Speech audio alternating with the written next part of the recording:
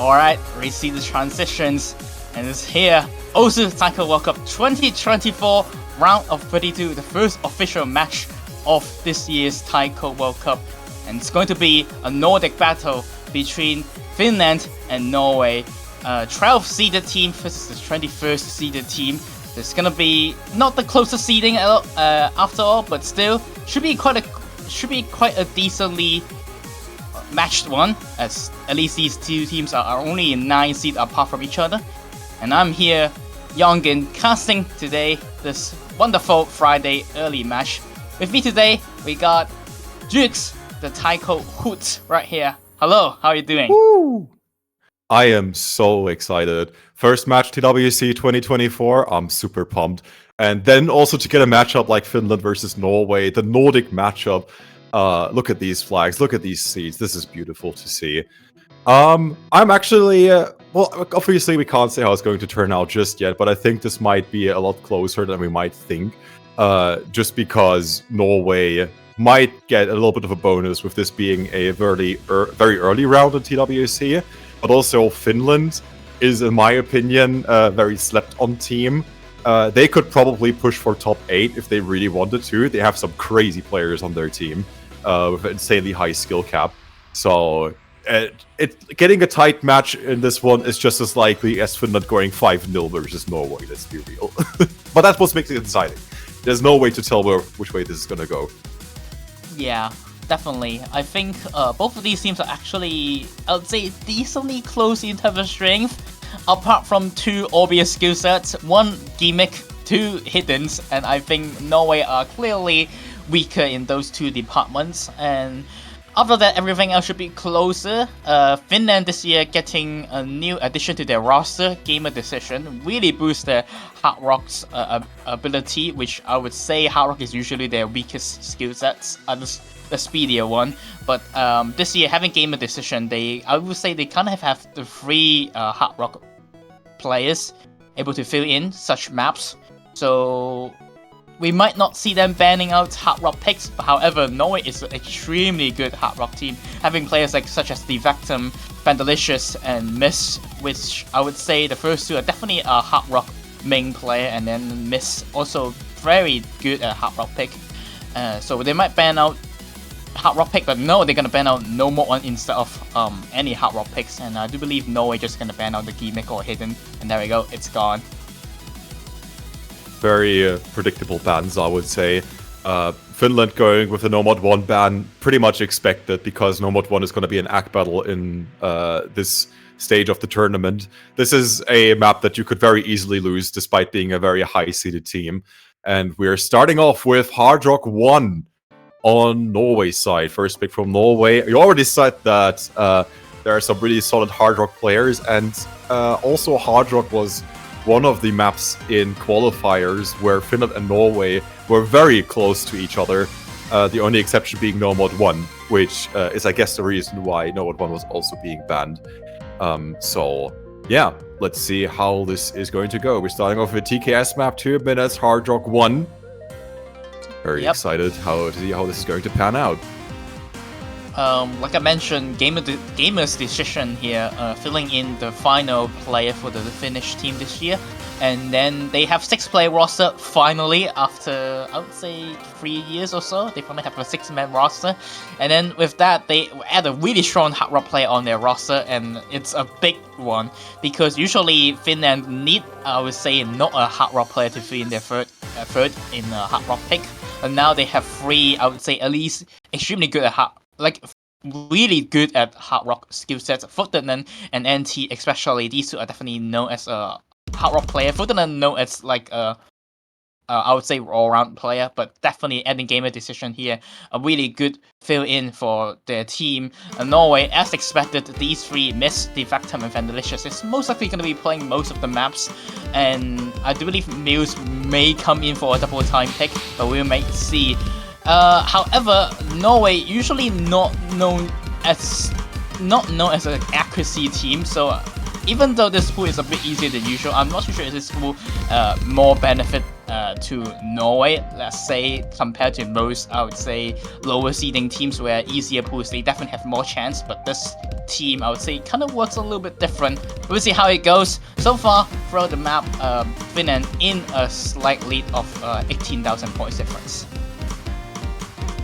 No misses yet, just a couple more 100s on Norwegian side. Still with the chance to turn this back around, and we're just coming in to the 1 minute mark. Norway is holding themselves pretty solidly so far, but so is Finland. Maybe having a handful of 100s, Gamer's Decision lacking behind just a little bit, but that won't make too much of a difference yet. But a miss from Finland could still swing things back around here in the second half.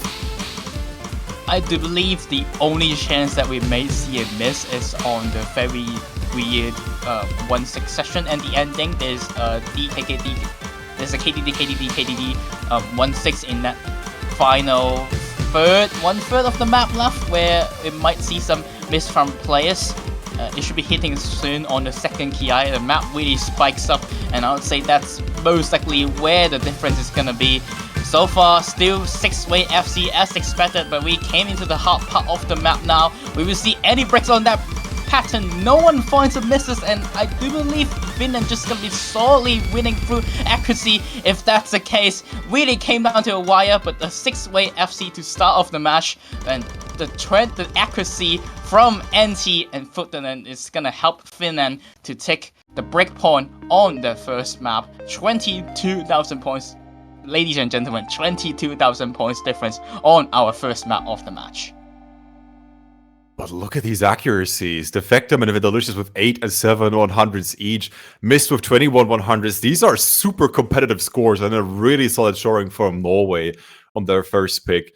Breakpoint, unfortunately for them, Finland will go into the lead for now, 1-0. But Norway is looking really solid on this hard rock, probably also a little bit better than I personally expected. Then again, these 1-6 should be very well within the capabilities for the Finnish players here. So yeah, miss at the end would have been very unexpected from Finland as well. And going into the first pick from Finland, what is going to be? Are we going to see our hard rock too, just to clear out the hard rocks? I do believe they're just gonna pick out the hidden pool. I don't know. Okay, it's based on are they mean with their picks? If they're actually mean with their picks, they would just go for hidden 1 and then hidden 2 instantly. But that's the problem I would mention about Norway, is that I would say some of their members are definitely a little bit lower in terms of accuracy cap. This is why I think this pool is a bit more like on paper you would think, oh, a lower seeded team is an easier pool, that means they have a chance, but Norway actually have players who can play very high skill cap maps, but not very easy maps, and this might be not a super good pool for Norway, but we'll see. Especially with a hidden 2 that is not speedy focused, and we are on to hidden 2 pick Fable next story. And when you see Uone as a mapper on a hidden pick, you know it's gonna be a rough one. BPM of 173, but that's not the actual BPM of the map, because this map has a BPM change and it has quite a lot of them. And so if you're not too careful about this map, you drop a lot of accuracy. And I'm gotta say, I'm looking at Norway members on this map. They look a little bit shaky on the hidden pool, especially on a non-speedy hidden pick. And Finland having Masuli and Dusky replacing NT and Gamer's Decision is a really good hidden roster once again for Finland. As expected, Futtonen still there as an all-rounder pick. But I would say all eyes on Norway. Can they hold up on this map? Did pretty well. This hidden pool is very rough for players of high caliber. Usually you can save a point, or you can at least somewhat get into speedier hiddens, even when you're not that good with hiddens overall. But given that the poolers were trolling maybe just a little bit with this pool, and this hidden 2 is no joke, we will see how well Norway can hold up against the Finns here. First miss from Defectum, Dusky missed at the start as well. So nothing is lost just yet, but the accuracies kind of speak for themselves. 94% from Mist, 95% from Defectum, and 97s upwards from Finland, leading themselves to a very solid start. Yeah, Fendalicious so far looking really solid with the accuracy. I would say definitely quite surprised about that. But I would say his other two teammates definitely have quite a bit of weakness on the hidden pick, especially Miss. You can see him struggling quite a lot in the slow session. Masuli does trade one miss back, but so far every other player doesn't still have really good accuracy, especially on Fendalicious and Futternen, and Fendalicious actually outperforming the top player for Finland, but his teammate just wasn't there to back him up so far. Dusky does trade the break, but still 120,000 points difference, still a really big deal between these two teams, and let's see can Norway come back from this. Botnanen versus Fendalicious, the Factum is looking pretty solid, but being 120,000 points behind is pretty rough this late, unless Finland finds some big breaks here at the end. I don't really see this bringing it back over to Norway. Another miss from Miss. I think that seals the deal here for Norway. Finland is gonna take that point pretty much fair and square. Botnanen and Fendalicious, can they hold on just a little bit longer here at the end? There you go, final spinner. And we have one FC from either side. Botnanen and Fendalicious will be closing out Hidden 2 with FCs of their own. 6 100s from Fendalicious. That is a ridiculous scoreline against the best player from Finland here, Botnanen, with 18 100s. 12 100s from Mazuli, solid accuracy, but had some solid misreads as well in the slow hidden section. Quite unexpected, in my opinion, knowing what Mazuli is capable of. But yeah, maybe Mazuli was still kind of shaking off the nerves a little bit from being the first match in TWC this year. Who knows? Still, a point is a point, 2-0 for Finland. That's what I mean about. That's what I meant about. Is Finland mean with their picks? If they really want to go for the win, they just go for 2 hidden picks instantly. But now Norway can take a break from the hidden pool at least because.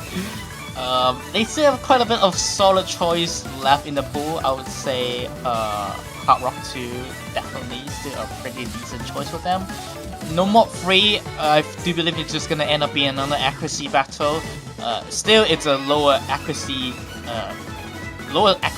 maintainment pick. It's still a good pick for them, and there we go. They just pick out No More 3 instantly onto our main Kun 260 BPM Icon custom map of the pool. Basically, speed map, I won't say a very speedy map, it's just a starter of a speedy, bursty map. There are definitely quite a bit of like longer patterns also for players to handle. And you see BFKB, aka Mega Male, coming in for Finland as expected.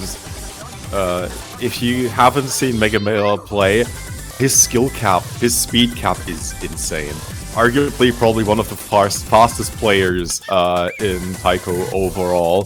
What he can play, most others cannot even fathom to play. Unless you look over to Japan, because then you have some players who are also very good at that, but you know, Japan is just being Japan this year's TWC. By the way, TWC has now started. We have the top 32 countries set out. If you want to be boring, you get a Japan banner, but if you want to be special, you get any other banner you want. And of course, you can also get more than just one banner. You know, I'm not gonna judge if you're gonna get your Japan banner. Get it if you want to. If you want to have a safe pick for having the banner for the entire year, go get your Japan banner. But also support the other countries.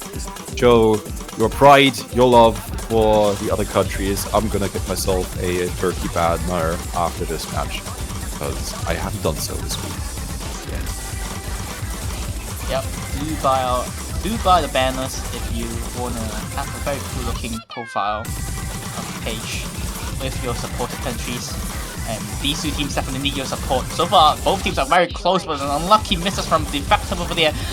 Thankfully, Mega Miller does trade one of them instantly, but the Factum misses are way bigger than Mega Miller, and we do see already a 15,000 points difference into Finland, and we might still see Finland able to make the lead go further, especially if more breaks from Defectum, down to 96% of the nerves are definitely getting into him. We do see Miss doing wonderful in this pick, but however, some of his teammates are definitely unable to handle the nerfs so far on this match. A double S from Fandalicious and NT closing off against each other onto the break.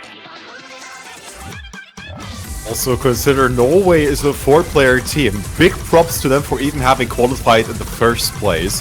Not easy when a lot of the teams have really stacked up their rosters after the decision to make TWC 3 versus 3 has dropped. But also just having the skill necessary to compete with a team like Finland in something like a speedy pick like Nomo 2 gets a lot harder when you only have 4 players to choose from. But don't blame the Vectum here. Another miss from the Vectum. And with an 80,000 points lead for Finland. Doesn't seem like a lot, but look at that note count. That is a lot, given the max combo on this pick. Yeah, still, a double S from NT. I do believe he's gonna seal the double S. There's not really any hot pot left of the map. Another break from the Vectum over there. And the final now in the coffin from Miss. Breaking at the final hand combo burst and losing the full combo right there. Unlucky. But still, a really good score from Fandalicious. Once again, trying to counter Finland's amazing score from NT and a nice FC from Gamers Decisions. Nice debut of for, I would say, tournament for him. I haven't really seen Gamers Decision play many tournaments in the Taiko community.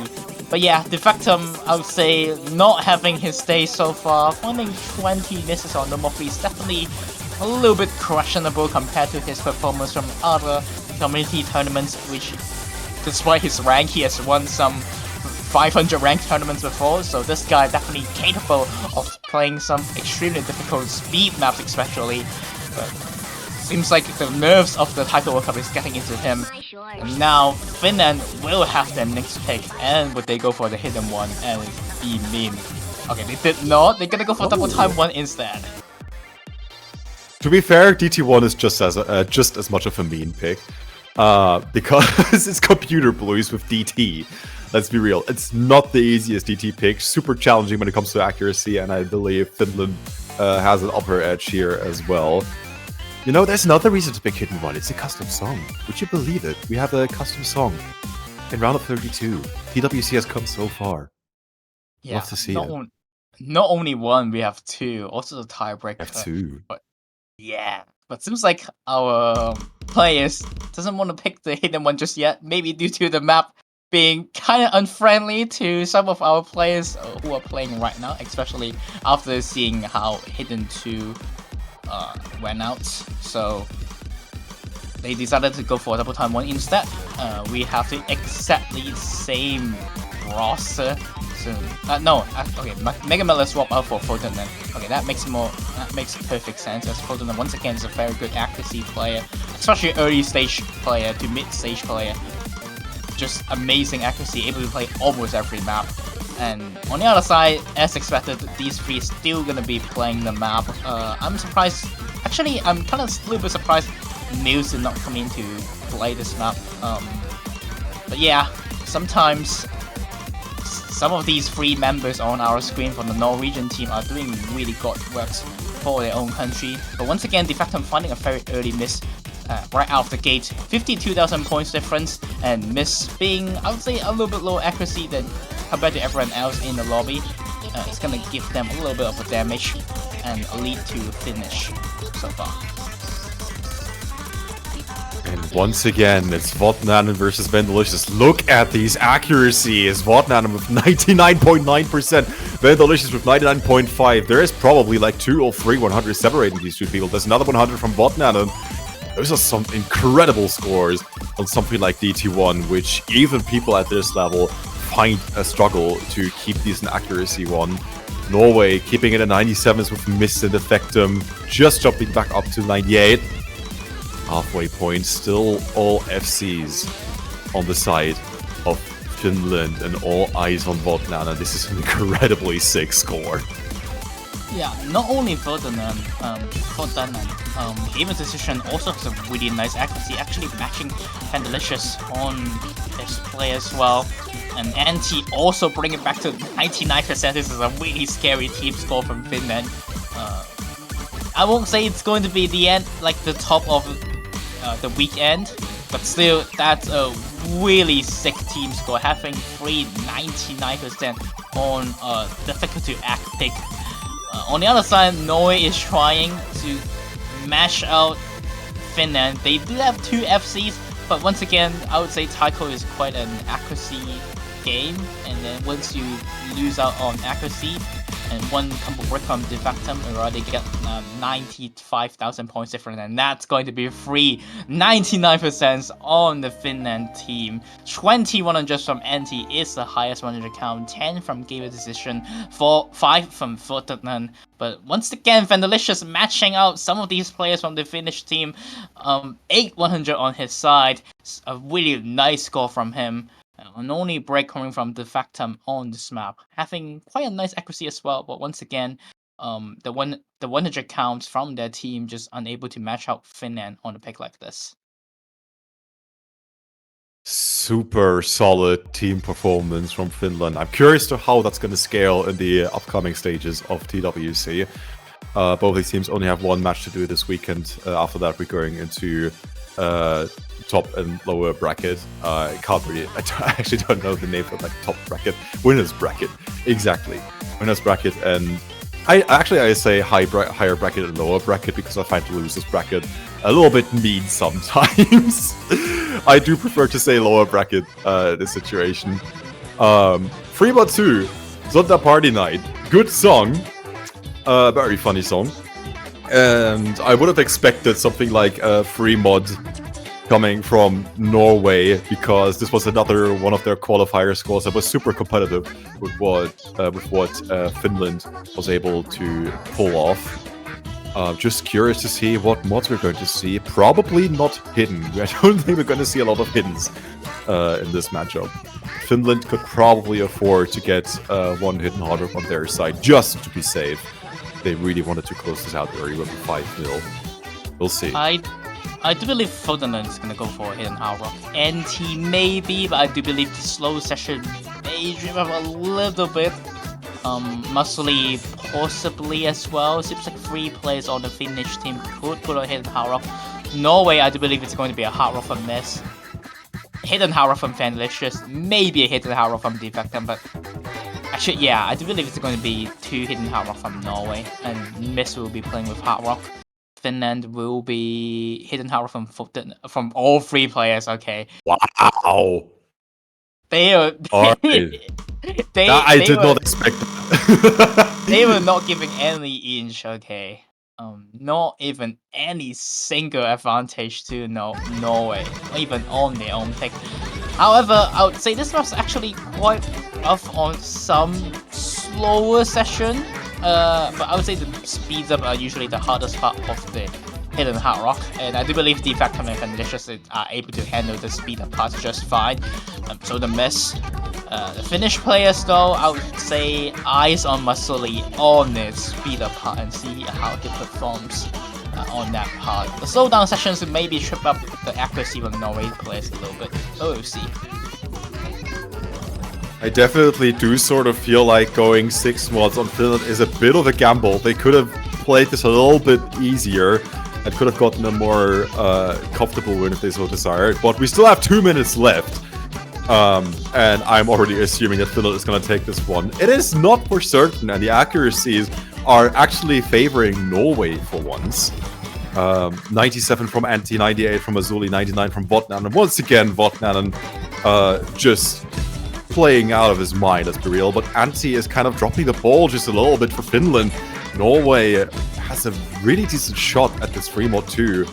Not sure how comfortable they were feeling with going double hidden hard drop, but just looking at accuracies alone, they must have done a decent amount of practice to be able to pull these scores off. Yep. I'm not surprised that NT drops his accuracy a little bit on the early session because they are the slower session, which I would say NT will have a little bit struggle on them. But now he should be fine after the speed up And I would say after the speed up, our eyes will be on Masuli and Fodanan, which they did drop their accuracy a little bit so far on this part. Now here comes the speed up and the BPM change. Players need to be careful that once double 1/6 that it's gonna show up very soon. Players may drop combo over there, and if any players drop a combo on that part, it's gonna be disaster for their team. Now here comes a super speedy part. And still 20,000 points difference between these two teams. It has not gone down since then. Both teams hit the 1/6 just fine, just a couple more notes to go. But actually, the score difference is still growing in favor of Finland. It was stuck at like 9,000 score difference. We are now at 37,000. Are Finland gonna pull this through until the end? Just a couple more notes to figure out. Norway still pulling their weight, cannot afford any more 100s, any more misses here at the end. What's it gonna be? That's it. That's it. Oh my god. Wow. Crazy performance from Finland. Triple hidden Hard Rock FC. Not a single note missed, but neither Norway's side. They were just once again out-act and out-combo. What was it? Not combo, score bonus, mod bonus. My god, what a crazy performance. Highest accuracy in the lobby going to Vendelicious once again. But there's just nothing you can do against like this triple hidden Hard Rock FC Japan type scoreline. Let's be real here. Incredible performance from Finland. They could have gone a lot easier to still win this, but they didn't. They just said, you know what? Might as well just close it out 5-0. Who cares? In the hardest way possible. And they played so hard and well and truly deserved their spot in the winners bracket of next week. Congratulations to Finland. And we will obviously see Norway again next week. Just as part of a losers bracket, they still get another shot at taking this whole thing home in TWC this year. I was gonna say, looking at the last map, Free Mod 2, Vandelicious and Defectum actually played better than the second player of... Vandelicious played better than the first player on Finland, and then Defectum played better than the second player on Finland team. So it's really just their third player couldn't put on Hidden Hard Rock on that map, loses the map for them. So it kind of shows you how important to able to put on Hidden Hard Rock on a situation like a free mod pick, and that 3 Hidden Hard Rock 6 mod really sealed the deal for Finland. But yeah, they will be advancing forward next week, which they will be facing, I believe, the 5th seeded team, or maybe a huge upset. They will face the 28th seeded team. So I do believe it should be Brazil and Slovakia. So they will be facing the winners of that, and Norway will be facing the loser of that match if I did not get the seedings wrong. So once again, I do believe Norway is gonna get stronger in the lower brackets, honestly, as the pools gets harder until it really get too hard that kills them, I would say, their players. But for a lower seeded team, I would say they have a really high skill cap compared to most of the teams around their seedings. So interested to see how they will go further. Maybe seeing some upsets too in the future stages. But yep, that's going to be our only match today because it's only still Friday. So our first Saturday weekend match will be happening at actually right at the 0 UTC on the clock. 6 hours from now on, it's going to be technically 6 hours and 30 minutes from now on. It's going to be Chile versus Colombia. And that was such a swift match, Drix. Sorry, what did you say? That was just a swift match. It's so quick. They just beat Runner. I mean, yeah. So, I mean, it's by the round of 32. It's probably not going to be the only sweep. A bit unfortunate to have this be the first match of TWC, but that's just how it is. It doesn't... We saw how Norway played. They played really well. It's just that having Finland as their first opponent, not the easiest one, but I'm still sure with the scores that Norway was pulling off today, that they could still take this very far in next week's matches. Super excited for that. But yeah, that's gonna be it from us, from me, Jukes, and Jongen for Finland versus Norway. As Jongen said, we will see you again tomorrow here in TWC 2024. We are just getting started. This was the first match out of many in round of 32 and as a whole in this year's TWC. Thanks you all for watching, and stick around because there are so much more good taiko matches to come.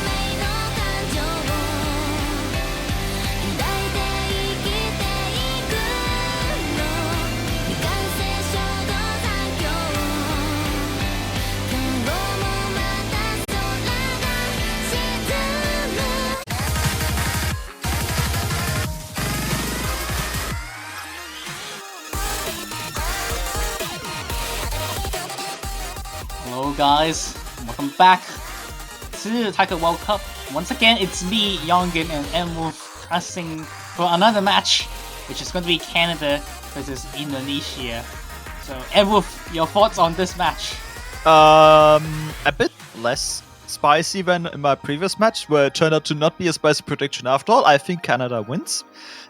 And I think the seed difference is quite large. However, I have hopes that Indonesia will not get swept. I think they could take a point or two if they prove consistent on certain picks. How about you? I also gonna agree with you, honestly. Even though I was kind of surprised, I was very surprised by Canada's performance, honestly. I know Dizay and Askar could have performed really well on their own, but I really did not expect Kombucha able to match up their remaining players on the qualifiers pool. Yes, I've seen him in 4-digit tournaments, and he was not as well performed, but he really improved since then, seems like. So compared to Indonesia, who is also a really speed-heavy mechanics team, I think Canada should be a bit more favored on a pool like this. But again, we will see how Kombucha performs. And so does Indonesia speed players on, I would say, a more rhythmic heavy pool. Yeah. And we've already seen a ban, and it's unsurprisingly Hidden 1. Because that is a map that Canada definitely has great advantage on over Indonesia, and then there's the Nomad 1 ban. Because obligatory higher seeded team bans Nomad 1. Yes. And then picks Fremont 1. I feel hurt. Is Fremont 1 like your least favorite song? No, it's not about the song, it's about the map type. It's like banning the easy, in quotations, Nomad 1 pick, just to proceed to pick the comfy Fremont 1 map. Okay, this way.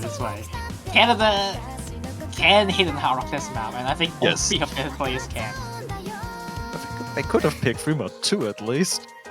Not true. I think Fremont 2 has like no like literally no attention to it after the first match ever.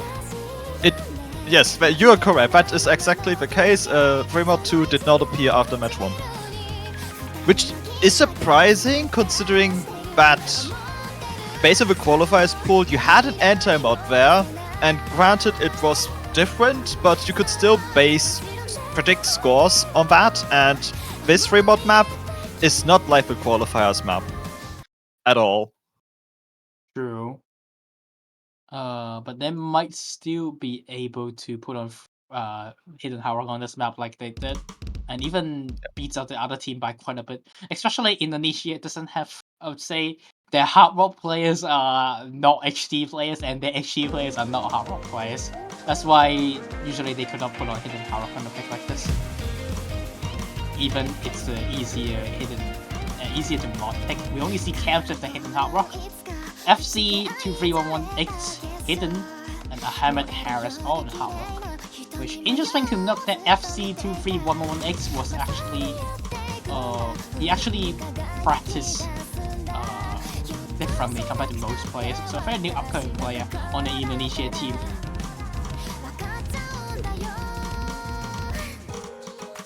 Alright, first not 1 foot, but the mono session. It's really rough to hit, especially with hidden only players. And we see FC flags drop on that part. Everyone else are doing quite well so far, especially the Canadian players, all with 98.5 plus hidden power FCs. Yeah, Kombucha suffered a bit from the slow section as well, but only on the accuracy side. Yeah. And Indonesia just needs Canada to have some mind blocks. Just based on the gap already. And the accuracy especially. And FZ finds another miss. This is catastrophic to say the least. Yeah, he's missing on the weird sweet sessions throughout all the maps so far. And I'll say those are the hardest part of hidden only. So I'm not surprised that he finds quite a bit of drop on those parts. But the map is going to be speeding up soon on the second TI, which is definitely the hardest part of Hidden Hara. Let's see how those plays perform. And we're going to see how FC handles the pop before as well, which is just slow down cats tapping.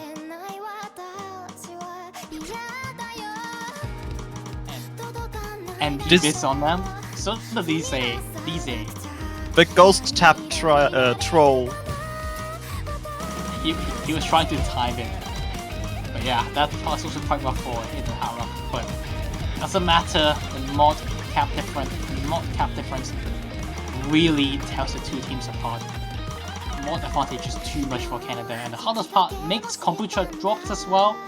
Again, it doesn't matter, as Ascarate still has the 99.5 with Hidden Hara FC, so does DZ with the 99.42 with Hidden Hara. Yeah, it's not just that they have a mod advantage, they also just have higher accuracies with that higher mod advantage. Yeah, Camp is trying his best on 98.15, also an FC, beating out Kombucha so far, but his teammate is not up there for him. And I would say this is definitely Canada's best skill sets. So really clean pick from Canada. I have been missing right at the ending. Tragic, no FC. He's still gonna end up with a pretty solid score, above 1 million with a singular mod. But yeah, that was a very strong opening pick from Canada here. And now it's Indonesia's time to respond. Pretty nice pick from Canada, especially having all 3 hidden Harrock. They know what's the strength at. And very confident pick against most of the team, honestly. And maybe even able to crack up at the top X skill sets. Which one clear thing in the qualifiers is that the difference between number 8 and number 9 seed is actually almost 30 ranks, which is almost the same as second place and number 8 in the seedings. So there's a huge gap between number 8 and number 9 seeded teams. So if there's some brackets that you were able to crack up in the top 8, you better use it. And Fremont is definitely Canada's main crack up points. Now, Indonesia's pick, I do believe they will just go for some more speedier and I would say more straightforward picks, such as number 3, number 5, and DT2. It seems like all of these 3 picks are really good for them.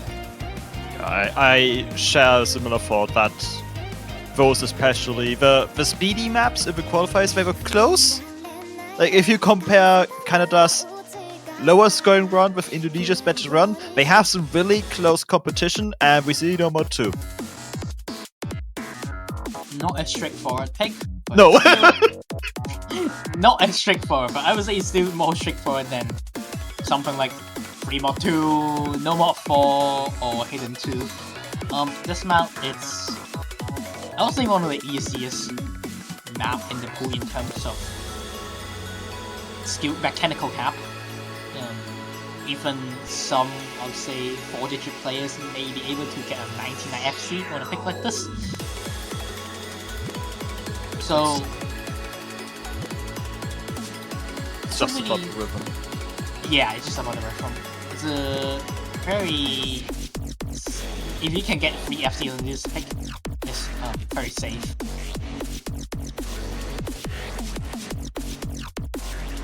And Indonesia maybe, because they can get 3 FCs on this pick, or maybe 3 at least 900k plus. They decide to go for this. We see the bad hidden player joining in for Ahmed Harris. Bad hidden player, which he actually played in Mania 4Key World Cup last year, and gets a really good placement in that tournament. Now also in the Taiko World Cup.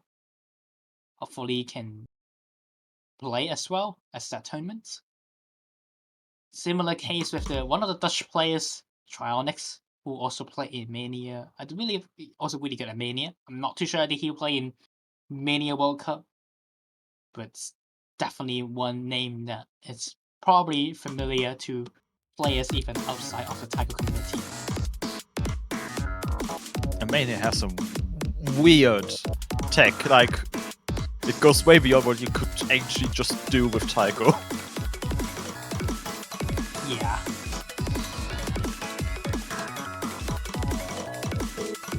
Alright, so far, really good start for Indonesia.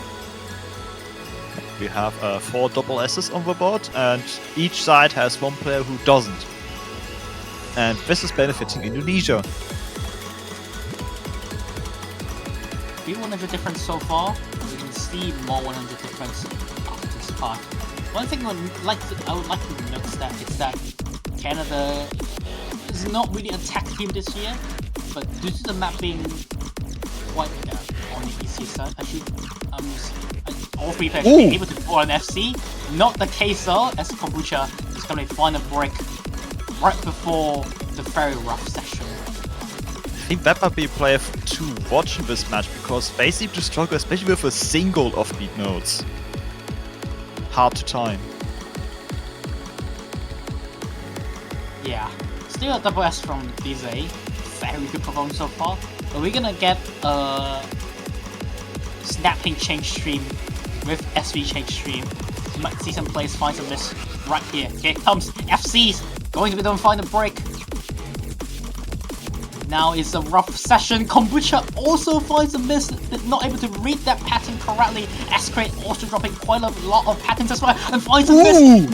Indonesia is in the lead.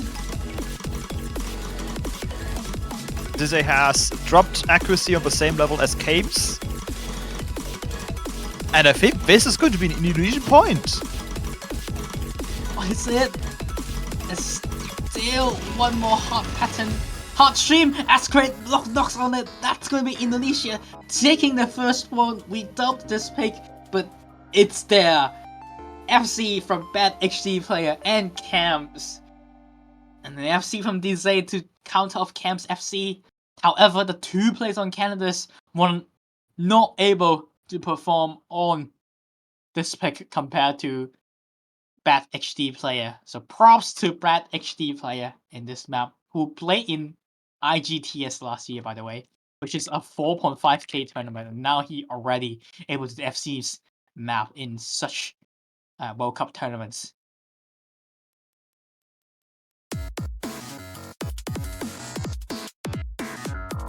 Now this match, for me personally, just got infinitively more spicy. Yeah. But now Canada gonna pick Hard Rock One instead. Kind of I- surprising one.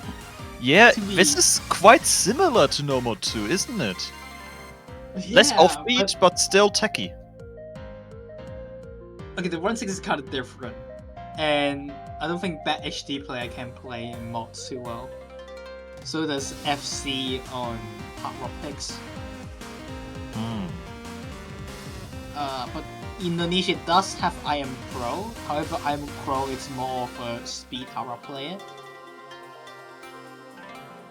So now that he's not the most confident at tech pick as well, and adding the Hard Rock on top kind of limits Indonesia's roster a little bit, maybe. That's why Canada decided to go for this pick. But yes, a very awkward pick, I would say, as the higher seeded team. I definitely expected, after that dominant 3-1 performance, I would have just expected 3-2 straight out the gate, just to get that second point on the board. Not only that, even if not 3 mod, I would expect them to just go for Hidden 2 or no mod 4. It just seems like some really clean picks out there for Canada, and they decided to go for Hard Rock 1 instead. A little bit Indeed. questionable. We see, can they actually make it work on this pick?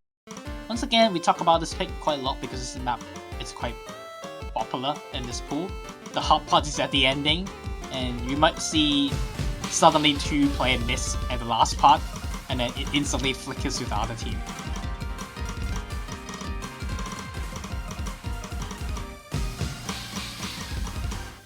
So this is the one skill sets that I am personally very surprised that Kombucha could have performed, because Kombucha was at another community tournament and he was not a Hard Rock player in that tournament at all. He was able to perform extremely well on the hidden, but Hard Rock really not up his forte.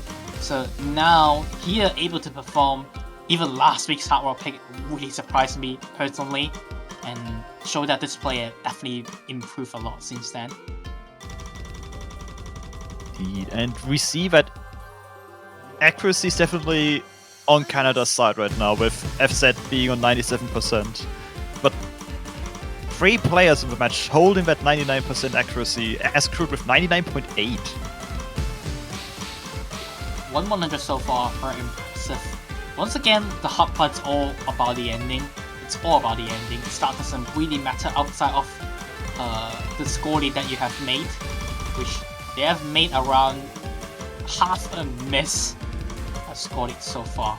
But they need to be careful at the weird 1-6, which is coming up very soon. It is. No one finds a miss. There's one more. That's it. That's going to be 6-way FC. Awkward pick, but work out for Canada. Pure win on accuracy. That's a kind of rough pick, honestly. The other team were able to perform. Like, I don't question about this picks. I don't question about them able to win in this picks. I just think there's a better picks on the board. But it's good to see that Canada were able to perform very well on their picks as well. But Indonesia were behind their backs the entire time this map. This map. Indeed. Just a single miss would have instantly swapped it over to Indonesia's side, and that's precisely why I think we both expected most other maps were pool to get picked instead of this. Yeah. I still think that's a pretty questionable pick, but yeah, it worked out well for them. It worked out. Yes, that's all it matters. If you win the pawn, that's all it matters. And now, Indonesia should be avoiding what we talked about, like 3 minutes ago. So they still have quite a bit of good picks in the board. No mod 3, no mod 5, maybe picks that they will go for. There we go. Yep, that is. Speed. This map Simple is actually not that popular, which I'm very surprised. Usually, when you see no mod 3, you see players just keep picking it, and Kombucha is actually not the best player in speed for Canada. That's why he's swapping out for Seal in this case. And Seal is definitely a speed player. I play against this player as well in another community tournament, and he was there for the speed. Once he plays speed, he can perform extremely well on it. So a very nice cover for the third Canadian roster. Indonesia roster still hasn't changed any of their members. Cams, FC, and Ahmed Harris on this pick. Seems like I Am Crow is not here today, which is the main reason that Indonesia can qualify this high on this DT pick last week. So unfortunate for Indonesia that they are missing players. I do assume that he's not playing, so he should be missing. Yeah, and something interesting too that Seal wasn't playing the qualifiers pool. Yeah, I do believe that map was just too many things to control for him. But straight up speed, he can perform very well on it.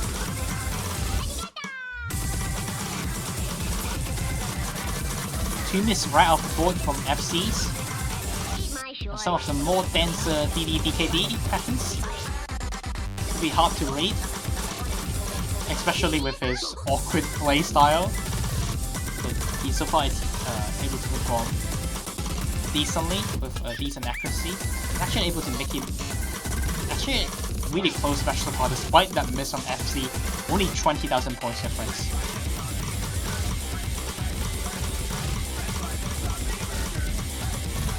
It's about whether this. I don't think this and Ascreel are going to drop. Ooh, F set. Heinz never miss, giving Canada more the lead. Still two people holding their double S on Canada's side. Yeah, this is just easy skill sets.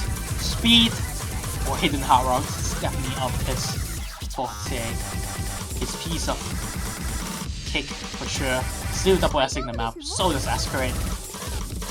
FC found another drop there, giving more lead to Canada. Seal also trade in, but that brick is a lot more smaller than FC's free brick. Indonesia needs Dizzy or Ascreel to drop right now to have a chance on this pick. But it's Keems instead. Cams? Cams, I think it's Cams, but yeah. Sadly, that drop should be meaning that they are not taking this pawn. Unlucky for them, but they already perform extremely well on a pick like this. Almost 2.9 million on this pick. Really good accuracies from FC and Cams. Still, and also from every in the board, especially Lizzie and Ascreel with the two SS on this pick. This is why I'm surprised this pick was not picked even more often than this. Especially players were just able to look 2 double S like this. No I think problem. that's exactly why it's not picked, actually. True. Like, that's the reason you would ban a no mod 1, isn't it? I mean, no more one they ban it because it's missable. I don't think this one is missable for them. They were just so comfortable. And they are confident that they can FC the 50 times out of the 50 times in play. Then I'm surprised that they don't pick it. But yeah, the mod 3 really good score from Canada. Also really decent, solid score from Indonesia. Definitely performed higher than their seedings like their usual speed roster. But still, they were not able to best out Canada on pick like this. Unfortunately. Canada has a lot to pick from, and they might just troll us again. They don't. Okay. They pick Hidden 2. Which, yep. This one. It's really weird, isn't it? Yes. This map is so weird. It's so many BPM changes, and it's such an interesting hidden too. I personally love this being in the pool. It really tests out players' rhythms and reading on pick like this, which number one tests out slow pattern reading, and this one more on the rhythms and snapping changes and BPM changes. But some of them are really difficult to read. However, Canada has 3 players on a pick like this, especially Kombucha. Kombucha is so good at hidden. Yeah, Canada's hidden scores last weekend insanely good, and I think we will see similar performances on this map, even though it's a different style. But they've just got that hidden strength. Yeah. To me, if I'm Canada, I would pick basically the 3rd player most of the time. So mostly 3 mod hiddens. Definitely the best choice. I would say even the best strength in this entire World Cup, and they have been going for all these picks. So really good strategy for them. Indonesia though, I do believe they have Cams and FC for a pick like this. Ahmed, I am not too sure could he perform on a pick like this. Especially against the other team, but we see. After all, this one is just random. So random. It's so easy to find multiple chain misses suddenly, especially on the slow session. At the 170 note count section, I think that's quite a missable pattern. And this one, and no one misses here. That's already big. I think the last few hidden 2 we've seen, someone already has missed. Yes. So this is already really good performance from Canada and Indonesia, honestly. Especially Ahmed's accuracy. Definitely surprised me. Really, really good jobs for now. And that shows that the qualifier scores may be a fluke on the Indonesian side.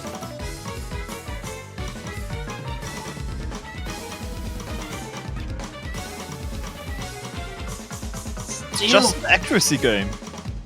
what? I don't think we have seen this long of this map that no one has missed it yet. Alright, there we go. First miss from FC. Kombucha trades. But the accuracies were telling the story apart for these both teams. Cams also finds a miss. And also FC. Harris. now-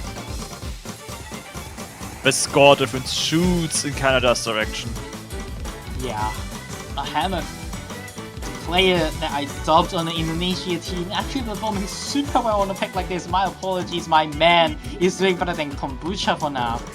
But once again, Askray and Dise are just such a rock solid and has been the entire match. Still 99% throughout that map. Askray just dropped to 99%, but you should be able to bring it back up on the speedier parts.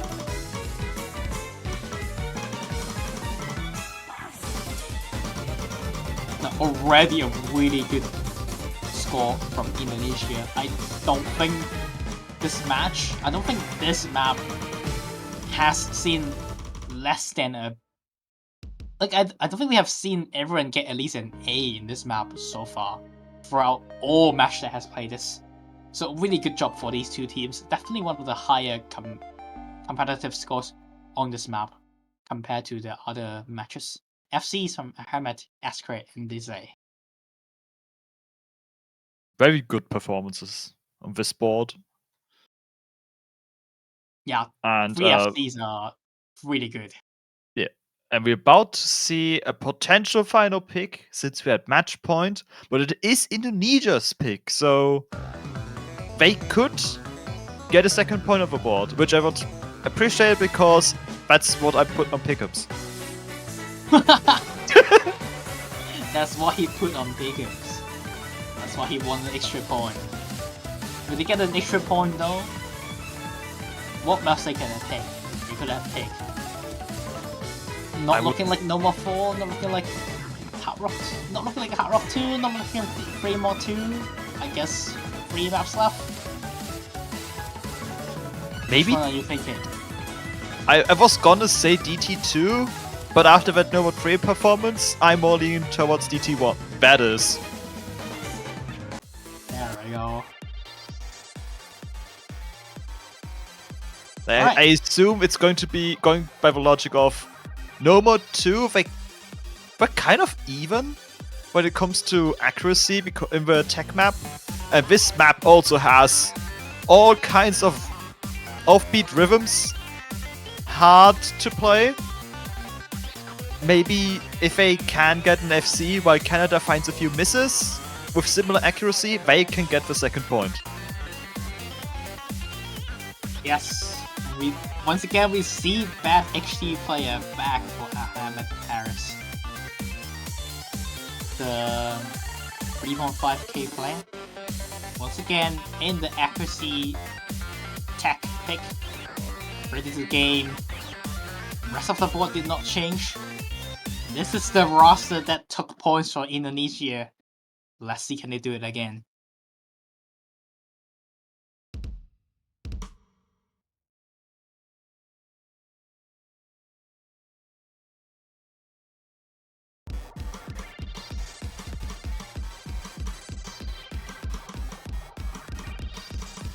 Alright, I'd say this map is quite consistent throughout the entire map. The hardest fight is actually the non-chorus, Ooh, early miss. Yeah, very early miss from Asprey. I was gonna say the hardest fight is actually the non-Ki section of the map, and some of the 1-6 bursts. Asprey missing rapid for that as well. I think the Ki sections have same rhythm compared to this. Yeah, basically. It's just a lot less dense, but once again, another miss from Asprey. It's DT, so misses doesn't matter. It's all about accuracy. As bad HD player on 96%, FC on 97%, really bring down the average accuracy for the Indonesians. And so that's been the score difference so far between these two teams. Around 50 to 40,000 points. To say, with that 99.8% accuracy, really making sure that Canada keeps the lead on this map. Insane accuracy from Nize. That HD player found a miss. Did not see that. No. Me neither, that's really bad for Indonesia. That's very bad indeed. Already 80,000 points difference between these two teams. And Canada is gonna extend the lead due to the combo cap. All their players are on to 400 combo at least. That's great, building back up at 99%. Looking very doomed for Indonesia in the winners bracket. They need all 3 players to drop right now there for them to have a chance. Into the Ki. It's not looking like it. This is the easiest part of the map, honestly. Yeah, there's nothing that will change now. This is going to be Canada's final breakpoint and final point for the match. Yeah. We've entered the outro. Cam's really performed on this pick, by the way. He actually beats up both Kombucha and Camps, but this is just on another level. 99.74. 6 100. 6. Compared to the rest of the lobby, we got 16 at the second lowest, and then 20, 30, 50, 90 even. So a very, very impressive score from Dizzy to close out the match. 5-1. At least not a sweep for the Canadian. Indonesia managed to take a point on the Noma 2. They found out something that we did not think of, and Wolf. Yeah, we just did not see that one coming. Yeah. But it made sense when it happened. This is giving us our first confirmed match for next week, which is between the number 8 and number 9 seed, which means we have Chile versus Canada, and I think we are all excited to see that one. Yeah, I mean, it's close seeding after all. Even though I've said that if you look at the quarterfinals statistics sheet, there's actually quite a huge difference on number 8 and number 9 seed. But looking at Canada's hidden tower performance on the free mod, they might be able to best of Chile on that one. It's gonna be an exciting match, and if they win the match, they will possibly go against Japan. And that's another story in 2 weeks later. But yeah, oof. Something to worry about in the future, indeed. True. And we all have also the other side of the bracket, the lower bracket, which has Colombia versus Indonesia incoming. We have a full view here. Actually, a very interesting one for Colombia versus Indonesia. Personally, I have no idea who will win that match. So, excited to see next week. Yeah, but the nice thing between those two teams is their rank sum in the qualifiers is different by 1. Really? Yes! Indonesia has 169. Nice. And Colombia is at 170. Wow, okay. That's gonna be a huge one coming up next week. But yeah, we're gonna have a break right here after Canada versus Indonesia. Next match is going to be 18 UTC, which is going to be the unexpected Turkey team who actually make it to high seed versus the returning Polish, almost the same members returning on the Polish side. So it's gonna be Turkey versus Poland and 18 UTC, which I do believe is around 90 minutes later. So stay tuned then. And has been a very fun vlog for me. And thanks for casting with me as well, and Wolf. Thank you. That was a lot of fun. That was a lot of good matches. Yeah, usually we did not expect round 32 to be close match, but at least it's good to see a lot of teams were able to take at least 1 point, and then we even see an upset. So good job to all the players who actually at least play out the match. Also good for all the viewers at least watching the stream. But we're gonna have a break right here. Once again, next match is gonna be 18 UTC Turkey versus Poland. We'll see you guys around there. See ya.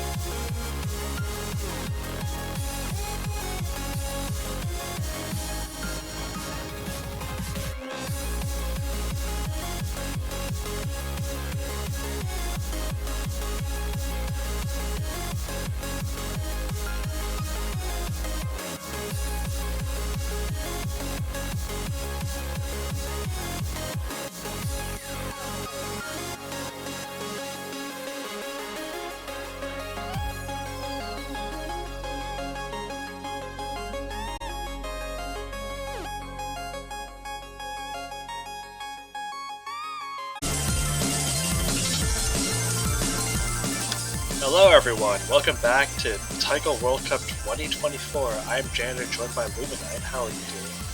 Hello, it is good to be back.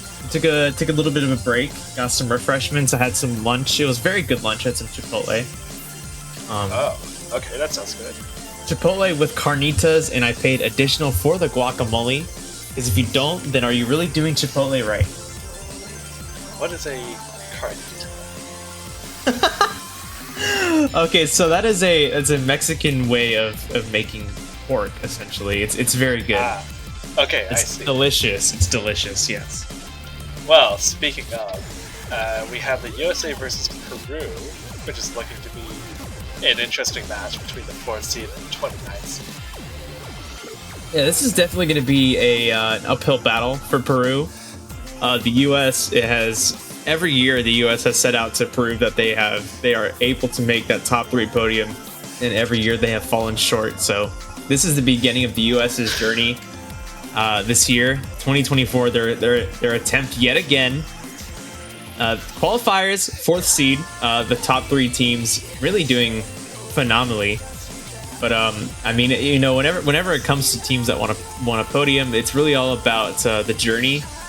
Like literally, and that's like, it's not the cliche, it's literally about who wins against who loses against who. Are you gonna get lucky, or are you going to get unlucky? And Peru, they're gonna have a hard time against the United States. RJ, Aurora, Zoc, Cheese Salad, Silver Tyrant, and Miniature Lamp, all 6 phenomenal players, and Peru does not have a full roster. So it's gonna be an uphill battle. The US is historically a very strong early round team, if nothing else. Like, they just completely dominate on early rounds. So this is definitely an uphill battle for Peru. We're gonna get underway with things. We're coming off the end of an exciting match from, what is it called? Those 2 countries that we just won. Turkey and Poland. We're coming off the end of that very exciting tiebreaker. Turkey coming back from a 4-1 to a 5-4. And we're going to see how it fares out. How are we going to follow up that exciting match? Well, hopefully Peru takes a point off the U.S. is what we're looking for. I think they might be able to do it, honestly. I mean, sometimes the US just does a bit too much happy gaming and end up throwing away a point in the early rounds, just to ruin people's pickups, I guess, but it has happened before. Alright, so the United States is banning first, which means Peru won the roll. So they're going to be picking first. Let's see what the US is going to ban here. Yeah, I could see them just banning a no mod, just because those tend to be riskier for better teams, and yeah, no mod won the easiest map in the pool, I think.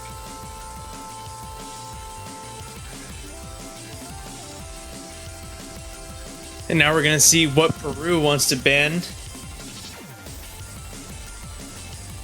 Yeah, it's hard. The US is just a very well-rounded roster.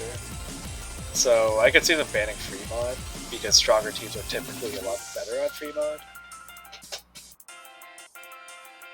Pachikin is confident they're going to get 1 point off of the Americans here. Peru gets 1 point. We mess up everyone's challenge.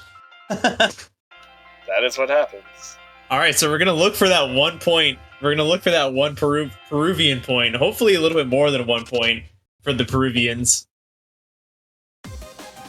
I think they might be able to. Sometimes just things happen. All right, and Peru banning DT1. Computer Blues, Manganeko. Yeah, DT is just also not fun when you're up against a country with generally better accuracy players.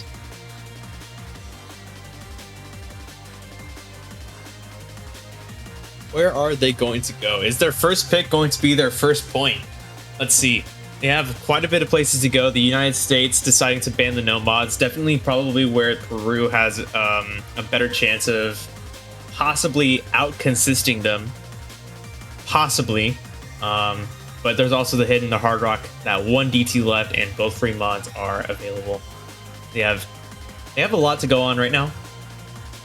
Yeah, no mod 4 is typically a really good equalizer map between a stronger and a relatively weaker team, just because it's mostly based on how much you're practicing, and it's pretty easy to surprise teams with it. I don't know if that's a strategy they want to go with, though, because that means they would also need to have 3 people to have be able to play that sort of map. Yes, the US has a history of having not one, not two, but multiple players that are strong at playing gimmick picks. So that might not be exactly the equalizer that Peru is looking for, but if Peru has practiced it, it could prove to be useful for them.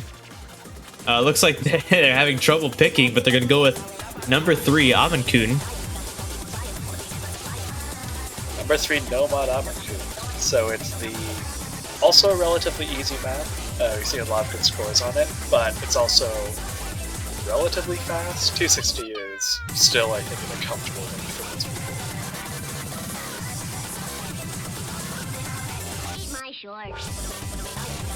So Silver Tyrant, a new US player, has come up in the past year or so.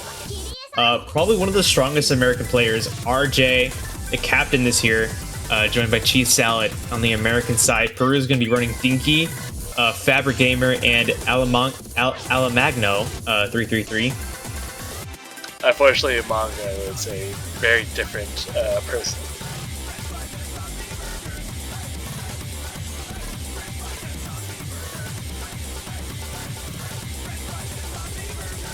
Alright, so US has their speed roster, I suppose. And I would expect if a team misses, they might actually just lose. This is that sort of bad. I believe we saw that on our last match. The team that missed ended up, in fact, losing the map. So we could see a repeat of that here. Ashikin actually coming in now on the Peruvian side. Alright, a very timely swap with like 5 seconds left.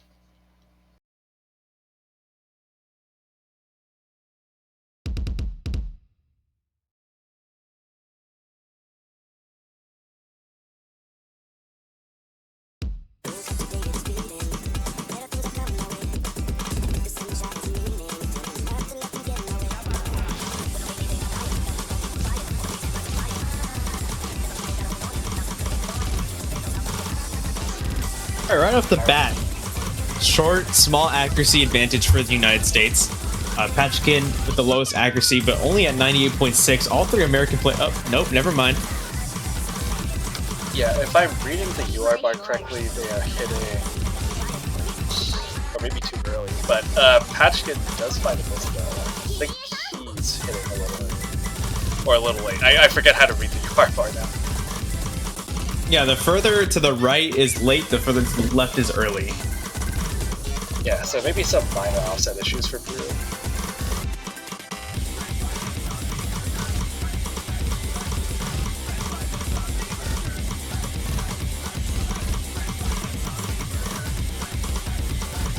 Halfway through the map, Americans have a 60,000 point lead, just about. Silver Tyrant holding a double S, the only double S left in the lobby. This is a difficult score gap to overcome on this sort of map, especially with a bunch of the Peru team still dropping accuracy here and there.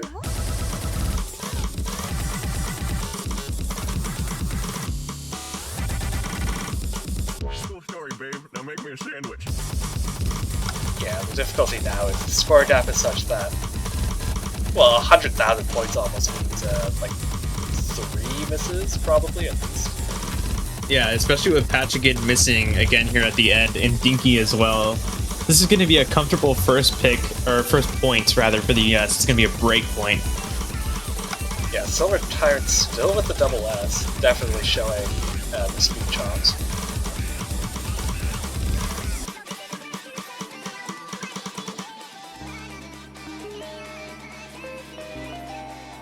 Silver Tyrant with a double S. Yeah, just a really solid team score from the US.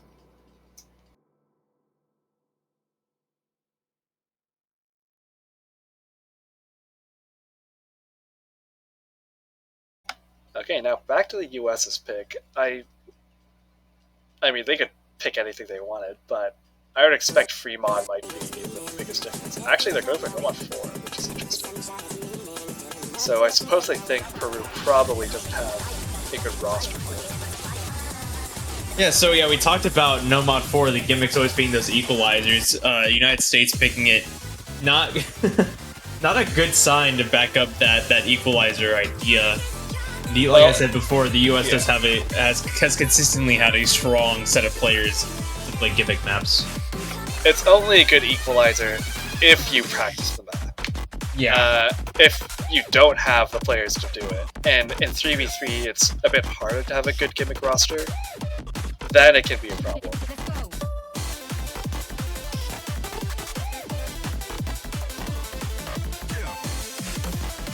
Yeah, it's pretty much either you're getting like 99.5% on this map, or you're getting like 90%.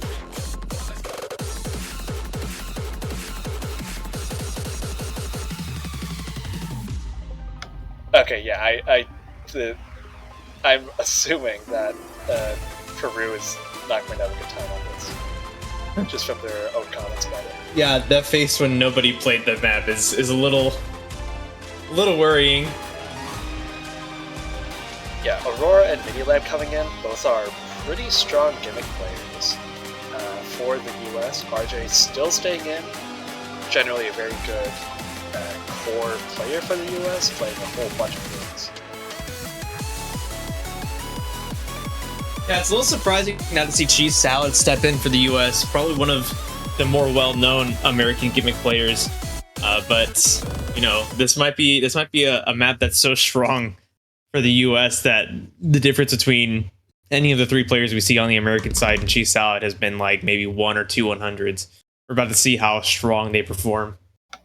Yeah, and the US actually has a very strong roster for gimmick maps. They have like at least 3 to 4 different really good gimmick players, so they're not exactly short on options.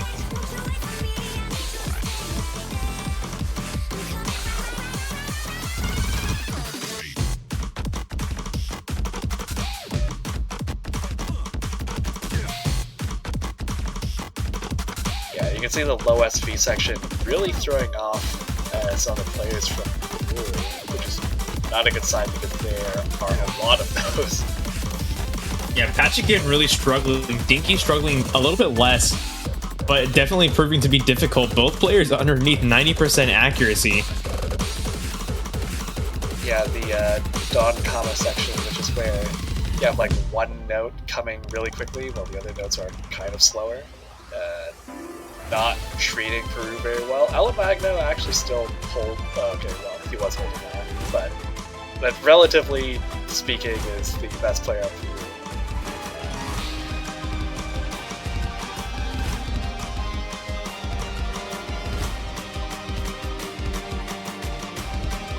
Yeah, meanwhile, the US just absolutely without a care in the world. Yeah, Mini Lamp with a double S so far. RJ with 100, Aurora with a few 100s more. Yeah, this is a very dominant pick with 2 players on Peru below 92, and the US basically on like maybe a grand total of 10 hundreds across their entire team.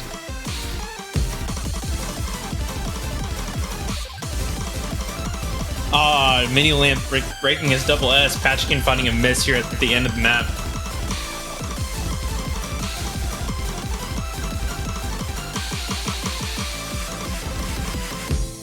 Yeah, that is a very dominating pick from the US. Just 11 100s total, no big deal. 710.9 thousand point differential. I think one of the biggest we've maybe seen this weekend. Yeah, that's what happens with gimmick maps. You really need to spend the time to grind it out.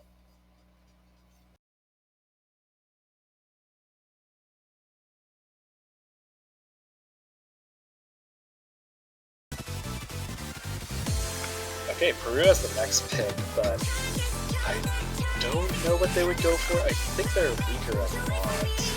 Oh, so they're going double time 2. It's like a relatively normal map.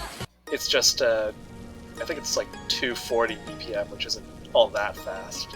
But the patterns are pretty typical.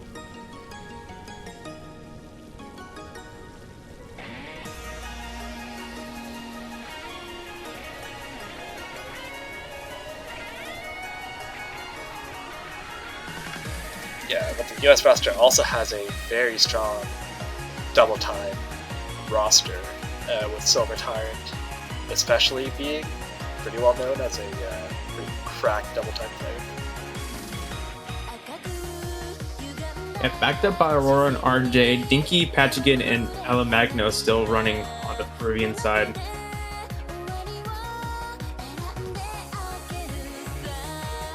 Well, no longer backed up by RJ, being backed up by Cheese Salad.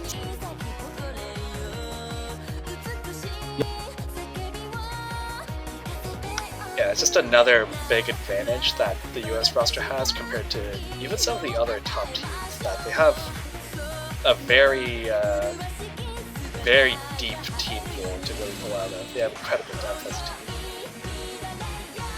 Yeah, as we say in Spanish for cheese salad, we say ensalada de queso. If you would like to know, And what does that mean?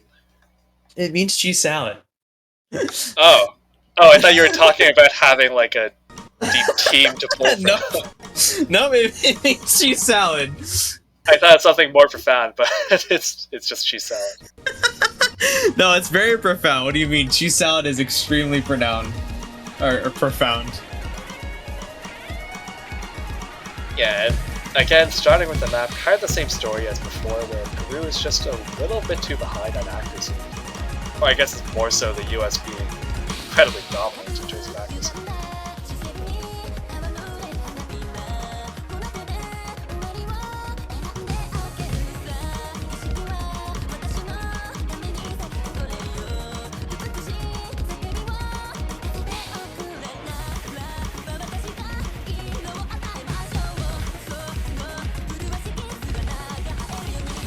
Pachigan the first to find a miss here. Yeah, Dinky's still holding on pretty well. Alamagno as well, but their accuracy is just not quite good enough. Cheese Salad, the weakest of the three in terms of accuracy, is still above 99. Silver Tyrant once again running his double S as we approach the halfway mark here. Yeah, I don't think he's played in a lot of tournaments before, so this is a really good showing for him.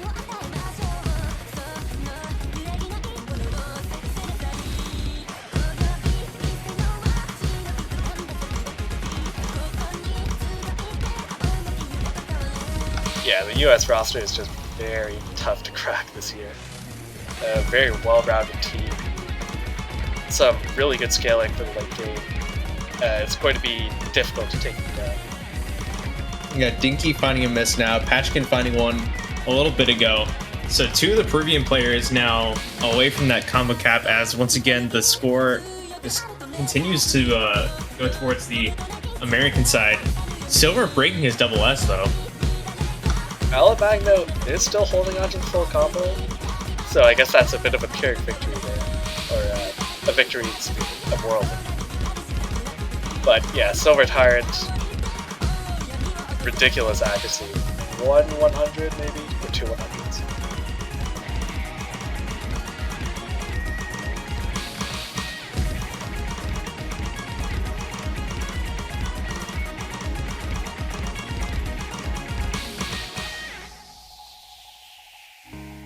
Yeah, just a really consistent team. 2/100s from Silver Tyrant, which I think is the best accuracy we've seen so far, or one of the best. All right, we have two more. Well, we have a few more picks. Hopefully, Peru looking to get that at one point that Pachikin said was going to ruin everyone's challenge brackets.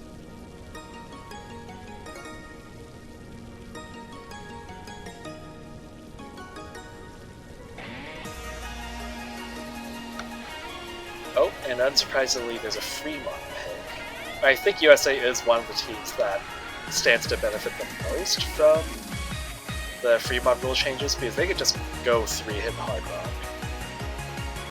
I think for longer than some other teams can, so I would expect to see 3-hit hard rocks.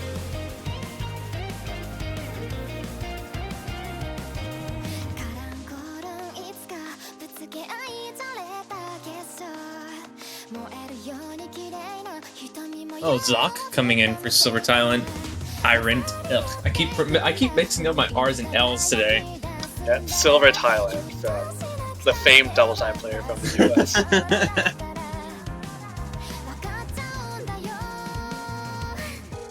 We do have Zoc coming in, who he's played a lot before in previous TOCs.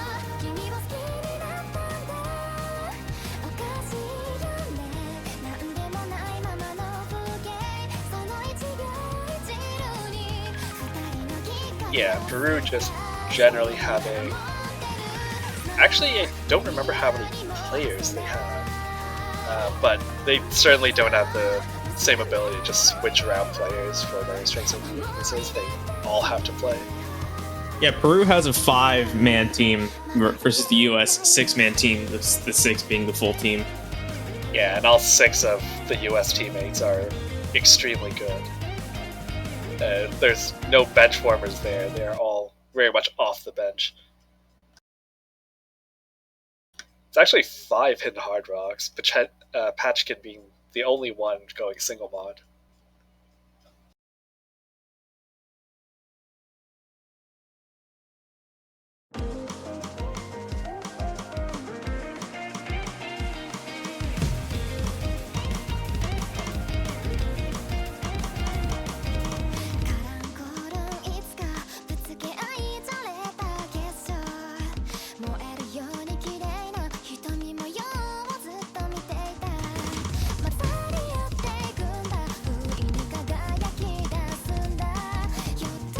This mod showing is very impressive, considering Peru's seed, but, well, against a team that's going 100% mods, it's a little bit difficult to make up that difference.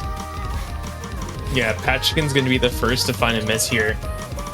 Dinky holding an FC, so is Ala Magno with 95% accuracy. As you said, it's hard to compare. The US having a triple FC, and all of them are above 98% accuracy, as Patchkin finds another miss. Yeah, though their accuracies aren't quite as high as they were in previous rounds, but still pretty good compared to Peru.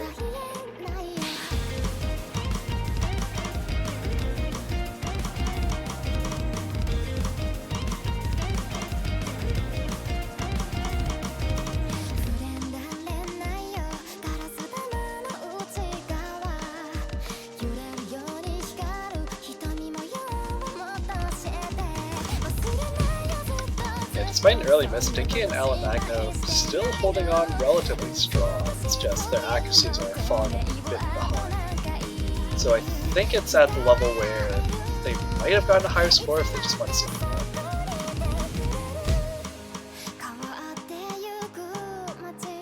Yeah, Dinky has come up quite a bit from his 95 area, approaching 97% accuracy, but Alamagno is still in that same area.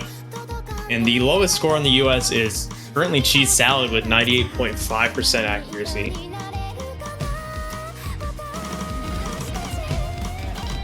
Cheese Salad did end up missing and really tanking accuracy, but the score differential is a bit difficult to make up. It's still possible, but a bit less possible without this though.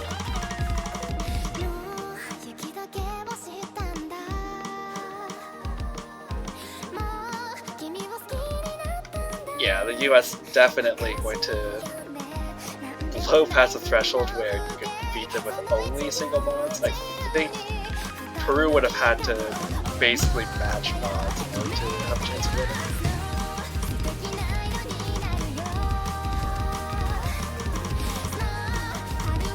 Oh, Alamagno missing now.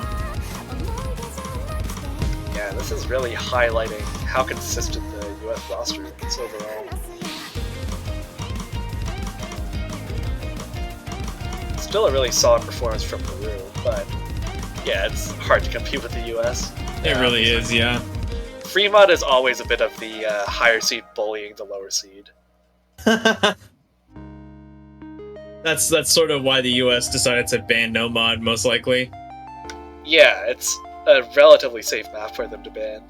But that's also why lifting the Fremont rules also does favor the higher seed teams usually more, because then they can just keep stacking mods. With the kind of restricted mod formats in previous Fremont rules, it was a bit less of an issue, but usually still present, because the higher seed team usually had the better hidden hardware player. But Peru picking Hidden 1, which I don't remember seeing. No, we have not seen Hidden Hidden 1 in the Poland versus Turkey A or the match from yesterday, which was, I forgot already. It'll come to me eventually, but you and I have yet to see Hidden 1, so it's definitely something that's it's our first time seeing it. Fabric Gamer being a double agent for Peru and the US, right?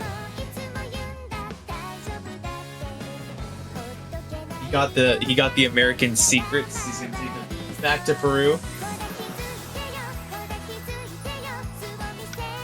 Alright, so we have RJ back in, Miniland back in, Fabric Gamer coming in for the first time in this match, I think.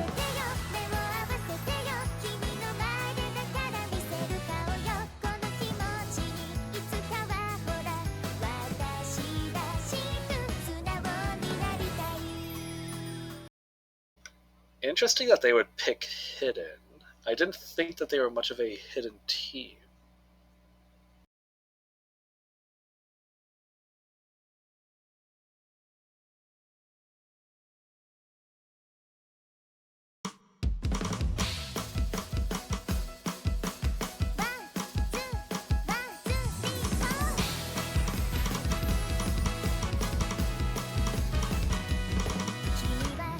For the briefest of moments, that was, I think, the only time Peru has had a lead in this entire match.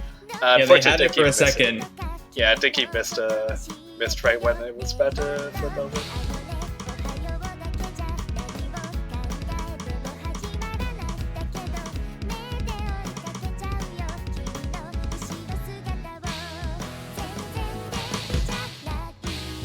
RJ did fine misses, though.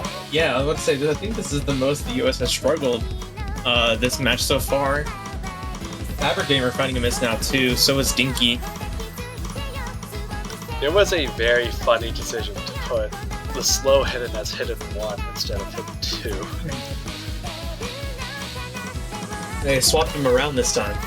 I now understand why this has been banned in those matches.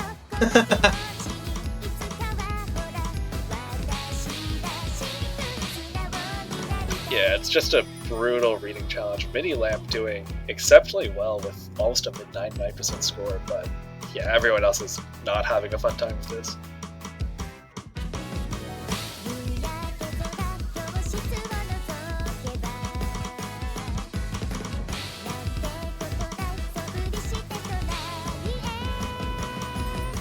The difference between the sort of cutesy song and almost half the players having like a B rank or C rank is really funny to me.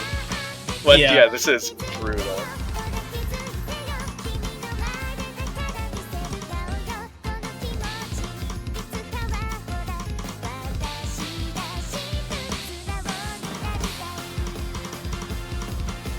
Yeah, RJ finding another miss. Mini Lamp still holding on incredibly well.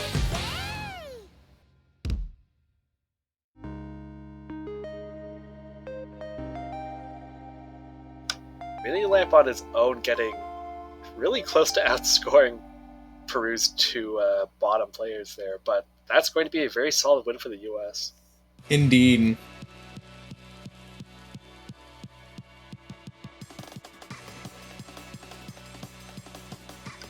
Alright, so the US has got to feel pretty good about that showing. and they will be advancing into round of 16 winners. Peru will still be continuing, but now in the losers bracket.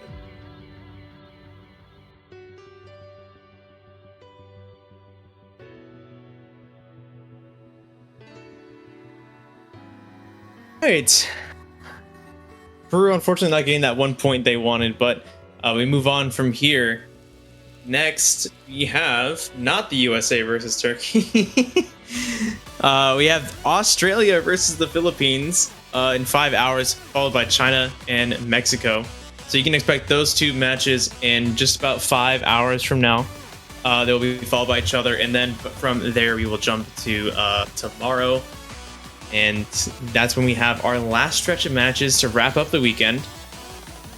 We had quite a good few matches. Peru had a good showing, but it's really hard to go against. I mean, not only Peru, but those bottom few teams going against the top few teams.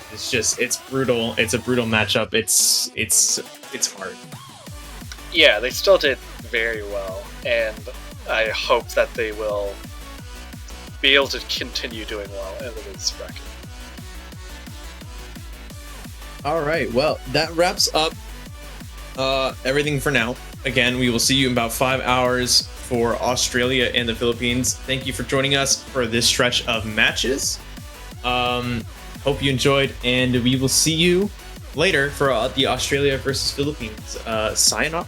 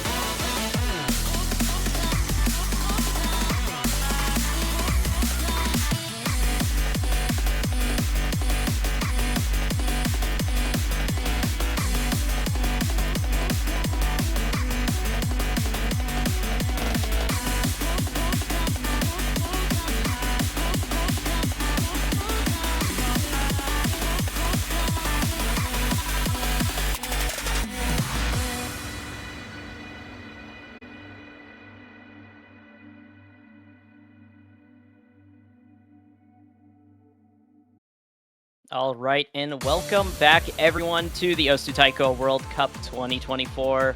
We're currently in the round of 32, and we're going to be having potentially pretty spicy match on our hands. We have the closest match seeding-wise for this week's round of 32. It's going to be Australia versus the Philippines. I'm Ethan. I'm joined by Janitor. Hello, and yeah, these teams are basically neck and neck with each other in qualifiers, like literally right next to each other for multiple maps. Yeah, I was looking at like just like the seeding in general and just like what specific maps both teams excelled at. There's a few maps where like one or the other team does look like the favorite, but I feel like this is just gonna be a pretty back and forth match, honestly, looking at like the scores and stuff. Yeah, they were basically neck and neck with each other for virtually every map. Like maybe one map they would be 4 spaces away from each other instead of 2 or 3, but it's very close. Yeah, so I'm definitely looking forward to seeing how these two teams perform here now that we're in the bracket stage and it's not qualifiers anymore. Yeah, it's a very dangerous match for all of your points and predictions. I'm guessing that a lot of the predictions will get shattered at this specific match. Yeah, this might be where some people's pick'ems might get wrecked a little in round of 32, potentially, depending on how this goes. I feel like I want to give Philippines maybe the slight edge here. Like, if I had to predict a team that would come out on top in this matchup, maybe the Philippines, but it's, like, really hard to tell. Because if Australia are just having a really good day, they can totally win it as well. Yeah, I think Australia did better than a lot of people expected in qualifiers. They have some really good returning players, as well as some really good new faces as well. Philippines, I think, had a similar roster last year, but they did relatively well. Yeah, I believe this is a fairly similar roster compared to last year. There's a couple of new faces for both teams.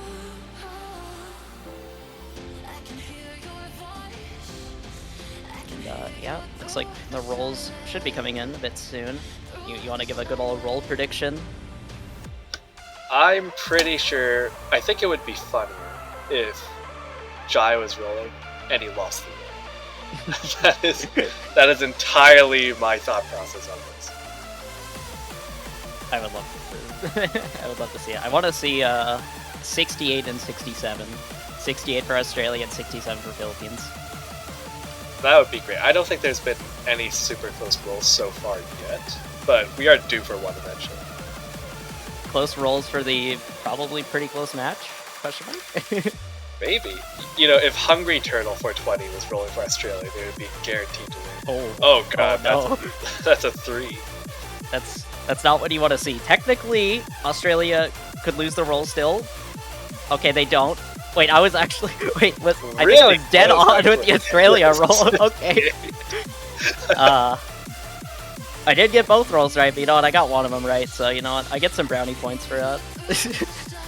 That was really close. Philippines, if they just rolled a 69, it would have been dead on. Alright, well, Philippines will be the first to ban, and Australia will ban second, but Australia will get the first pick of the match, so... I'm kind of... if I had to give, like, some pick predictions, I want to say Australia might be favoring the no mods towards the beginning of this series. So we might be seeing, like, an early no mod pick. I could see that. Both teams seem pretty evenly matched when it comes to mods. A hidden 2 ban, which is interesting, and then a hidden 1 ban, so... Okay. Neither team wants to play hidden. I hope no one was wanting to watch Hidden today, because you might have to wait a bit. You might have to wait till next match. I forget about the stats, but I think Hidden 1 has been banned in the vast majority of matches so far. Interesting. I think... Well, it is a Hidden 1, so of course it's going to be naturally banned a good bit. I don't think it's the most, like, evil Hidden 1 they could have pulled, for sure. I think any Hidden 1 is automatically evil, if it's below 160 BPM-ish. It is fair. Alright, so And- Australia's picking gimmick. Okay. I like to see just immediately going for the gimmick map. I quite like this gimmick map. It's very just SV oriented. Yeah, I think it's quite intuitive. Nothing too weird. It's some like, I think it's .comma patterns and some like low SV patterns. Nothing too crazy. It's definitely a good just round of 32 gimmick map where it's not gonna like force you to memorize the entire thing, but there's definitely some tricky stuff here that if you practice, you could have quite the reward in your actual match. It is also interesting to have two teams that are really similar in skill level play it, because usually it's kind of polarizing. Like one team clearly has multiple people who have practiced, the other team does not, and there's like the 500k score difference. This match, I assume, will be much different. Yeah, I'm guessing it'll be somewhat close, but well, I guess we'll have to see. Kind of depends. Maybe one team didn't practice it as much as they should have, or something. But I'd imagine both teams have definitely practiced this. So, yeah, I think for a match as close as this one, you would expect that they would practice it. But stranger things have happened. Very true.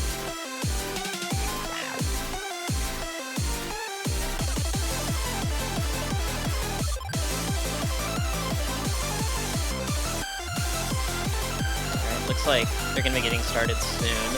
So Australia's first pick of the match. I think it's hard to tell like what's a strong pick for either team. I'm gonna assume Australia has practiced this a lot if they're first picking it.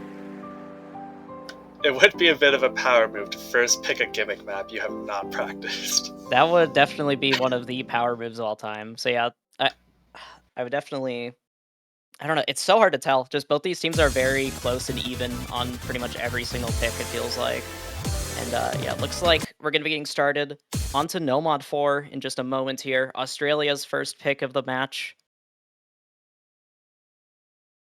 Somewhat short map, 2 minutes and 7 seconds, but definitely a lot of action packed into this one. I think Silicosis said in the chat that they had not practiced this yet.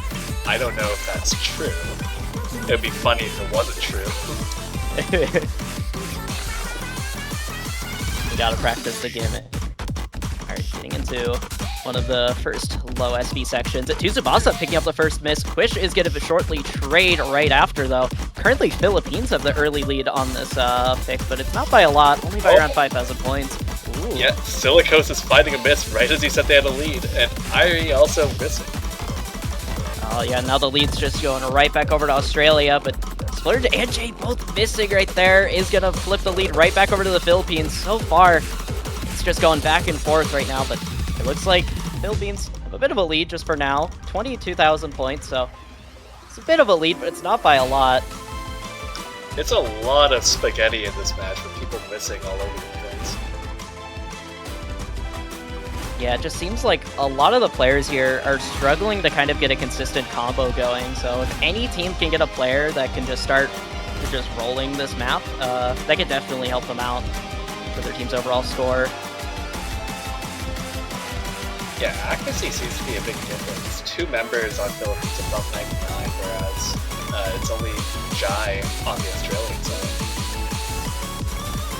Yeah, that is very true. I think accuracy is definitely coming in handy for Philippines. And now the score lead's actually increasing up to like 40,000 here due to the accuracy drops from Tsubasa and a few other players on the side of Australia. This is looking like it might be a point for the Philippines, even though Australia picked it. Yeah, some unfortunate misses near the middle, but oh my god. No way, oh no way. my god, it's blocked! No way, the misses from both Quish and Silicosis causing the lead to flip back over to Australia suddenly at the last moment here. And as long as no one on the side of Australia misses, they will be taking it. Wow, okay. What an opening map here. It looked like it was getting a breakpoint there.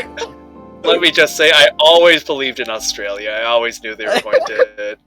They're always going to maintain their pick. Oh, wow, okay. Best pick strategy. That was wild to watch. Yeah, Australia, Cutting it close there. Cutting it very close there. Oh my. That was Look such... at that Jai with 4 100s. Oh my, yeah. Silicosa's also had really good accuracy as well. 7 100s for them. It's just a really unfortunate tank there. They like missed almost like an entire stream, it looked like there. It's like 10 or 12 misses in a row. That was super unfortunate for the Philippines. Because it looked like they definitely could have taken that break point. Yeah, a very important point for Australia. And Philippines left to respond somehow.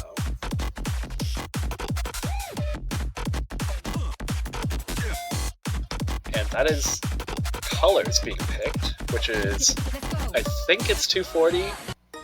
It's a relatively standard map.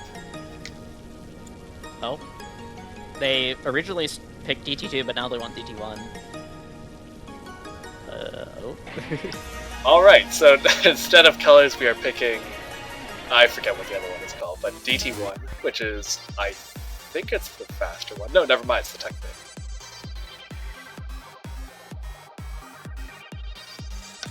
I have not actually seen this being played on stream yet.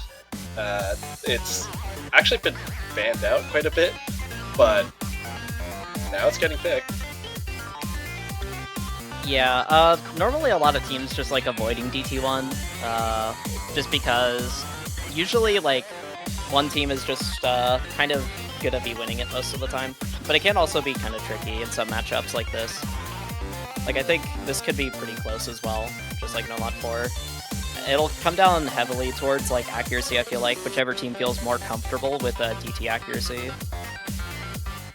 Yeah, looking back on the qualifiers results, this was the largest differential between Philippines and Australia by, I think, 4 places or 5 places, so still pretty close.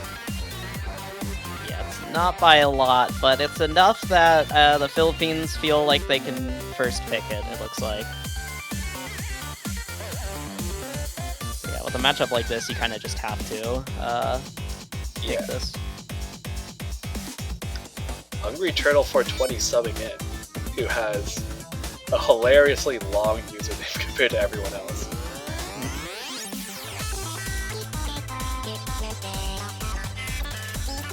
Yeah, I believe that's one of the new faces for the Australian team. I don't believe I saw them last year. I think you might have remembered them if they were playing last year with a nickname like that. Yeah, that's a unique enough name that I feel like I would remember it, but you never know. I think their name might be longer than the entirety of everyone on the Philippines currently combined. That might be correct. I'm too lazy to fact check. Alright, well, getting into DT1, this will be the Philippines' first pick. I'd say it does slightly favor the Philippines, but it can be a bit tricky. I think it would just depend on which team feels more comfortable with slower DT accuracy. Yeah, I think Philippines has overall stronger accuracy, especially on these sorts of maps. Yeah, we did see that the Philippines did have some pretty strong accuracy on Nomad 4 just now. Oh, an early miss there from Quish. That's pretty unfortunate, but it's early. Oh no, okay, more misses are starting to pile really up. Okay, yeah. Thankfully, it is really early on at least, but yeah, now the Philippines have sort of an uphill battle, but that uphill battle will be a bit easier to go through as huge accuracy drops and also a miss from both Splurge and Hungry Turtle. Alright, somehow throughout all of that, Philippines has not retaken the lead after Kish missed. Some wild stuff here. Both teams, it just feels so back and forth right now.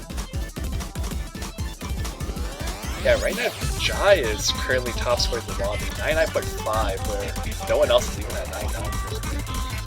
Yeah, I was just about to point out Jai's accuracy. It is kind of absurd, I'm not gonna lie. For a DT1 pick, getting high 99% is very, very good. Especially when everyone else in the lobby seems to be somewhat struggling with accuracy. Harry and Jaima have sort of stabilized their accuracy.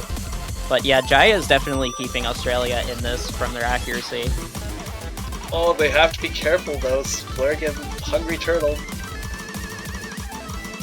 Oh, it's so unbelievably close right now. A lot of 100s there from Splurg and Hungry Turtle. It is going to flip the lead over to the Philippines side, just off of act differential, but it's still very, very close right now. Under 10,000 points.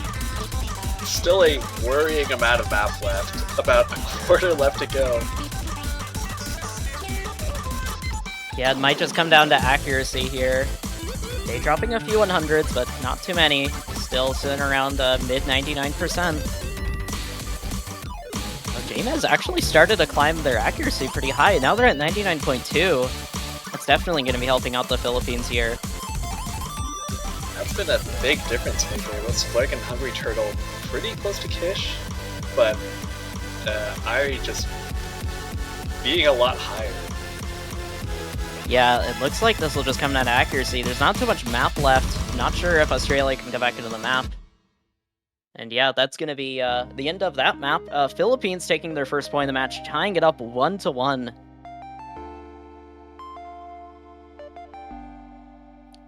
And, oh wow, Jay's accuracy, 12 100s, okay.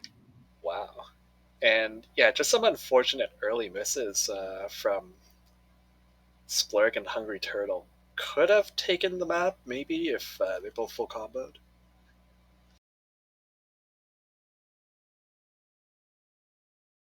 Yeah, some very good stuff there from the Philippines. Just looks like Philippines overall, they have slightly better accuracy, but Australia has a slightly better combo game. So I guess we'll have to see which ends up working out better for either team. Usually accuracy would help out your team a lot more in the long term, but we'll have to see.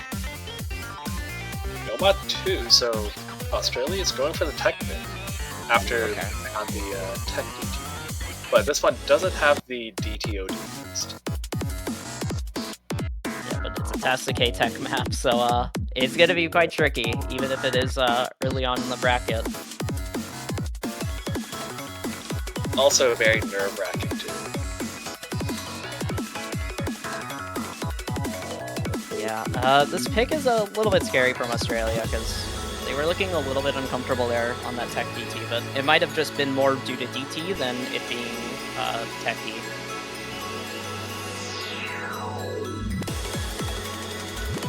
I think also they just don't have a lot of safe picks against the Philippines.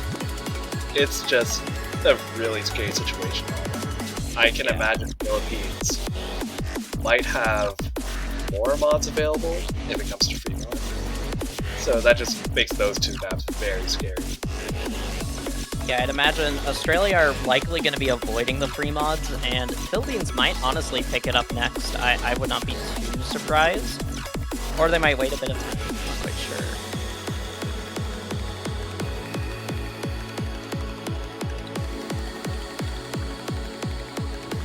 I think Philippines is just retransplanting the player back into... Oh, there they are.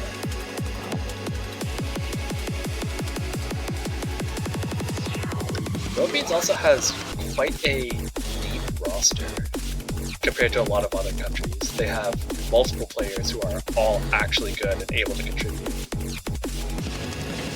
Yeah, and in 3v3, that's very important. Just having like everyone be able to contribute their effort, even if they're not like the MVP of a pick, being able to just be that solid third or second player can make such a huge difference for some of these rosters. Yeah, or even just having more flexibility with who plays each map. You get to have your three strongest players playing in a map, as opposed to, well, you know, we only have 3 people, so they're just playing every single map. Yeah. Alright, getting into the third pick of the match. This is going to be Australia's second pick. It's a bit risky, I feel like, for them, but so does, like, most other maps of the pool. Let's see how this goes. Well, you know what they say, there's no reward without risk. Which I'm sure someone has said at some point. It's probably not actually saying. Who knows, maybe you just made up a new saying, and everyone will now use it. It could. Jai is the only one who has not broken an SS, which basically means nothing at this point in time, but he has performed pretty well. He's been the top scorer in both of the previous maps.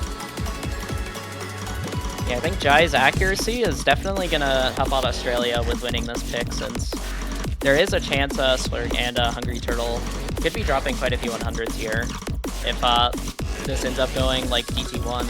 But so far, I'm on the side of Australia. It does have above 99%, and 2 players on the side of the Philippines also above 99%. Airy is currently the lowest accuracy in the lobby, but even then, they're about to climb up to 99% in just a moment here. So overall, very high accuracy around from all of these players in the first half.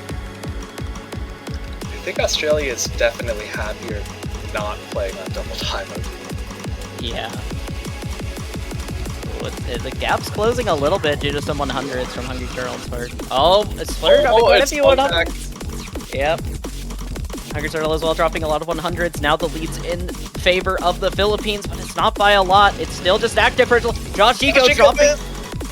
Oh, wow, that's such a huge miss right there. That's going to give Australia the lead. Actually, no, due to accuracy, it's still in the favor of the Philippines. Oh, wow. Hungry Turtle dropping a lot of hundreds on those 1-6. Oh, it's so close right now. Australia have the lead. There's not a lot of map left. If they can just keep on their combos and not drop too much, they might be able to take it. But the accuracy drops from Australia is a little bit too much, and the Philippines will take it. Oh, wow. Oh my god, 12,000 points. That was so chaotic right there. Just so many, like, drops from so many players there. Now that is a score v2 moment if I've ever seen one. Yeah. Just a significant accuracy difference, especially near the end. Yeah, Josh Eco, even though they missed, they made up for it with 7 100s, and Jma as well with 7 100s. Just really solid accuracy overall from the Philippines. Yeah, total accuracy difference was roughly 2% when you combine all the players, and 2% is enough to overcome a 1 break difference. Yeah, this is shaping up to be a pretty wild match. That will be the first breakpoint as well of this match. Now the Philippines have the next pick, and Australia losing on a no mod. That's a little bit scary because now the Philippines could potentially open up to maybe DT2 if they're feeling up to it, or they could go over to the Fremont section where I feel like they would have the advantage as well. I could see DT2 being good for them because they could really leverage their accuracy advantage. Australia still has, well, every other no mod available, but all of them are missing. And Hard Rock is another sort of accuracy thing that Philippines is currently going for. Ooh, it looks like I'm very wrong on my prediction, as the Philippines will be opting for Hard Rock 1. Looks like the Philippines are wanting to kind of just play the more accuracy-oriented maps for the pool. Yeah, they've had a noticeable accuracy advantage throughout this whole map, throughout this whole match. Yeah, it's honestly a pretty understandable pick. I would not be surprised if maybe after this, maybe like a free mod one, just because it's a bit more accuracy oriented.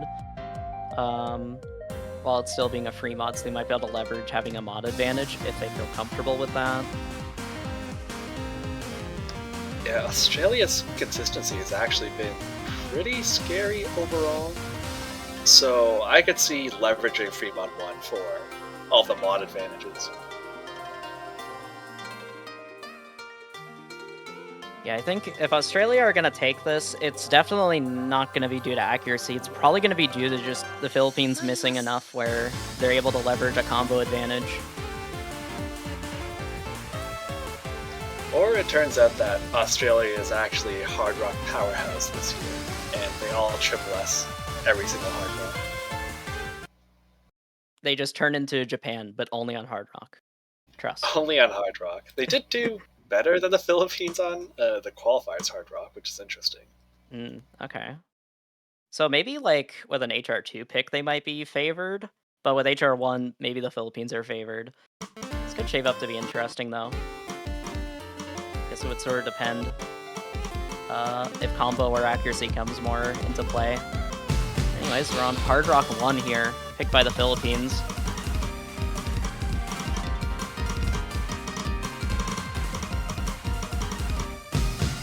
So far, not too much. Oh, I was about to say. Oh. I thought the lead was gonna go to the Philippines for a second, but no, Slurg didn't drop enough 100s for that to quite happen. But yeah, that was a bit of a scary drop, but everyone keeping their full combo and relatively high AC across the entire lobby. So J-Med dropping a few 100s. Footsword does trade it out. Silicosis finding a miss. Yeah, that's an unfortunate miss, but they do keep up their high accuracy. So J-Med and Quish hitting a few 100s there. That is gonna lower the... that's gonna make things a bit tricky for them. J-Med single tapping the 1/3 because he's a DDKK player, I guess, and that's just what those people do.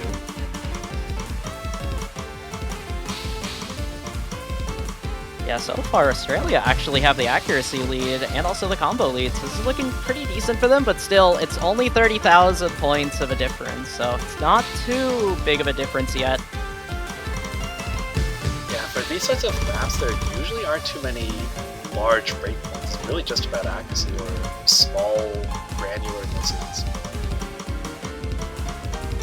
So far, Australia are in the lead for that, but let's see. Into this key eye, not too much map left. The lead is increasing up to above 40,000. Silicosis with another miss, and that pretty much seals the deal, I'm pretty sure. And it looks like Australia... Nailed the 1-6. Wow, okay.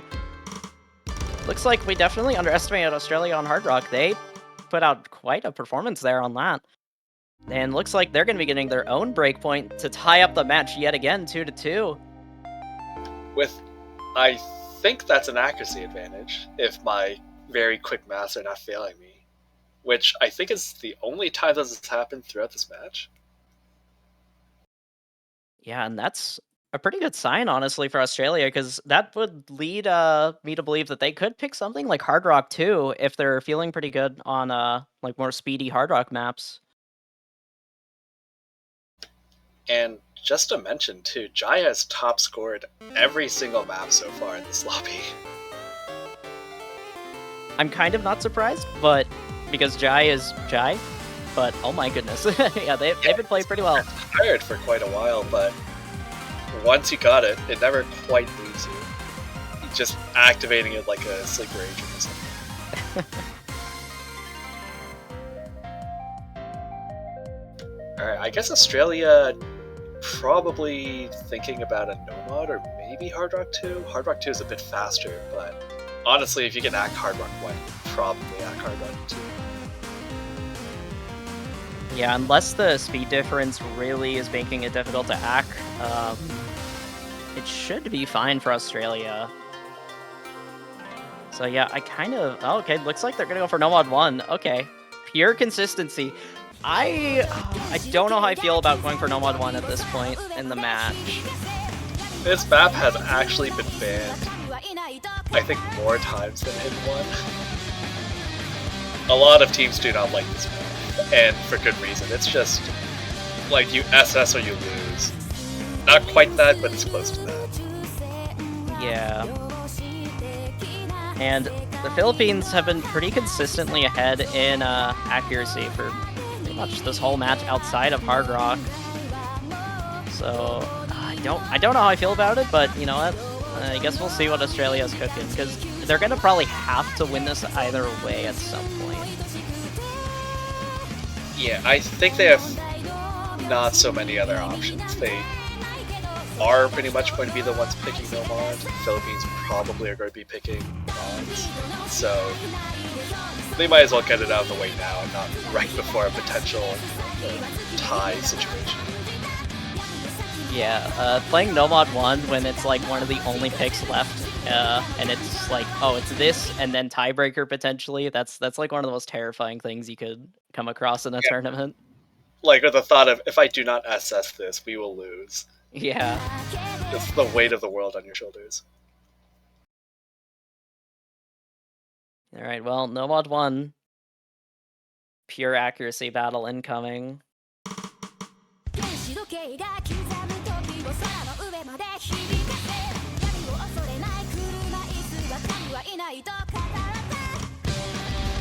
a couple 100s coming in from Josh. And Airy as well.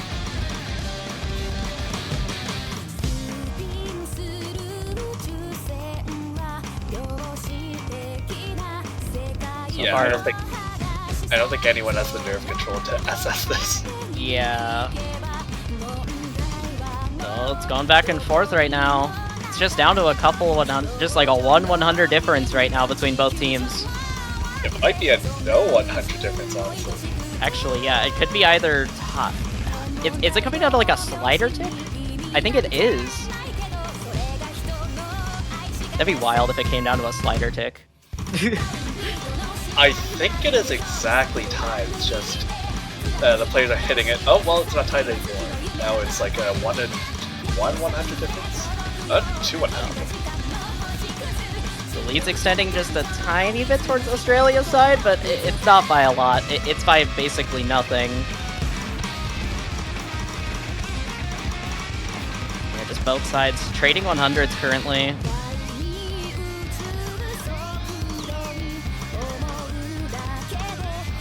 This is a really nerve-wracking map. Oh. Oh my god, the long streak.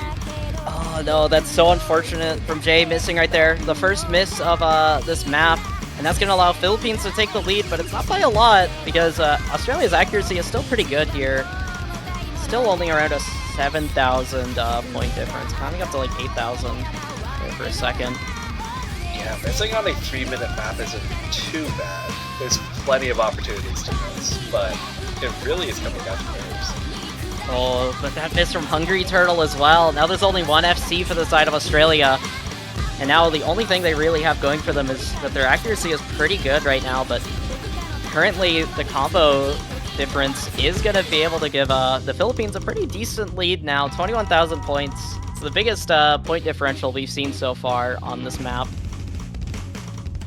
And Jema at about, I think that's 2 100 so far. Make that 3 100. Yeah, they're doing really well. Okay, make that 5 okay. Okay, make that shit up. Instantly comments on a specific player's 100 count, they immediately start dropping 100s. Oh no. Alright, it's currently a 2 miss difference. Philippines, I think, barely holding on to an accuracy lead. Yeah, I want to say there's a slight accuracy lead for them, but it's not by too much. It's mainly due to the combo difference happening right now.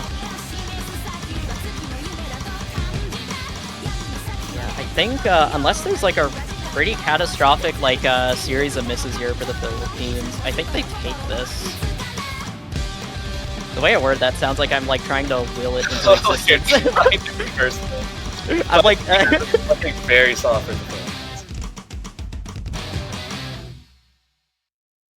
And yeah, the Philippines will be taking their third point of this match. Oh wow, just the overall team accuracy from the Philippines is so strong there. Jay with 2 100s and a single miss.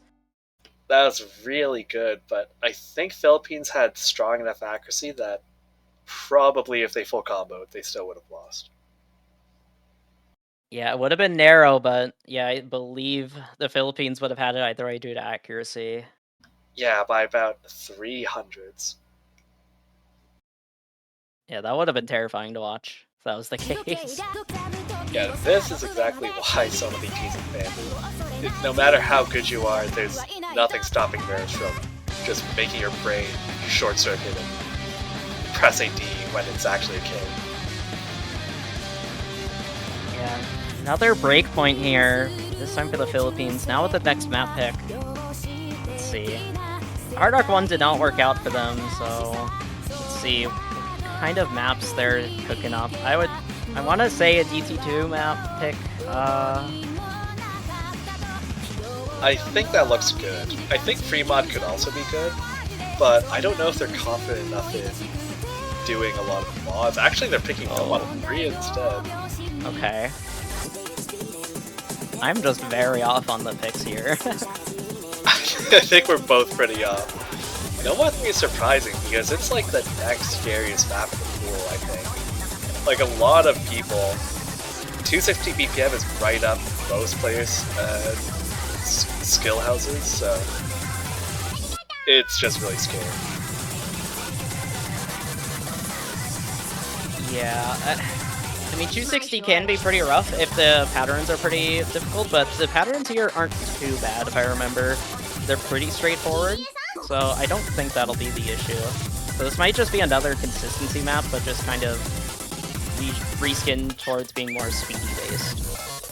Yeah, in this modern age, 260 is like the 240 of 2 or 3 years ago. Yeah, it's a little bit wild saying that. If I said that like 3 or 4 years ago, that would have been like a weird thing to say. Yeah, in my day, 260 used to be kind of fast, and now it is absolutely not that fast.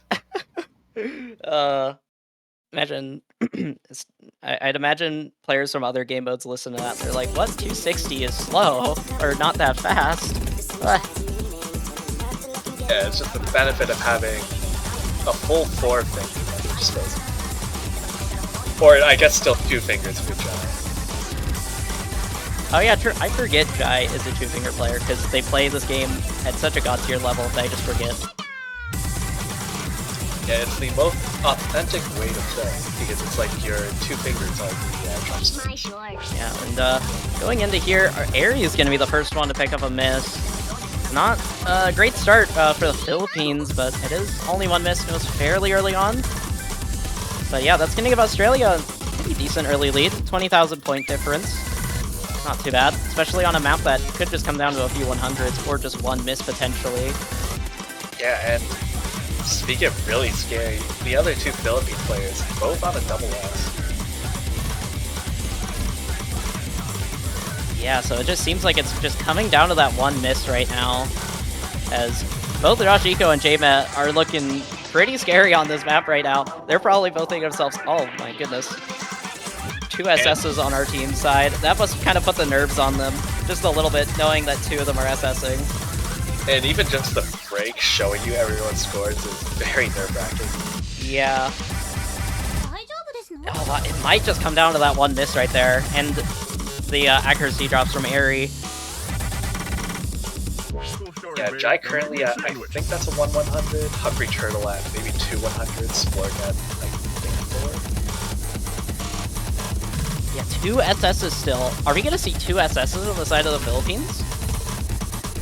Oh, that's now that's gonna even out things completely.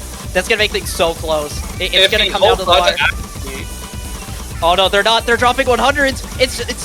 It's flipping over to the Philippines. There's not a lot of map left. If anyone drops accuracy in the Philippines, it could flip over. If they all hold on to their accuracy, and oh my, 4,000 points. Wow. An SS from J-Man to barely secure the map pick for the Philippines, setting them to match point. Wow. Oh, that's really unfortunate. If Hungry Turtle missed even like 100 combo afterwards, he might have been fine. Oh, that is so unfortunate for Australia.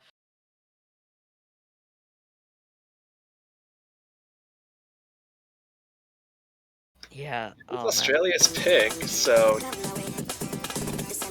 I mean, the pool is getting increasingly narrow. They're actually picking 2. I just have no idea what these teams are gonna pick ever. I'm just always wrong about it. Well, clearly they know what they're doing. There have somehow only been 2 breakpoints, despite multiple maps being like within 10,000 points difference. But yeah, DT2, this could be the final map pick for Australia. It's do or die now. They have to win 3 maps in a row in order to come out on top of this match. On top of having to win the tiebreaker after winning their own map pick. And whatever is the last pick for the Philippines. It's a bit of an uphill battle now. It's still possible. This match very easily could have been 4-2 in Australia's favor. Yeah, definitely. Just every single map has been close. I think the only map that was somewhat decisively won was HR1.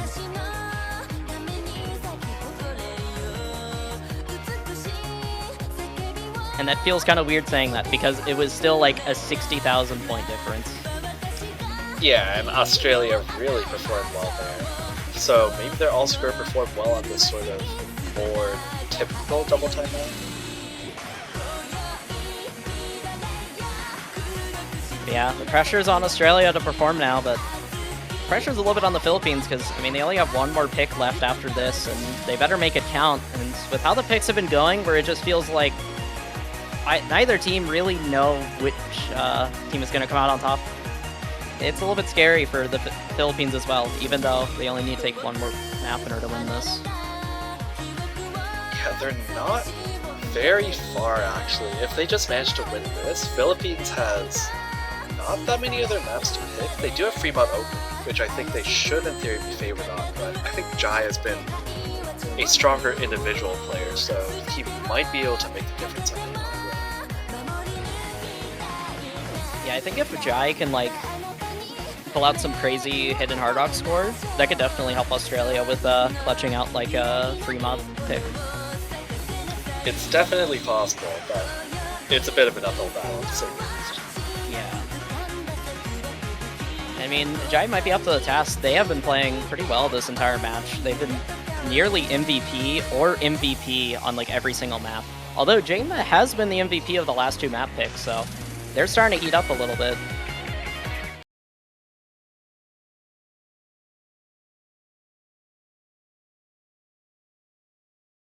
All right, getting into DT2, Australia's final pick of this match. And whichever of these teams ends up falling into losers bracket will be very scary for the other players, for the other teams.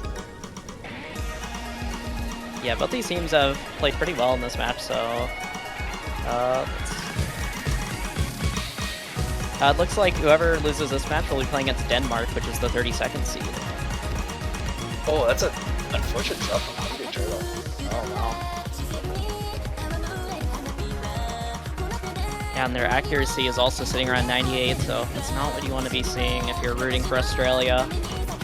I think Hungry Turtle is a DDKK player. They were single tapping some of the bottles at the start, and ended up dropping accuracy because of that.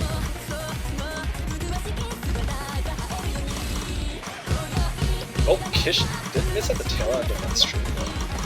Yeah, and their accuracy is dropping a little bit. That's closing the gap quite a bit. Around 6,000 to 5,000 point differential. It's starting to close it even further. It could flip over if any of the players on the side of the Philippines start dropping accuracy.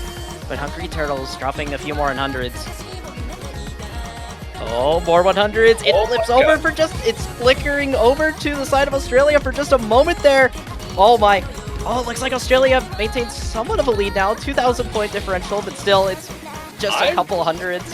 I'm really surprised the score is this close. In theory, Philippines should still be winning with their accuracy advantage, but maybe there's a finisher issue somewhere. Yeah, that's a bit interesting. I wonder if like one of the players didn't hit any of the finishers. Oh, but that miss from Hungry Turtle right as we get to the break. Oh my. And that's gonna get Philippines the lead yet again, and now it's climbing up to around 12,000. Incredibly close right now.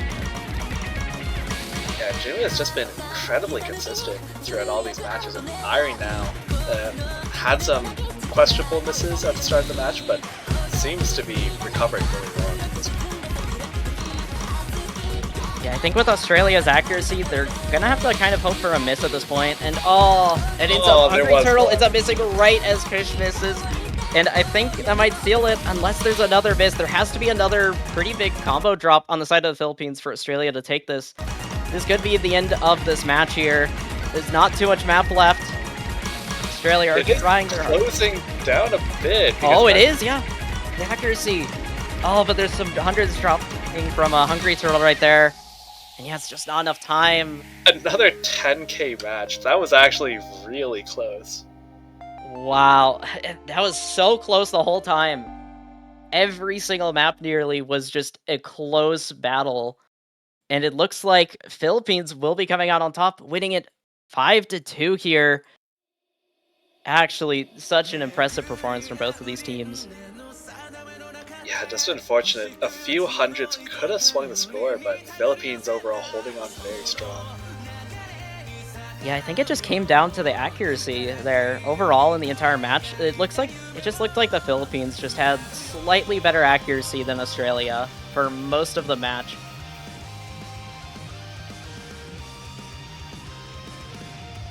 Alright, Philippines will be advancing deeper into the winners bracket. Australia sent down to the losers bracket, but they should be happy with how they played this week. Yeah, I think both teams played pretty well, and I think Australia have a good chance of, getting a bit far into the losers bracket. So I look forward to seeing their run there. But yeah, the Philippines having to play against Japan in your next winners bracket match. That is that real? Yes, Oh, no. so they did win this match, but unfortunately they have to play against Japan next week. So Well, that makes maybe things they'll win tricky. next week. Who knows? They could be the first one in, 5-6 years to beat Japan. If they do that, I don't even know. I don't have words. If I get that, I will renounce my citizenship and move to the Philippines. Philippines will be the new #1 country for taiko, I believe. But yeah, that's it for this match. But we do have a match coming up quite shortly in just 15 minutes. We'll be seeing China versus Mexico in the winners bracket. Alright, so I think the stream is probably staying up, but we'll see you then in just 14 minutes.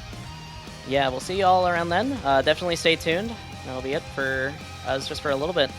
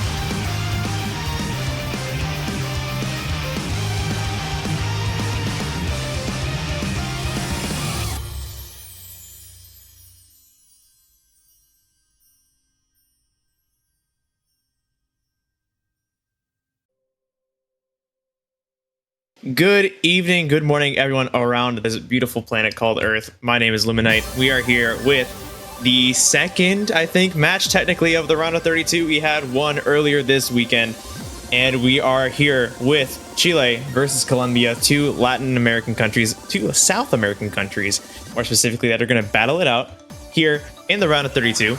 As I said before, my name is Luminite. I am joined by the wonderful and very well-known janitor. How are you tonight, sir? Well, I don't know about well-known, but I'm doing well, thank you. How about you?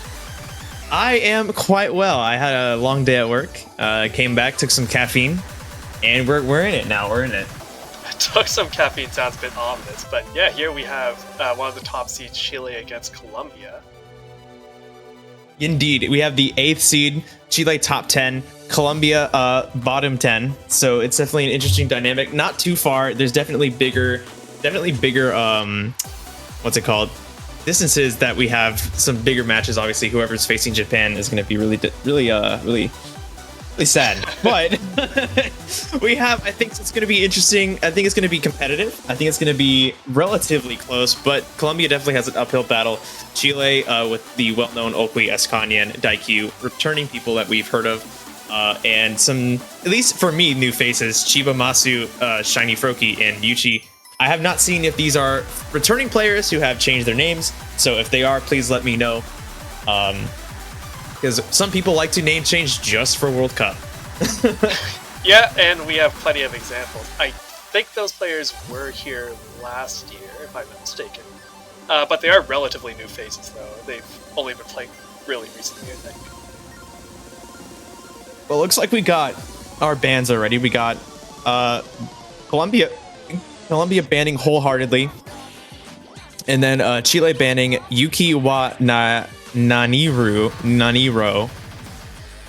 That was a good attempt. Yeah, I did my best, and we're also gonna get it started right away. They're gonna go with Daemonish. Also a good attempt. It's Are these Japanese? I just two different languages. I think that's German. I could be wrong though. I am not a German myself. All right. So looks like we're gonna get things underway pretty quickly. We're jumping in with a map here. It is a map. It is in Taiko. If you're just joining us, this is in fact Taiko. It is German. Thank you, Enwolf. So we got on the Chilean side, Chibamasu, Esconyan, Shiny Froakie. Colombian players, we got Zoretra, Hara Charlie, and Light. Light, one of the lower ranked players on the Colombian team, but if he is stepping in, there's got to be some confidence on the Colombian side. From what I remember, I think Light has played before. He's actually surprisingly good for Spring, which I guess isn't a surprise now. You have like any 4-digit that is always surprisingly good for the rank, or 3. Yeah, we've definitely seen a change in the perception of 4 digits in Taiko. So that doesn't mean much anymore. Gonna get started here. We got a 2.5 minute map, 200 BPM. Hard rock. Yeah, mostly just a consistency pick.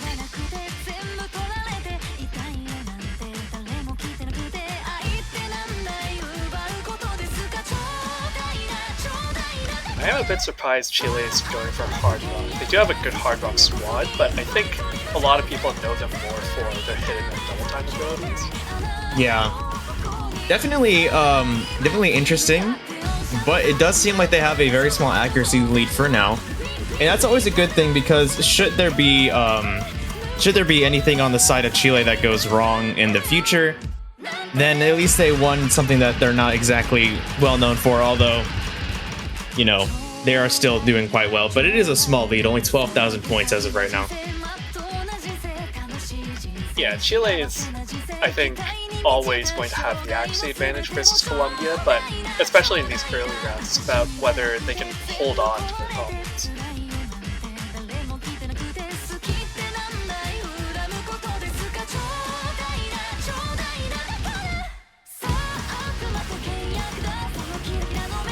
I think into the Ki, Colombia isn't really too far behind. At this point, I think one miss from Chile would about even it up, but they do have to watch their accuracy. Yeah, the longer the map goes on, the score diff is going to get bigger, especially with Hara Charlie now missing. That's going to make the difference a lot bigger. Yeah, so it's definitely going to escalate quite a bit at this point.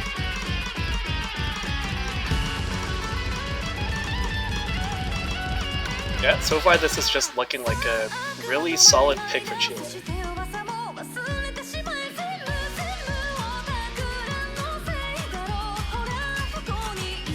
Yeah, we're approaching the last fourth of the map. 84,000 points, that's quite a bit of a differential, especially with Hara Charlie underneath 98 for now, and all 3 Chilean players actually mirroring each other's... Oh, never mind, nope. Commentator's curse, take that out of your system. It was just a 100, okay? I'd rather it be 100 than a miss. Well, knock on wood. Hopefully one of their players doesn't miss now. But yeah, Chile came into this tournament looking as, I think, general consensus as one of the strongest looking teams. Definitely a contender for finals. Mm-hmm. And part of what makes this year mildly more exciting than others, mildly knowing how this is all going to end. Well, we don't know that. Maybe. Come on, janitor. Hey, come on, bro. Let's be honest with ourselves. I am still a believer in Hungary. They're going to come back and win all. But you know, I do think a lot of the teams have changed a lot this year. I was hoping to be able to talk about how many fresh faces we see and how many old people have left the scene since 2023, and how it's really going to change the way certain countries perform this year, and how it's really just going to change the dynamic of the entire tournament. So I'm really interested to see what our top few teams are going to look like this year. Yeah, especially with 3v3 being a relatively new format for Taiko, only being reintroduced, I think it was last year, after the last time, which was 2017. Every other year it's been 2v2. And in that we're also Columbia responding pretty fast with this Amen-kun. Difficulty Distractive Cat. We got some speed here, 260 BPM. Distractive Cat is a wonderful difficulty name. It's definitely, it reminds me of last year when we had Curiosity killed the cat. Oh, so there's a bit of a theme going on between the pools, is what you're saying. Yeah. Well, I'm not pulling this year, so this is a coincidence.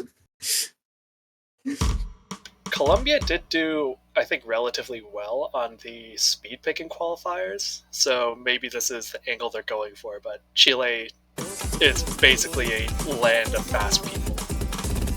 Especially, the part that is interesting to me is how quickly Colombia picked this. I mean, granted, you gotta have a game plan when you're playing against a team as strong as Chile, but whenever picks are that fast, it definitely alludes to that plan, that confidence that Colombia thinks that this is something that they can succeed on.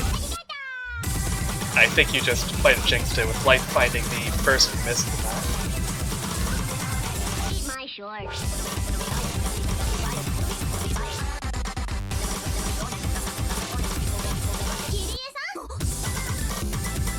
Definitely some interesting samplings here.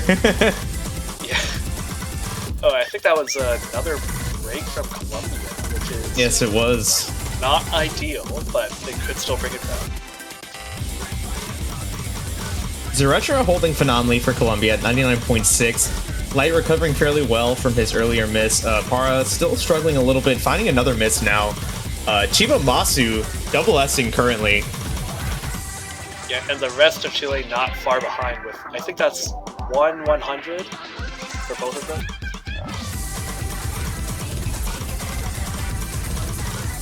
So Chile really living up to expectations, at least for these first two maps.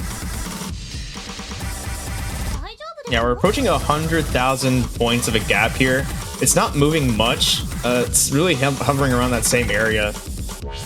We're heading into the last part of the map. I don't expect much to change. Of course, you never know.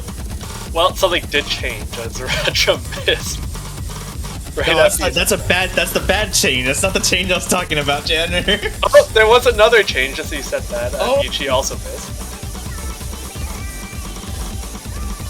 Going to have to miss quite a bit more though for this to swing back, but the accuracy lead is still pretty insurmountable.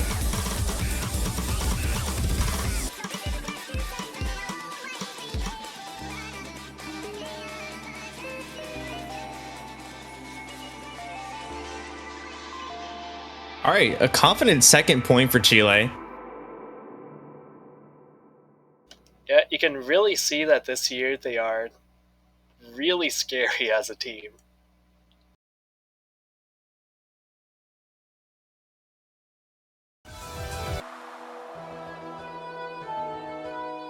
All right, another pretty fast pick here. Chile, I think, from qualifiers, they were 3rd overall for the double time, which is pretty impressive given that a lot of countries are supposed to be really good at double time.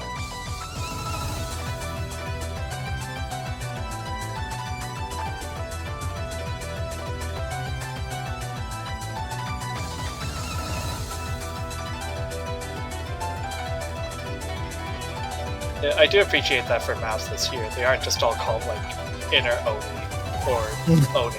They have their own unique little diff names. Happy little streams. Zay, Gar. Is that an A or a U? Oh, it's an A. Gar U. Yeah. Tensei. Is this just becoming a reading challenge? Yeah, for me it is. Shoot, man.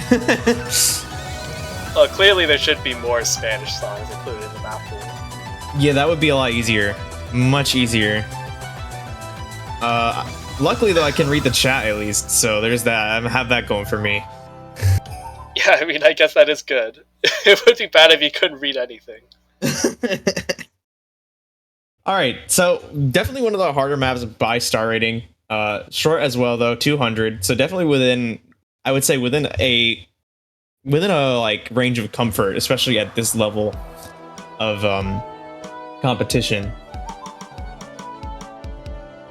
Yeah, just a streamier pick.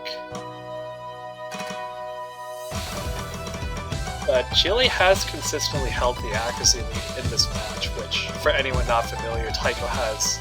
Actually, I forget the split now. I think it's 70-30 or 80-20 for accuracy versus combo, so accuracy matters a lot more as well. So. Where's Mango when you need him? I don't remember the exact split. I think it's 80-20 still.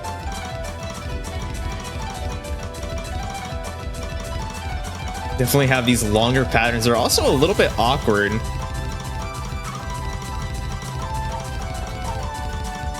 Yep, happy little streams.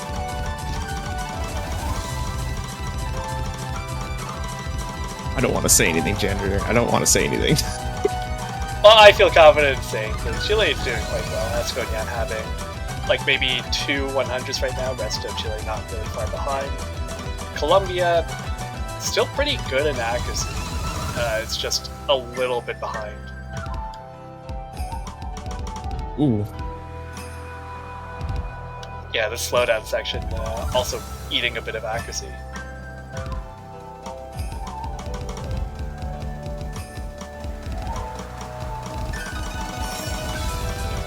Oh no! Oh no! Yeah, missing right in the high SV transition and no blocking for a little bit. Yeah, that was a pretty major miss. Oh, Daikyu finding a miss though.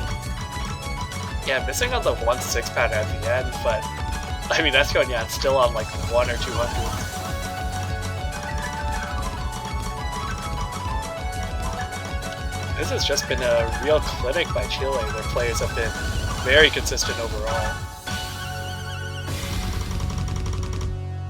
Spinner jump scare is gonna end it and give it to the 3rd point to Chile. Yeah, look at that 2 6 100s yet again. Oh, actually, no, not tying for the top spot. I guess someone missed a finisher somewhere. Yeah, Muchi hitting, it looks like 2 more finishers. Although a nice play from Zoretra as well. Alright, another quick response here. Red Alice, colors, so that's definitely one I can pronounce.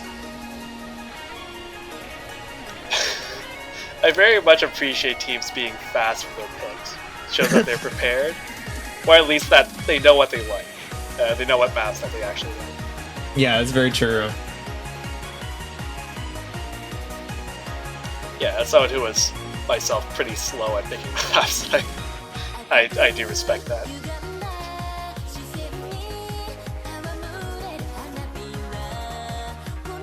So Colors is a nice song, but you know where else you can find colors, Janitor? Where can you find those colors? You can find an array of beautiful, bright colors on country flags, which we are selling on the Osu store. Banners at TWC at $250. Wait, $2.50. Not $250. $250 Not for a $250. minute. $2.50 for a... Inflation had gotten that bad. $2.50 USD for a beautiful, vibrant, colorful banner on your profile. I actually have 3 banners on my profile right now. I have $750. Yes, I make a lot of money. I have the South Korean flag or banner from Mania 7K World Cup outside the United States, and the Mexican banner for Taiko, repping the 2 countries that I have heritage in. And you're allowed to get. Are you allowed to get multiple banners now? I remember. You are. You can now buy all 32 banners if you want. All 32 banners. And that would only be, hold on. You just have to keep scrolling down. $8,288. That's a oh man, that's basically funds the entirety of the World Cup. That's a steal, man. That's a steal if you ask me. That is. All right. Colombia a little bit behind in accuracy.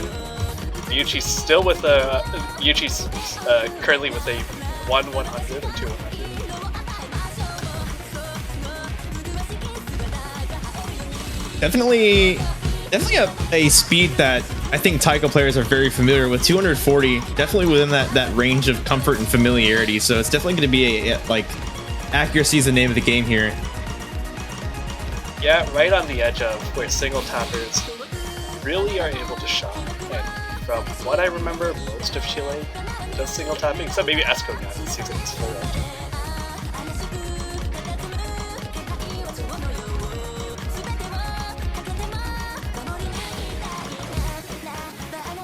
And just like in standard, DT also effectively increases the OD by a certain amount. I do not quite remember what. So this is not really OD6. It's like I believe it's like 9 point something actually. yeah, it plays like 9 point something. That's my least favorite feature of double time, which is why I'm not a fan of double time.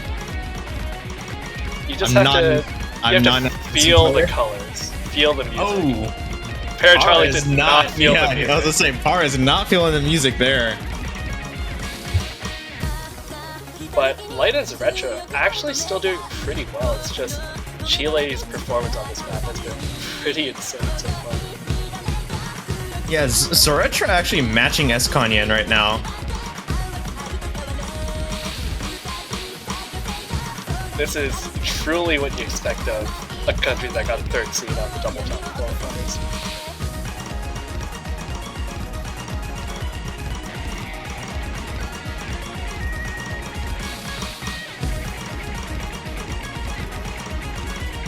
Yeah, this is just not a country you want to play double time against, unless you are one of the best teams in the world.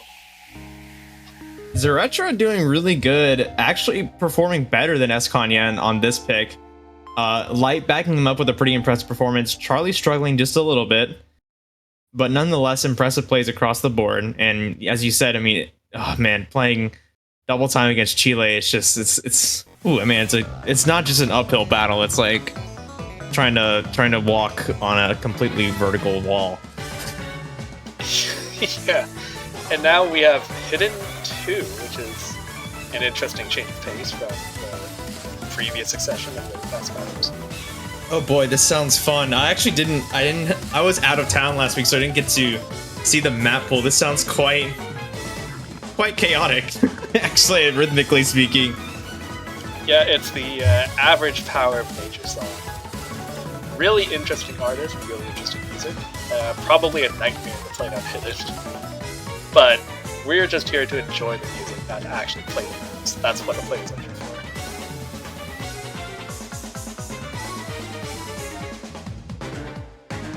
Oh, and Oakley is actually here.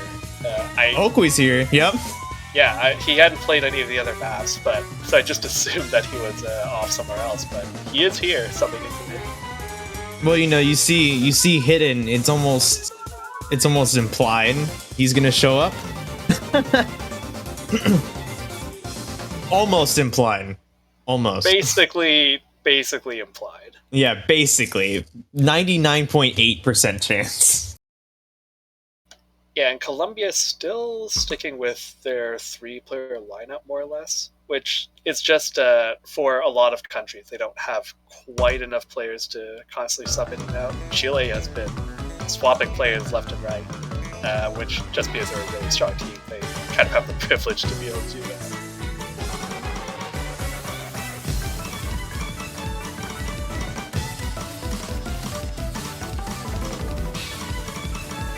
I mean, 20 seconds into this, you can tell how crazy the rhythm is. Retro missing, Charlie at 95, Light at 94. Even Oakley finding some misses here. Yeah, meanwhile, Chiba Moss just having absolutely no issues with this at all. Yeah. IQ finding misses too. 2 of 3 FCs down on the Chilean side. Yeah, this is not an easy map by any means. Chiba Moss is very much the exception to the rule here. Oh, Charlie finding misses now too.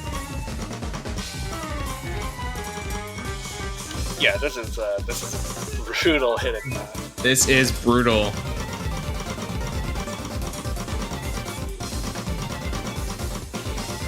I wonder if this could get banned out of this weekend. Everyone did phenomenal in that 1-3 section, though. Maybe that's the one part they all practice. Oh, another miss from Okui. Gonna need a lot more, though. We're at about 193,000 point differential now. Well, never say never. There's always a chance.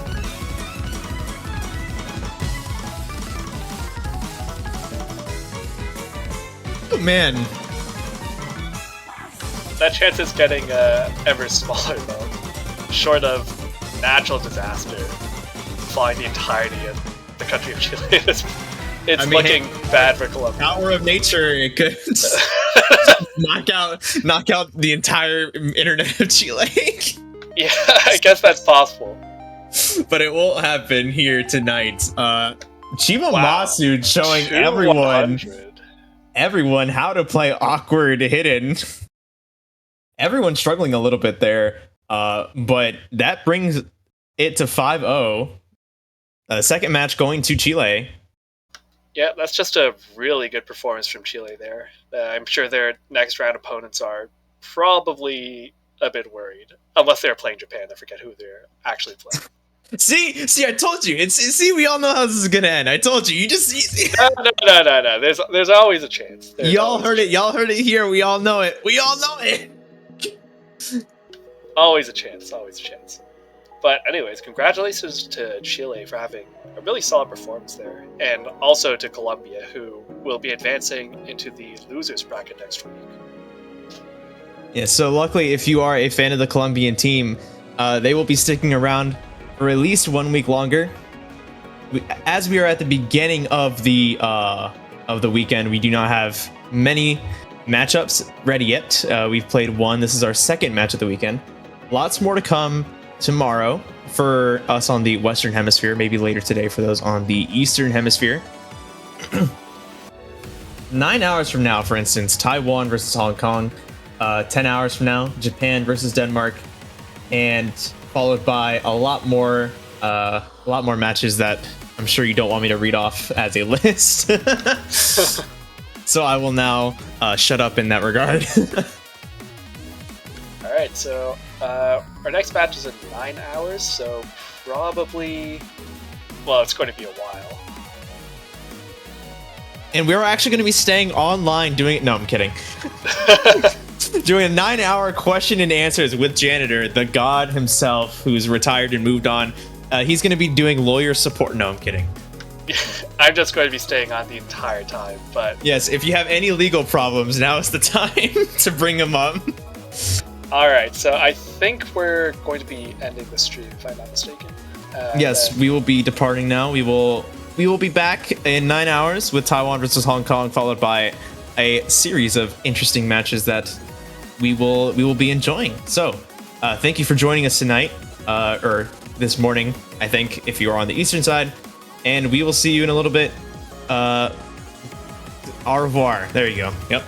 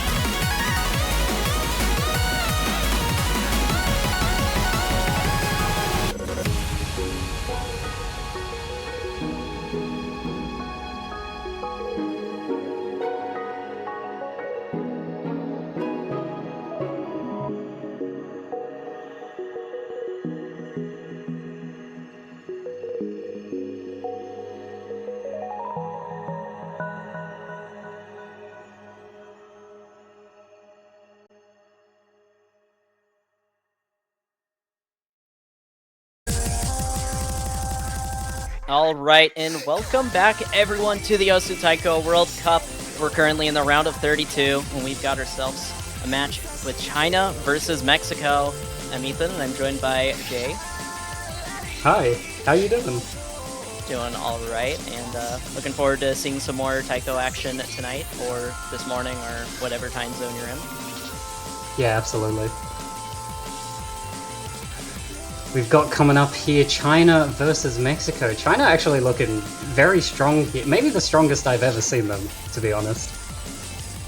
Yeah, this Definitely is got some- definitely one of their strongest rosters I've seen. And I think, honestly, 3v3 definitely helps China a bit, especially with this roster in particular. I feel like there's a lot of just really good, very consistent players that have performed pretty well in tournaments over the years.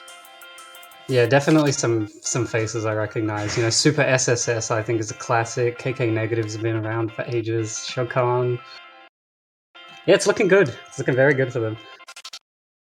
Yeah, and we have Mexico, which is a team that I think they've seeded better this year than last year, I want to say. I'm not quite sure. But they have a lot of new faces onto the scene, and I believe their roster is a little bit different than it was last year. Some of the more notable players of last year, I believe, are not playing this year, unfortunately. Hey, it's always good to see some young blood. But yeah, it is definitely good to see some new faces on the scene, as always. And I'm looking forward to see how they play in their first match of round of 32. Yeah, always excited to see like a new and upcoming team, how they do, what's in store for them in the future. Or they could just blow us away and actually just like 0-5 right now, right? That would really knock your pants off. Yeah, I will say this match definitely does favor China because they are just looking very strong this year. Honestly, like if they're playing right and the right matches, I could see them getting like top 3 almost potentially. Actually, the top 8 in general is very scary. I feel like all of them have like you could reasonably bet on them with like a lot of comfort that they could get top 3. That's how stacked this upper quarter is. Honestly, yeah, that's very true. I mean, you could say that for like Brazil, the United States, Taiwan. There's just so many teams that could potentially be in the top 3 for this year. So I'm really interested to see how the future of the bracket goes as the weeks go on. And it looks like both teams went through with the rolls. And China looks to have won the roll with they're getting in the first pick of the match.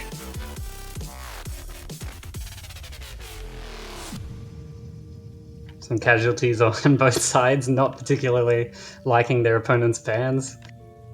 It's very funny, a little bit of beef before the first note has been played. If I had to give a guess, hidden one was Mexico's ban, and China, well, let's see. Yeah, no, look, it's colored. It's got the color around the box. Thank you, whoever did that. You are a genius.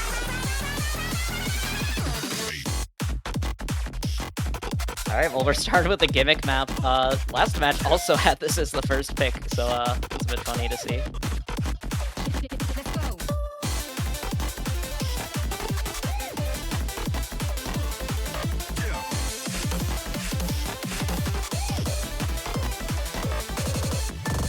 Yeah, I'm always intrigued to see how teams go on this, because this map it sort of holds the same category as our No Mod Dream qualifiers, but it's not really the same type of chart. Yeah, it's a very different type of gimmick chart. This one doesn't have any real super memorization type of stuff or anything like that. There's no absolutely insane gimmicks. It's just SV, and it's a pretty tricky SV at that, for sure. It's some good old-fashioned, the SV goes up, the SV goes down. Very fun.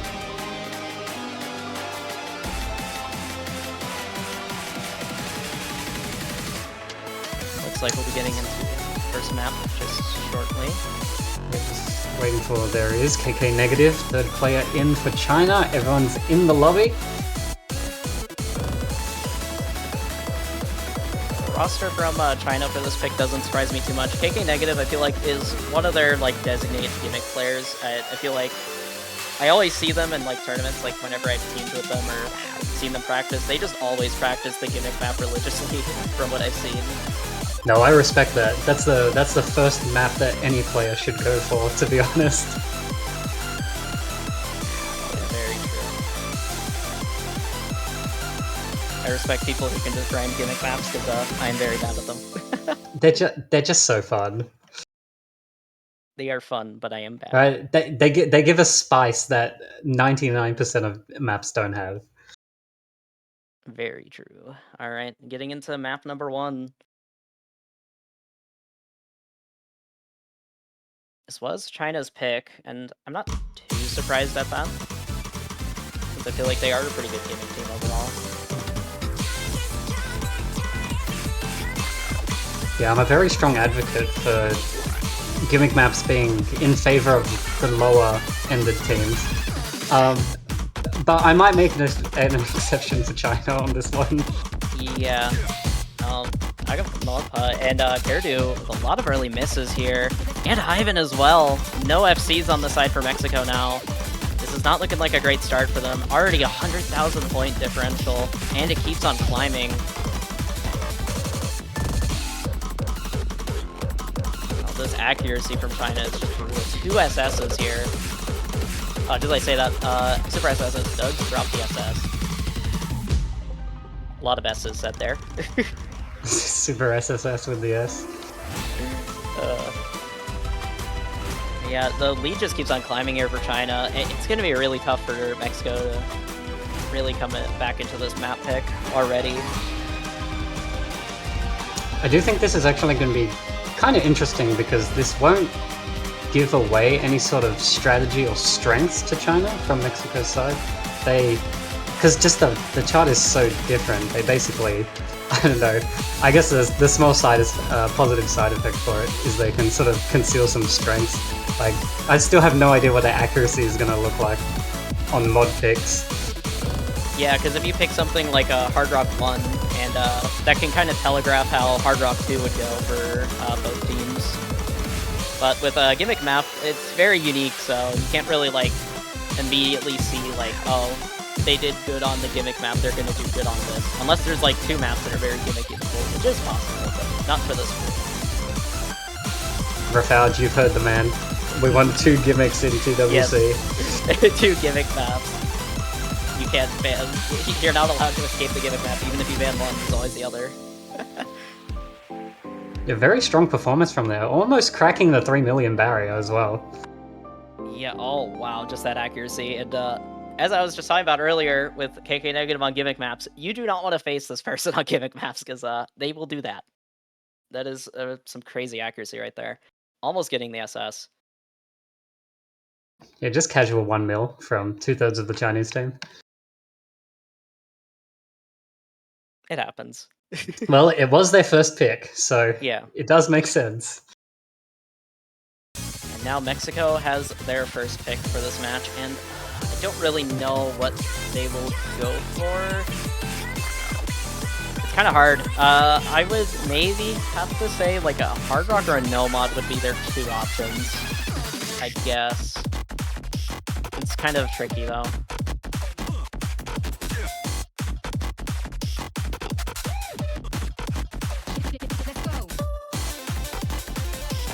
Well, the world is their oyster. First pick, a lot on the board. They didn't seem too happy about Free Mod 2 going, so there might be a potential Free Mod 1 in the works.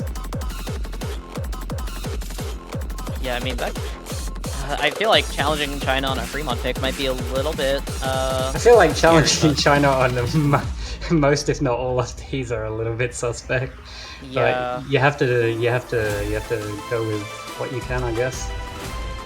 Yeah, if I had to guess, it's.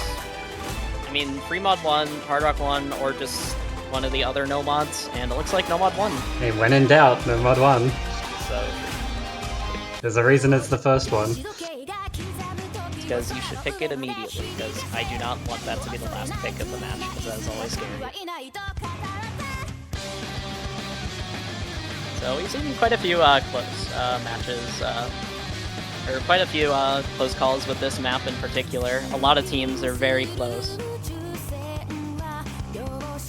But China will definitely have the yak advantage here. No map. Love to see it. Oh, it looks like there's an update. Well, they're just Yeah, side in the middle of the week there were some timing changes. Do not judge the man. I also didn't play this after it was updated. It happens. Yeah, it's hard to like remember to update it if you play the maps offline, which a lot of people end up doing, so that other teams can't like snipe what kind of scores they're getting or something.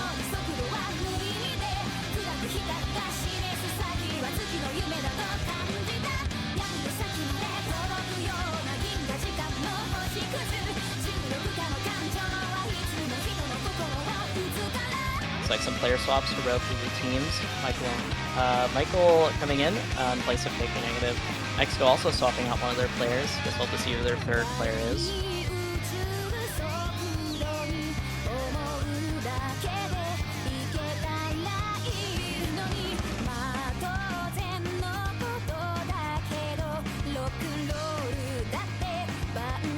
Alright, the player has appeared. First pick from Mexico, Nomad 1. Also the longest of the Nomads as well.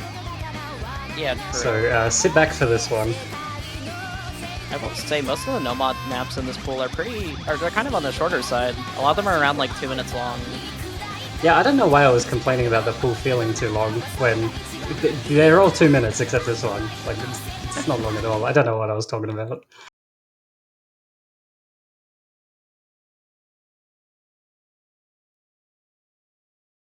Alright, Nomad 1. Time to just sit back, grab some popcorn, and chill out, because it's going to be an act battle, eventually.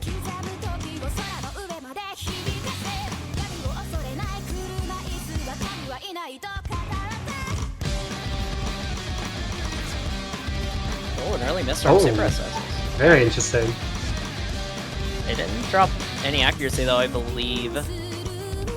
And it was so early on that it might not matter too much in the grand scheme of things, but with the nature of this kind of map, any miss or any 100 could matter. Gives Mexico a bit of an early lead, but Max Mizzle is dropping a few 100s here. That's going to make things a bit close. 9,000 point difference right now. Oh, Michael O'Neill. Yeah, and the timing on this is a little jank, so even though, you know, the OD's not super high, it's still kind of easy to slip up on the accuracy department. Yeah, just due to the slight variable, oh, that's a huge Michael, drop there for Michael! What is... Your 40k for Mexico coming like a quarter into the chart.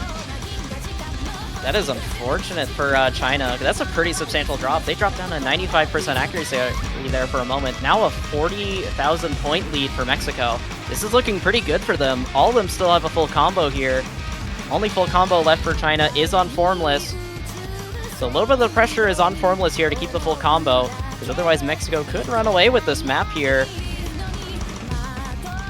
Yeah, Michael's tank actually hurt a lot. They're down to 97%. Tekka, no, you had the double S. Why? I wasn't even talking about you. How did I curse that? That is so unfortunate there. Man Yeah, needs that's a spotlight. Oh, and a miss from Caradu as well. That's going to lower the gap even more. Now it's only around 20,000 instead of 40,000 just a moment ago. Yeah, Mexico, two players not at that combo cap. Oh, no, it's going to flip back over. Yeah, it's going to flip back over any second. Yep, starting to flip over. Still fairly close, but yeah, that massive lead Mexico just had is now gone. There's still a lot of map, though. Definitely a lot of potential for a comeback here for Mexico into this. But yeah, they still have very high accuracy. Oh, still very Michael, what? He didn't finish the spinner? Michael, it's not Score V1. Michael, no! You have to finish the spinner. What is going on? Oh my goodness. Okay, that's gonna help close the gap a good bit.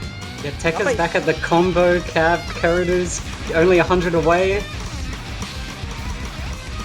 For anyone that doesn't know, you have to hit those on Score V2. Oh man. Yeah, if you don't finish it, it is not a perfect hit. Yeah. I believe if you like finish it halfway, it's in 100, and then If you don't hit it at all, it's a miss. 4,000 Right. points here. So They've got about close. 150 notes of combo advantage over China right now. They're only 3 to 4k difference. They need to keep the accuracy up. It's so incredibly close here. It's just gonna come down these final moments. The gap's shrinking just ever so slightly. It could come down to just a few 100s here at the end. No, it's gonna... Karidu. The 100 on the finisher. No, the accuracy is slipping very slightly. Formless- Wait, Formless misses! The last full Wait, combo! Mexico! It's flipping over! It flipped Mexico! over! Mexico! Oh my goodness! Mexico takes it by 1,134 points there at the last moment due to the miss from Formless, the last full combo standing for China. Oh my. Max with the only FC in the lobby. Mexico bringing it home. No 21 way. seed difference. They were like, nah, I'd win. Mexico's like, nah, I'm him. But literally, I'm him. Oh. Fantastic. That was such a fantastic match, or map Oh there my from goodness. both of Formless these. almost had it too. They were only like 30 notes away from the end of the chart. Man, that is crazy. Okay, well, 1 Yo, to 1 Mexico here. fans go off right now. Everyone rooting for Mexico right now is absolutely hyped up right here. And now Just- China. Stealing it by 1100. Well, not even stealing it, right? I mean, it was their pick.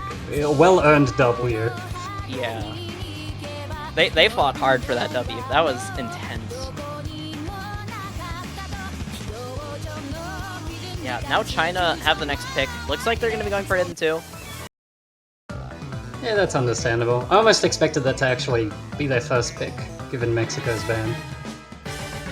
But going second makes sense. Still, I reckon, very strong and in their favor. Also might help a little with the morale after that one. Yeah.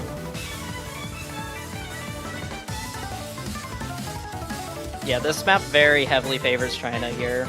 They're a very good hidden team, and Mexico did struggle a little bit with hidden in the qualifiers, if I recall correctly.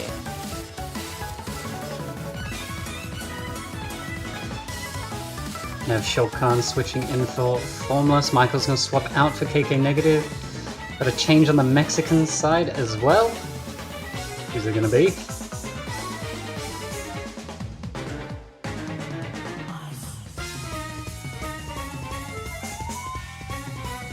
So, all the players on China are rolling. Rolling for good luck.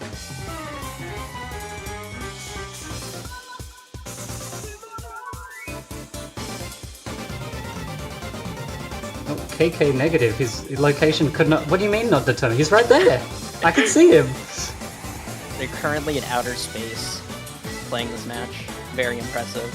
He's right there. Bad show.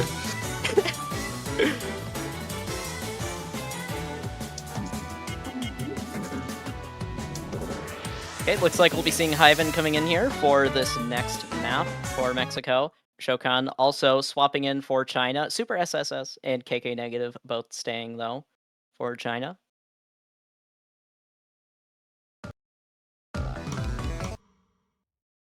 No, I'm going to assume that was just client The lag, client but just waking up. yeah. You know when you wake up and you get Charlie's horse and it's the worst fit? Yeah, that's what Bencho just did. Oh, there. Oh, Oh, never mind. There is not a third player for Mexico in the lobby. Oh no. Where did Max go? No. He vanished. The power of nature took him. Oh my goodness. Oh, he's back. Never mind. Nature returned them. Bencho determined his location.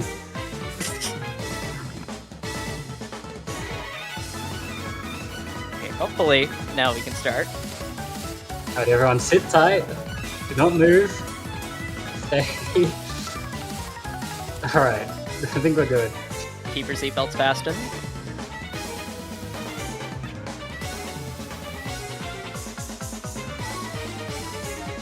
Alright, well, it gives everyone in the lobby a chance to try the first 10 notes again.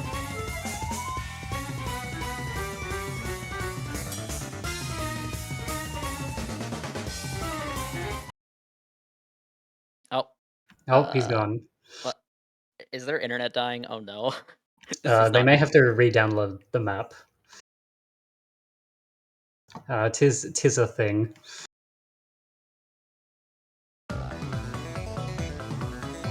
Yeah, it might be like a bug with the map, it looks like, is what people are saying.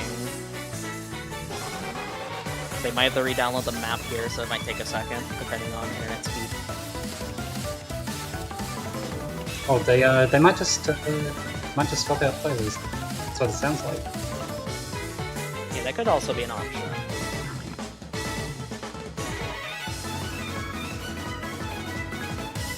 Stand by.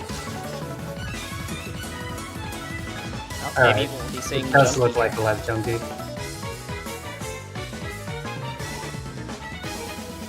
We have not seen them in this match yet, I believe, so it'll be nice seeing Yes, them play. the very well documented and reported on map download bug. I don't think I've ever actually seen that happen.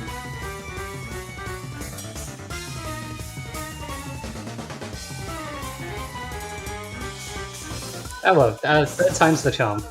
So they say.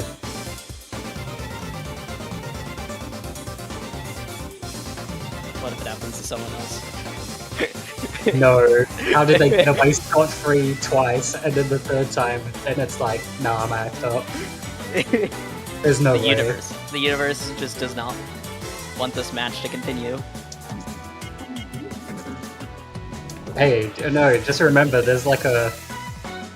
what is it? It's like 10 to the power of like 5 million chance that you just spontaneously teleport 50 kilometers away. Like, the universe might dice roll that chance. Maybe. Oh. Okay. I think we're gonna watch the map, maybe? TM? They're all there. I count 6. They're Yes. still there. They've all Okay, I hit a think- note. Alright, we're safe. Alright, we're chilling. Okay, on to Hidden 2. Second pick from China. Not too shocking of a pick here, as China's very good at Hidden, and Mexico, well, looking at the qualifiers, they didn't struggle too much compared to other maps. It was one of their weaker maps in the qualifiers. This map is also just hard, if we're being honest. Yeah, this map is like... Gonna be the first one to drop. Yeah, I don't know. The timing and the snapping on this is just so strange. I don't know what you mean. It's only 4.8 stars. It Yeah, could then- possibly be that hard. That means it's the easiest map in the pool, right? Yeah, so far, China with a pretty strong lead here, over 200,000 points.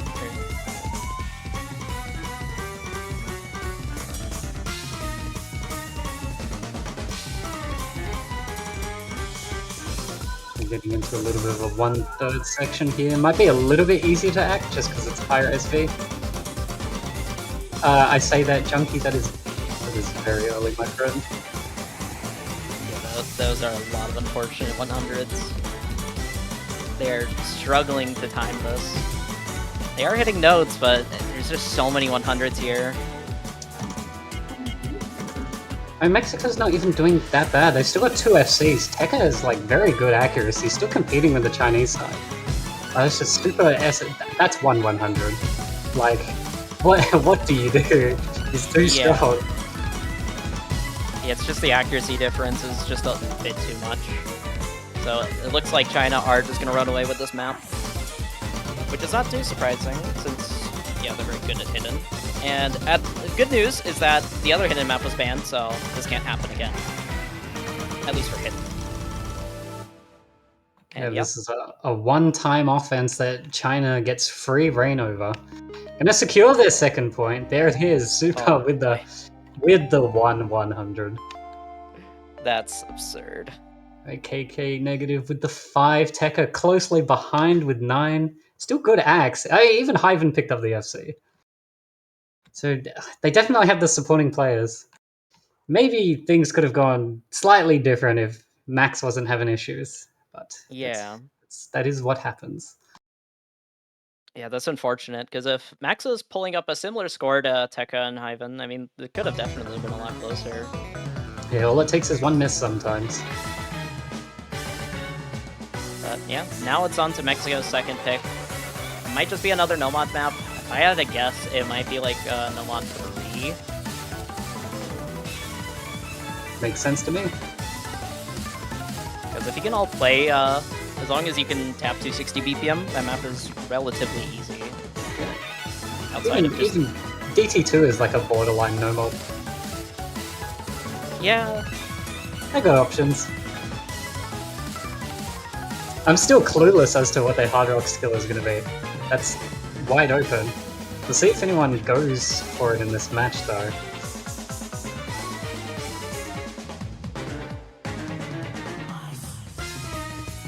Oh, Nomad 3. Yeah, Okay. Nomad 3. Hey, let's go. He's got one, ladies and gentlemen. I got my one.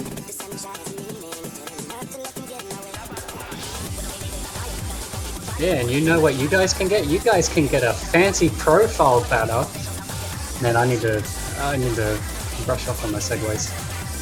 To support your country, or another country, or many countries, because you can stack them now. Oh yeah, I forgot you can do that. That's you can just have a really goofy looking profile if you buy like 10 of them. Excuse me, it's not goofy at all. It is magnificent. Very true. As I can't decide, well, you don't have to. Get all of them. Just buy every single country banner.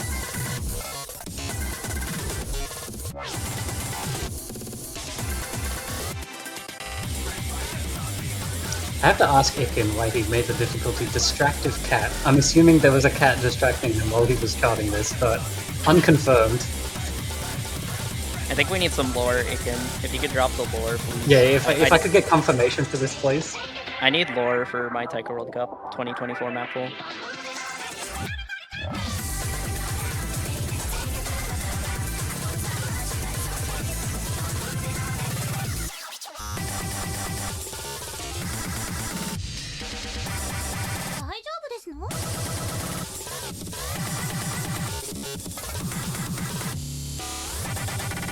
Few switches Sorry, here. babe. Now make me a sandwich. Max has returned. The man, the myth, the legend. No, please don't have that happen again. I don't want. Surely it's that. Surely it's just hidden too, right? Yes, surely. I believe.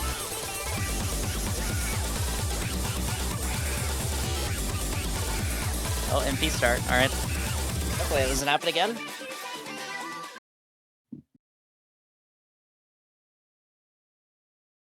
Okay, it looks like Formless coming back in.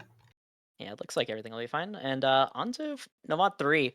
The speed map of the pool and the highest BPM of the pool, but the patterns are fairly simple on this, so I feel like most players should have fairly high accuracy on it. I feel like it'll just come down to a few 100s or a miss probably for this one if I had to guess. Assuming everyone can play 260 BPM. Yeah, this one definitely seems more comfortable than No Mod 1, I've found.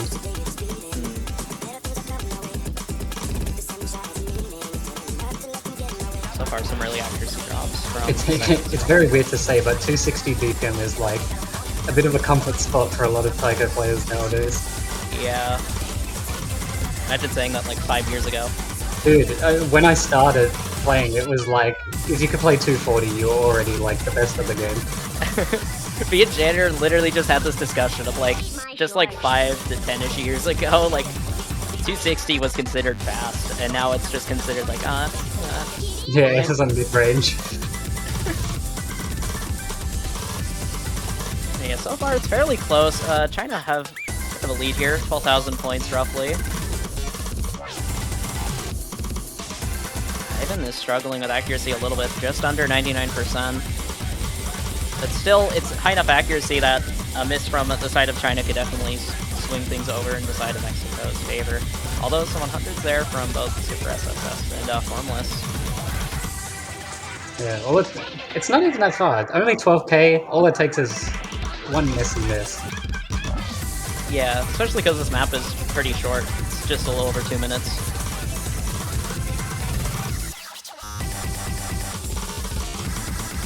The lead is slowly extending though for the side of China, just off of a handful of 100s Mexico is picking up throughout the song. Oh no, but that miss from Caradu.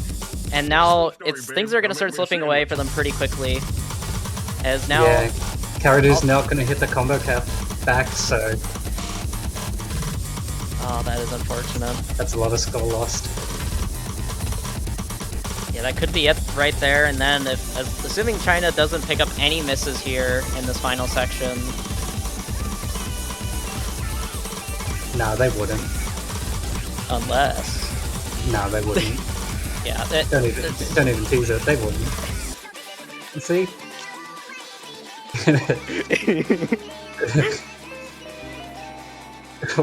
Wow. No, very strong performances across the board, though. Yeah, 100 there from Shokan, nearly assessing. Just some very strong overall team performances here from China so far in this match. Yeah, even Mexico, yeah, not slouching. Max, 19. Caradu's act was so good. It's just a shame about the misses. Yeah, that's so unfortunate. Yeah, overall, Mexico had a really good team score. Aside from just a few misses, they're a bit unfortunate. It's just China are just playing really well here. Oh, I get it. I get the joke. China just got their first Super SSS.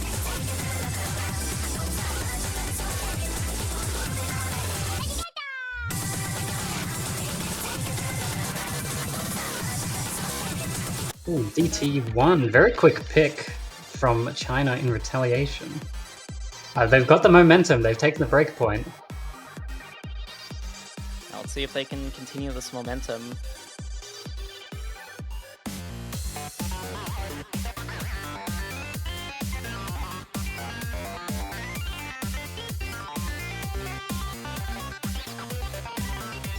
So we're going to be seeing the tech/accuracy DT up next. It's not really too speedy at all. I believe it's 192 BPM with DT. I'll say. Alright, what is it? 128 by 1.5. 192. You are a wizard. Let's go. I remember.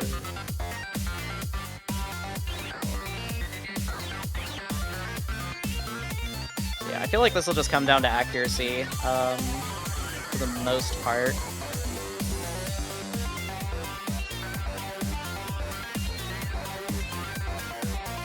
There's a little bit of trickiness in this. There's some 1-3, 1-6. There's one slider that overlaps some notes. Be interested to see if it catches anyone off guard.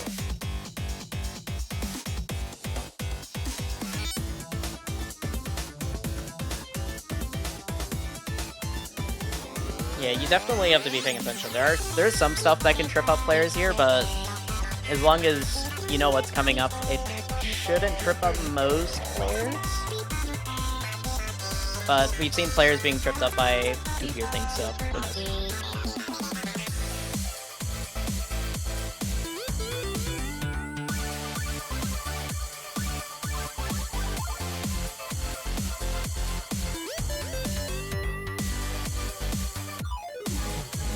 Alright, MP start command is in.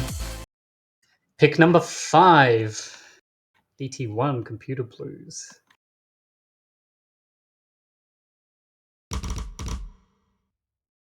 Alright, here we go. Mexico really needs to get a break on this one, or else they're going to be in dire straits. Yeah, it's going to be match point here, so a lot of pressure on Mexico here to try securing a break point here to at least reset China's momentum in the match.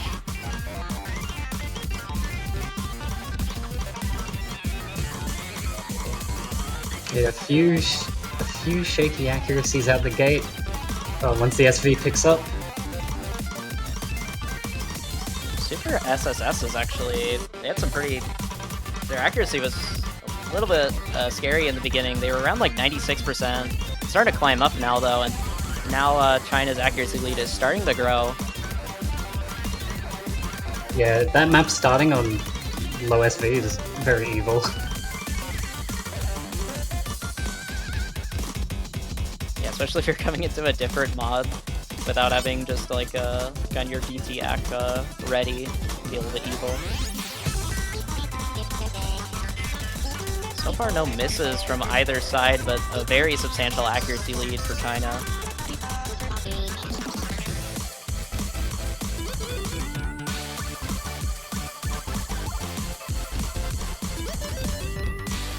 Max is dropping down to under 96% accuracy. Oh, a miss from KK Negative. That'll be the first miss of this map, but their accuracy is still incredibly high. 99.5% despite missing there is actually impressive. Yeah, Mexico's gonna need a bit more messier misses, let's say. Yeah. Like, clean-cut misses like that where you don't lose any accuracy is not going to bring it back. Karadu's missing is not going to bring it back either. Yeah. I think the only way Mexico can really come back into this is like if someone on the side of China just happens to pick up like a note lock or something and just misses an entire pattern. But Max also dropping their full combo. Now Tekka is the last full combo for the side of Mexico. Yeah, 2 FCs versus 1 right now, and they're down on accuracy. It's looking not too good for Mexico. China is running away with their pick here.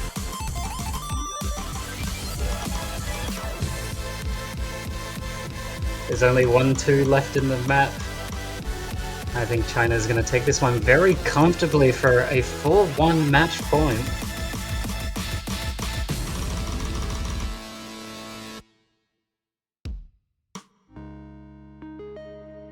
Yeah, they just seemed very comfortable on that pick. Yeah, some very good scores there from China.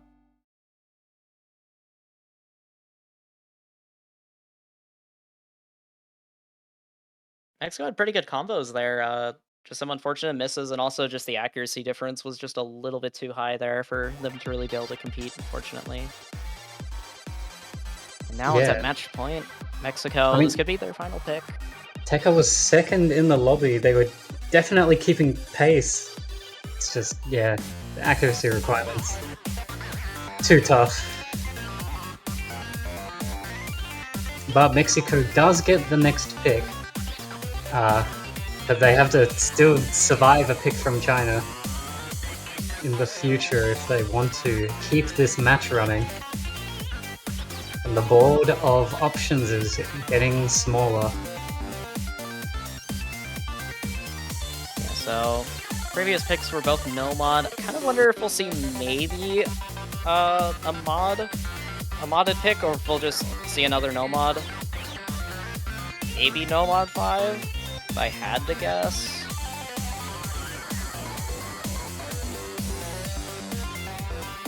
I feel like No Mod 5 is probably the better of the two. Yeah. From what I've seen so far from them. Yeah, China showed some pretty strong accuracy on DT1, so I feel like Oh, picking... they're rolling. That looks like Hard Rock 1 if I know my rolls. Oh. Let's see. Did they pick Hard Rock 1? Did they commit? Pick.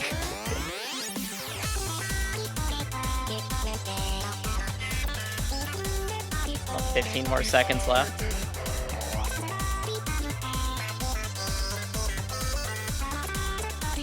Hard Rock What? 2. Okay. How does... I think maybe they were working backwards. Maybe Fremont 1 was pick 1 and GT2 was pick 2. Maybe they had to cheat upside down. I don't know. Oh, they just threw in a spanner to annoy us. The ultimate trolls. Doing a little bit of trolling. Okay, well, potentially the final pick of this match. China are at match point here. It could just come down to this.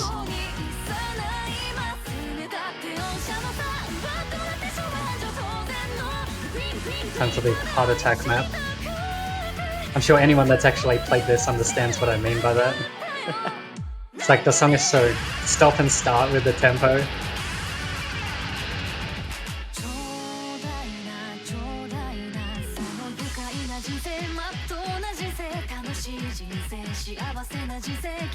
But outside of that, it's fairly smooth sailing. I didn't remember too much outside of it being very like stop and go. long That's as you can pretty much remember. it. Yeah, as long as you can remember like the parts where it speeds up, you're good. Yeah, I find just the nature of the rhythm in this is very stressful, and given its match point right now, I can only imagine that doesn't help. I fully believe that this chart was put in the pool for psychological reasons.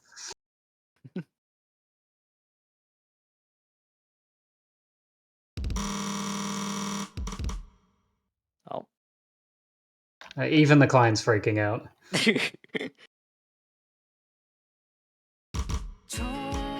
Alright, well, on to Hard Rock 2. Some early 100s from some players, but not too surprising because we just went into Hard Rock. And, can be a little bit tricky, just go right into some higher SP.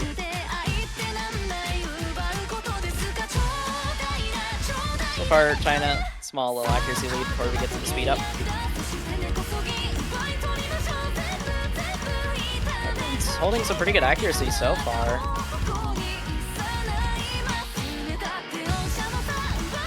Now, I do know they rolled for this, but a little scary on both sides since we haven't seen any hard rock from either side this match. Yeah, we've only really seen Nomad and some DT.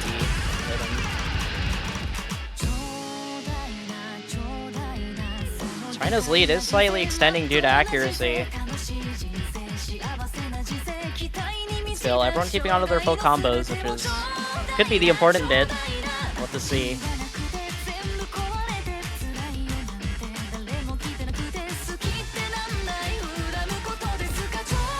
Definitely when that chorus kicks in and the scroll kicks up and the patterns get a little bit more dense. Have to see if any action takes place.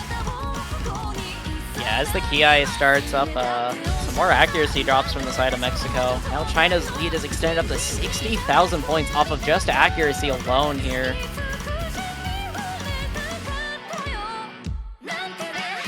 Alright, some longer patterns are going to start to come in. Turns out having to chill out for a second. Oh no, that's a lot of 100s there you saw from like a... Everyone still hit it. Wow, everyone still has a full combo here, but the accuracy difference, it just keeps on slowly climbing.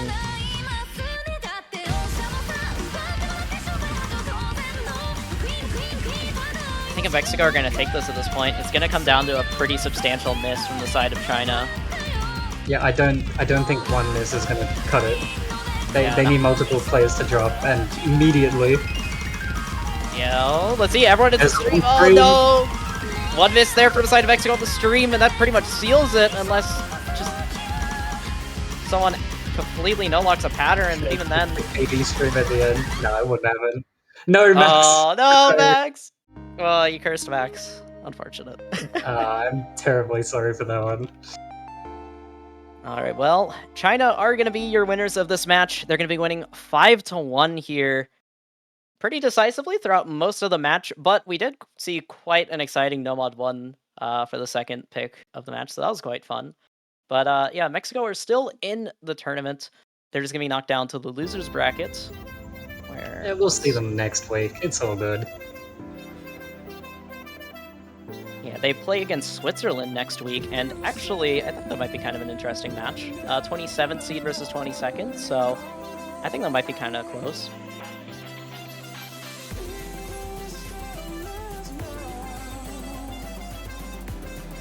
It's well fought from all players. Kind of going to take this one move on through the winner's bracket. Yeah, and they play against Malaysia next week in round of 16. So I think Malaysia could definitely put up a bit of a fight against China. They have quite a few good tournament players, so that might be an interesting match. I mean, this is I think Malaysia has seeded the highest they've ever been this year, actually. So this is the year to make the run. Yeah, if they're gonna make a crazy run, I could definitely see it being this year. And yeah, that'll be it for a little bit for today. We'll be coming back to you at 12 UTC with France versus Thailand. So definitely stay tuned for that, but stream's going to be taking a little break here for a good few hours. So go rest up and then come back for some more Taiko World Cup action later today. That is going to be it for me and Jay. Not sure if you have any more words before we close it out. No, you heard the man. See you in 8 hours.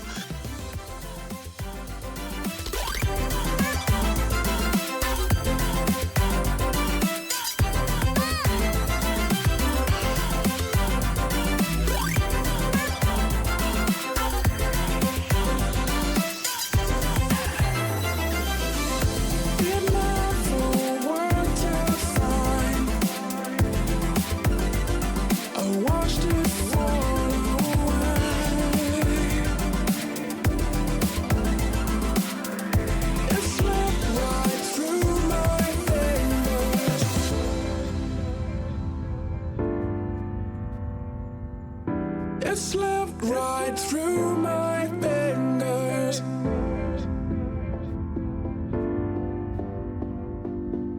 It slipped right through my fingers.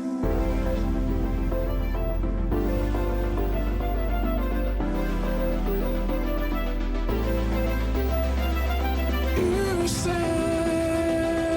never let me go.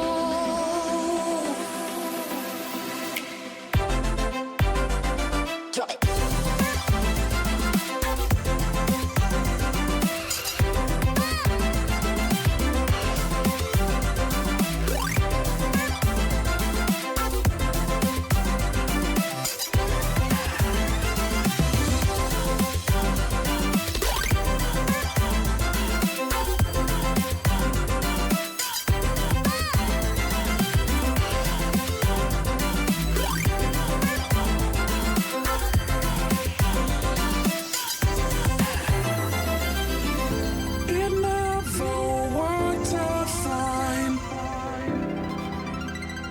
I watched it fall away.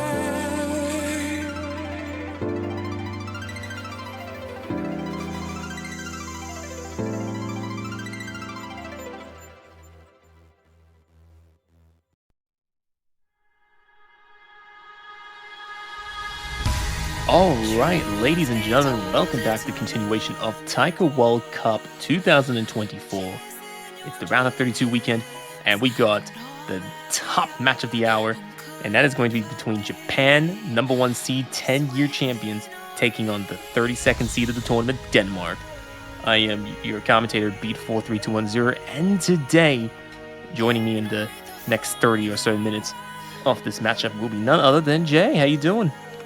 I'm doing good. We're back again for another year in the commentator Hey. booth. Japan going for 11. Yep. Yeah, I'm also very excited to see Denmark this year. There was like some fierce competition for just some of the countries trying to just squeeze in to the bracket stage, and I'm super happy to see Denmark here. So I'm looking forward to their performance on the big stage today. So, the match getting underway really quickly here.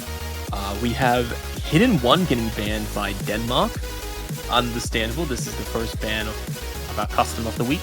Very tragic.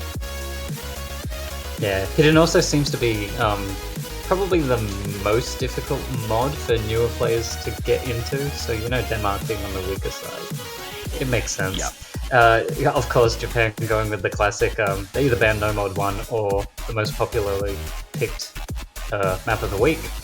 So, Hey man, it works. It's a good reason. it makes for sense, right? It's supposed to be the easiest map, right? So if you block out the easiest map against one of the weaker teams, then they have less options. Although it's funny that you say that, because we have less force mod, and actually we have an extra no mod compared to previous years. So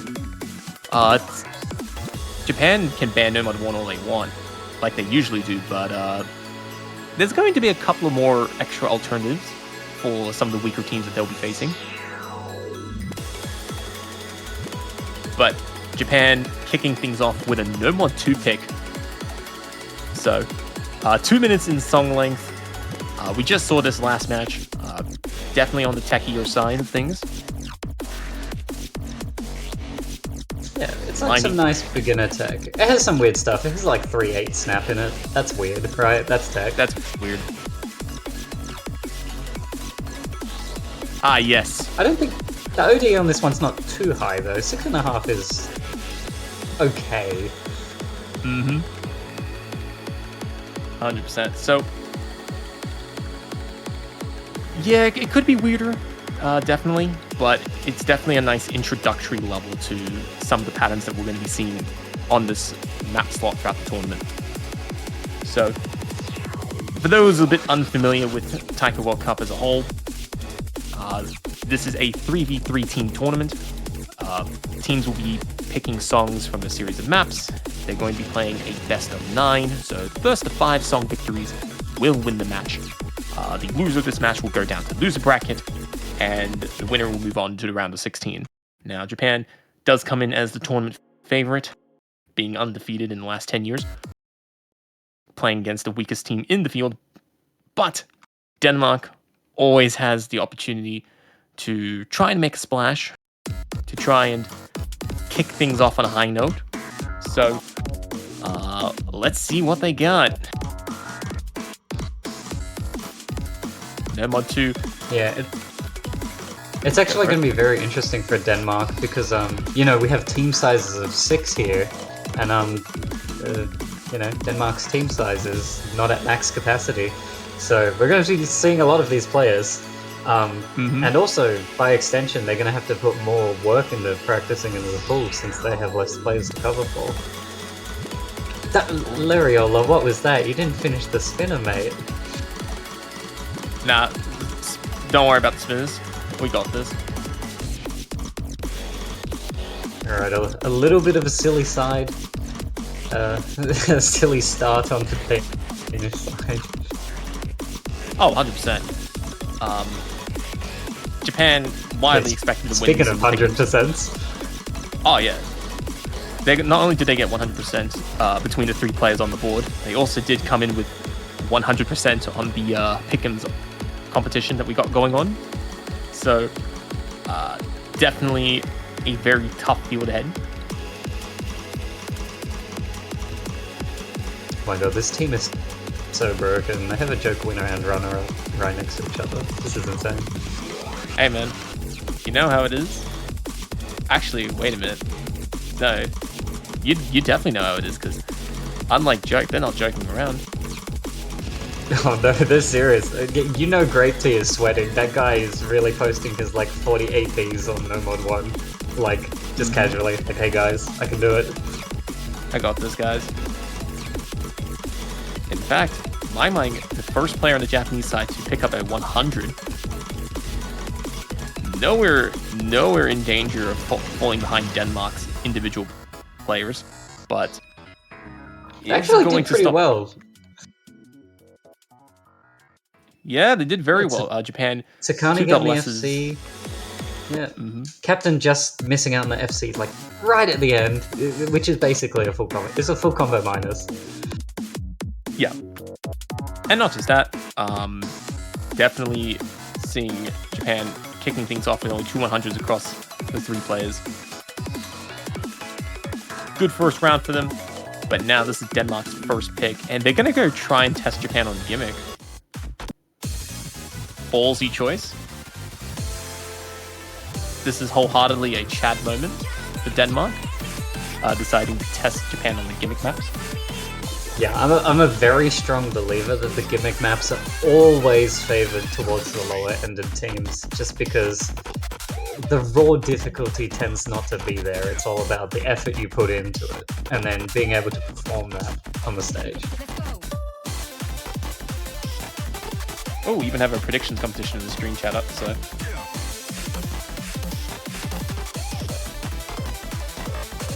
Just remember, guys, if you vote Denmark to win, if you vote Denmark to win, your winning is like 1 to 300. Yeah, exactly.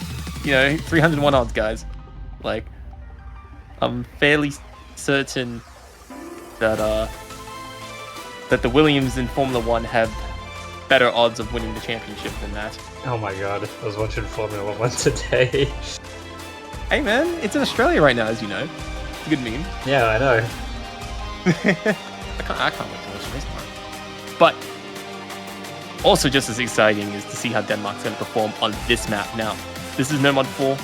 This is our SV map, which means that there's going to be a lot of variance in the scroll speed of individual nodes, manipulating the positionings on the charts, at least visually.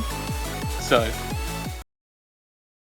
yeah, very important thing you mentioned there, right? It's an SV chart more it is a gimmick chart. It's very different to the No Mod 3 we had in the qualifiers. Definitely has a more player-friendly take on a chart.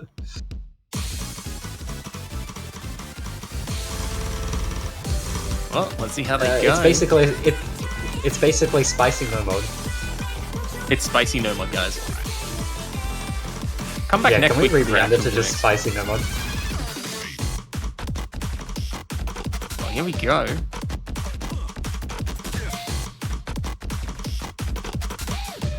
Everybody hitting the notes. Labriola struggling just a little bit in the early sections here, but still keeping an A rank. Definitely where you want to be. Doing very well on the ninjas. Definitely showing there's been some preparation for the map. But Japan showing no errors whatsoever.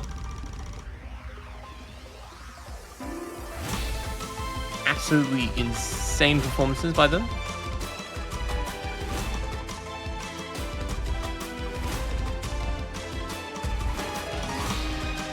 And we see actually two new players from the Japanese side stepping in. We've got Shamarin and ZK returning for another year in Taiko World Cup. And we also have Rika, who I don't know has actually played for Japan before. I don't remember.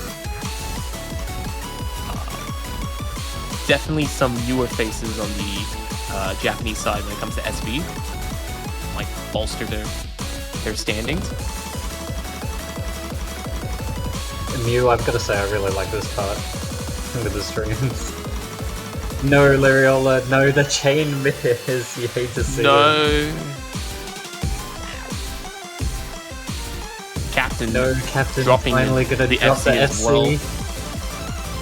Sukani. Sukani, player no! left. Also No, falls. no FC's But left. Shammer and MZK also picked up some big misses. Hang on a minute. Captain actually maybe beating Shammer. It's close. I don't think wow. so. Shammer and They gave MZK him a picked up round. What 21 happened? misses. What? Oh, Denmark's players almost beating one of Japan's individual players. What is Definitely, going on? definitely a bold statement. Well, as close of a bold statement as you can make against a team that has two double S's. Yeah, and here we're seeing what I was talking about on the right side here with having the smaller team. You know, if maybe not having like a full roster of players available to put in the the amount required to learn a chart. You know, more players, more skill sets. You get a little bit of ease of access for that. 100%. Denmark, they gave it a very good run actually. Yeah. You know, I'd be happy with those scores. yeah, me too. Japan, happy to play No Mod as well. They decided to pick the speed map in the pool, and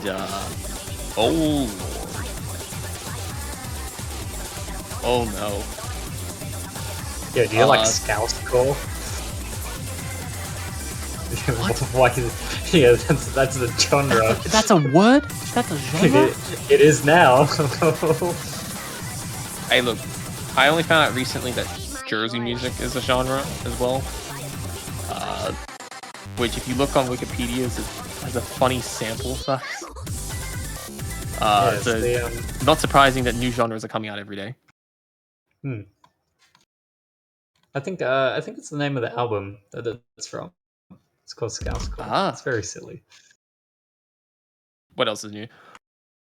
So, Hey here man, we go. don't flame me in chat for that. That's canon, right? I don't make up the rules. We just commentate on them. That was a terrible joke. Yeah, music is all about breaking the rules. Remember that. Yes. But breaking the first appearance on stream from the Japanese side with Nekomuzo, who is going to be playing on this map in the top lobby bay.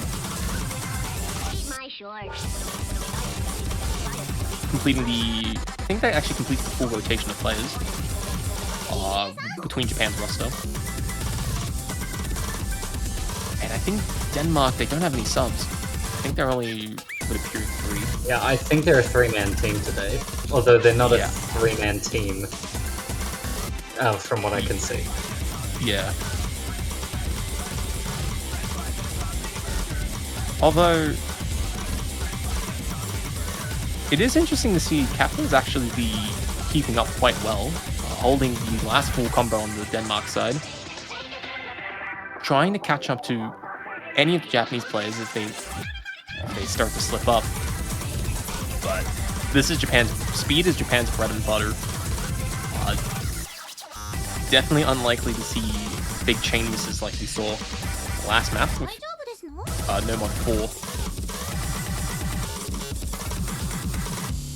Now, speed groups are really interesting because they tend to have like higher OD because it's like if it has low I don't know, it's very weird, right? Like everybody has like much higher accuracies on this despite the OD being higher just because the nature of speed is like if you don't act it, you miss anyway. I don't know, it's very interesting. Yeah. JP also Now, with the triple double S, that's not a confusing statement. Now, what I'm really curious to see is if all 3 players are going to become MVPs on this map. We did... No, you... I actually... Shut I up. cursed it. Shut up. Get out of here. I cursed it. I cursed this it. This year marks the final match that Beat43210 commentates here on Oz Live. I'd like to thank you all for watching, and we'll see you again next time. Okay. You know, I guess, you know, if I don't come back next year for Taiko World Cup, we all know why now. You mean come back next year, bro? I'm not going to see you next week. This is it. My man is never going to beat the commentator allegations. Hey, man. Oh, come on. Don't do me like that. Oh, someone's going to take down Japan. Yeah, and it's the commentator, apparently. This guy over here. Oh, it's okay. Japan, why did he say that? Hey, I guess I just wanted to protect Taiwan's triple MVP. My man was from, like... no, mod 5. What do you want me to tell you? My man didn't stop to consider that just because he could doesn't mean he should. Nah. And I'll do it again. This is a very no mod heavy match. We have not had a single mod pick yet. Going into pick number 4. They're just going down the list. So yeah, no mod. Yeah. We'll see. Dude, do you know what year this song came out in? Oh my god. 2012, if my memory's correct. I think it's I think it's somewhere around there. This is an old song.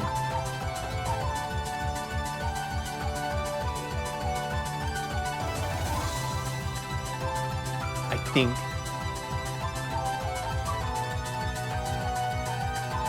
Yeah, maybe I don't know. Eagle might have the song info on that one. But yeah, oh my god, I've been listening to this ever since I started playing the game. Hey man, XI makes good music. What do you want me to tell you? Absolute banger. Apparently this is a translation. Apparently the song title is translated to "The Finishing Attack" or something like that.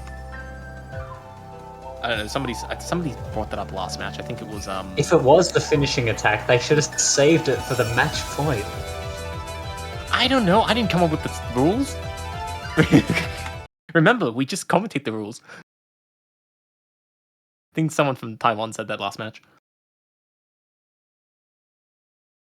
This map is really good. This is also another case of like, if you don't have good ac, you're missing just by nature of streams. But it has two like very cheeky slow SV sections, so I don't know, we'll see what happens.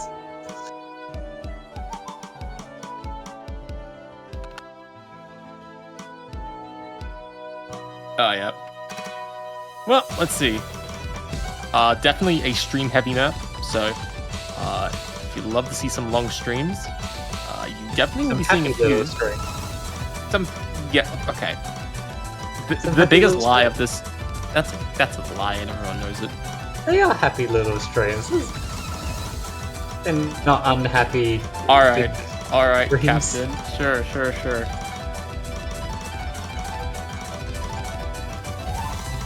If you insist. He's cooking no Luriola, you don't want to be chain missing, not on a chart like this. Yeah, although I guess is... if there was a chart to do it on, this would be it. Yeah, definitely to be expected here. But yeah, all three players from the Denmark side dropping their full combos, picking up some misses. Down by a significant margin. Alright, Japan, this is it. This is where you ruin the double S. Like, this is the section. Like, this is the part where you do it. Just for no reason. Why stop at the double S when you can just miss instead? I got one. I got one, boy. Peace. You go. Yeah, okay. There you go. Mission accomplished. No, that's quite reasonable. That part is just unnecessarily hard to act. Remember, the hardest part of the song is the Kanten section, guys. Yeah, it's the easy part because no one practices it. Got him. Yeah, no one practices the easy section, which in turn makes it the hardest section. That's it. Yeah. That's just fact. So that means Taiwan is actually #1 on this map. They have beaten Japan on the map. Oh, true. Hey. Look at the scores. I'd actually be really curious to know what some of these Japanese players you are on something like this would be. Ooh. I wonder too, but who has time to talk to him and find out? Captain is kind of going off. Only 2 minutes. Yeah? My man is really steering the ship right now. Alright, now they're going to play Hidden 2. They're just going to go down the list. Wait for it. I got the script right in front of me.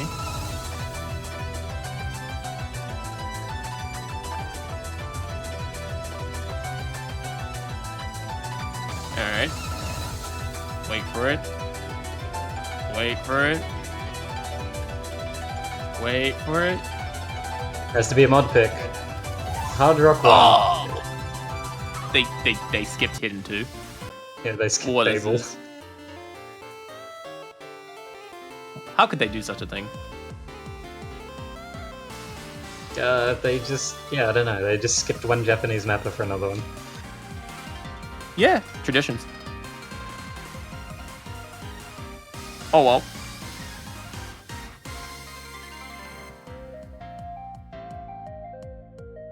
Yeah, so Hard Rock 1, I think it's actually the shortest map that's still in the pool. Oh, Grape Tea's gonna swap it out. That probably explains why they picked it. It's funny that you say it's the shortest map in the pool, because I swear every other map in this pool is unnecessarily long. Like, have you noticed this? Like, I felt like this round in general is just really big. Like, overall, the total drain time is quite large. Hey, man. Well, I mean, I guess, we had to add the drain in there. Just drain the spirits. Warm you up. I'm a little conflicted if this or Demonish is the easier of the hard rocks. I think most people would probably say it's this one, though. Yeah, I find this map easier, and I've tried. It was brutal. I don't know. I find the map pool just alright.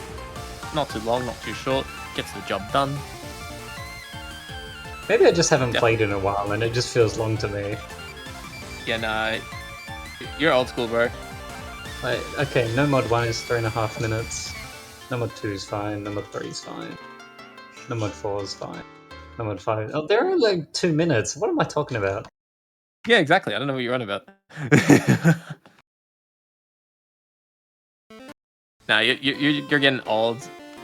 It's Gotta the get free mods. It's because the free mods combined is like 6 minutes. I bet that's why I think it's long. Ah, that explains it. All right, Philippines. Write that down for tomorrow's I match. take it. Nothing I say should be noted by that team. It's everything the rest of my teammates say. Actually, yeah, you're kind of right. Hey, I was meant to I'm go. not a teammate. I was meant to go on a date tomorrow, but due to Filipino reschedule, I've had to cancel my date. So I hope they know that I'm out for blood. Ah, yes. And I'll be sitting in the sidelines, watching along. This is a warning. Ah, yes. Declaration of war. And it's a war that, unlike the one that Denmark's fighting in, is winnable. Now, I'm actually really excited to see how Denmark's overall accuracy goes on this, because this is OD 9.1, highest They're doing very well, actually. so far, and they are actually doing pretty good. Yeah, no misses, 98%. Hey, it's pretty good.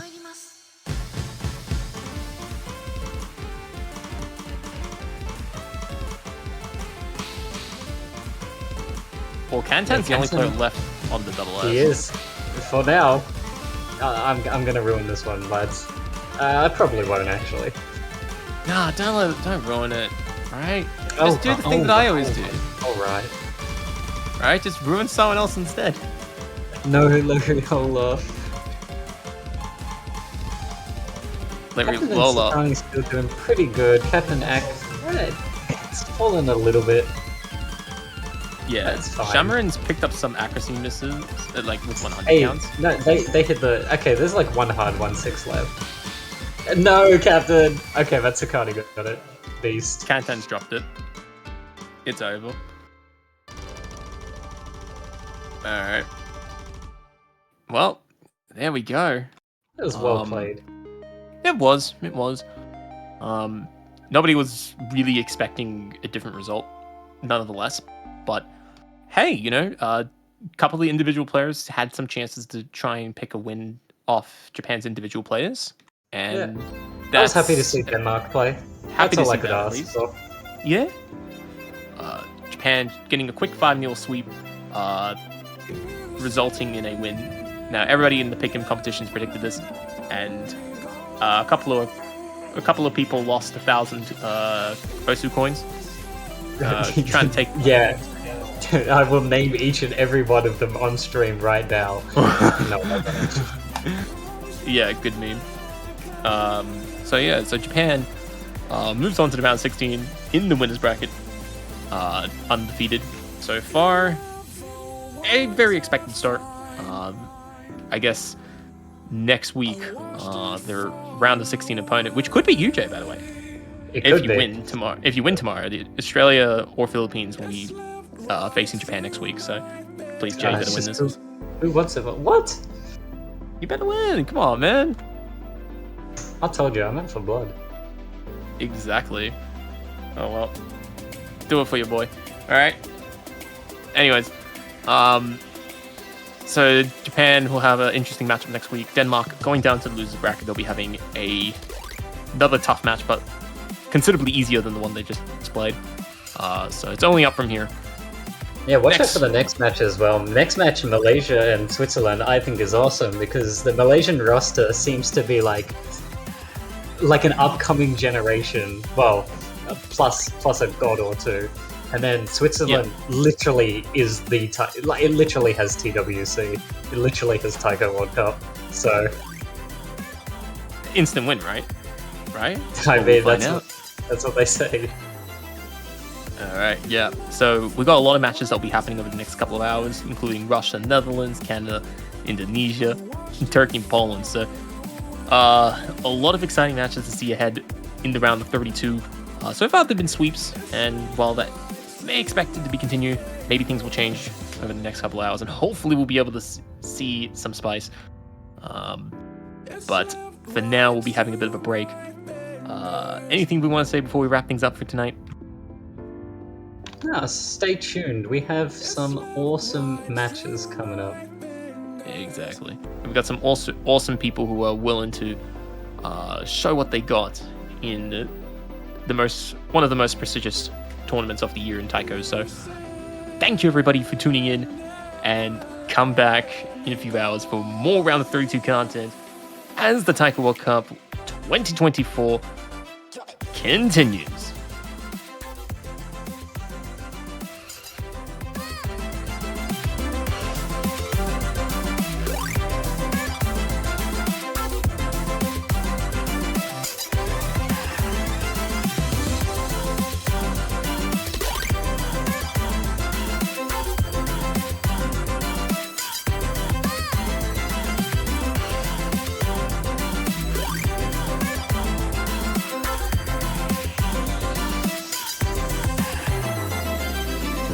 It never worked out fine. I watched it fall away.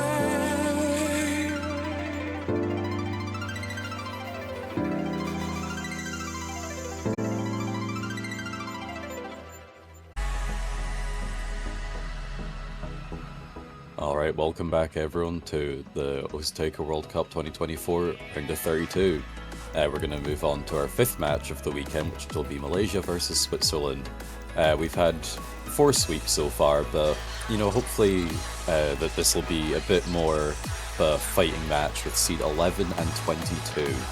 I'm Diesel, joined by one of my fellow casters, Youngin. Hello. Hello. I'm back for casting a little bit closer match than what just happened in the last 2 match. I was playing one of the teams against a really strong team, and of course it ended up being a sweep. So hopefully this time we will see a little bit closer match and more maps, especially these two, like Tiso said, these 2 teams a little bit closer seedings, and especially a lot closer compared to Japan and Denmark. We're gonna start off with the Rose 92 from Switzerland and Malaysia getting a 27. So Malaysia will be banning first, and Switzerland will be picking first. Yeah, not a great start for Malaysia, losing in the roll, but you know, has to happen. I feel like the name change to Taiko or just Taiko World Cup, I think that really kind of, well, the whole game knows that, oh, this is someone that's really invested. We need to give them the good roles here. It's the Taiko World Cup. A funny thing, he's previously known as MC2BP. I think he was in Mania World Cup, and then he was also in Catch World Cup. So I don't. Bit I of an think the Almost only player representing the whole country. yeah. I think the only World Cup he hasn't played was Osu World Cup, I think. So he has been here for quite a bit, and once again on the stream, and this time on his main mode, I would say. So let's see how he performs. And once again, Switzerland actually got quite a bit of a bigger team this year. They actually have more than 4 players this time. So having Neko Tao, I do believe as a 01519, which changed his name to something else, and then Chloroma and Ui. So a very strong, very new upcoming team from Switzerland, and so does Malaysia, which Malaysia only have Crab Cow returning from last year, but they do have some really great tournament players who has like GAK, who has won AGTS before with Crab Cow, so definitely an interesting team.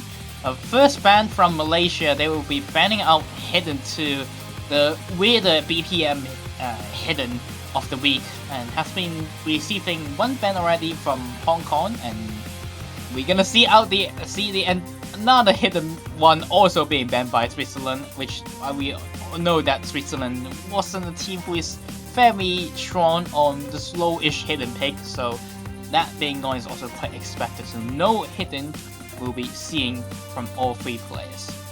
Yeah, there's still the opportunity for hidden over in the free mod bracket though, as we still have both of those open. But maybe these players are going to be daring go for hidden hard rock instead. But you know, maybe if both teams aren't too confident on the hidden, maybe we won't be seeing too much of that. They're just going to go for the hard rock instead. So with the bans out of the way, we'll advance on through the picks, and Switzerland are going to start off with no mod 1, keeping it simple. Finally, we will be able to see this map, which this map I do believe is actually the most banned map so far. No teams want to touch this map. Oh, no mod 1? Yes. What? Yes. What is going on? I do believe this map has 4 bans so far, so almost every match has this map being banned. Because one they... thing... Yeah, like one thing you do see is the higher seeded teams will perhaps ban maps such as No Mod 1, as it's kind of theoretically the most simple map in the pool. So it's just like, if they make one single mistake, that lower seeded team is right behind them to kind of take that win away from them, so they want to eliminate the map to reduce the chances of that. So that's probably the theory behind it. Yeah, I do believe that's most of the case, especially this map being super easy to find and miss, because N-Move has cooked a map that has quite weird patterns, which I would say players may find a bit of chain misses if they were not feeling comfortable at some of these patterns. And we do have Switzerland having Taiko World Cup, Neko Towel, and Nakarin, which is previously known as Steel 1519 in for their team. So Neko Towel, the new addition of this year, has been mapping quite a bit throughout the, I would say, mapping contests and such. And now this time will be the first time we're seeing him playing a tournament match. And on the other side, Malaysia, I would say that their key player of the team, Krakow, is actually not playing this map, and I'm surprised. I am not that surprised, honestly, because we have some really good normal 1 players over here, especially DXA Fong, which Fong I usually call it Fong Jie, and she got a 100 last week on a normal 1 pick despite her rank, so she's definitely really good at the skill stats. And backing her up, we got Hanit and Cord 31 HP, which are also very new. I would say Cord is definitely a very new player. Not yeah, it's seen actually a in name I don't tournaments. recognize, and I think I recognize pretty much everyone else on Team Malaysia, so definitely a lot more of an upcoming player. Yeah, so a really good no mod 1 team. Let's see how they perform on this map. But Switzerland picking this map must have been practicing and may even have 3 FCs on a map like this. So we might see a 6-way FC starting on our first map of the match. Yeah, commonly when you're the lower seeded team, the general strategy kind of moves towards, we just gotta pick the maps that we're the best at and most consistent at, and just hope that the other team makes mistakes. And a No Mod 1 is the perfect map for that, for the reasons that we previously said. Yeah, so far on this map we are not seeing quite a bit of accuracy dips from Neko Tower, only on 98.5% so far, but still not that far away, and one should be able to take it back. Yeah, just get the shakiness and the nerves out of the way immediately. It's the first map after all. And as you yeah, it's not even 5,000 point difference, so very easy to come back from that. Just accuracy drops from Team Malaysia, or even a miss will bring the lead back over to Switzerland. One thing that the players need to watch out for is all these slow drum rolls, actually, because those are extra points that you absolutely need in order to win this map. You can't afford to lose out on them, but I believe if you don't hit any ticks on them, it does actually count as a miss. So, doing really well. And there's that miss that we're talking about. Traded by Taiko World Cup, though. It's back to about 5,000 point lead. I think Malaysia does barely come out on top of that just with accuracy differences. Not only so that, it is doable. I would also say it's also finisher difference. I do believe Neko Tower has missed a little bit of finishers on the more finisher heavy sessions, So he's not hitting absolutely all of them, and I would say it's quite crucial for this pick. As I was talking about him, he's going to be finding a break right here in the middle of the map. Henley's just traded back instantly though. Once again, it's going to be a trade, but now there are 2 players on Switzerland, not on combo cap. So Malaysia is going to be able to bring it a bit further, but DSA Fawn is going to be finding a break. The nerfs are there, and now Switzerland going to be on the lead, but Deco Tao instantly trades it back, and Malaysia is back on the top with 8,000 points difference. Yeah, we're looking over at Nakarin here at the bottom right for Switzerland, still holding on to the double S 2/3 of the way into the map. And Cord on the bottom left is, I think, only 1 or 2 100s total. 99.91, they just hit another one. Yes, still. Incredibly close. Another miss from Henny on this 1-3 section. That was Switzerland have the advantage here. But Taiko World Cup also trading that miss. It's going to stay around a couple of thousand, but another miss from Nekotel is going to give Malaysia the biggest lead that we've seen so far in this map, around 13,000 points. It's so close on every map so far. Oh my god, on every minute, every second of this map so far. Now here comes the more density session, and Henley finds a break, but that misses it's not big enough as the combo, their combo advantage, I would say, definitely benefits Malaysia as DSA Fawn being the second player on the combo cap for now, and a trade there once again with Nakarin and Henny, meaning there are no combos for Switzerland to come up to take it back. Some of these trickier patterns not playing any Malaysia players, and I do believe they would be slightly ahead at the end of the map, but what a close one. Has definitely the closest one so far throughout every match so far. Yeah, that was back and forth quite a bit in the middle of the map. Some really great scores though, especially from Nakarin and Cord there. Cord especially with the 4-100 full combo. That was so close. Finally a close map, I would say, for all the maps so far. Nakarin with a very unlucky break at the ending. Very unlucky break at the ending on the... I do believe he missed on the DDD-KKKD, which I would say the first time appearing on the map, so definitely an understandable miss. But yeah, there are a lot of misses on this first map, and I would say the nerfs definitely plays quite a bit on this map so far. I do believe both teams did not expect them to find that many drops. Alright, so that's an immediate breakpoint for Malaysia actually, so that's really, really big for them. And they're going to move on to their own pick now, which should theoretically be even more advantageous towards them.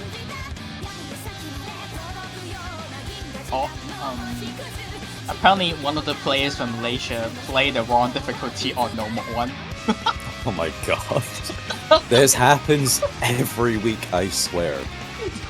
Double check the difficulty name. It's really important that you practice the right map. You're given a week to practice for a reason. Well, this at is least not a sight read World Cup.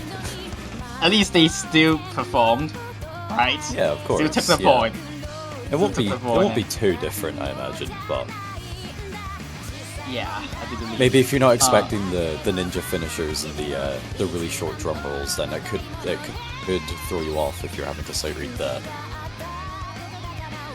Yep.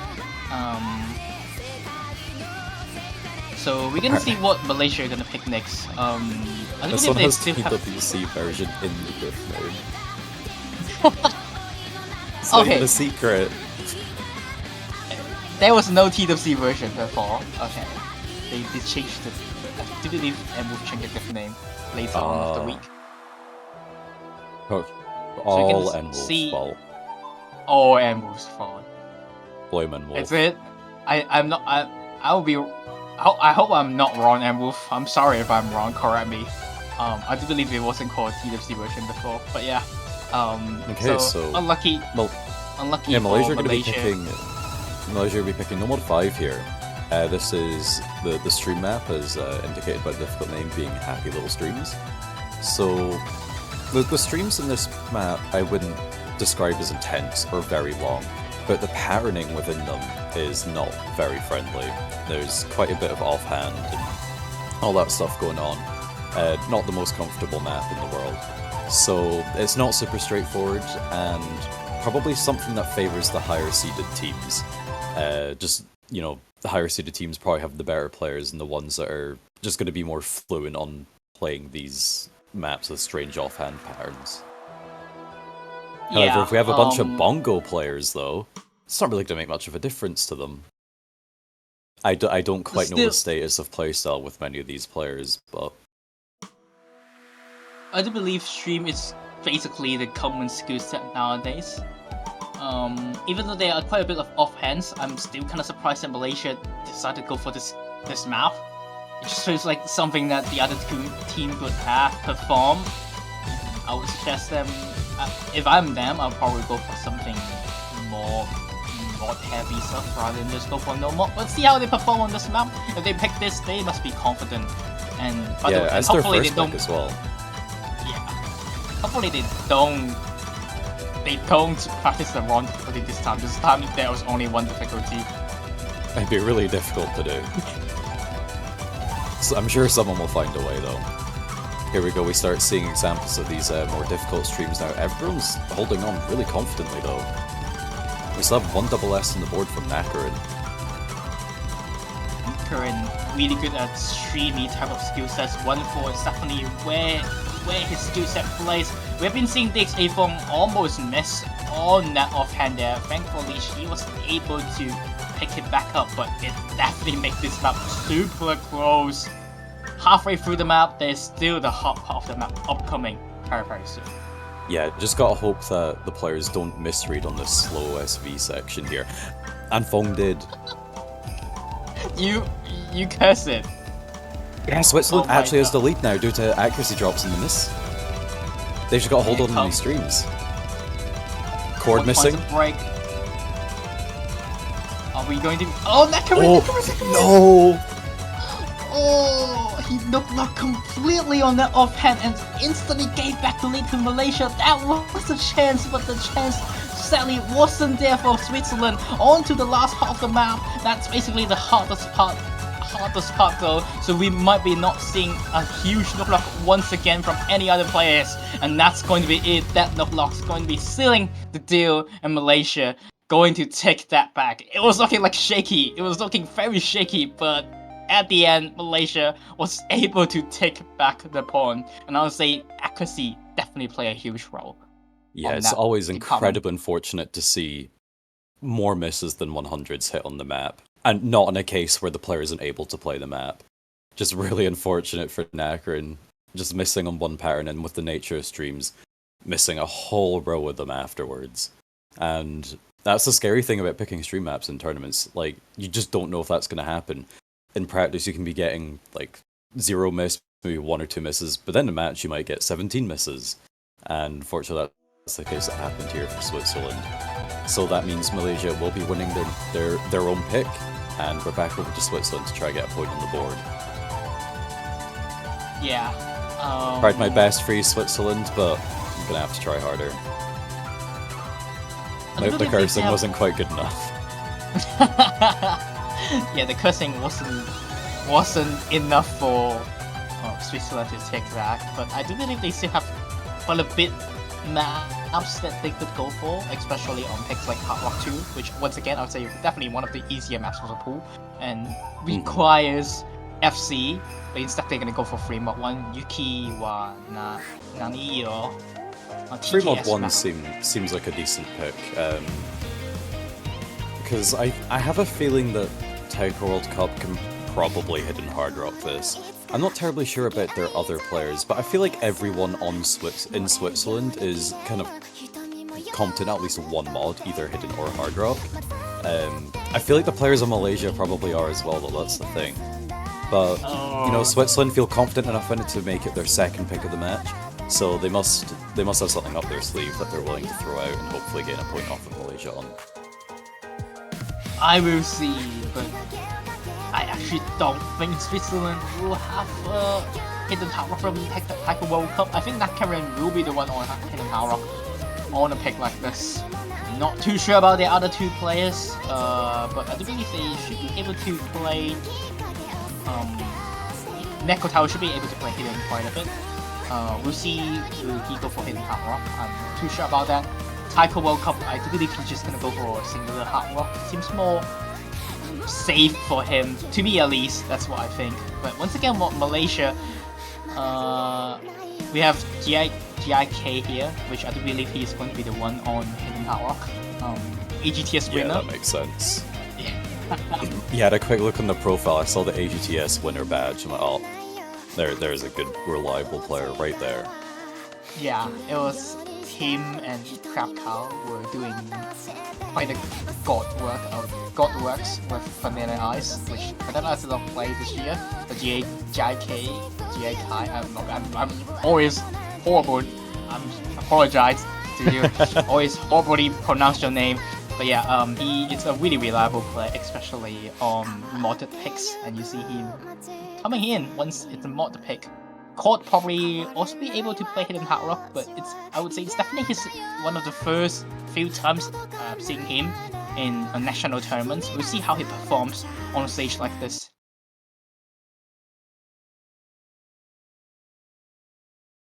I will not apologize for mispronouncing players' names throughout this entire tournament. You should make your name easier for me to pronounce. I'm the one having to say it. Wow, rude! Rude to our players. But yeah, like I expected, Switzerland does have the bit lower mod advantage.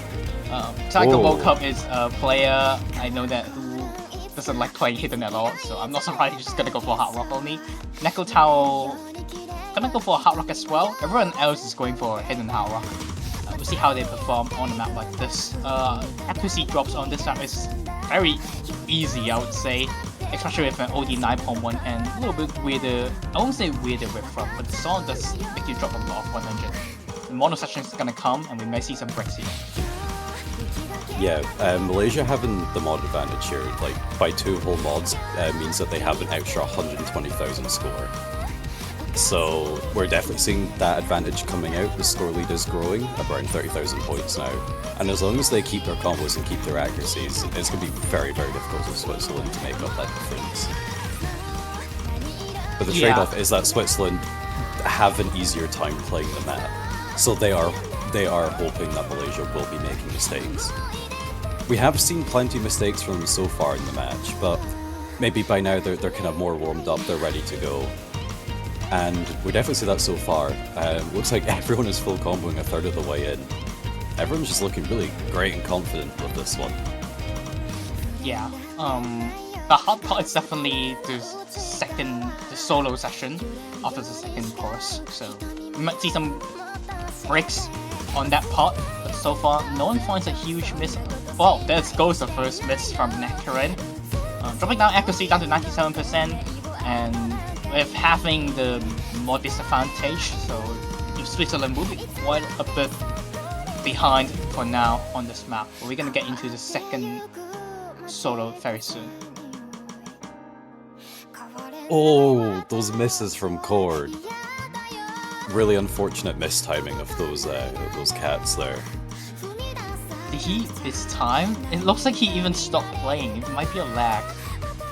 I did not see too clearly, but yeah, unlucky case for him. Now into the second KI, and I would say definitely the hardest part of this map with 1-6 jumping in at you, and also offhand patterns. We might see some miss right here. It's really close between these two teams. The Saver mod might be working out well for Switzerland, especially with that 2 miss from Hanit and Cord.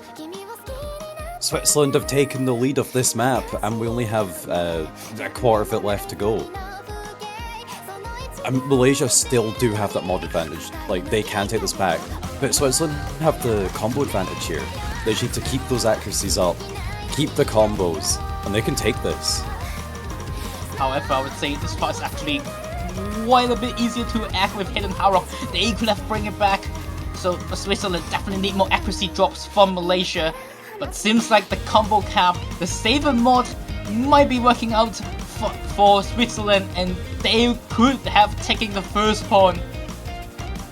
And that's it. Might be the first pawn, the first match that both teams at least get a singular pawn. And finally, it's sweet. Not a sweet. Yes. Oh my god. Yeah, really, really great performance from Switzerland there. They saw that going into this map that they had a really big disadvantage when it came to mods, but they didn't let that deter them, and they stuck it out to the end, and were very much rewarded for that. Malaysia doing incredibly well as well. We have Jackie with the hidden hard rock S rank, and Henny and Cord really not far behind at all as well with their hidden hard rocks as well. Nacron also doing great. Only 2 misses with their hidden hard rock as well. Just everyone performing incredibly well. Yeah, GK, I would say, did a really good job on the hidden hard rock. Especially, I would say, the AGTS experience definitely helped him quite a bit in this case, which he was playing hidden hard rock a lot in that tournament as well. And his mod ability is extremely good, and we see him perform on a map like this. I'm kind of surprised Henny is the one to play as a third player on the map with hidden hard rock. He still did a really good job of holding combo, but the 114 and 100 did bring down his scores quite a bit, so kind of unlucky. It's a nice experience, I would say, to put on a hidden hard rock in a World Cup stage like this. Now, Malaysia, let's see what they will respond back. It's gonna be double time 1. Yeah. So that, yeah, this is the slower of the double times, but a lot more focused on more complex patterning and accuracy. Yeah, the doublets on this map could be kind of tricky, and I would say sometimes with the 1-6 like right between patterns could have make players finding quite a bit of accuracy drop as well.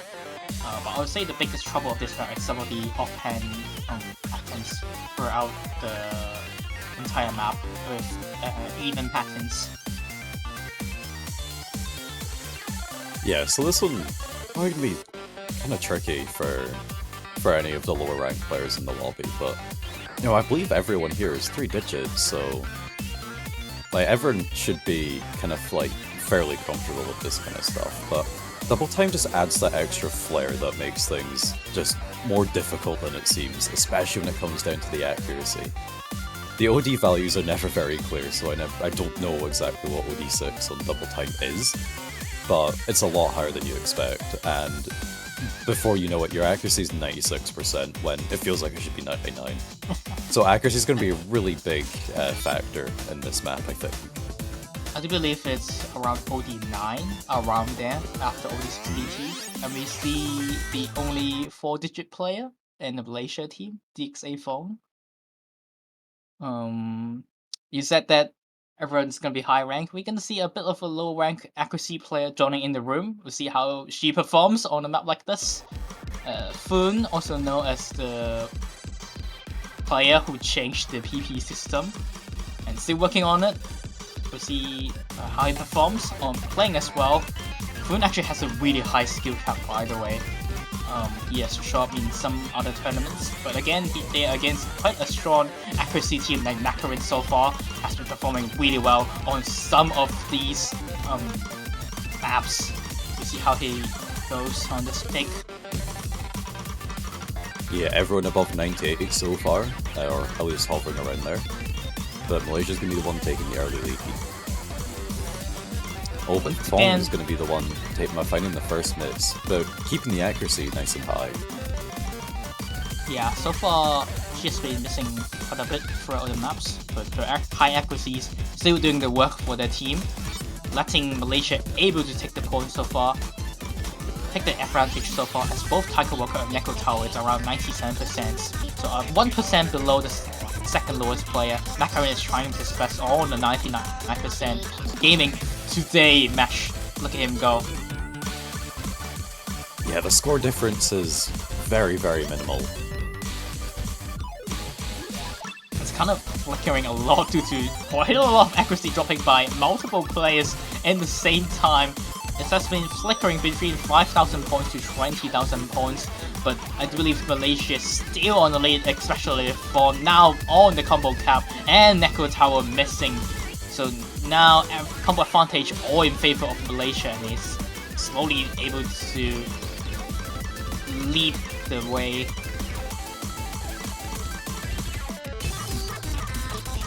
Oh, miss from Foon. Break. a little bit of a chance there, a little bit of a hope, but I believe there's just way too many accuracy drops from now on the Switzerland, and they definitely need one more break from Malaysia, and that's a break from DXA Fong. So now combo in favor of Switzerland, it's DT accuracy, it's really important. Yeah, it's both two of the players from Switzerland are down in the 97s in accuracy. Nakarin holding a really well 98.7, but everyone on Malaysia is well above 98. As long as no one dies in the final finisher session, I do believe Malaysia is gonna be taking it. There we go. Malaysia will be taking the third point of the match, taking back a break point. So now they are not even and again, two FCs from Switzerland, kind of similar to Nomad 5 actually only having one player dropping on their team, and the other side have two misses, but the accuracy, it's what made Malaysia took it once again. Yeah, very low miscounts from all the players, the most misses being only 3. So it just shows that both these teams are pretty comfortable in these maps. The map pool overall being like a pretty good difficulty for this this stage. It's been pretty well put together, I'd say. And you know what, we see the evidence of that in these closer matches. Like, it is producing closer results. So and like good results as well at the same time. So yeah, everything seems to be going well. We're back over to Switzerland for their third pick now. I believe they're just gonna go for the hard rock. I do believe they're just gonna go for the hard rock pool, and they Yeah, did makes hard rock sense one. here. Yeah, I think definitely generally as a country, they're more comfortable with the hard rock than hidden. So we kind of see with them picking hard rock now and banning hidden earlier. Yeah, and I do believe they were missing Koroma, so I do believe they were missing one of their players. So I see. If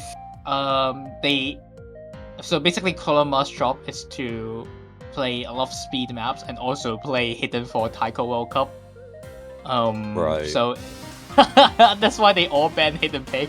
Because I do believe Switzerland is missing, I would say, quite an important member, especially being only a 5-member team. So they're gonna go for something that it's more favorable towards them, which is definitely the hard rock pool. But again, Malaysia is also a team really good at hard rock as well. I would say, especially the two AGTS gamer, Crab Cow and Jack K. And also DXA Fong, I would say these are really good hard rock players, and so does Foon. Kinda can play everything, even though I don't see him play a lot of speed hard rock, but this map is a lot more different than a speed hard rock. It's more of an accuracy kind, and quite diff spike at the ending. So we might see some misses towards the end, and that might change quite a bit. Yeah, taking a look at the qualifier results for Hard Rock, Malaysia got 12th place in that, and Switzerland got 20th. So the actual results of the Hard Rock qualifiers was a closer seeding than what their overall seeding is. So probably makes kind of sense as a pick for Switzerland to go for here. Yeah, we'll see. Into the map. Hopefully nobody gets tripped up by the DKD 1-6, which is very easy to find and miss, especially towards the ending. So you should not be missing at the first half of the map. If you miss, you are giving quite a bit of an advantage to the other team. And this map, I would say this map is actually the hardest to assess out of all the maps. Even Japan, who played this map, did not have a single SS on this pick, which I would say they have average 2 SS on almost every other map. So accuracy on this pick is quite rough compared to the rest of the maps. Alright. You know, even if they drop a couple of 100s in that, that's still alright. All that matters is that they're the team with the highest score at the end, whatever that may be.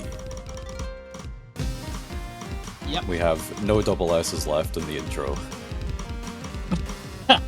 It's this map. It's Hard Rock 1. Very rough to act, especially with the amount of offbeat at OD 9.1.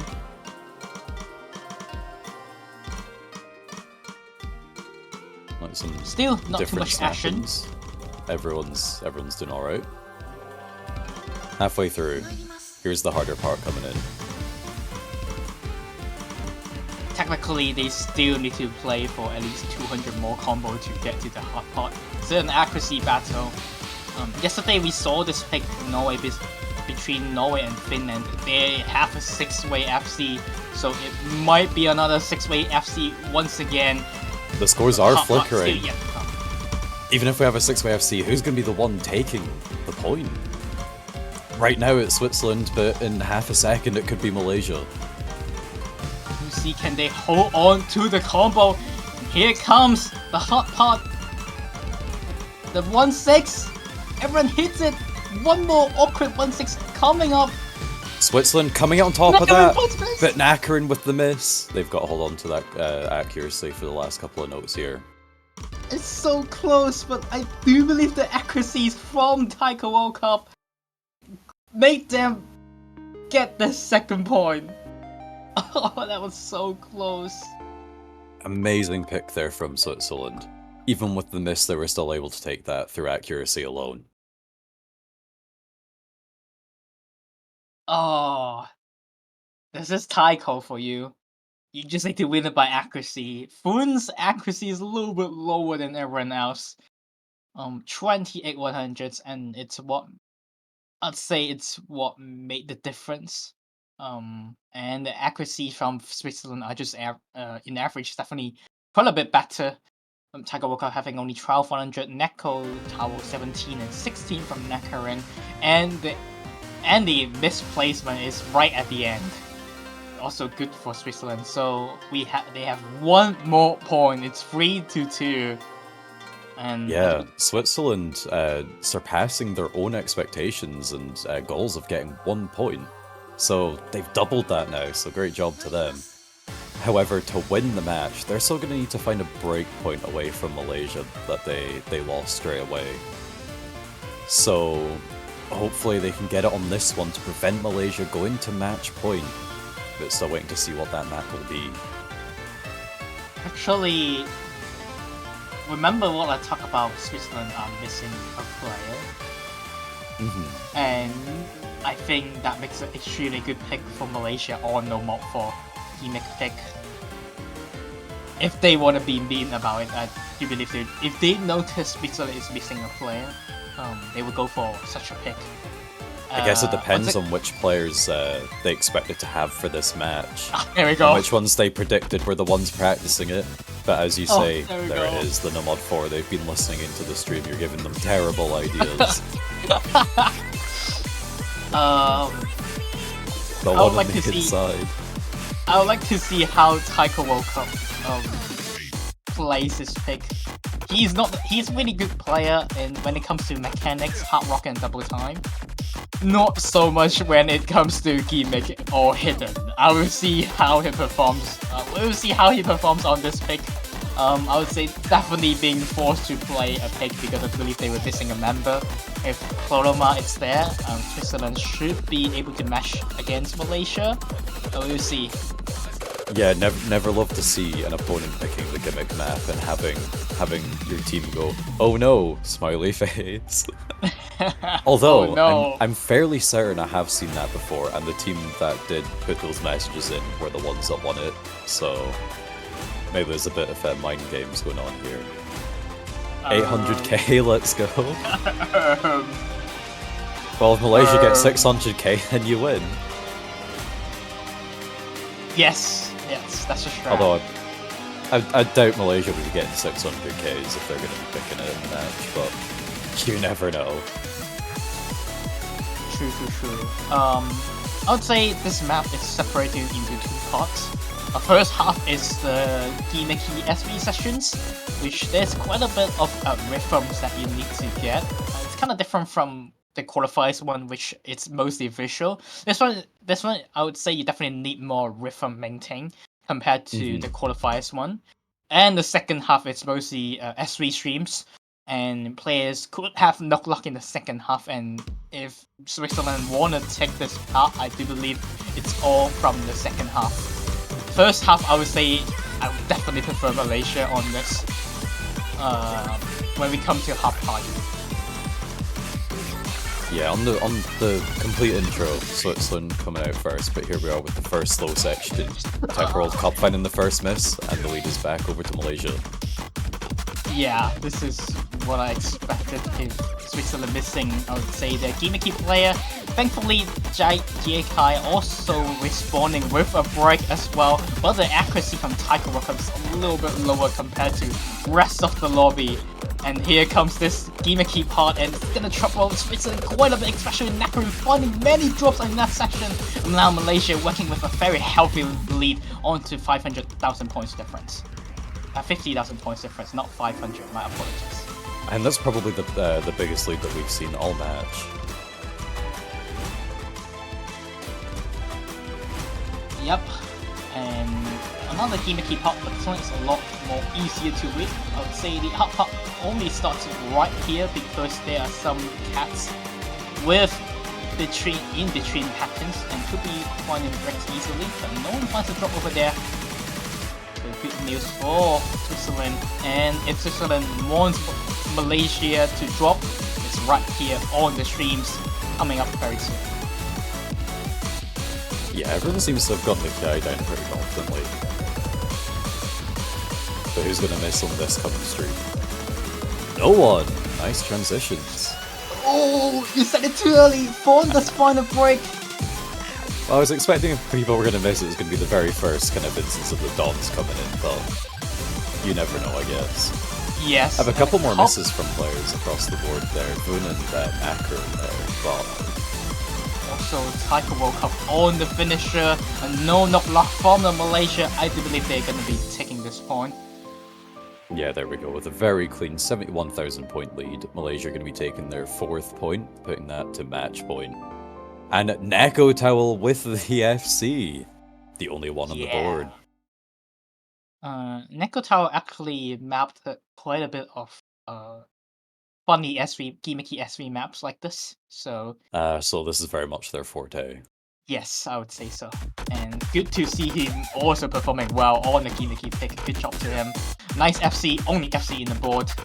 And honestly, I would say props to Switzerland for actually matching Malaysia quite a bit on that pick. I was expecting a lot bigger difference, like Nakarin set over there.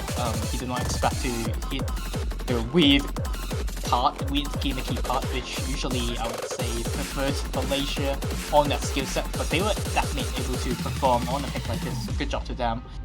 However, it's their pick time, and if they want to take it to the tiebreaker, they need to win their own pick and the next pick as well. They still have the Hard Rock 2 and DD2 pick, which I would say definitely more benefit them. Yeah, and it's going to be Hard Rock 2 that they go for. This is the faster Hard Rock reading. And the SV gets quite a bit higher than the BPM suggests in the final KI, I believe, as well. So, very easy to accidentally pick up some mistakes here and there. Yeah, especially there's quite a bit of on-hand stream at the ending, even though it's quite comfortable in terms of patterning. If you're not focusing too much or get nervous in the match like everyone at the start in the no mod 1 pick, then you will find a lot of drops. But if you are able to play fast hard rock quite a bit like Taiko World Cup, then I would say the hardest part is actually in the start. Yeah, so I think out of all the maps that are remaining, this is probably the best pick that Switzerland could make. I mean, they won the other Hard Rock, so why not, you know? Yeah, so, to me, yeah. To me, it's definitely this pick or DC2, and they did a good pick decision. And now they just need the other team to find quite a bit of a knock-lock in the fast SV sessions and the streams. Yeah, so they've really just got to give them their all here and put in the best that they can. And hopefully for Switzerland, they come out with the win and they're able to go on to Malaysia's last pick. But Malaysia are really looking just to snatch this one away from Switzerland and close out the match before Switzerland have a chance of coming back. You know, especially, you know, this is a seed difference of like 11. So Malaysia really don't want to be losing this one. They don't want to be dropping down to the losers bracket already. Yeah. Especially the entire team is quite new. Not for community tournaments, but like new to Taiko World Cup. So it's a statement that they can prove, and that proof that they did not drop a lot. Especially, I would say I've been seeing quite a bit of predictions that did not put them at 9 to 12 place for where their seedings were. So they definitely want to prove to the entire world that even our new generations, we could be striving for beating a lot of teams in the World Cup onto Power 2. Yeah, Switzerland are kind of in a similar position. I believe they've never won a Taiko World Cup match, but they were so close last year, going to tiebreaker against Poland in round of 16 and getting knocked out, unfortunately. But they're showing us they've taken 2 points already off of a team that's seeded 11 higher than them. They absolutely have the potential this year to make it to the past round of 16, and they're really just going for it this year. And no, if they can do it, they're going to see if they can get to the winners bracket at that stage. That would be very cool. Malaysia are doing their best to keep that away from them. The score difference is only 9,000 though. Everyone's still holding to a full combo. I'm kind of surprised when they're having trouble in crap out to start things off. But yeah, I would say this match is actually quite weird to play, especially in the start. It's just the vocal mapping is a little bit weirder. And first miss from Hanit on the fast hard rock section. Now Switzerland will be taking the lead as they have 3 full combos still. Yeah, it's a very slim lead though. I think the accuracies are in favour of Malaysia, and that's why it's so small. Yeah. Still 99% from Malaysia. We'll be on to the hot pot soon. You might see some miss right here. A little bit of doublets. Could be quite hard to read, and even patterns. No one finds a miss. Yeah, not much left of the map to go, but we're going to the final Ki, the one with the highest SV and the hardest patterning in my opinion. Switzerland going into it with 10,000 point lead. There'll be a long stream coming up. Grab cow missing! That's really unexpected. Switzerland just have to hold on. They all hit the mono stream. Here comes the long stream. Could Switzerland hold? They are holding! Doesn't catch anybody out. 25,000 point lead in favour of Switzerland so far. That's basically the couple map. of notes left.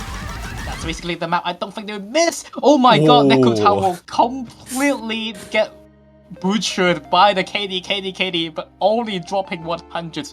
Almost made Malaysia took the point, but damn, they did it by slightly at the ending with the help of 3 full combos. Amazing performance there from Switzerland. 3 full combos. Great stuff. Malaysia, not far behind. Those accuracies are insane. But just really unfortunate misses in the middle of the map and in the final Ki. Sealed the deal there. Switzerland getting their 3rd point. And now we're down to one final map. It's going to be whatever Malaysia picks here. We have no mod 2, no mod 3, double time 2, and free mod 2.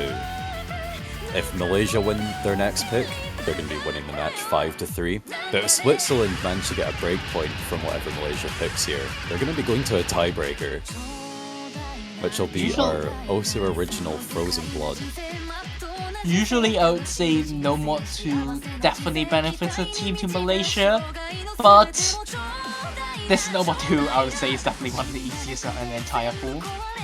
So and that makes the map kind of 50-50. And I do believe speed just benefits Switzerland players, even Swedes players in general. So I would say the best pick left is probably 3 mod 2. Zunda Party Night. We'll see if Malaysia actually picks it. One thing I've only just noticed is in the last map, Hard Rock 2, Taiko World Cup and Cord actually tied in score. both getting exactly 12 100s and 1,044,272. Both being the MVP of the map. Yep. They're gonna pick DT too. Okay. I guess this also makes sense. Because it requires quite a bit of finger control rather than regular type of just speed map.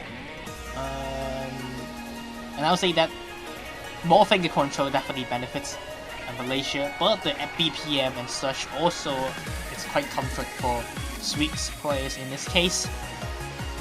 Yeah, we have seen Malaysia with the generally having the higher accuracy throughout this match. So, you know, playing double time OD6, trying roughly OD9, the accuracy is going to be incredibly important, and Malaysia bringing in their best accuracy players for this one. Yep. Should be fun for the last player of the team. See, can they actually close out the match on 5-3 situation? Or will you see a tiebreaker from Switzerland?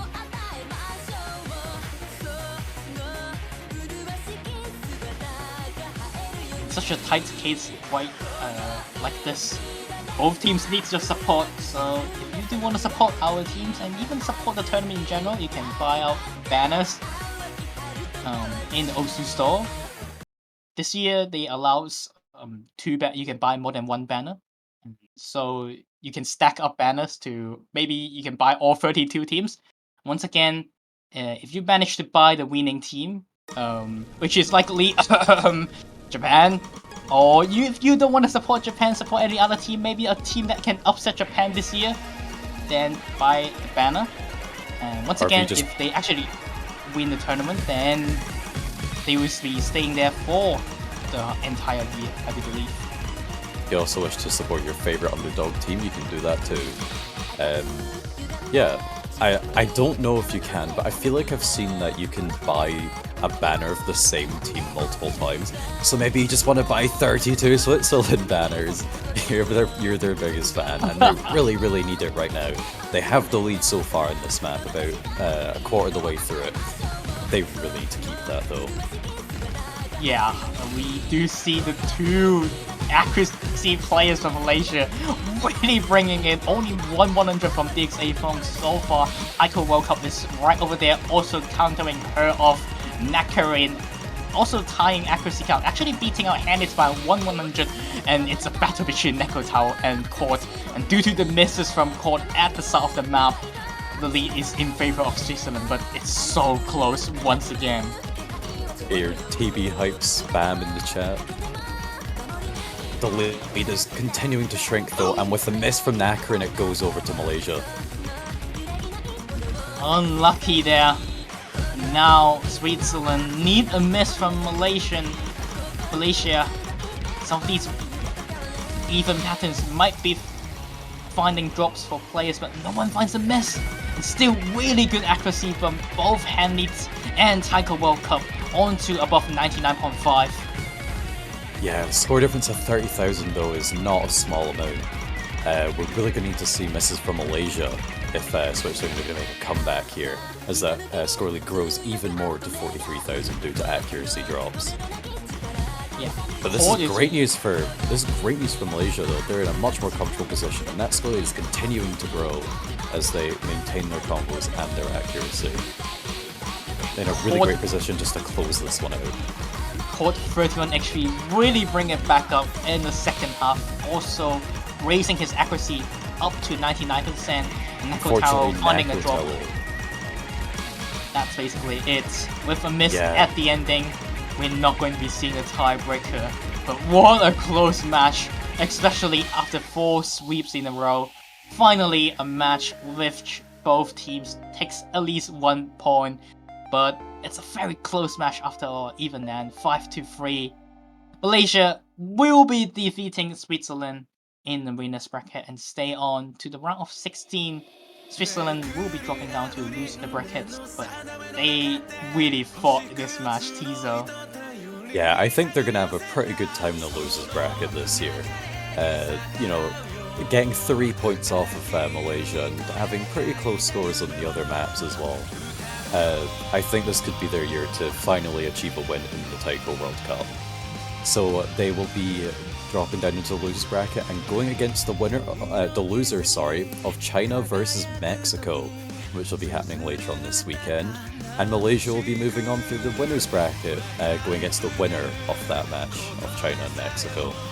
So stick around and keep watching because we have so many more matches going on this weekend, all throughout it as well. And you know, it's always good to watch the bracket form live.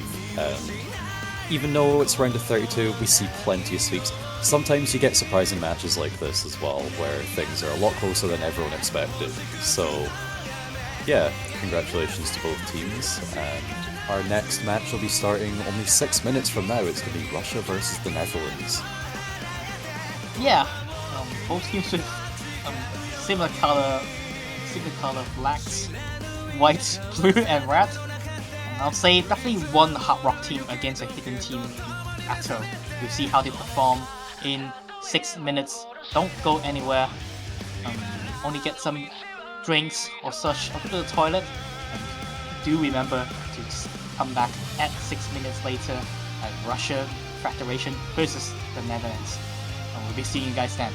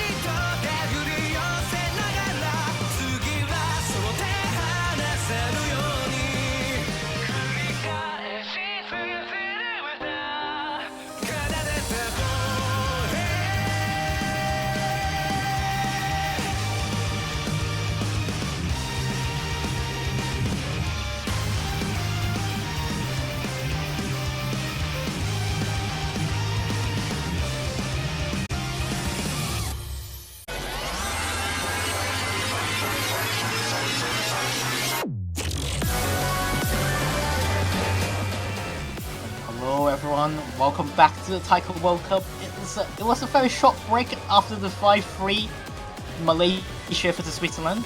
Once again, we're gonna be into another very close in terms of seeding matches. 14 Russian Federation versus 19 Netherlands. Once again, it's me, Young, and today I got a bit different caster joining with me, and we got the No Mod 1 mapper, custom mapper, and Wolf. Hello, how are you doing? Hello, I'm excited.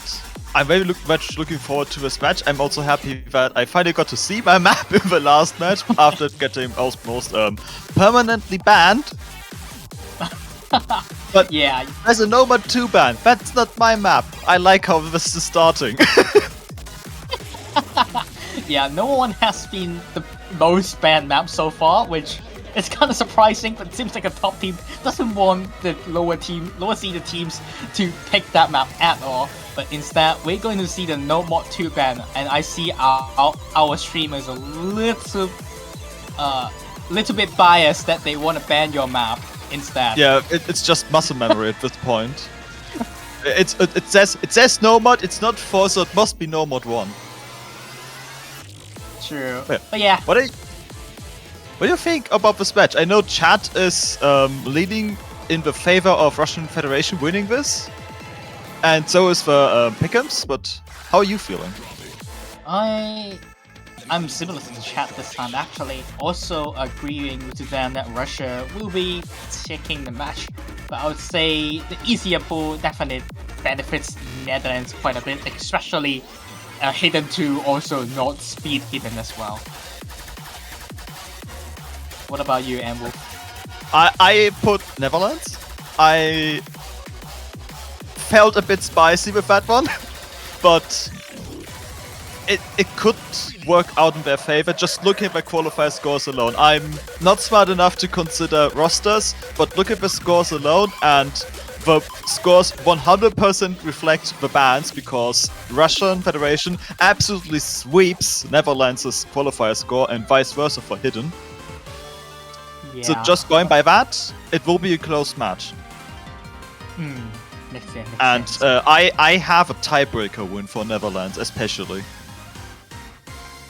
I did not for Russia, but I'll be looking forward to that. To see such a close match, especially. We're gonna start off with a very close map usually though. On to Hard Rock 1, an accuracy pick, your Sakura ladies. Actually surprised they're starting with this and not just straight up Hard Rock 2. Oh yeah. I do agree with you that Russia technically it's more favored towards a speedy Hard Rock pick than an accuracy Hard Rock pick.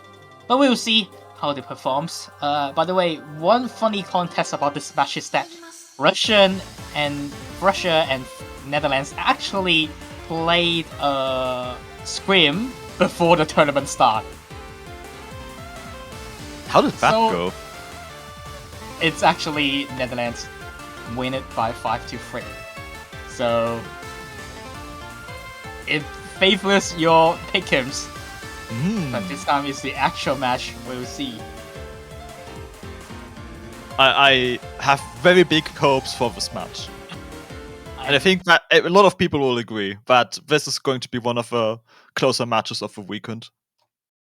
Yeah, definitely. Especially the seedings being a lot closer. But yeah, we got the Russian team, Shala team, Taiko Shala, which is known as Crossbot, Artemin, which hasn't been playing World Cup since, I believe, 2021, but now he's back, and I would say definitely one of the big player that Russian really needs. Fort Shala, previously known as Trinity, and then we got Cookie Tree, Trionyx, which Trionyx play in is a really good Mania player, so 2-digit Mania, and also Right 4. So basically almost the same team from last year for Netherlands. On to Hard Rock 1. Yeah, and we could see Netherlands has an accuracy lead at the start. Yeah, I do believe accuracy in general actually favors Netherlands quite a bit, but skill cap I would say Russia. So a really close match. I definitely agree with that. Basically, accuracy being in favor of Netherlands, hard maps in favor of Russian Federation, which just brings me back to the point I just made. I'm surprised this is their opening pick. Oh yeah, true. Because just density-wise, this is definitely the easiest map in the pool. But the weird 1-6, the hard 1-6 at the end could have made some players find a drop, and Netherlands in general also not the best hard rock team. So we'll see. So far only Fort Shala being in only 99%, and he finally brings it back up to 99, and all the score difference so far. Artemin also dropping down to 99% flat, so a little bit lower than rest of the players, but the real story comes the 1-6, where we see some unlucky business. Trionyx dropping a lot, 100, Taiko Shala finds the best, that's basically it, and it's going to be a breakpoint the start of the match. Netherlands takes the first pawn on Russian's pick. So far, working out well for you on the pick'ems, and Wolf. Indeed. And you really did not want to see that as your opening pick. With Netherlands just not dropping on the hard 1-6. Look at those scores, like 3-100s, 5-100s. It's hard to go against, even without the miss. Yeah, I'm gonna say Netherlands definitely did a high seed team score over here. This score would beat, I would say, at least half of the teams. So definitely not the seeding scores. Very impressive performance from them, and they instantly gonna go for Hidden 2. Very expected pick from Netherlands, and Russia taking a break point on this. It's rough. Extremely rough. This is probably the only map where we can pretty confidently say before it even starts, there's going to be a 2-0. I'm not saying that they are entirely chanceless, but compared to the rest of the pool, this is definitely Netherlands' strongest pick they could make.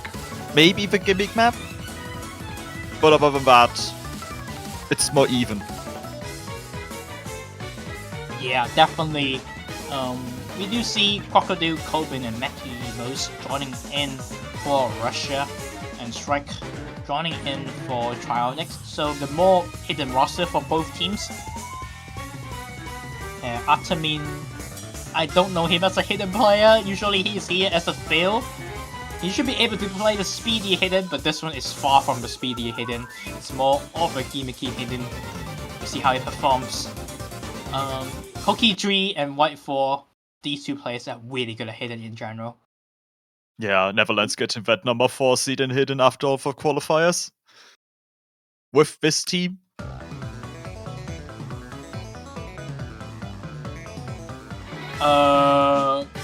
What happened? There's a bit of disconnection from the Russian team. I do believe Atamin needs to re-download the map. Oh yeah, that happened.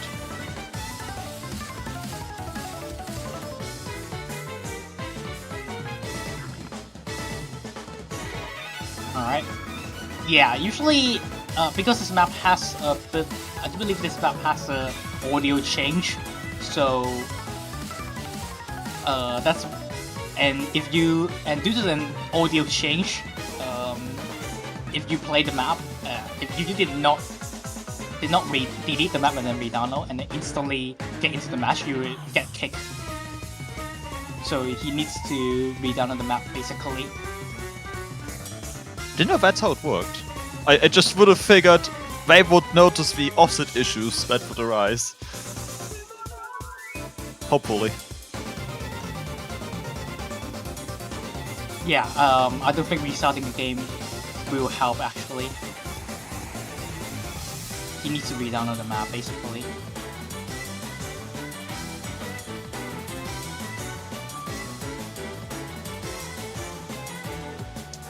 So yeah, not looking too well to start things off for Russia already.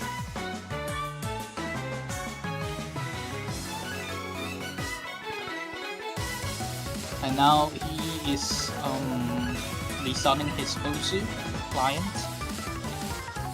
So hopefully Russia at least has their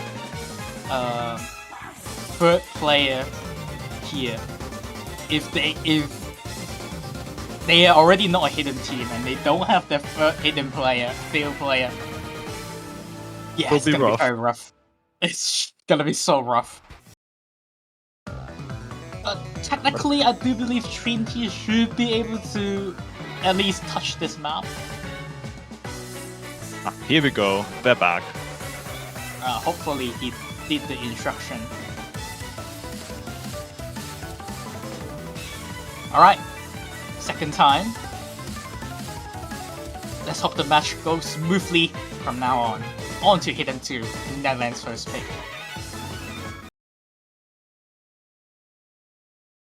Alright, working fine. We see everyone. So this map has a lot of BPM changes, and even the slow parts and speedier parts. And the SV change are definitely the hardest part of the map. It may make players drop a lot of score. Indeed, and all the snapping changes as well. Ooh, Zeke's Tracklizer getting caught on the... I don't even know what snap it is. Weird DKKKD pattern there.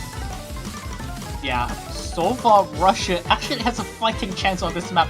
Mekimo's the captain of the team, was doing very well off the map, but once I mention his name, he instantly drops a miss. So does right for Atamin and Crocodile. It's trying their best to match up Cookie Tree, and they are doing really decent job so far. Meki, Strike, and right for now building back up at least to 3-digit combo. Right's benefit here was they didn't really lose accuracy when they miss, unlike Mickey Mouse. Atamin finds a miss on the slow part. And a lot of 100s. Yeah, it's a weak part of Russia, the slow hidden.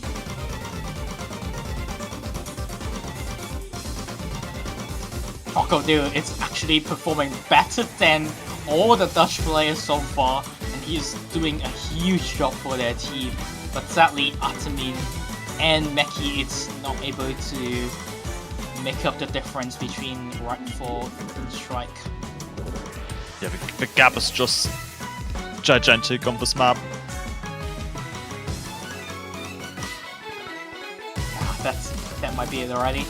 We still have the speed part left, and some 1-8s. But that's not going to be meaning too much, as I don't believe Netherlands will be dropping a lot of score on this part. Towards the end of the map, that's going to be Netherlands closing out the pick, consolidate break pod. And what a dominant win. 200,000 points of score difference. But from here on out, this should probably not happen again. Yeah, a really nice score from Crocodile Coben, by the way. So close to it, 99%. Yeah, he was on 99.5 throughout the map. It was very impressive. Definitely a new upcoming player for Russia. Koki, the second best score, 21 100s. And Strike with a really good 100 as well. Only 11 100s at its map, but missing quite a bit at the start. Dropped his score by quite a bit as the map doesn't have that many combos. Now Russia onto a little bit tighter situation, but it's the second pick. It has to be hard 2 now, right? I think they would go for speed, honestly. Alright, no speed. We are both wrong. They're going for the computer blues. Okay, accuracy pick. I guess they're kind of looking into the ban from Netherlands, banning No More 2, which is also rhythmically really weird. It's not like the qualifiers No More 2 map, which was very burst pattern heavy. This is just lots of offbeat notes and rhythm check. Okay, to be fair, I would say Russia's 2 main player. It's very good at DT. Crossbot, Taiko Shala, and Atamin. These 2 players are extremely good at double time. And they get really nice accuracy, and so does Akom9, our PP mapper nowadays. He maps quite a lot of PP mapper maps, and he is really good at playing double time. When there is no 1-6, he is really good at them. So this is a perfect map for him, and I would say actually looking at this roster, extremely good roster for Russia, and they have a complete team swap, so I do believe they actually plan out this pick. If the other teams pick Season 2, they will instantly pick this pick with 3 players ready up on DT1.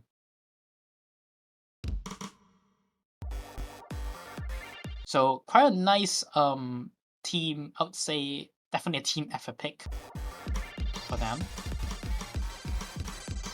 So their players can ready up their next pick instantly and call up the other team. Meanwhile, Netherlands kept all 3 players. Trial next swap in for Strike. So same roster as the Hard Rock 1 pick.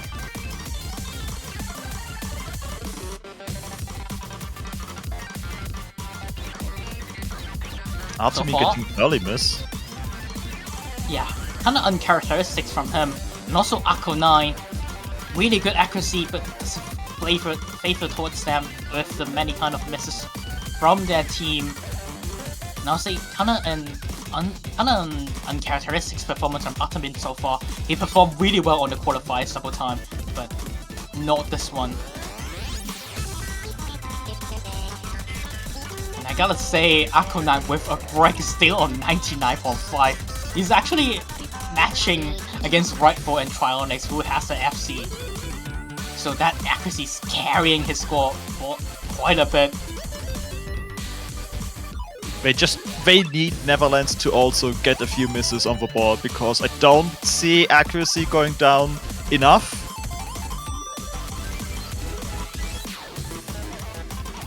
Yeah, I do agree with you. Still, 3 players all 99.2 plus. That's very impressive from Netherlands. As a mid-seed team, gonna get more 1-6 now. The harder parts of the map, more denser part, they were still able to hold on. Only a bit of accuracy drops from Trionyx.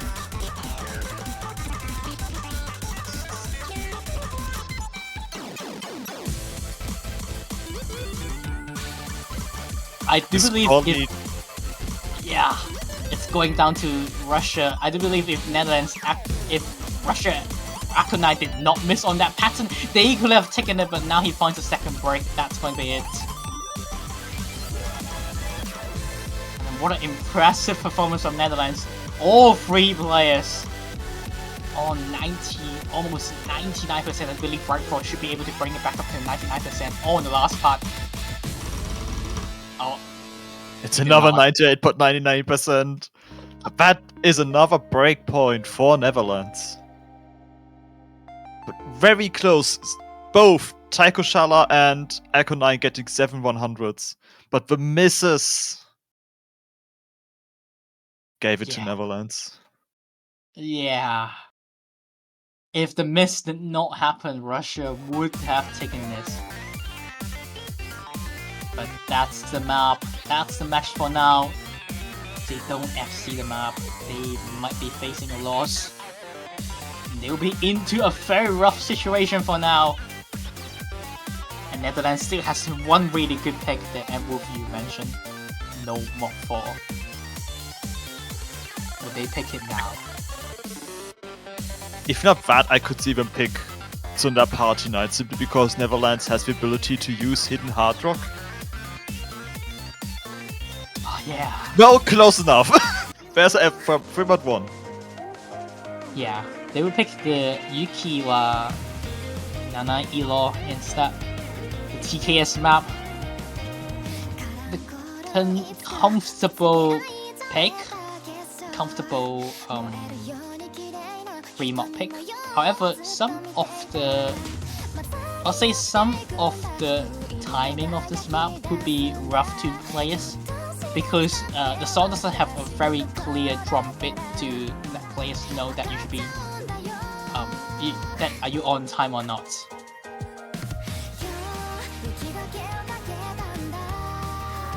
Now we might be in the case that Netherlands have the combo advantage, have the mod advantage, not combo advantage, mod advantage, as their players can put on Hidden Power, especially Rightful. And if they could do it in qualifiers pool, this is a much comfortable map compared to the qualifiers Hidden Hard Rock. So maybe we will see more than one. Likely we will see more than one.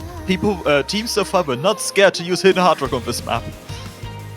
Yeah, even some underdog team, like super low seed teams, put on Hidden Hard Rock. And with Hypello joining in, who is a really good hidden player, extremely good hidden player, but Netherlands team roster was just too good at hidden that he did not need to play hidden too. Joining in the time for free mod 1, maybe going for Hidden Hard Rock as well in this map, and Netherlands may be facing 3 Hidden Hard Rock, and that would be super. And Russia may be facing 3 Hidden Hard Rocks for now. That would be super rough for them. We got a timeout from Russia. they need that extra time to discuss this matchup because they cannot lose this point. They need to take a break point. They even need to take 2 if they want to get to tiebreaker. Yeah. I do believe Russia has some play that can definitely put on Hidden Howrah. And I would say Trinity should be able to put on Hidden Howrah on a pick like this. So does Crocodile Coben. However, Russia's third player, I'm not too sure about could he or she put on Hidden Howrah. So they were facing a very rough situation. It's also always the question, if you do put Hidden Hard Rock on, will that actually give you more score than if you had just used one more? Yeah. If you're not used to playing Hidden Hard Rock, generally speaking.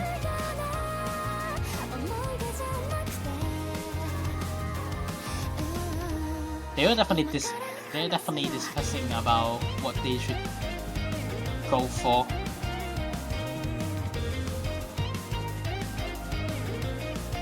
And only Taiko Shella left in the lobby. And I believe if Taiko Shella actually plays this map, you're just gonna play Hard Rock only. And we see Trinity for Shella. And Akko 9. Akko 9 may be able to put on Hidden Howrah on a pick like this. Maybe. It's the optimal BPM range, right? To be and how to learn it, basically, the mod combination. Yeah. And I do believe Russia is gonna go with 1 Hard Rock, 2 Hidden Howrah. And Netherlands may be going for 3 Hidden Howrah.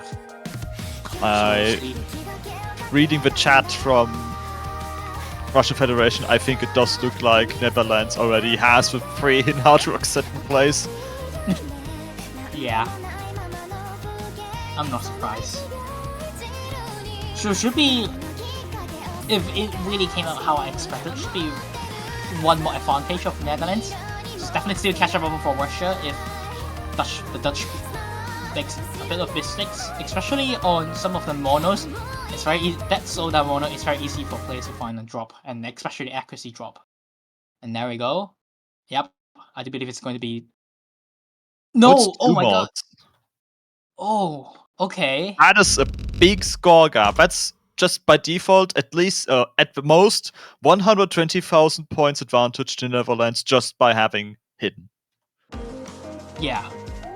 I'm surprised for Shella to go with 1 single unblock. This only. Instead of a Hidden Howrah, which I have seen him able to perform. But maybe some of the timing of this map, like I talk about, the drums of this map were not that obvious compared to usual 3 mob maps. Maybe actually tricking him a little bit on the Hidden Howrah. Yeah, if you drop, I think it's like 97% in Hidden Hard Rock, you're basically on par with a Hard Rock double S, and if you can get that more comfortably, that's what you go for. And we see that accuracy-wise, Netherlands is not far enough ahead for this really to push their score, but Forger are getting a miss, and that's going to be massive. That's once again, I'll be a bit uncharacteristic mistake from Forger missing on, I believe DDD KD, but right for instantly finds a drop to trade back in, but the combo advantage and the accuracy advantage helps Netherlands build a decent, solid 30,000 points difference already.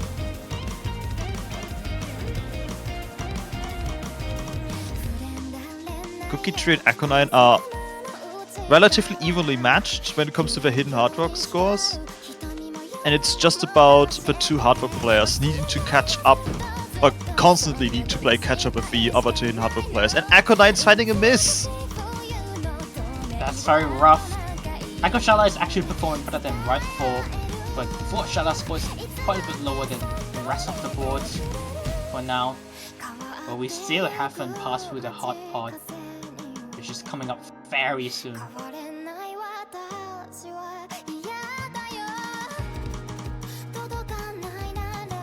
a bit of mono, a slowdown session, and Hard Rock players should not be feeling too much trouble on this part. And now, here comes the hard part of the map. We're gonna see some 1-6 and even some offhand tactics. And a gigantic BPM, not BPM, SV change, Hypello mess on the offhand, so does Akko9. I think Akko9 messed on the big SV slowdown especially. Ah yeah. He got trolled by that one singular note, one singular cat after the BPM, not BPM, again SV slowdown. Yeah, I think it's like just half SV, that single note. Which is with hidden, very difficult to time. But there's nothing they can do anymore. This is a 4th point to Neverlands and match point. Yeah, we were talking about close match, but it's not close and on the other side. We might see our first upset, question mark, as Netherlands onto the match point. Very good FC from Kokichi with the hidden Hard Rock, 18-100s. Very base goal for there. Taiko Shala with 9 100s Hard Rock try to catch up to the hidden Hard Rock picks, but he just not there with right foot and Hypello. Now it's Russia's pick. They are back against the walls.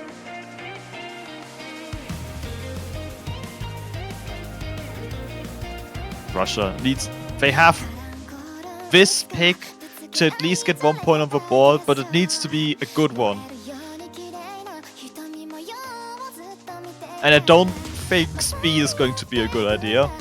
Just speed picks being easier than qualifiers, and the qualifiers scores already being kind of close between both teams. And we've seen that that has always favored Netherlands so far in this match.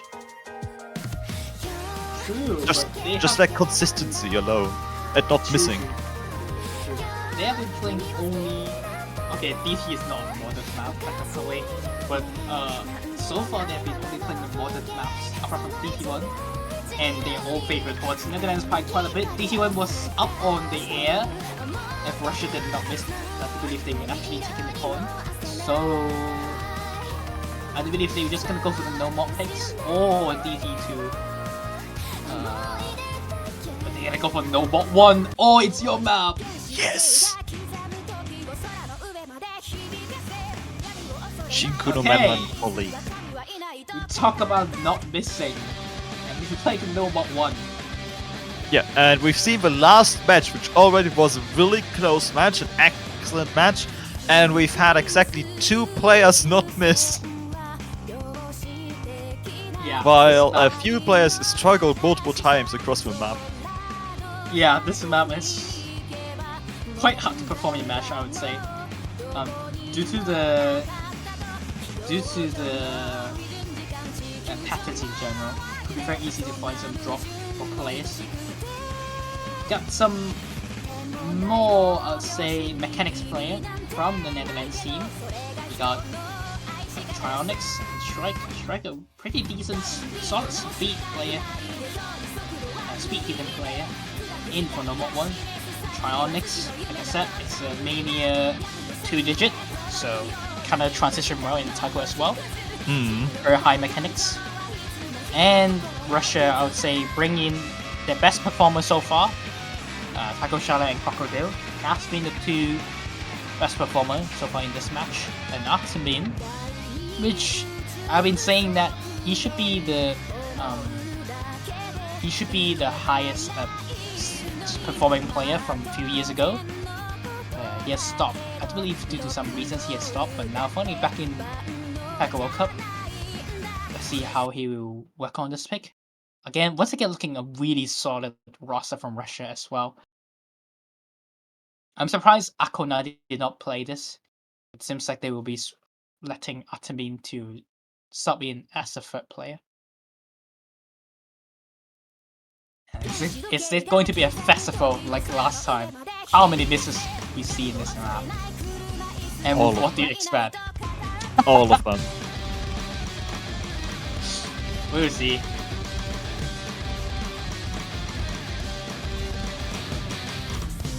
we should be starting to see miss from around 500 combo, which is the chorus. The start should be very good for most of these players.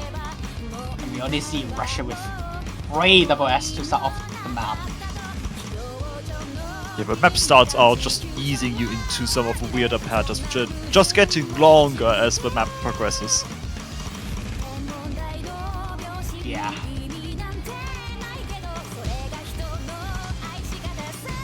Alright, we reached the combo cap. No one finds a brick yet. Now it's gonna be session there. It's a little bit harder with KKK. Some Old maps I've called. Yeah, old map style. Still only 3 100 so far from Russia, and first misses from Strike. This is very good for Russian Federation right now. Taiko is still holding that double S as well, and Crocodile only having 100. Yeah, and Atamin at all 100s. Also supporting the team as much as possible.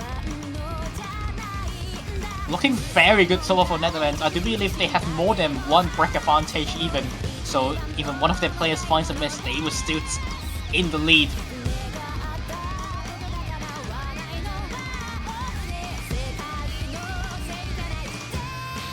Alright, into the second chorus.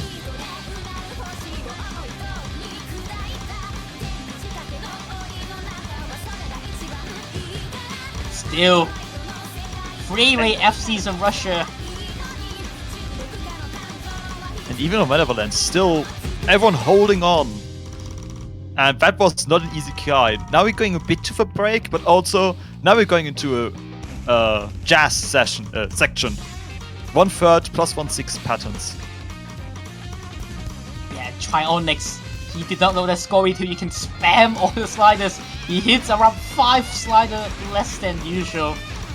That you can hit only 20 ticks. So that's definitely make it more than 1 misses for now. And there's a break and they see each other's scores and they have nothing they can do about it. Unless they literally physically block their screen. The final PI. And the hardest part as well. Misses now can be crucial.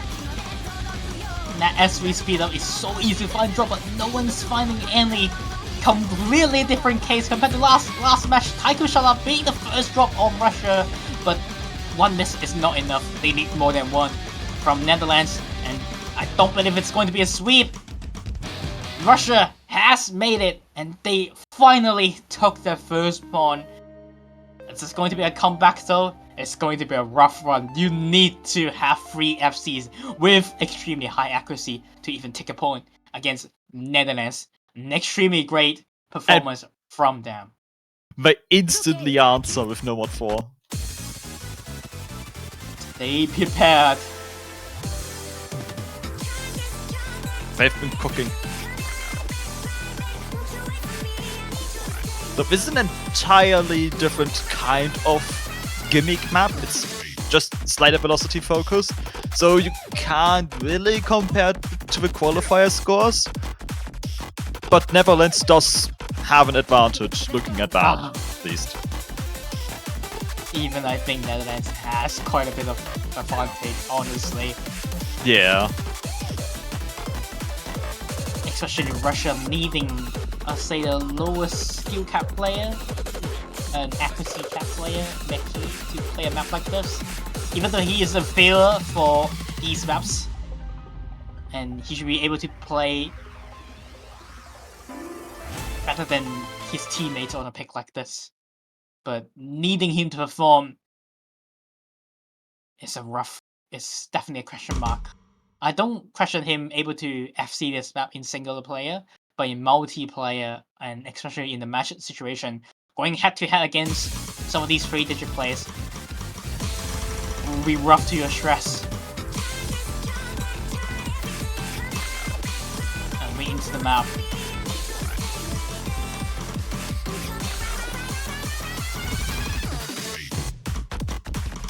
the hardest challenge for the number. Trionyx with a very early drop on the slow session, so does Mackie. And Trionyx, he's not having it. Trionyx having massive issues with both the finishers combined with the slow speed.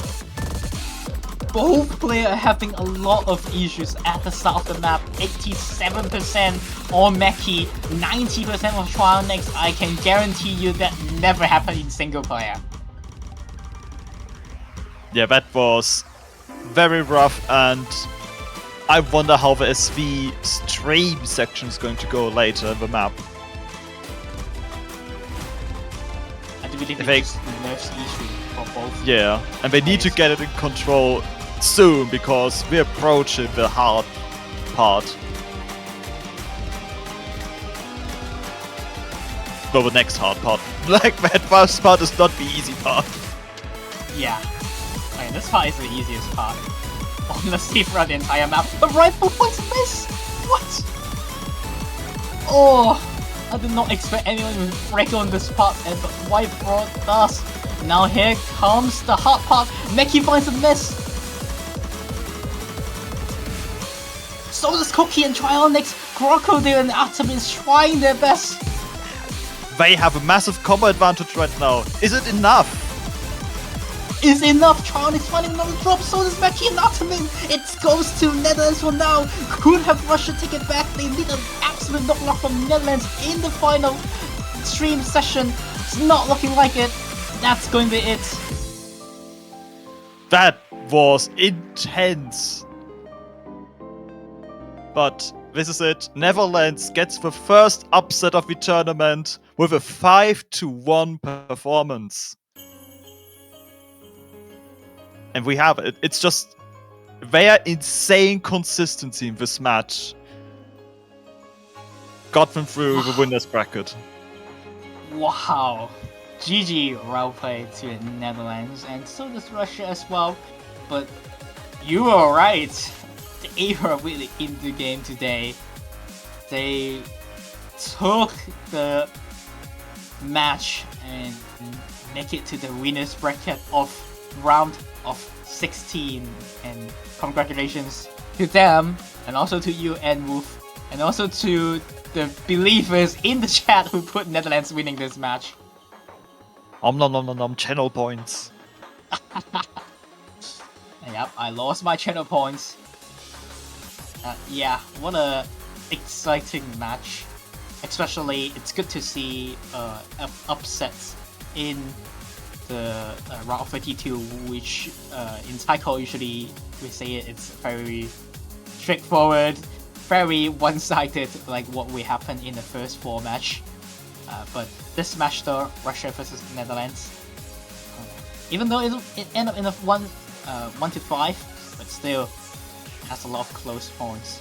Yeah, it could have easily gone differently if not for Netherlands' stellar consistency this match. Like, they just never dropped up until the last 2 maps. Yeah, it was crazy. Netherlands is now going to face the winner between South Korea and Czechia, while the Russian Federation in the lower bracket faces the loser of that match. Yeah. So I hope Netherlands is ready for the number 3 seed.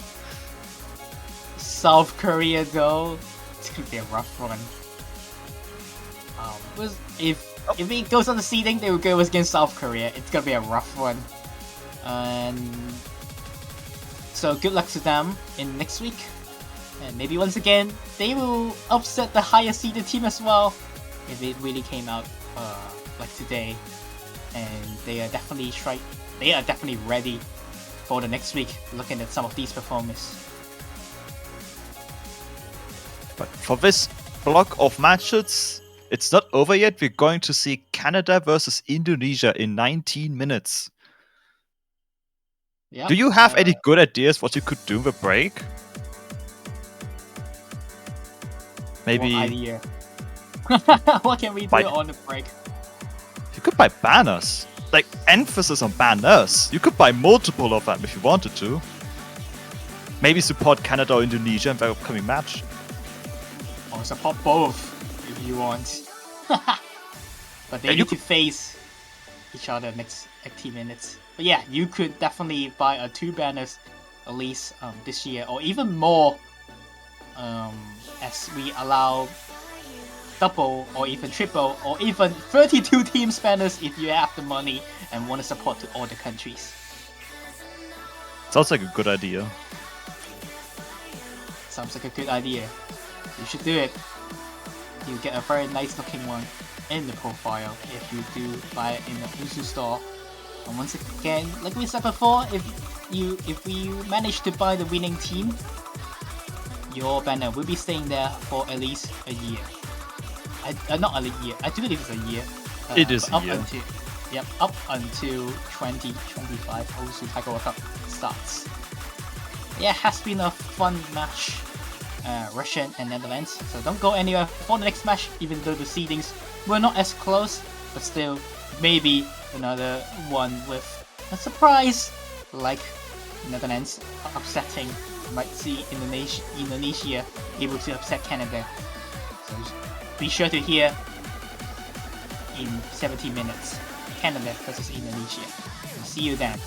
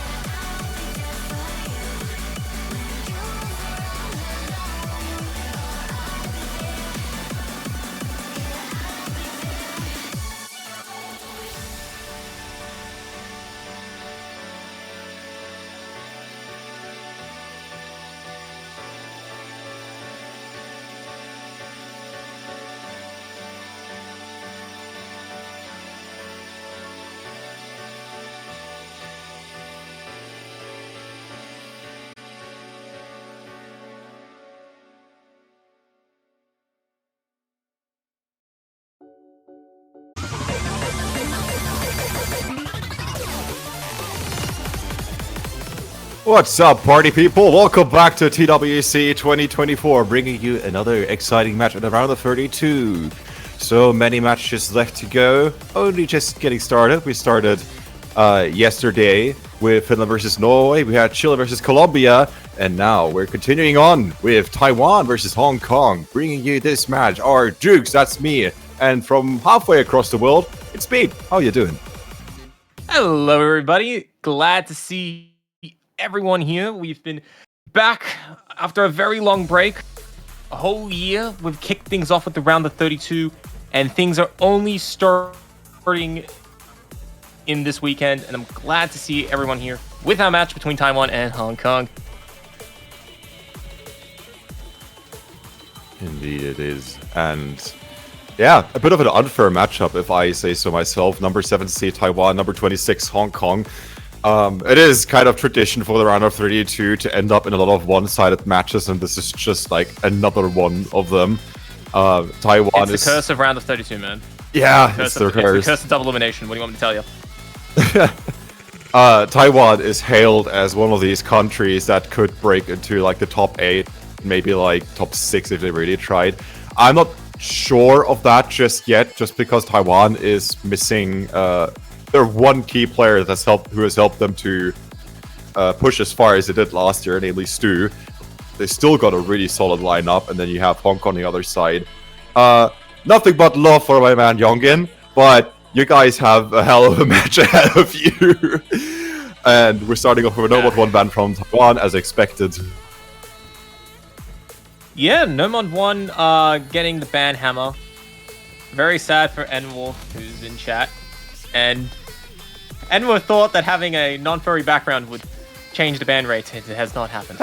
My condolences to you. I swear that's what's going on. I mean, I'm fine with people banning No Mod 1. I'm not fine with people banning Hidden 1. Instead, we got a Hidden 2 ban. Just because we have Hidden 1 as a custom this round of 32. And we're starting off with Hard Rock 2 for Hong Kong. I was expecting a Hard Rock pick to come from Hong Kong just based on the qualifiers performance, but it's just that Taiwan has them beat in qualifiers in pretty much every single category. At least in qualifiers. It's going to be an uphill battle for sure. And I also know some inside info which might have some funny context with the motivation of this pick. I saw that Yongin was talking...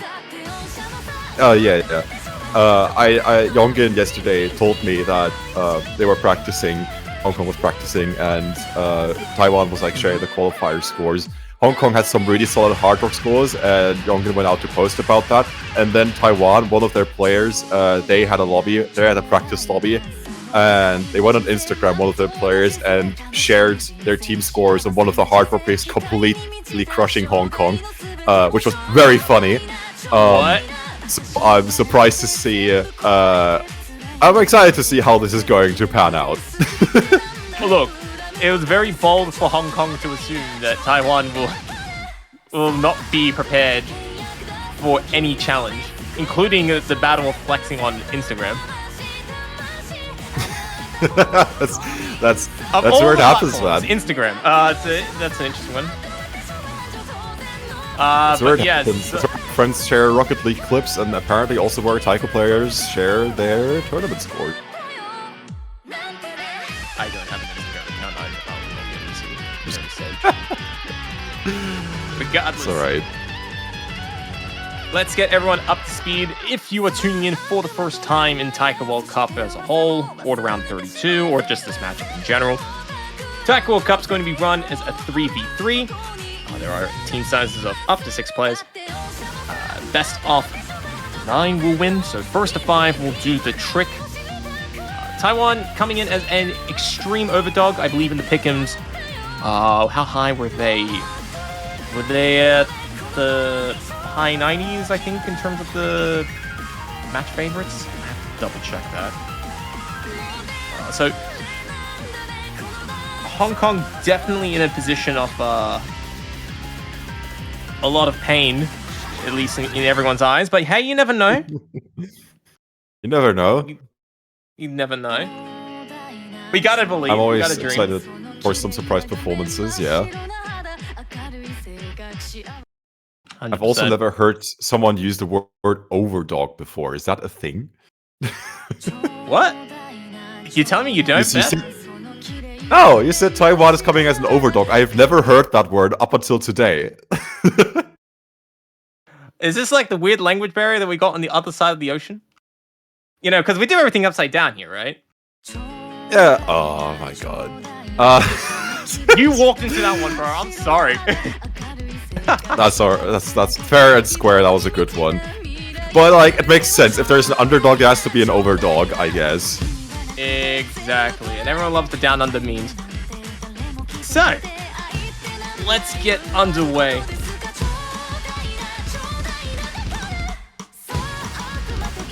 In Hong Kong, yeah, we got only one player starting off the introduction with a double S. Taiwan, currently an impenetrable fortress. Oh, 3 double S across the board. And this being 2.5 minutes is actually one of the slightly longer maps in the board, keeping that accuracy, especially with just a couple of 100s between these teams. First was from Yonggit from Hong Kong. Not just 100s anymore. Score is going to shift over to Taiwan a bit more definitively. But solid performance so far from Taiwan. Let's see if they can hold on to these SSs halfway through. 1 minute left to go. But with the hard rock powerhouse that Taiwan is, this is really not surprising to see, I'll be completely honest.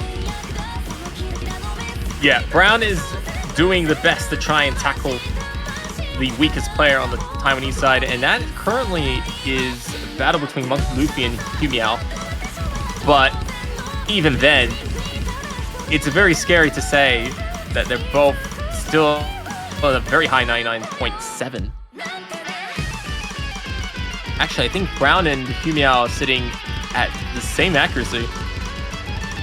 It's the closest individual matchup between these two teams. Oh, Harry! Broke the SS on the finisher! That hurts. But that's the World Cup moment. Hey man! That's S gone. It's the tournament life, okay? When you expect the double S, you just don't get it. Every competent player who's on a good hot roll on the map has experiences. Hurts to see, but still impeccable accuracies from Taiwan. I think like 1 or 2 100s from Monkey Luffy, 3 from Harriata. We'll see the final results in a second, but this is undoubtedly Taiwan's pick. Brown missed earlier. Xing also broke combo, which means there are no FCs left for Hong Kong, and Taiwan takes this pretty easily with, what is that? That's 60 total 100s on the side of Taiwan. That is quite incredible. And not a single miss across the board.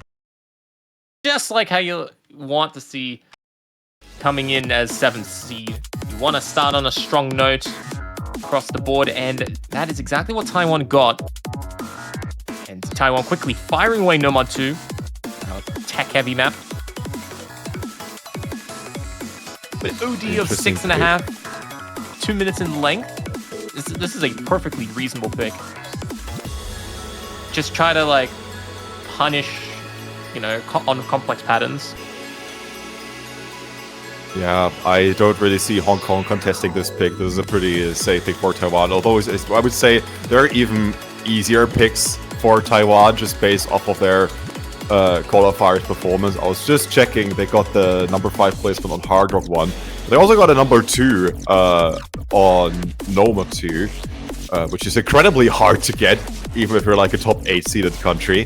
The score gap is so close, and they were just 10,000 points off of challenging Japan on their number 1 spot on the Noma 2 qualifiers. But any pick's a pick for Taiwan, really. They have the freedom of choice. Hong Kong, on the other hand, has something to prove if they want to get maybe just like a smidge of a point in this matchup. But we'll see how it goes. Task map, Noma 2. I'm all in for it. And that's exactly what Taiwan is going for.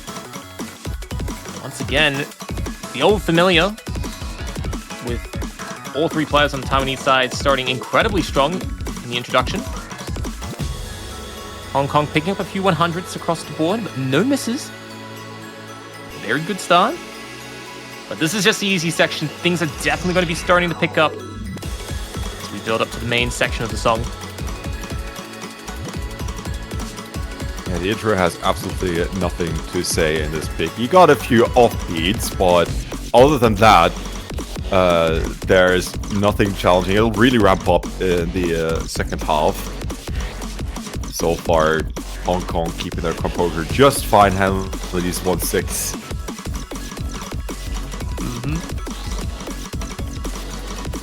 Q Meow, the first player to be dropping the double S on the Taiwanese side.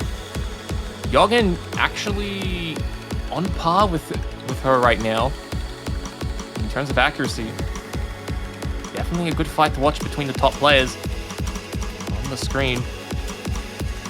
Xing trying to keep up with the rest of the lobby as a whole, but is down a full percent. Trying his best, but Yogen. Yeah, Yogen picking up a few misses there. Xing will follow shortly after, leaving Brown the only player on the Hong Kong side with a full combo that has now just crashed and crumbled. It's looking good, but as I said, the second half really has more of the meat of this pick in it. Brown also missed no full combos remaining, and Taiwan's probably gonna ride another triple FC till the end. Let's see, Harry will pull through with the SS. 2-0 for Taiwan, fair and square. Yeah, this is totally a good sign for the Taiwanese side. I just had a look at the pick'ems while the match was playing out. And Hong Kong definitely in with a really tough battle. If you look at the pick'ems right now, they're currently 58-0 in terms of predictions, which is a bit rough to hear when everyone in the competition doesn't expect a victory. But, hey man, getting 1 point, maybe even 2 points on the board, that would definitely be newsworthy for such a hotly young team that is looking to try and make waves against one of the oldest and formidable teams that are in Taiko World Cup lore. So, yeah, if you ignore finishes, you don't get full score. That's one thing that some players from other modes may not know. You do actually have to hit both color inputs in order to get the maximum points of the finisher. Not too important on some maps, but definitely when you get to later stages in the tournament where every point matters, it starts to make a big difference, especially when they become a bit more free. Yeah. At the TWC level, you're kind of expected to know that finishes matter. It's kind of like a hidden mechanic that might not be super obvious in some of the earlier stages. Like TWC, it really picks up next week when we're going to the round of 16 when we have our first elimination matches. But I've only seen it a handful of times where finishers actually really made a difference in the tournament outcome, and that was mostly in like beginner type tournaments where people really don't know that finishers actually matter in this game mode, which is as hilarious as it is sad sometimes to see. Yeah, it's like it's like the meme where you know, you got the diagram where it's like the normal distribution curve, and it's like beginner tournaments, you know, finishes matter. And then on the elite tournaments, you got finishes that matter. And then you got the most community tournaments in the middle where it's like, oh, it's just a visual mechanic. Finishers suck. Don't hit finishers. They're distracting. Exactly. It really do be like that. Round of 16 pool showcase is expected to happen late Sunday, in UTC time. But that is a long time away now. We continue with 3-1, and we have 6 mods on either side. Hong Kong. I was surprised to see a 3-1 being picked on Hong Kong, but that's probably one of their better choices overall. They could bank on like some random misinputs from Taiwan or some random act drops, and right now it's super competitive with Humiao at the start, dropping quite a bit Polemo as well. And High Greeks misses Hong Kong. Gets into the lead early on this 3-1, but we have 3 minutes to play on a rather mod-friendly pick. And they really gotta pull themselves together here. Xing trading misses, gonna balance everything out. for now as we get into the stream 1-1. Definitely a tough battle ahead for Hong Kong, and Brown trying to keep things together for Taiwan, but hasn't been able to do so. That's allowing Taiwan to take the lead back. Very short-lived lead on the Hong Kong side, but Long Song, there are certainly going to be more misses about. As we kick off into the first KI time. Let's see, Polimo, the best player in the lobby on an individual level, pushing for 99% on Hidden Hard Rock. Absolutely spectacular. Xing, the closest Hong Kong player, rivaling that at 98, is doing a fair job trying to keep up, but longer battle ahead, especially as we approach the halfway point. Taiwan ahead by about 60,000 points. Henry and Brown have dropped quite a bit of accuracy, now down in the 97, so the accuracy difference is also now favoring Taiwan by quite a bit. Still not over. We're going into the second half, 1.5 minutes remaining. And the miss could still swing things back around, but it would have to happen now rather than later. Somewhere in the middle of the map, maybe like a short miss on one of the slow sections, as it sometimes happens, even in like the missing on the Cantan section. Yeah. Nah, these players are experienced. They know what's up. You don't miss in the Cantan section, guys. Come on, everyone clearly knows this. Although Brown and Polimo trade missions. Right as the song picks back up as we go to the second KI, and things are looking dire for Hong Kong. They had a really solid start, but it's falling apart very slowly. Xing with another race as the SV drops. SV changes can really trip you up. Some people say it's just like hidden hard rock, it's just fast hidden, but these SV changes are really more pronounced, I would say, with hidden hard rock enabled, and that can really throw you off. And on top of that as well, you got the shorter accuracy window because of the hard rock elements. So if you pick up just that tiny miss and you didn't expect it, it can bring into some doubts in your mind and cause even further misses, trying to get your mindset back into the rhythm of the song. Which is quite important in the rhythm game. Yes, of course. Rhythm needs to rhyme. Rhythm needs to rhyme, guys. But yes, Taiwan bringing home a third point, bit convincing. With Humia, the only player across the lobby getting a full compo. That is very nice. Scored just shy of 1.1 million.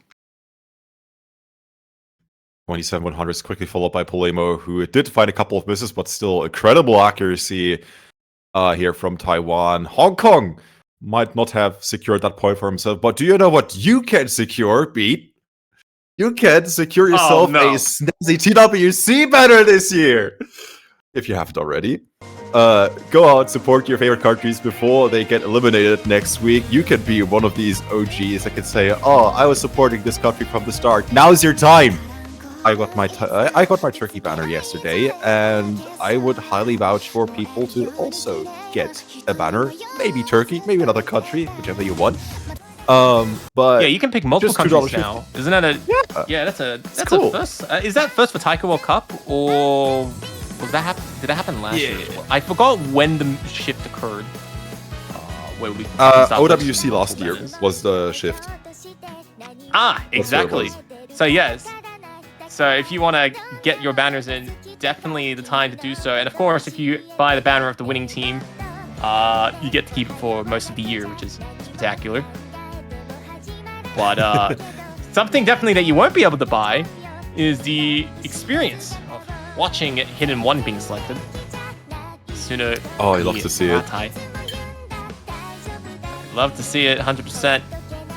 It's one of our customs for the week.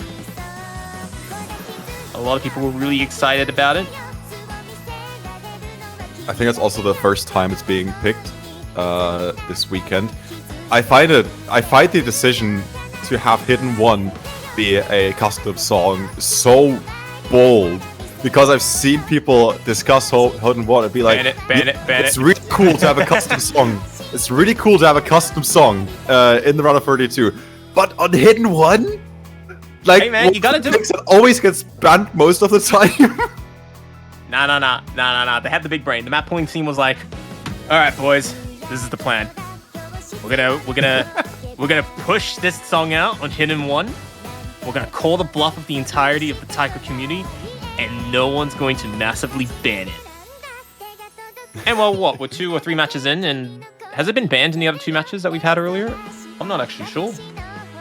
I don't think it's been banned yet. It hasn't been banned in Finland, Norway. I can tell you that. It just wasn't picked. Ah, yes. Let me scroll. Let me scroll up to the other match yesterday. Yeah, you can have a quick versus look on Colombia. that. Yeah, so definitely very bold, very brave. Some would say stunning. And hey, we get to see it finally selected after a few matches. So coming in at about 2 minutes long, 5 stars in terms of star rating, but don't let the star rating fool you. Hidden One, if I remember correctly, it is relatively slow to read, but a fair amount more straightforward in pattern complexity. And I was just checking yesterday, or rather today, we've had a 3.1 no.4 ban in Colombia versus Chile. So yeah, no Hidden One bans this week, and let's keep it that way. I'm sure that everyone who has worked on that will be very happy with that. Next minute, Japan just decided to get a storyboard for the memes. Next minute, they banned it for the memes. Oh, we don't get a storyboard. That's kind of sad. Oh well. Oh well. Don't worry. We got the map pool showcase at home. We do. The map pool showcase at home. Seriously, if this is your first time seeing Hidden One, to anyone who's watching, go watch the showcase. The Hidden One reveal was marvelous, I would say, and Hong Kong is not feeling this Hidden One. Don't blame them. Hidden One is always a very, yeah. Xing is the only player that is completely in tune with the song right now. And only just now, after a third of the song in, is completely collapsed. As soon as I pointed that out, wow, that was painful to say in real time. And on the other side of things, we got Harry, who is on double S, and we also have High Greeks and Flamo following right behind. Yeah, the song is only 160 beats per minute, which is part of the reason why it's incredibly slow to read. Not the slowest you will probably find in the tournament, but for around the 32, it ain't the fastest. That's absurd. It only gets worse from here, trust me. Oh, Fua. Yes. It's like not even close. 67%. That hurts. We're actually about to cross 1 million score difference. Oh, Jesus. There it is. There it is. And it's gone. Yeah, the hidden pool in this week's round of 32 is quite rough. Even Hidden 2 cannot accommodate most of the players who would be fine having like speedier hiddens in the pool, because that's not what Hidden 2 is. And then you have Hidden 1 just being Hidden 1, which is arguably always one of the harder things to practice for lower seeded teams, and Hong Kong is feeling it. Xing finishes with 95%. What is that miscount? 27. Ooh. Neat. Yeah, 27 misses, but they were pretty clustered. So Xing was actually doing very well in the other areas of the song. Getting the only A rank is pretty damn good. Taiwan collectively having only 13 100s and no misses. Absolute dominant performance, setting the bar for some of the other teams that may tackle Hidden One.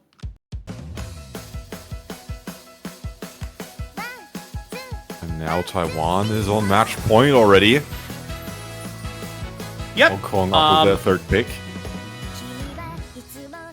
Yeah, definitely a tough situation for Hong Kong.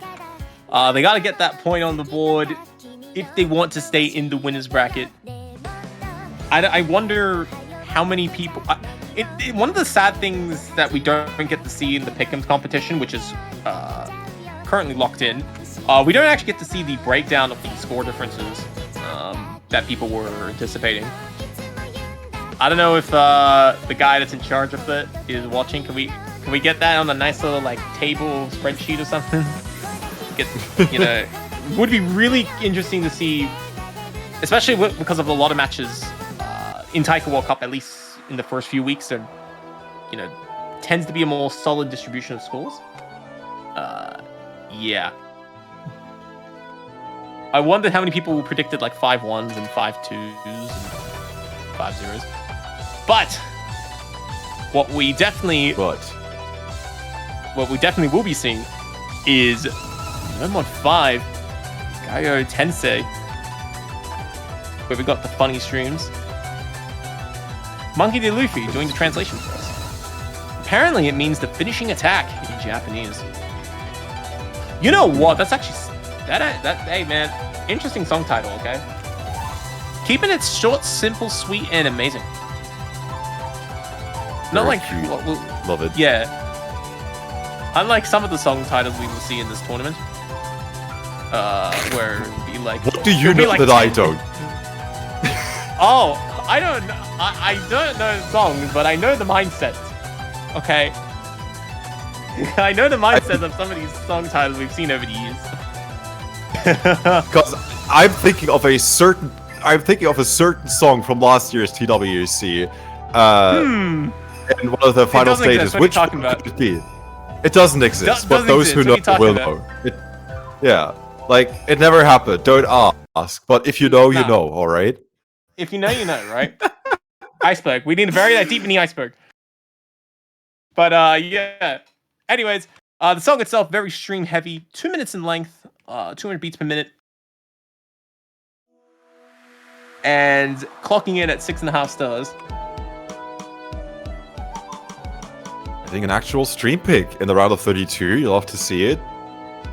Always interesting to see how the tournament meta develops. It's definitely been a welcomed approach to introduce a 5th no mod rather than having three mods. One I wholeheartedly approve. Thank you, Charge. Please keep it up. And it creates a bit more of a dynamic in some of the no mod battles that sometimes can get a little bit overlooked, especially in the earlier stages. So, yeah, pretty cool all round. Brown, the first player, picking up a miss. Everyone's still running along the attack, trying to out-compete each other. So, triple SSs from Taiwan. It's definitely also a reflection of how the PP meta has evolved in Taiko. People have just been getting so much better at streams in the past couple of years, and it definitely also goes to show in Hong Kong's performances. They're still holding their weight. They're pulling their weight pretty well. 99.83% from Xing, 99.59% from Henry. But there's very little you can do against triple SS from Taiwan, given that these are just basically 1-4 streams. Man, I mean, Taiwan would give Auto a run for its money. What do you want me to tell you? Good luck beating Auto, because that's what Taiwan is doing right now, and that's with 3 people, not 1. It would beat Japan so bad. Hey man, someone's gotta do it someday. Well, I don't know. The question is how many times that will happen. Taiwan definitely showing that they got the skill set in the streams to fight the very best.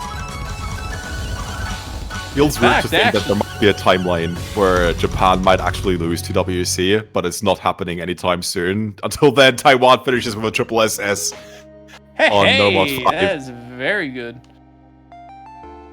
Wow, Henry getting the only FC in Hong Kong side with 13-100 is very good.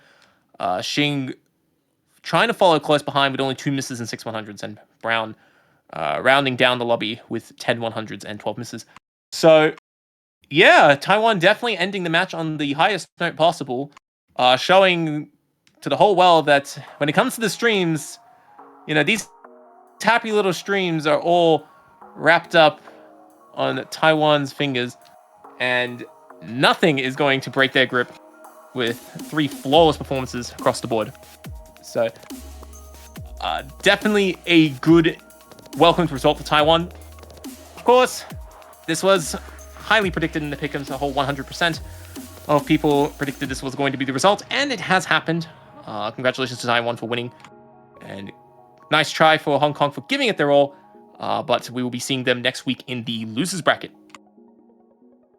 Yeah, it ain't over until it's over. Hong Kong just has the potential to completely sweep the losers bracket now. And I'm looking forward to that happening. Shoutouts to Youngin, of course, Pastor Buddy and TWC. And yeah, round of 32 is not over, obviously. We have the probably most one-sided match coming up in half an hour. Japan versus Denmark. That's the number 1 versus the number 32 seed. Oh no. Oh no. So, strap in. You're not gonna believe what's gonna happen. I said in the qualifier result showcase, what more is there for Japan to achieve? Last year they got a perfect run. The only logical thing is to do it all over again, and they're gonna get started on that. Want to see me do it again? Denmark. That's what Japan. Yeah, that's what Japan wants to do. Yeah. Surprise me, Japan. Yeah. So yeah, the highest and lowest seed, double elimination brackets, doing its thing. Then we play against each other in about 30 minutes from now. I'll be back here along with Jay to commentate that. So stay tuned.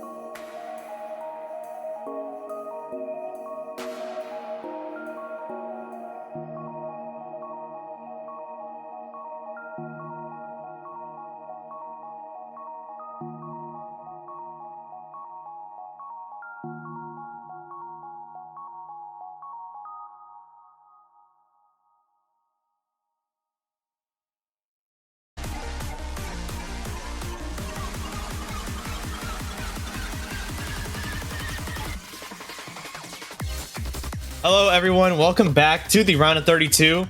We are back with Turkey A versus Poland. Still at the round of 32. Still watching some fantastic things. Once again, I am Luminite. I'm back. And I'm also back with the same wonderful man I casted with last night. Janitor, how are you doing today? I'm doing wonderfully. How about you? I am hanging in there, Actually, I'm doing really well. It's a weekend, no work.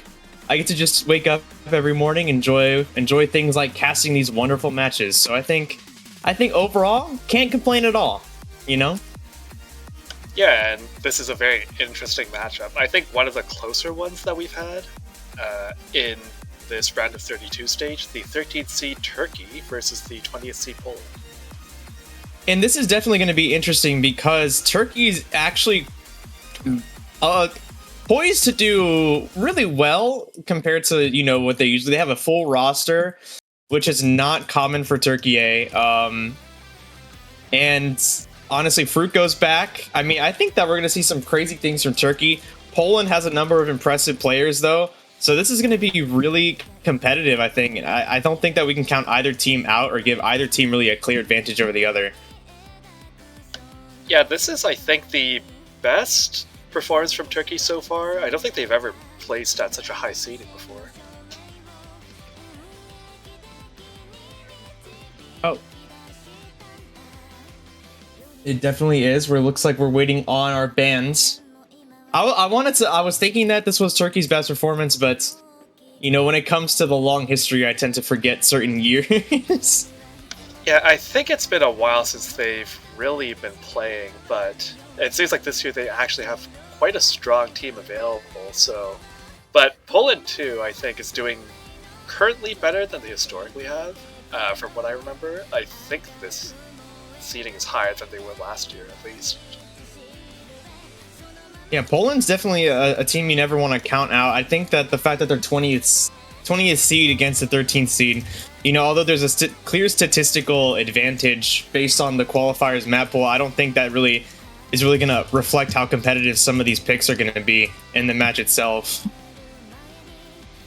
Yeah, definitely. Turkey is, I think, favored overall on free mod. And they also have a bunch of players with really strong accuracy, whereas I think Poland, it's a bit more weird. They have some good high skill cap players. I don't know if they're as comfortable playing against Turkey in these earlier pools. Yeah, so all in all, there's things we can give A, B, and C to Turkey. We can give D, E, and F to Poland, and we can keep going back and forth, say great things about both teams. So this is honestly just, it's going to come down to who practice more. Maybe some of these picks are more up certain teams' alleys than the others. And, do both teams also have a plan, You always want to have a plan when it comes to matchups that are as contentious as this one. Poland's going to ban Double Time 2. No colors today. We're going to be in black and white today. Oh, definitely. So it's just going to be monocolor stream for the rest of the time. I mean, both Turkey and Poland only black and white. Just white and red. They're both white and red, so. All right, and looks like Turkey A is banning Hidden One. I'm Sunao ni Naritai. I think that was probably one of my best pronunciations thus far. Yeah, all things considered. Yeah, I can't even read the name of No Mod 1 because it's currently blocked by the icon and it goes off the screen. So, alright, Shinku no Melancholy. So we're going to do first. We got our No Mod 1, 216 BPM. I think this is a relatively comfortable map for both teams. It's very much a consistency map as opposed to... Opposed to ... I was about to say, would you consider this an SS or die map? Well, maybe not to that level, but it's if you miss, you probably will be losing the map. You're gonna be in that contentious gray area of waiting for the other team to miss. Yeah, it's always been scary to pick these sorts of maps against other teams, but when both teams are relatively even, I think it's definitely a good idea to get it out of the way.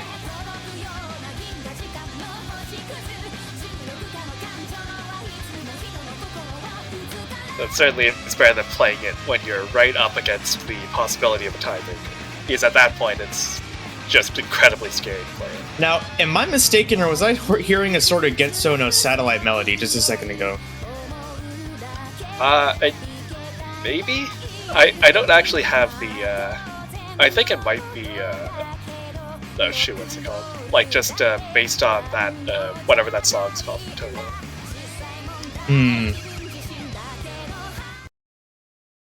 Alright, we're getting started here.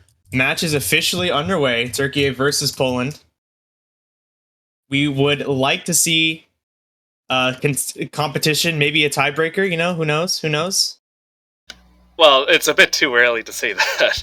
Hey, we always hope for tiebreaker. We always hope for them. We hope for them, but we don't vocalize that hope. Because then bad things will happen to us.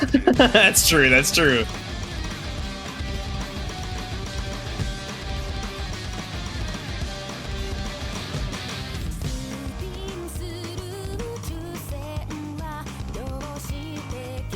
Alright, Turkey with a little bit of an accuracy advantage. It's too early for it to mean anything, but two players holding double S is still pretty nice considering. Oh, okay, well that's going to be very nice for Turkey with Daidatka finding a miss.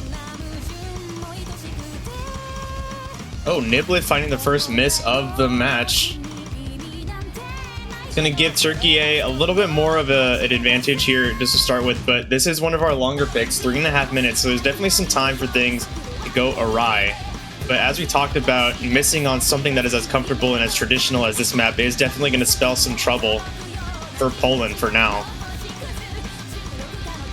Yeah, Turkey is just looking really consistent, and they've been doing that in qualifiers. Okay, well, maybe not that consistent, but Magev is still quite consistent with the double S.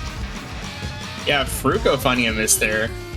That point differential is coming down a little bit, now to about 9,000 hovering there, coming down to now 8,000. Neural G finding a miss. So is Fruko. Oh. Poland gonna take this one for now. Still got half of the map to go though. Yeah, Poland currently looking more consistent overall. Those are some interesting misses from Turkey. Certainly not ideal, but then again, missing is never ideal.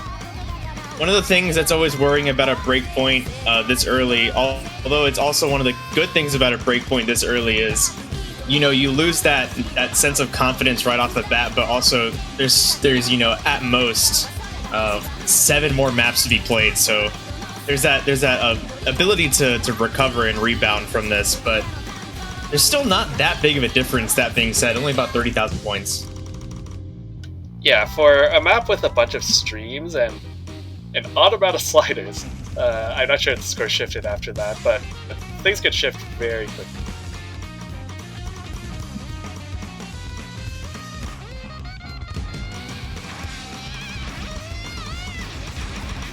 Yeah, big thing too is that because of some of those misses from Fruko, Poland now has quite a significant accuracy lead. So 1% gives you, I think, like a 20k score leeway. So it's roughly equivalent to like a miss, a small miss. Poland's been able to extend their lead a little bit more, 40,000 points now. We're heading into the final seconds of the map.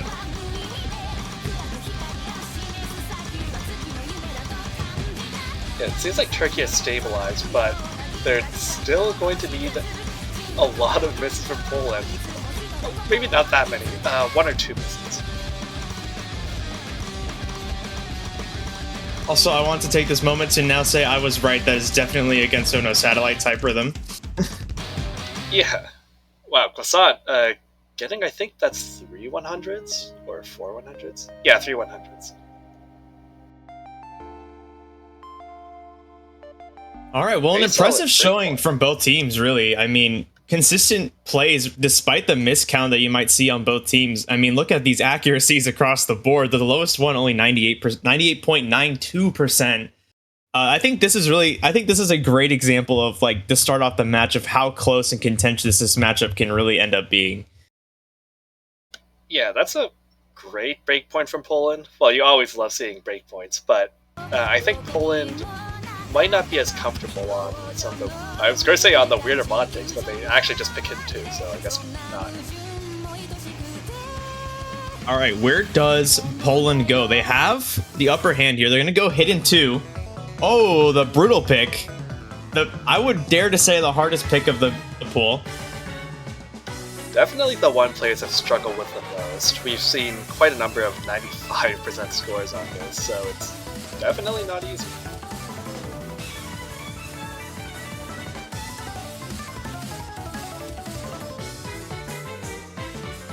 This is you know what, there's also, I think I love talking in these downtimes. I love talking about strategy.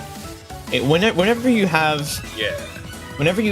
like a break point, I feel like there's the potential for strategy to change. It's like, oh, okay, we're up now. Do we want to continue with our plan, or do we want to make alterations to the plan? Because if you're up 1 and it's your pick, do you want to take a risk and see if you can beat them on something you're not as comfortable with and extend that lead and take something away from them? Or do you want to continue on the path of the path you're most comfortable with? It's just, there's a lot of things that you can consider in this downtime that I love thinking about. Yeah, there's an interesting dynamic here where Fruko, I think, is overall the strongest Tim player in the lobby. But because both teams are relatively shallow in terms of the players that they are likely to end up using, they might not have a full 3-player roster, either of these teams, for some of these weirder maps. In fact, I think a lot of teams probably don't, but these teams especially. So this is going to be interesting to see if Poland can pull off a good team performance. All right, here we go. Hidden 2.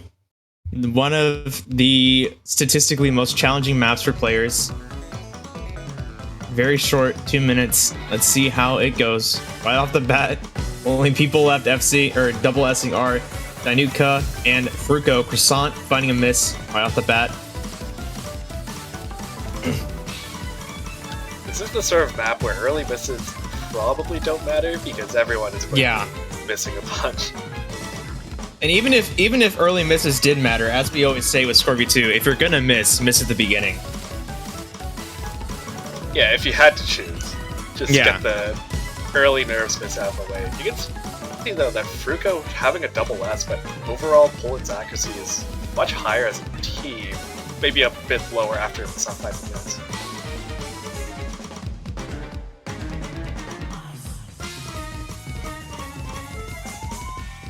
Okay, so Ryukishi found a miss. It looks like his accuracy is stabilizing though. He's on the up and up.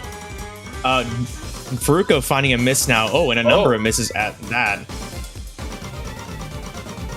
Yeah, you can see how hard the score swung from that because he was at a double S. And scored swing back a little bit with Dainaka's miss, but Poland still at the advantage. Yeah, Dainaka was Poland's star for this particular map, so that's going to be a bit of a hard thing for Poland to swallow as Ryukyushi finds a miss. So that's going to help them out. The only FC left, there's 2, Niblet and Skolodajko. Good attempt. Thank you. Guys, get yourself a commentator buddy like Janitor. No matter, even if you butcher it, he's going to be behind you with a good attempt. I'm here to be supportive. This is a positive environment. Just as positive as Poland's score differential, with Turkey now reaching over 100k. Croissant finding another miss though, but I don't think there's enough time at all for it to matter. Skolodajko and Niblet finding the FC, I think, unless there was a miss that I missed. Nope, they found the FC. Impressive. Niblet with pretty good accuracy relative to how difficult this map can be. Yeah, 2 scores above 1 million is very good on this chart, on this map actually. Fruko with only 3 100s, but just finding a few too many misses here and there.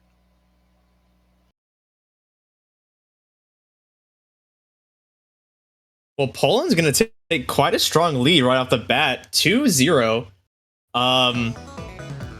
The pressure is mounting on Turkey now. They're going to have to pick something that they are really confident in.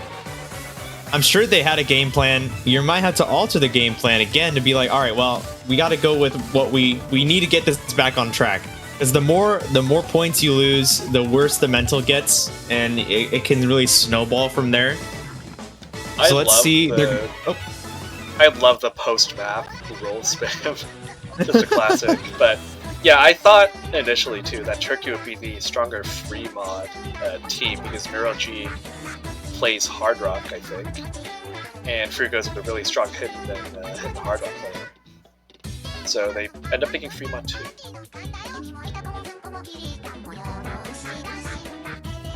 This is an interesting song. Yeah, it's a great song.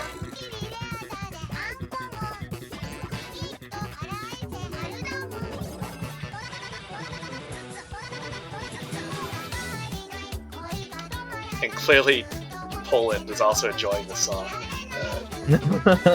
So you can see from all chat.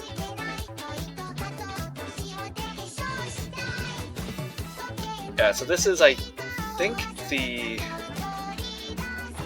kind of anti-mod-ish, from what I remember.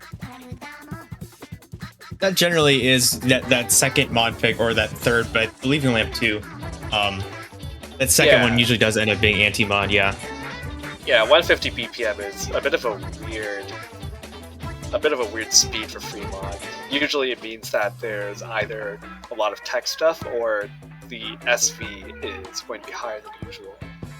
So, a fair challenge for both mods.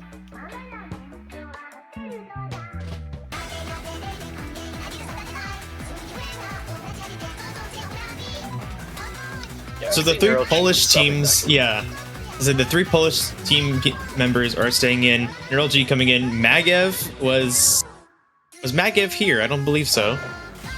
I don't think so. Because it was other person starting with S. I was like, it is insane how bad my memory can be sometimes. So I could have just said yes, he was here before, and you have just totally believed. I would have believed you. I really would have.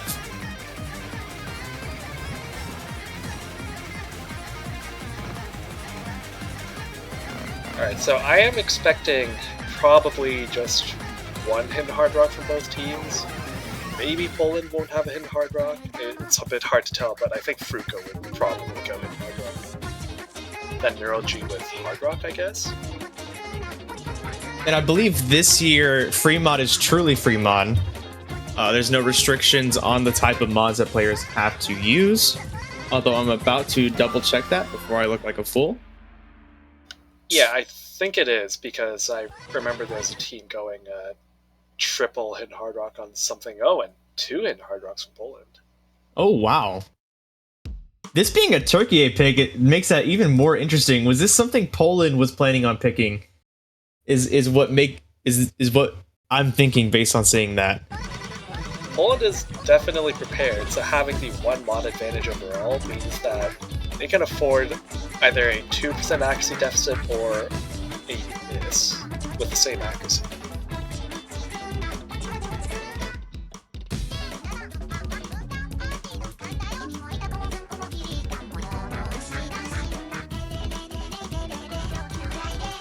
Well, it's going to give... winning.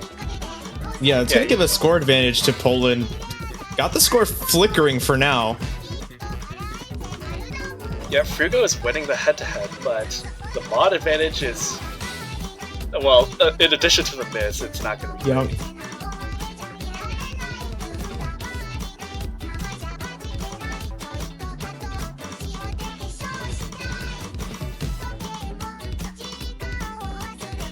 Yeah, it seems like Gev is just a bit behind in terms of accuracy. It's really Fruko holding the team together by being more than 2% above the next best player on board.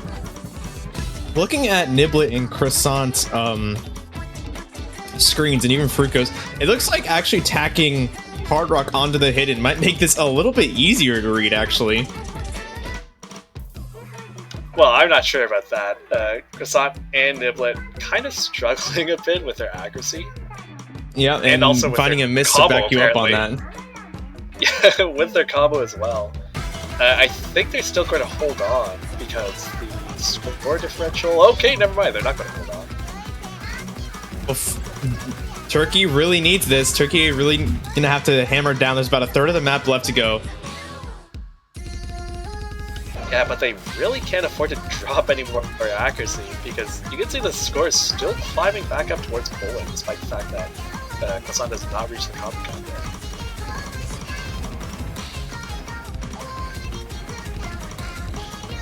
So as I said, I was out of town last week. Niblet finding a miss going to give even more of a lead to Turkey.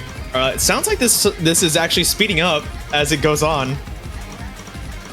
Yeah, not sure what that has to do with being out of town, but Turkey is still holding on. Okay, Janitor, what happened to the positive vibes, bro?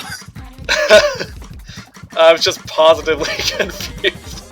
That was an interesting segue, but Fruko is... No. Oh, go ahead. Magev missing. Yeah, Magev missing, but there's such little time. Turkey, I think, gonna be right back on track here. And that's exactly what they needed. What, 6 100 in Hard Rock FC, just 2 100s behind the single mod from Poland.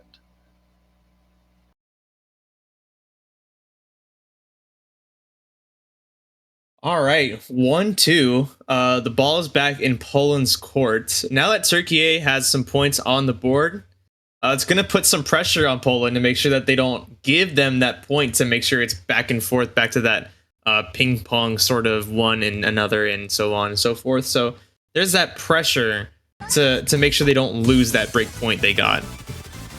Yeah, Poland may have overmodded a bit, because that was below the 1 million threshold, so maybe single mod would have helped secure the point, but wholeheartedly.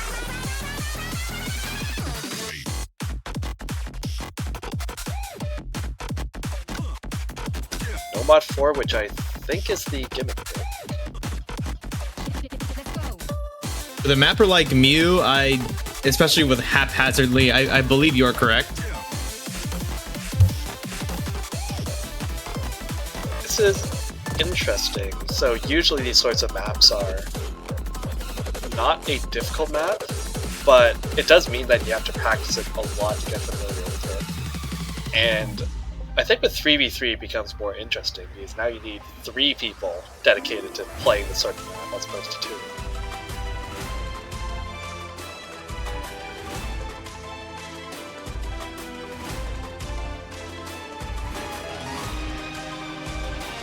Both teams making very liberal use of the roll function. Before we begin this next point, I just want to say I wholeheartedly think that we should all take a second to go to the Osu store and purchase a banner for only $2.50 USD, not $250 like I said accidentally yesterday. $2.50 USD. Isn't that a steal, Janitor? Isn't that a steal? But what if I wanted to buy more than one banner? You can buy more than one banner. In fact, you can buy all 32 banners. All 32? And how much is that? That is, if we use the correct price, $80. You can spend $80 on supporting every single team that is qualified within the I almost said the United States World Cup, the Osu Taiko World Cup. Only $80 to support 32 teams. That's a steal. Now, I do recommend instead of 80, you do 77.50. That one banner not purchased being Japan. Unless you want it to stick around until the end of Catch World Cup, because the winning team does get an extension on their banner until the end of the next World Cup. Instead of basically eating out for a day, you can instead buy a bunch of virtual banners to support all your favorite teams. Exactly.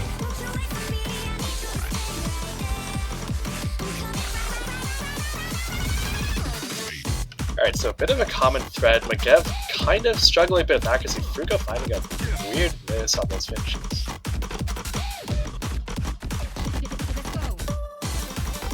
And Croissant and Maggot both struggling finding misses with the lowest accuracies in the lobby. Fruko did find that miss, but his accuracy is holding really high. So Poland does have a lead, but it's not very big, although it's extending quite a bit now. It's going to shrink with Nickname finding a miss. I was just about to say Nickname 2500, subbing in, holding a double S, but then they missed, so I didn't even have a chance to say that. But Niblet So far. still doing quite well.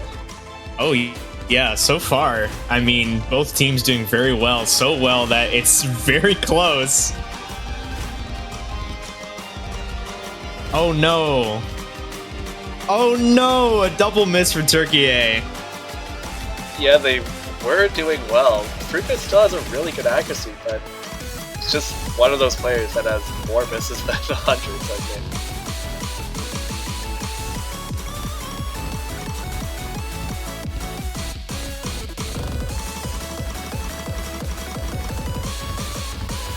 Oh, Croissant finding a miss now. That's going to cause quite a change in the score. But we don't have that much time left. We're going to need more misses from Poland for it to be... Oh, no. More misses, you said? That's more, More but misses from Poland, not Turkey A, no! Yeah, but Gev's accuracy is just a little bit too far behind the songs.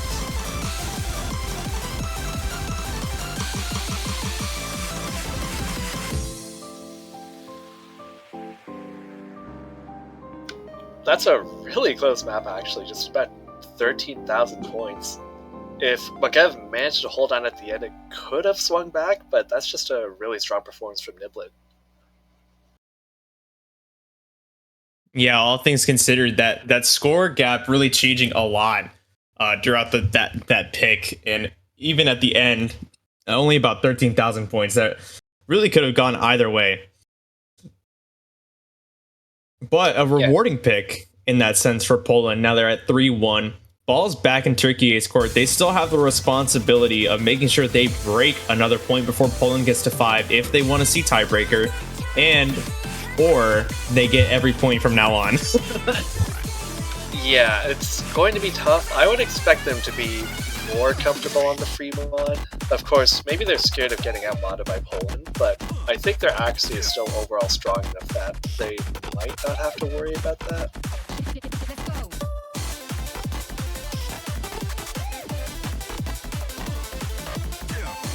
Yeah, I guess the issue is that Oh, go ahead. TT1 seems like it's probably better for Poland overall. Hard Rock is weird because I don't think Fuko plays a lot of Hard Rock, but could still be okay for Turkey. They're gonna pick Hard Rock 1. Yazakura Bladers. Good attempt. Thank you. We got a TKS map, one of 2 TKS maps in the pool. That's Hard Rock probably 1. easier to say than most of what you've been saying this match. And yet, a 3-letter word is what you ended up messing up on. That's a TKA. 1 minute 55. One of our shorter picks. Whenever we have those shorter picks, it makes every single act drop, every single miss that much more detrimental to either team. So it's going to be a little bit pressure inducing, especially with Turkey down the break point. Neural G is going to come in. Looks like Poland's going to stick with their core 3. Yeah, they've all been playing quite well so far. Subbing in Neural G, I think, does benefit Turkey. He does seem like a relatively strong player for them. But I am a bit concerned on the accuracy front, though. It seems like Poland has had that advantage, at least team to team, for the entire match.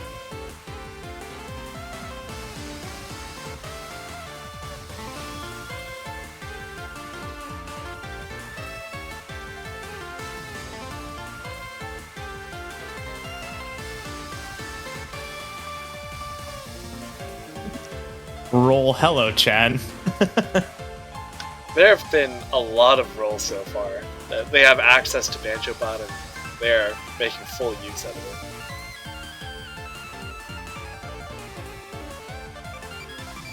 All right, here we go. The start command's been given. We're gonna get this 5th pick underway.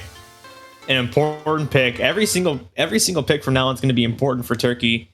So here we go. 155. Like I said, shorter the map, the more pressure I say on every single mistake or error that may occur. Let's see what happens. Although it looks like Neural G is playing the wrong map based on the background. Oh, well, I guess Neural G just wants the run back. There you go.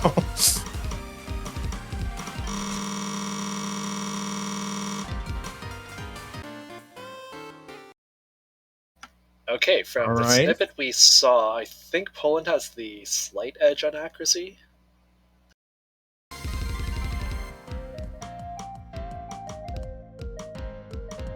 And now that we have come back live, a tiny advantage to Turkey A. Very, I mean tiny. Or maybe not. Okay, yeah. Wow, I've never seen the Jinx like that before. Yeah, currently it's like a 1/100, now a 1 miss difference from NeuroG.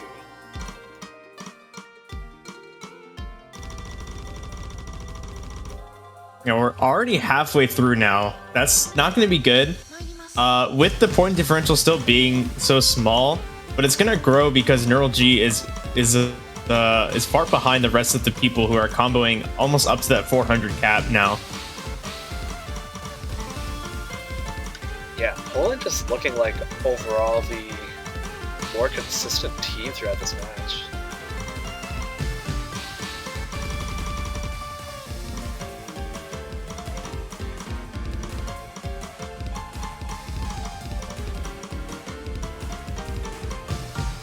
I think Turkey overall has maybe slightly better accuracy overall, but yeah, that 1 miss is just going to be very bad for them. And everyone getting that 1/6 pattern, and the second 1/6 pattern. Yeah, if Poland was gonna miss, that's really where Turkey A was gonna hope for them to miss, but it doesn't look like it's gonna come out. So Poland's gonna take another break point, and that's not gonna be good. Poland's gonna be in the driver's seat for their match point. Yeah, 3 full combos from Poland, and their accuracy overall was better too. So even if NeuroG didn't miss, they still would have ended up winning.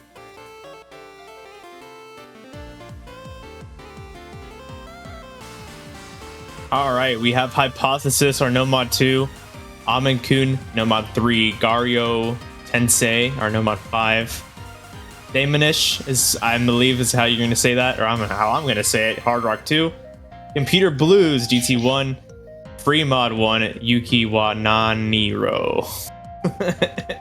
Yeah, I think most of the remaining maps seem like they would favor Poland at this point. They've had a lot less issues with just randomly missing, and it seems like they have a stronger 3-player roster for virtually everything. And there aren't really... I mean, there's Free Mod 1, where Turkey can kind of repeat what they did on Free Mod 2 with their strong hidden hard rock performance, but that's one map. I don't know if they can repeat that for every single map in the pool.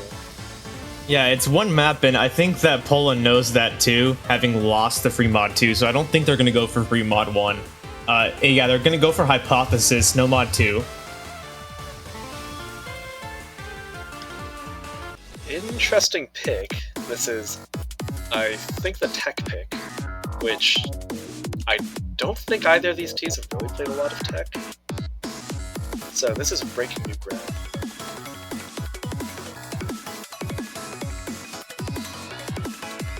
Another map on the shorter end, 2 minutes and 2 seconds, but it is different than what we've seen before. It is definitely techie.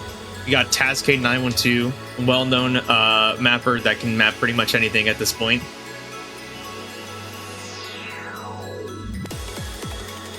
Turkey is on the ropes. They would have to win 2 of Poland's picks in order to, and their own pick, obviously, if they wanted to have a chance of winning this match.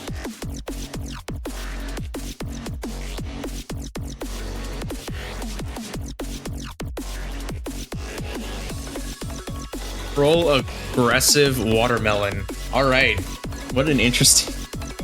The watermelon has an aggressive rating of 67, I presume.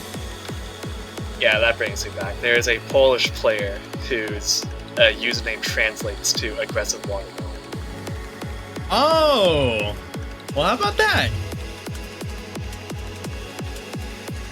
So that's a real throwback. I don't think they're currently playing for Poland.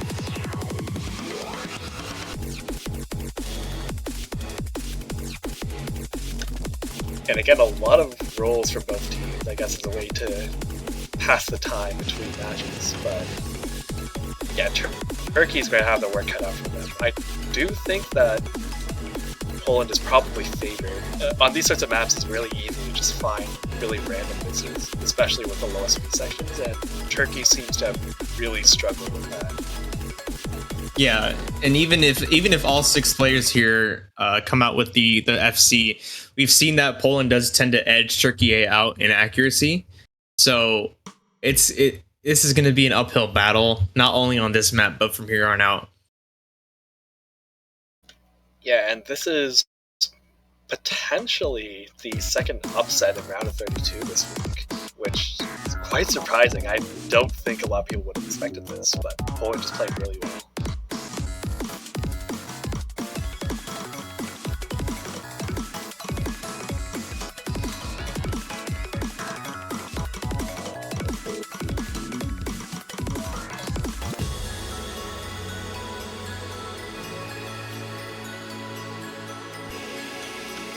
After this break, then we're getting into the real map.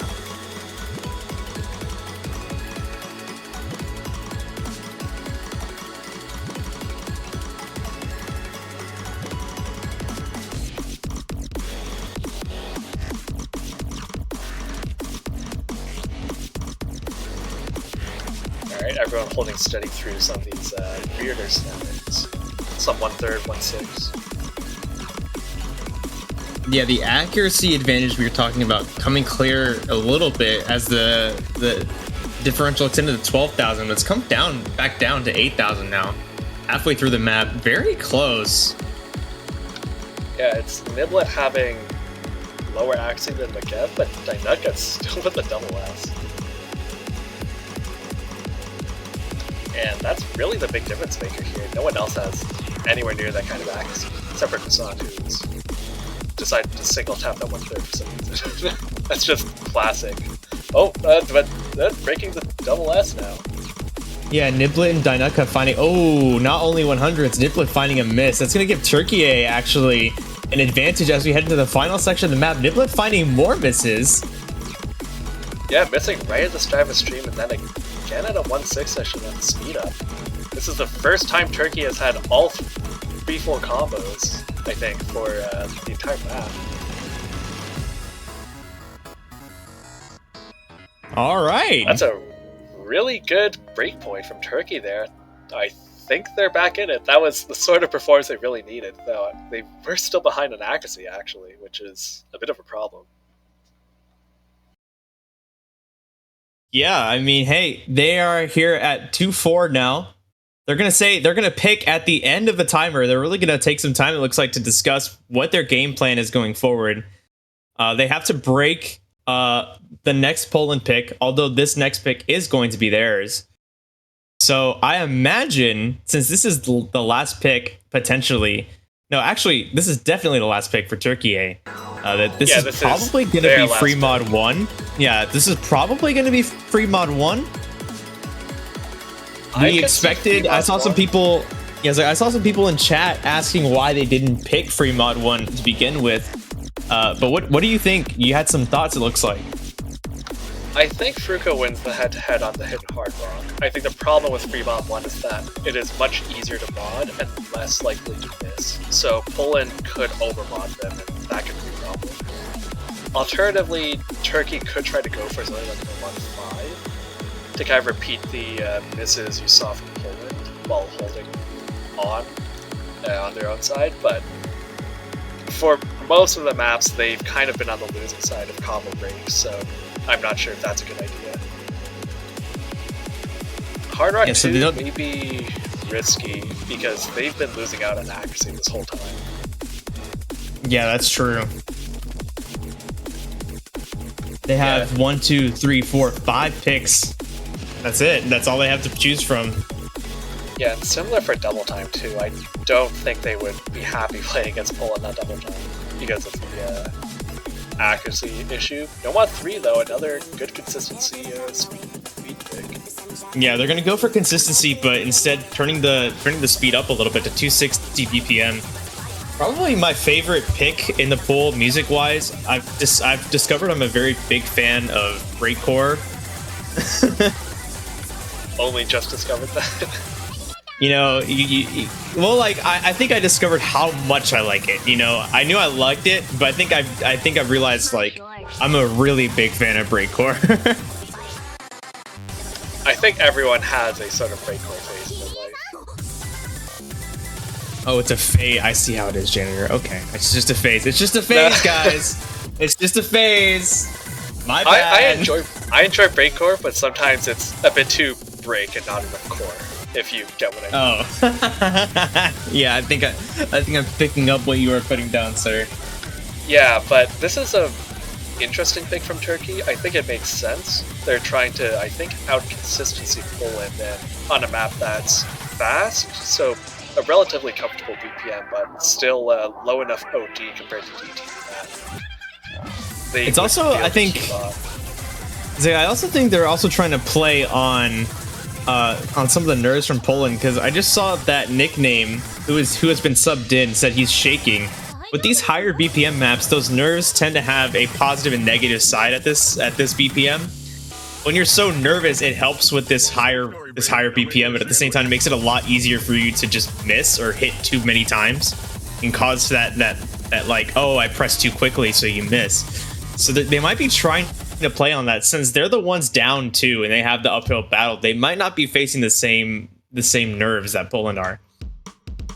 There is also an interesting phenomenon with Poland kind of constantly swapping out their players. I think both Nickname 2500 and Skris haven't played for quite a few maps, so maybe they're not as warmed up, though I assume they were doing something while waiting between games.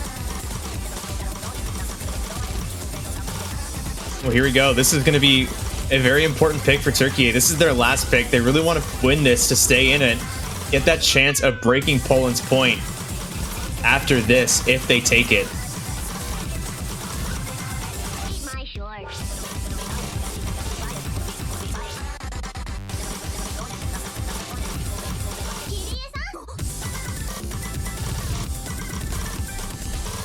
I think everyone in this lobby currently is a single timer. Let's go! So stamina might be an issue, but this isn't really the sort of speed or pattern that would really break stamina all that much. So everyone on Poland holding a double S, I'm sorry, 2 players holding a double S. Scree with the lowest, which is giving Turkey that 10,000 point difference. But Nickname and Croissant, I mean, and Fruko all holding phenomenally so far. And a very nerve-wracking break where you can see the other team score. Oh yeah, no. You know, for a while, I was always like, who cares if you can see their score? But now that I've played in Suigi and I played in 4TWC, let me tell you that has a very big effect on everything that happens afterwards. It's quite nerve-wracking. The score lead is with Turkey still, thanks to the relative accuracy drops from Skris.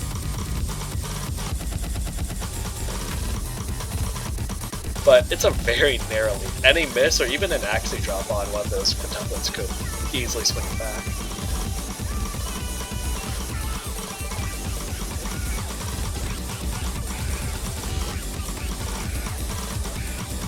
And still 3 double S's on the board, and Turkey will take it, despite 2 double S's from Poland. Alright, Turkey A coming back. Down 4-1, now it's 4-3. This is their chance to take this to tiebreaker. It is going to be Poland's pick, though. They've been at match point now for a while. Nerves not seeming to affect Croissant and Nickname. The question is, are they going to stay in? Croissant's been here the whole time. He might be getting tired. But they also have only 4 maps to pick from left. Interestingly, I think with the information from this map in mind, I don't think Poland actually wants to go double time, because I don't think Scree would be as comfortable as their third pick there. So that leaves really Nomad 5, Hard Rock 2, and Fremont 1. Well, obviously it leaves that because they're the only other best left. But I think maybe for similar reasons, Hard Rock 2 doesn't seem all that appealing. I could either see Nomad 5 or Hard Rock 2. Honestly, I don't think they would be brave. Yeah, enough to bring up one to Turkey. I agree. If I had to pick one between those two, I think we're gonna see. Oh, and I'm wrong. I was gonna say I think we're gonna see Hard Rock too. I'm completely wrong. They are absolutely confident. Both of us are. Yeah. Yeah, I think then the plan is really to overmod them, but the risk there is maybe going for too many mods. But I don't think Turkey can muster up more than one Hidden Hard Rock player, so that is a benefit. The question is, do they want to do that again? Because last time they did that, they lost. So there could be. Yeah, do they want to? Are they going to? Easier, yeah, for sure. Yeah, easier I think to one is double easy mod, I would enough say. that. Yeah, so the dynamic with Hidden Hard Rock is usually that you're trading the opportunity cost of accuracy for a higher overall score, and that kind of balances out if you miss. But with Hidden Hard Rock advantage, you can afford to miss once and still have the exact same score if you have the same accuracy. And even if your accuracy is worse, as long as it's within around like a 2% range, you're still overall doing better. Well, this is going to be the last pick of the match either way. Either Turkey A is going to take it, and we're going to go to tiebreaker, or Poland's going to end it here 5-3. Ah, man. No matter what team you are, it's got to be nerves. Nerves all the way to the max. Yeah, I wonder how Poland is feeling, being on the cusp of a pretty grand upset. It's got to be nerve-wracking for them. They are calming their nerves by rolling. Yo, That's they rolled a pretty 98! I don't think anyone Girl has G rolled a 100. 98.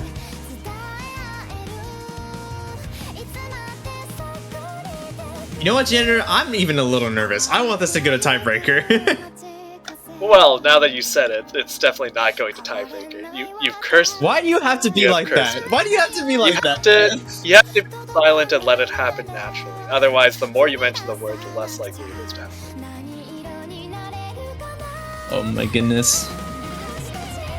But I think Turkey, this is probably the most toss-up prone of all the maps that are left.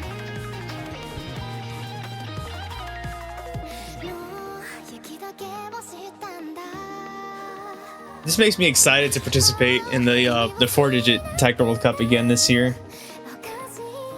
Yeah, its tournament play is very nerve-wracking, but also quite rewarding. As we see, Poland currently having the mod advantage, I think, unless Dynutka. Whoa! Oh, the going triple hit. So they have Which a is either very going- large mod advantage. Yeah, I can see why they picked it, but again, if their accuracy isn't up to snuff, or if they find a few errant misses, that could be bad, but now they have a really large lead.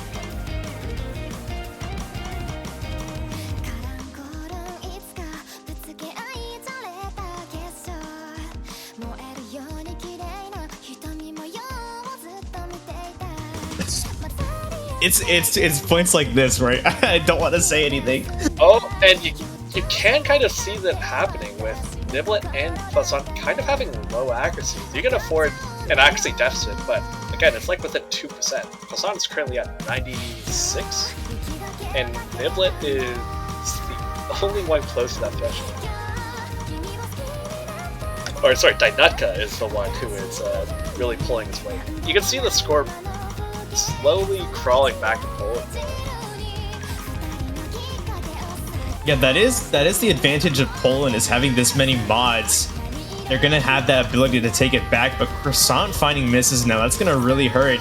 The pressure's now on Niblet to maintain that FC, to give him that ability to pull it back. If he loses it, Turkey is gonna be able to take quite a bit of a lead, but they have that gigantic score advantage. I mean, you can see it already coming down again.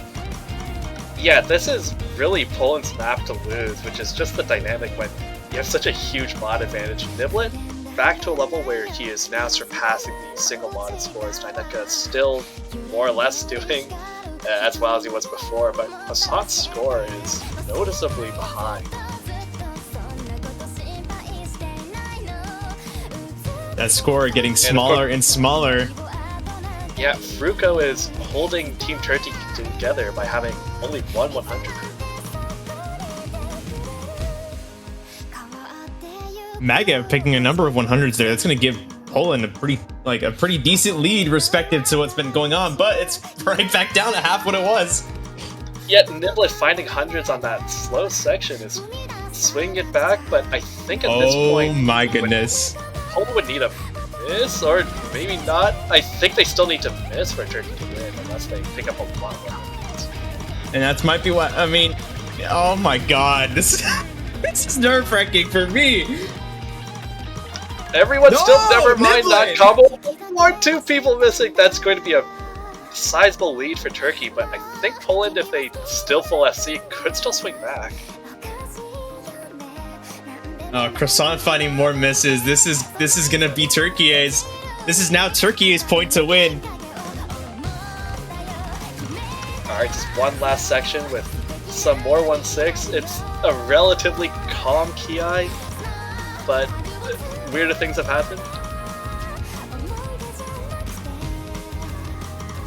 Oh, Dynutka missing, I think might actually seal it. Yeah, that might be it. Our score differential is approaching 100,000 points. Now we have very few seconds to the last minutes, ladies and gentlemen, and I think we're gonna go to tiebreaker. Poland flew too close to the sun. Fruko, what are you doing, man? Is that 3 100s? It's 3 100s. The highest score in the lobby by quite a bit. Fruko and the Turkey players really bringing it back from 4-1 to 4-4. Here we go. Is this our first tiebreaker of the weekend? I'm pretty sure it is. But I think it is. I think our last closest was 5-3. We're going to tiebreaker, first one of the weekend, ladies. Oh, let's go! Yeah, Fruko really pulling its weight there, having by far the best accuracy in the lobby, having, I think, like 2,500s up on the next closest person. Tiebreaker, I honestly have no idea who is. I don't even know if these people have practiced the tiebreaker. Man, this is gonna be exciting. And this is whenever we get to the tiebreaker, we talk about, as Janitor just mentioned, have they practiced the pull or the pick? And I would hope they have. We talked about for so long in this match how close together these two teams are. I would hope one of the players on these teams expected the chance that this would happen, so that someone that's going to play this on the field now is going to at least be somewhat comfortable with this. But here we are, first tiebreaker of the World Cup, round of 32, Turkey versus Poland, number 13 versus number 20, 4-minute map. Yeah, and I guess one good thing is that because Turkey is basically stuck with the same 3 or 4 players, they are all dialed in. I think they've really hit their stride. Poland, I think because they've been switching players a lot, maybe it gives an advantage for certain maps, of course, but maybe not quite as prepared nerves-wise, especially because I don't think they've been so close to making this sort of upset before.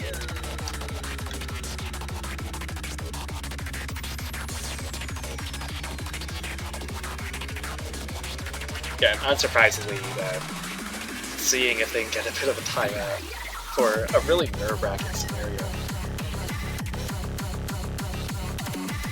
And I do not have a horse in this race, but I will say, I did bet 25,000 channel points on Turkey, so I am hoping I will not lose all of my channel points.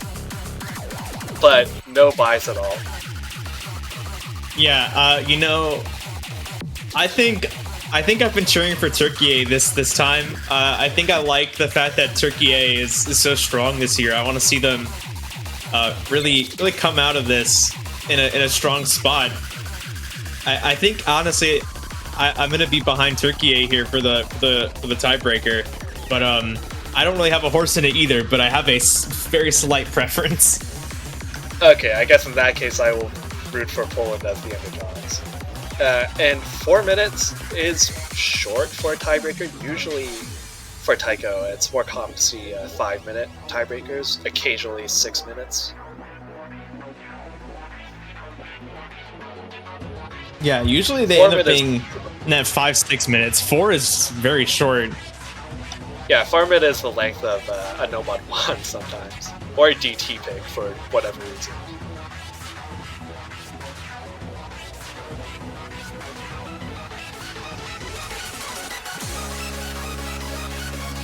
Yeah, and this sort of timeout is what I would like to call the, oh shoot, we have not actually looked at tiebreakers, so let's quickly go through and check to see the timing points and see if there are any ninja SVs around.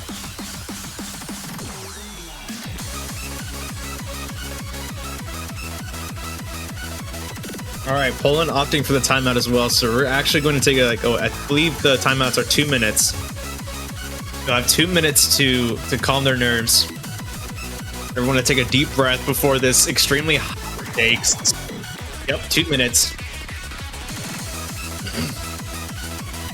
Yeah, and I would assume neither of these teams want to go into losers bracket, which is looking to be quite scary. Well, I mean, you never want to go down to losers early, but there was another upset earlier with Russia heading down into losers bracket, and I'm sure no one wants to be the one to face them next week.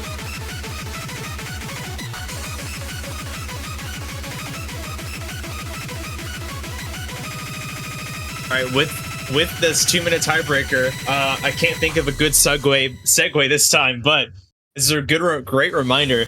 If you have any horse in this race, unlike Janitor and myself, in not only this match, but in any match that has happened or will happen this weekend, go ahead, head over to that Osu store, grab yourself a snazzy banner. They're actually quite aesthetic, and as we said before, you can have multiple. If you love all the countries, or if you have multiple heritage like myself, being a Chicano or a Mexican American, you can buy each flag that represents you, represent yourself exactly the way you need to. Only $2.50 USD, less than a cup of coffee, at least as far as the US is concerned. And yeah, you can buy, again, as we said earlier, you can buy all 32 for $80. If you want to support the entire Taiko World Cup, show your support for every single team that made it through the qualifiers. Only $80 for every single banner, although people will be scrolling through your profile for quite a little bit. And do remember that it is tax deductible. No, it's not actually tax deductible, but you can buy multiple banners. It is scientifically proven that buying a banner for a team during tiebreaker will make them 1% more likely to win the match. Yeah, we've run studies, we've run regressions, and this is a true statement.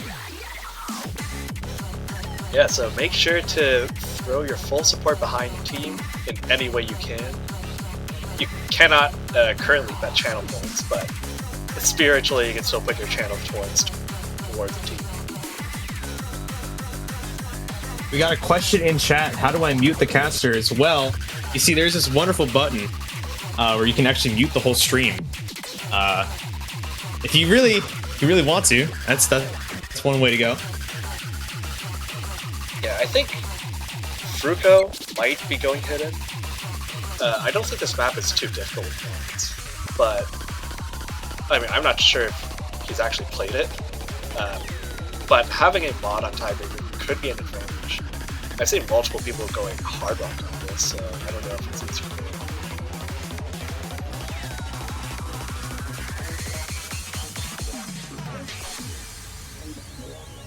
This song that accompanies this too is pretty intense, I would say. Yeah, it is. And I forget how long the timeout is, but if it's like a minute or two, you can't use that time to really quickly run through like half of the tiebreaker. Oh gosh, here we go. And Croissant actually switched out for Skris, who is going hard rock and Turkey with 3 mods. Wow, Magav Neural G with hard rock, Fruka with hidden, Niblet Dynuka no mod. So Turkey has a mod advantage going into this, but the tiebreaker is notoriously always made to be difficult, especially to mod. This is going to be interesting.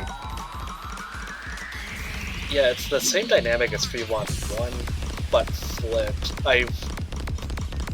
wonder if they are just confident in playing this with mods for the first time, or if they have actually practiced it, because if so, that would be a massive advantage.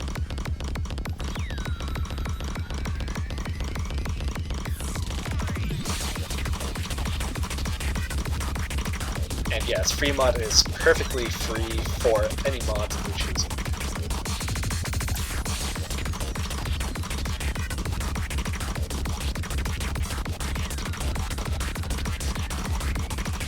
Oh, the first miss coming from Magev, but it was not a big miss. Maintaining his accuracy of 98.5%. Neural G struggling with his accuracy a little bit, but as we had with free mod 1, Turkey A does have quite a strong mod advantage, so they will have the opportunity to bring it back and recover from those things. Yeah, for Tiebreaker, the mod dynamic is a bit different because you comparatively lose fewer points every time you miss. So it's actually a bit more generous than for like a 2-minute match like 3-1. You could probably get away with like a 2.5% accuracy.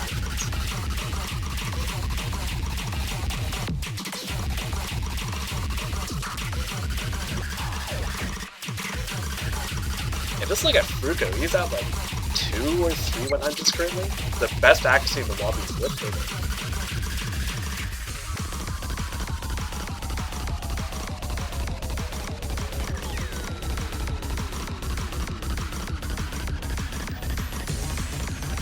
Alright, we're halfway through the map now. Again, our fairly short tiebreaker, only 4 minutes, so 2 minutes left about to go. Turkey A with a 63,000 point advantage is going to shrink a little bit with Magev finding another miss. That's still Scree. okay, though. Yeah. Yeah. This length of tiebreaker, you could probably afford like 2 misses and they'd still be.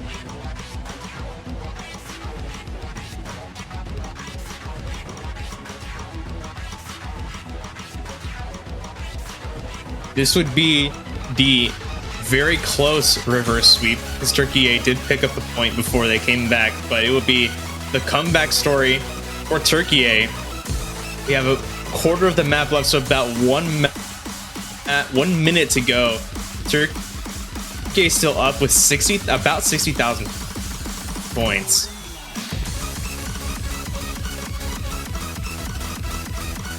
Yeah, the lead is just going to keep increasing so less Turkey doesn't find a lot of accuracy drops. We are heading into the highest B section though, but one is missing still. Oh, Dynetka finding a miss is not what you want to know.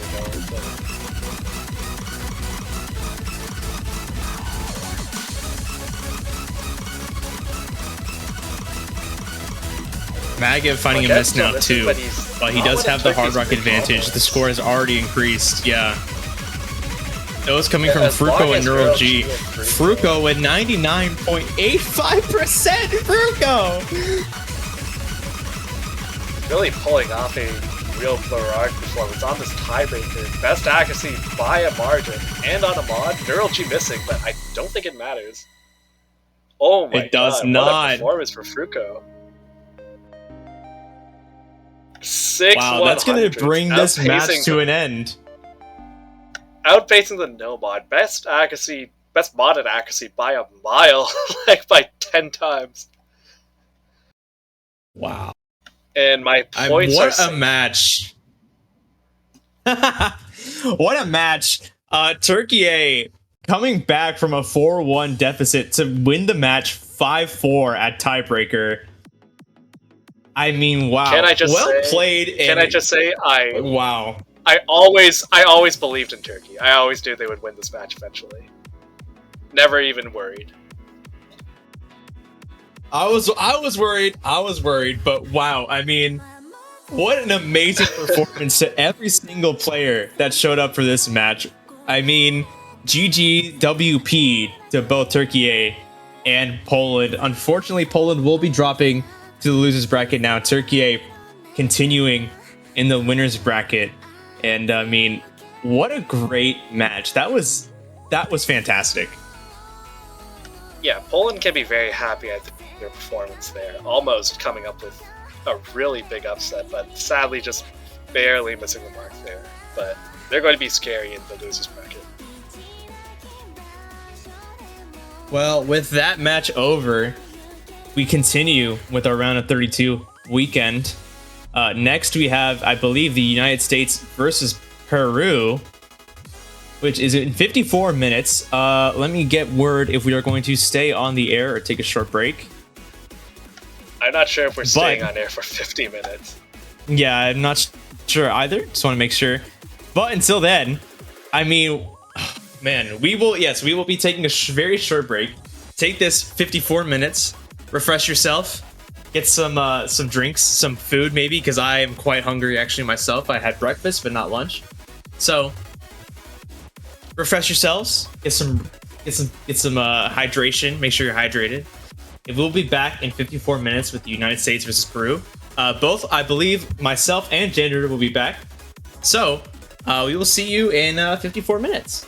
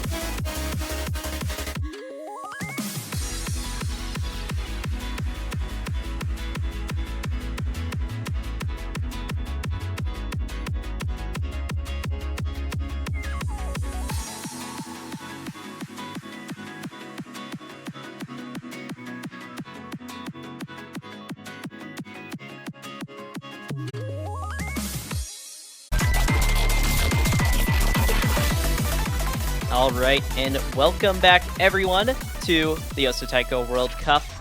We're going to be in the round of 32 with Brazil versus Slovakia to be the 5th seed versus 28th seed. I'm Ethan, and I'm joined by Teasel.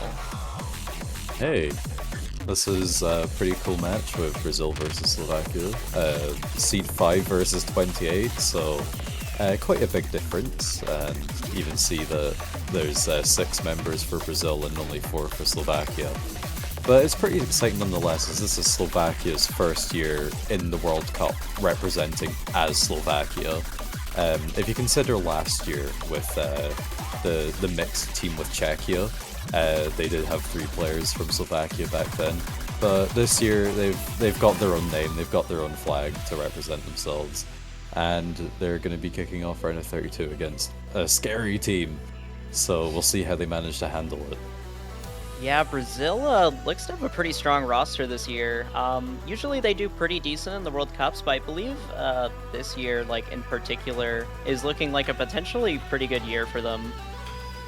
Yeah, sure. they had the 3rd place position in 2021, and you know, I think that they've pretty much got roughly the same team that they had that year.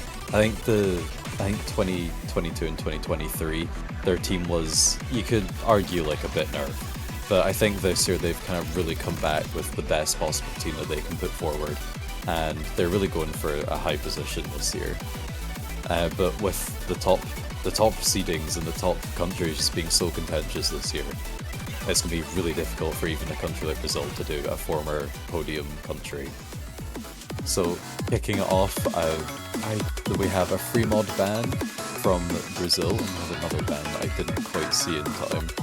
But nonetheless, Brazil are going to go with... Oh, there we go. So yeah, free mod 1 ban from Brazil, and a hidden 1 ban from Slovakia.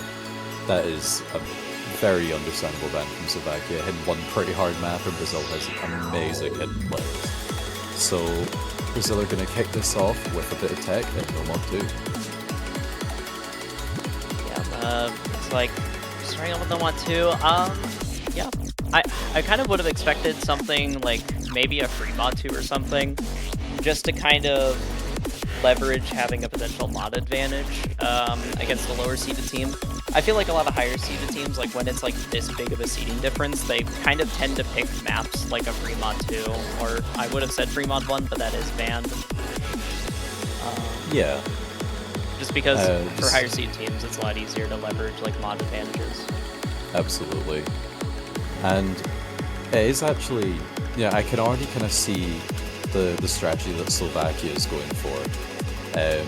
Because if you look at the qualifiers results, Hidden was actually Brazil's weakest skill set, and the lowest seeding that they got at number 11. So it's pretty clear that Slovakia, even though that is Brazil's weakness, they're banning it to protect their own weaknesses, probably. They're probably not too confident on that map, and they're just going to try play into whatever skill sets and strengths that they possess for this specific goal, and just hope that they can get a couple of points out of Brazil, and hope that they make some mistakes. Yeah, and one thing that we mentioned a little bit before, but yeah, Slovakia only has 4 people for their team. So they only have 1 player on reserve. So it's very tricky for them on like maps that they're not comfortable with. Like if one player is not comfortable with a map, suddenly that means, oh, everyone else has to play the map now. There is not a lot of room for like swapping players and stuff, which can make things very tricky for them. Yeah, they've just got to do the best that they can. It does also mean that in general they probably have less kind of skill coverage as well. But these are all pretty good players, so they're gonna give it their all. Yeah, they have a Flip gonna be the first one to find a miss in the intro of this map. Pretty rough place to pick up the first miss, but you know, at least the combo resets quickly. Yeah, it's first like 150 notes of the map, so it could have been a lot worse for sure.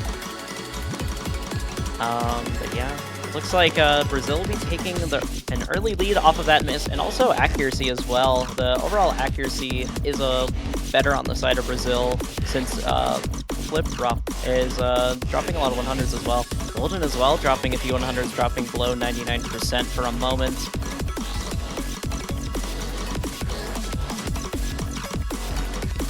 Oh, another miss from Flip Drop. That's going to make things even more difficult for Slovakia here. Yeah, still 5 full combos on the board. It's only Flip that has found the misses. And with the almost 80,000 score lead in favour of Brazil, it's going to be very difficult for Slovakia to come back from this, even if Brazil does pick up a miss or two. Yeah, yet another miss from Flip Drop, and some a lot. Oh, Golden is dropping a lot of 100s there. They're still holding on to their combo though for now, but those 100s are very scary. And never finding the miss. Oh no. Now there's only one more full combo for Slovakia. It's just up to Golden right now to keep up this full combo to try keeping them somewhat in the map, but yeah, with the 200,000 score difference and the map nearly over, it's basically impossible to come back from at this point. And it looks like Brazil. Oh, I was about to say they were gonna. I was gonna say they almost had a 3-way FC, but those misses at the end from Miwu. And yeah, very solid start there from Brazil. Slovakia had some pretty good accuracy in the beginning, but it looked like some of their it looked like Flip Drop struggled to sort of stabilize and get to the 400 combo cap, which ended up hurting their overall team score. Well, not to worry. This was Brazil's first pick, so the map that they're probably the most confident on being able to win on, probably one of their strongest maps. And we're over to Slovakia for their first pick. So hopefully we'll see something that they deem themselves to be much more kind of towards their favor. Yeah. I've seen a lot of lower seeded teams favor stuff like Hard Rock 1, you know, classic like Nomad 1. Yeah, there's definitely a good set of options here. There's also that Nomad 4, that hasn't been banned out. Traditionally a map that is theoretically a bit more favoured towards the lower seeded team, as the map is mechanically less intense. Yeah, I definitely think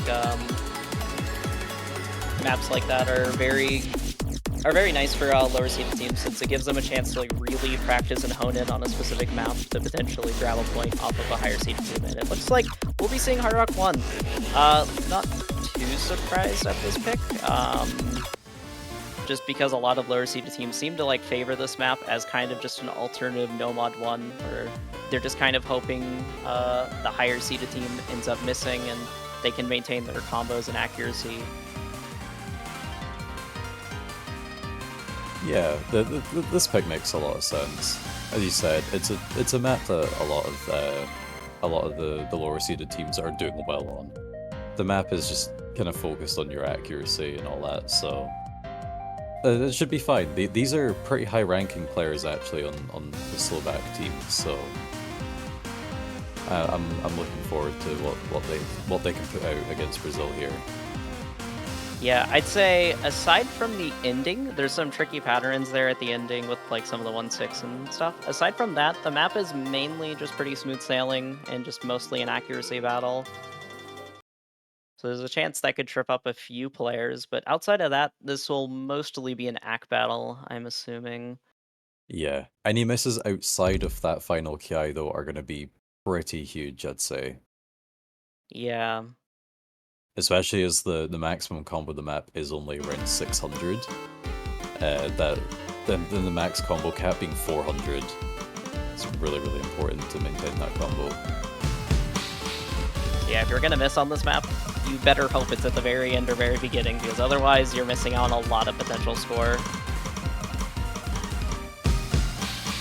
Now, Brazil taking the early accuracy lead, around 18,000 points.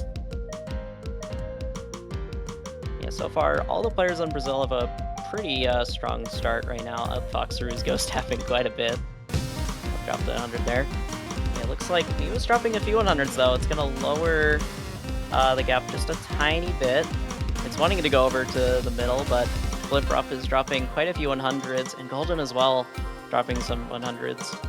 Now the lead is going to be around 23,000, but still, it's just an accuracy lead at the moment for the first half of the song. The accuracy difficulty on this map is deceptively difficult. It's around OD 9.1, but also the BPM is 167, which is I would class that as a slow BPM, slower than kind of your average kind of BPMs anyway. So the finger control is very important for this one. Yeah, we're doing well with a third of the map left to go. Yeah, everyone's above 98% accuracy right now, so it's just coming down to accuracy at the moment. But we're getting close to that final KI, and that's where things can really start changing for either team if one of the players picks up a miss. Oh, everyone hits the first set. Can everyone hit the second one? They do. Oh no, but Lorenzetto picks up a miss. But I don't know if there's enough map really to make a comeback. I think the accuracy difference is just too much. Yeah, it's just that seems too to much. be the case. That's unfortunate for Slovakia. But yeah, the accuracy from Brazil there was just too strong, really. Yeah, really strong scores all across the board there. The worst 100 count being only 25. And that was on a full combo as well. Yeah, so that's... really great pick from Slovakia. Just unfortunately, Brazil just had a bit better accuracy than them. Yeah, that was a really good team score from Slovakia. It just came down to Brazil having just kind of insane accuracy there. That does give Brazil a really nice early break point, though, and leads the way into taking this to a 3-0. They've just got to make a good next pick. Let's see, They started with Nomad 2. Oh, they're gonna go with Hidden 2 up next. Yeah, that's not too surprising. Let's say. This is one of the tougher maps of the pool. It's very deceptively difficult. Like, you look at the star rating, absolutely. and you're like, oh, it shouldn't be too bad, but then you remember it's Taiko World Cup, and it's a hidden pick in Taiko World Cup, and then you're like, oh, okay, never mind, I fear. Yeah, this map is... It looks simple, but the snappings just don't lend itself to an easy time on the map. Even with only OD6, the accuracy is really hard to keep very high. Yeah, it is just such a deceptively tricky map. Like, if you're just watching it, and you're like, okay, that's not too bad, potentially. And then you try it for yourself, and you're just like, oh, no, I can't do this, help.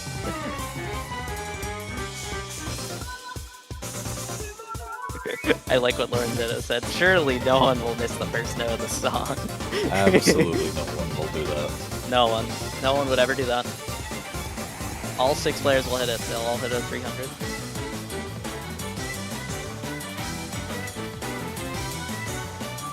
Alright, they're taking their time to get ready. Yeah. Oh, Golden, don't be saying that just before you go into the... I believe in you, Golden.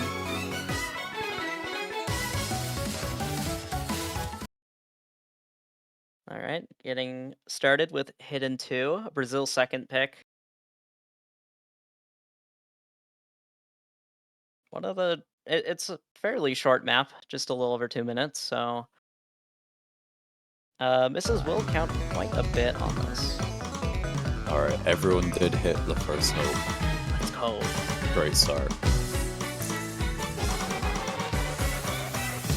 Oh, already seeing loads of 100s coming out from many players. Oh my. They're keeping their combo, but the accuracy, oh no. Lauren Zato being the only player to double S the intro. Yeah, Lauren Zeto actually has some pretty wild act on this so far. Oh, they drew off the SS, but still, that's some pretty good accuracy from them. Everyone's still keeping their full combo for now, but it looks so unstable from the side of Slovakia. And oh, yeah, Golden's gonna drop the full combo there. And now things are probably gonna start sliding away just because the accuracy difference is starting to become really apparent as the map goes on. Yeah, score difference of over 100,000 now, a miss from Flip Rock. Going to be leaving one full combo remaining for Slovakia, and that score lead is advancing on to 200k at midway point of the map. Yeah, this is going to be tough to come back from, and Fliprop is really struggling to get back onto rhythm there. And I think it's almost just sealed already. I mean, 300,000 score difference to make up for in the second half. They're going to have the hope. Slovakia is going to have the hope for a miracle here if they're going to try coming back into this map.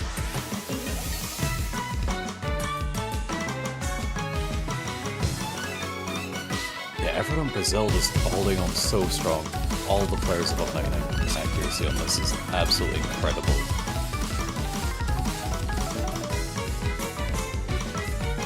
Actually, I wonder if they can all keep up this accuracy. With a little bit more map left. Oh, double miss over on the side of Slovakia. Yeah, that section could be tricky to hit. Oh no, Skull Kid! No. Oh, the 3 AFC. It was like the last note, I think, before the spinner, or like 1 or 2 notes away. It was like, oh my, like 2 or 3 notes away. So close. Still though, an impressive overall team score there from Brazil. 3 100s from Foxaroo. Yeah, great try from Slovakia as well. Golden and Never with pretty good scores, very low miscounts.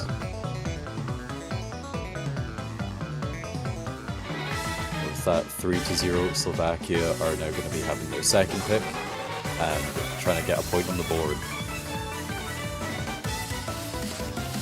Yeah, Yeah, Slovakia does have the next pick, so I kind of wonder where they'll go with this. They went with Hard Rock 1 and... I can't remember. So, let's see what their second pick is going to be.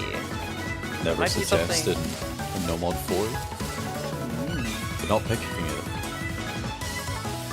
Can you pick Nomad 4 as the last map because it's a banger? Very true. A minor bit of match fixing. It is definitely a banger, I can confirm. I've listened to it quite a bit this week. Oh, Nomad 3, okay. Alright, going for the speed map. This doesn't seem too bad. Speed is the main meta right now in Taiko, so it's probably what the players are generally kind of playing the most of, right, compared to a lot of other tournament skill sets.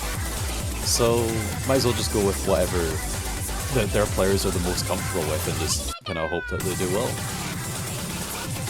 Yeah, this seems like a pretty, like, standard choice for them, just because, like, speed is, as you said, pretty standard, and also the BPM isn't too high on this. It's honestly, like, a bit on, it's on the lower end for speed, which for anyone who isn't a Taiko player and is watching is like, oh, 260, that sounds pretty fast.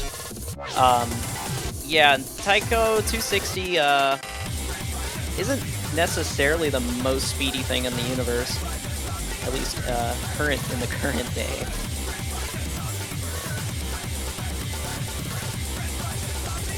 And also with the patterns being relatively simple, yeah, I feel like it's going to come down to just kind of accuracy and also just where people miss. If someone misses towards the middle of the map, that could definitely drop their overall team score quite a bit, especially if they end up dropping the accuracy alongside it.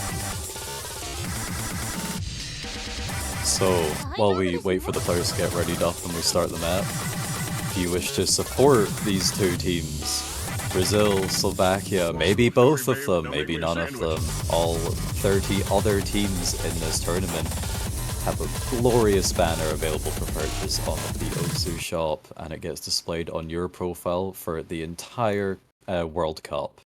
And the money goes towards the running of the tournament.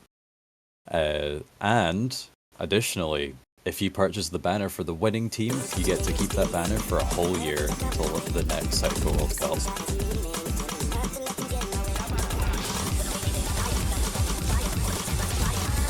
And yeah, we're getting on to now on 3. Picked by Slovakia.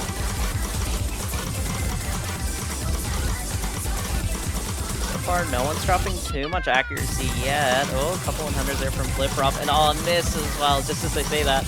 Oh no. It was somewhat early on, but yeah, every single miss is going to matter a lot on this since there isn't too many notes on this map. Yeah, fortunately the patterning in this map is fairly comfortable and conventional, so it's easy to get back into it. Yeah. Trying to climb up their combo, but another drop right there. That was a big drop as well. Yeah. Now it's going to take even longer for them to reach the 400 combo cap potentially, so it's going to make things really tricky for Slovakia here.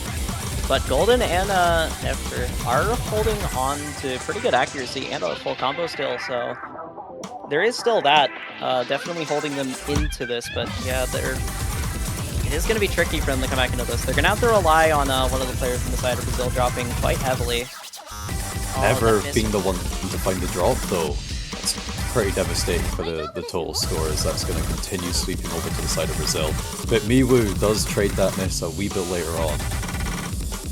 Cool story, babe. Now make me Yeah, but it However, wasn't we're a definitely huge going to see. Yeah, we absolutely need to see more misses and big accuracy drops on the side of Brazil if Slovakia are going to want to come back from this and deny the match point.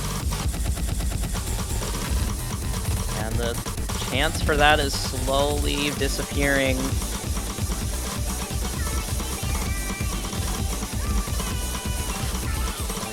As the score lead climbs up to almost 100,000, looks like it will cross over that threshold as Flip-Rop unfortunately missed once more.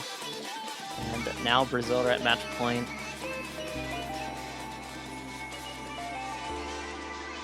Alright, great scores all around.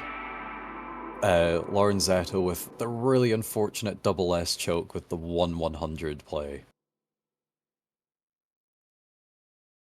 And very low 100 counts overall. Flipdrop struggling a wee bit more, but still a very respectable score. 900k in the World Cup is very, very strong indeed. Yeah, their accuracy wasn't too bad. Just some unfortunate misses there, and at unfortunate times as well. Not allowing them to like really get like a stable combo in the map, which There it hurt their is. score a The little no bit. mod But, yep. 4. It's gimmick time. This has been picked so much. Yeah, I think one of the reasons this map has ended up being quite popular is the gimmick isn't terribly intense. It's more about kind of reading. There is gimmick, but not in the crazy what the heck is going on type gimmick. But oh okay, yeah, it's just like, you know, some Don Kama and stuff like that. So it's fairly easy to learn, but it still requires quite a lot of concentration and it's still very easy to mess up on the nerves of the match.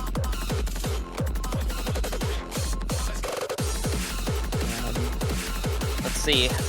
How many people in here practiced it? I'm hoping everyone in the lobby practiced it, please. I'd hope so, because Slovakia did want to play it, and Brazil said that they were going to be picking the map anyway. So I feel like we've probably had everyone here practice the map.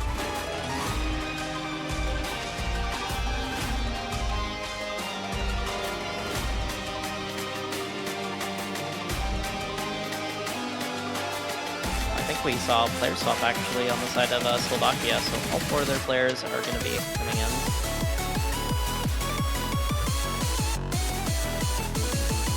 Good luck and have fun.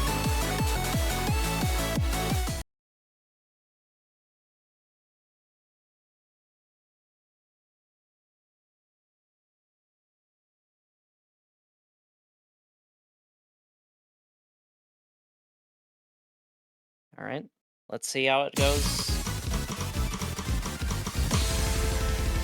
Another fairly short map. Yeah, don't forget about those short drum rolls. Yeah, looks like everyone hit it, but now we're getting on to the first slow SV section. First miss is going to be happening from Alajar. Also dropping a good bit of accuracy there as well. Golden picking up a miss. Now the only combo for Slovakia is on Never. Oh no! Oh, that was an entire stream right there. Golden really getting caught out by the slow jam. That's unfortunate. Skull Kid picking up a miss as well. Still 3 full combos on the board, 1 with Never and 2 over in Brazil with Boxer and Lonzetto. The score difference though is 200,000 though in favour of Brazil. It's going to be very difficult for Slovakia to win this one, but we're only halfway through and there's more gimmicks to come. That miss during this section is going to make things a bit more difficult for Slovakia. Lauren Zetto is actually holding on to an SS right now. It's quite impressive. But there is still the second half of the map to go.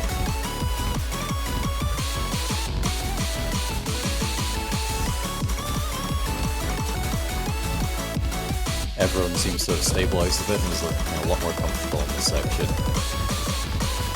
Practice I always missed on this upcoming gimmick. And it caught out Golden. It caught everyone in Slovakia. Full combo reset for them. Skull Kid missed not too long ago as well. Still full combos on the side of Boxer and Lauren Zetto. And the double S as well.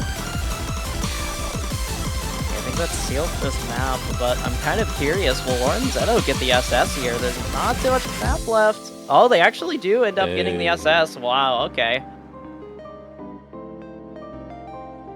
And Foxer with 1-100. Wow, okay.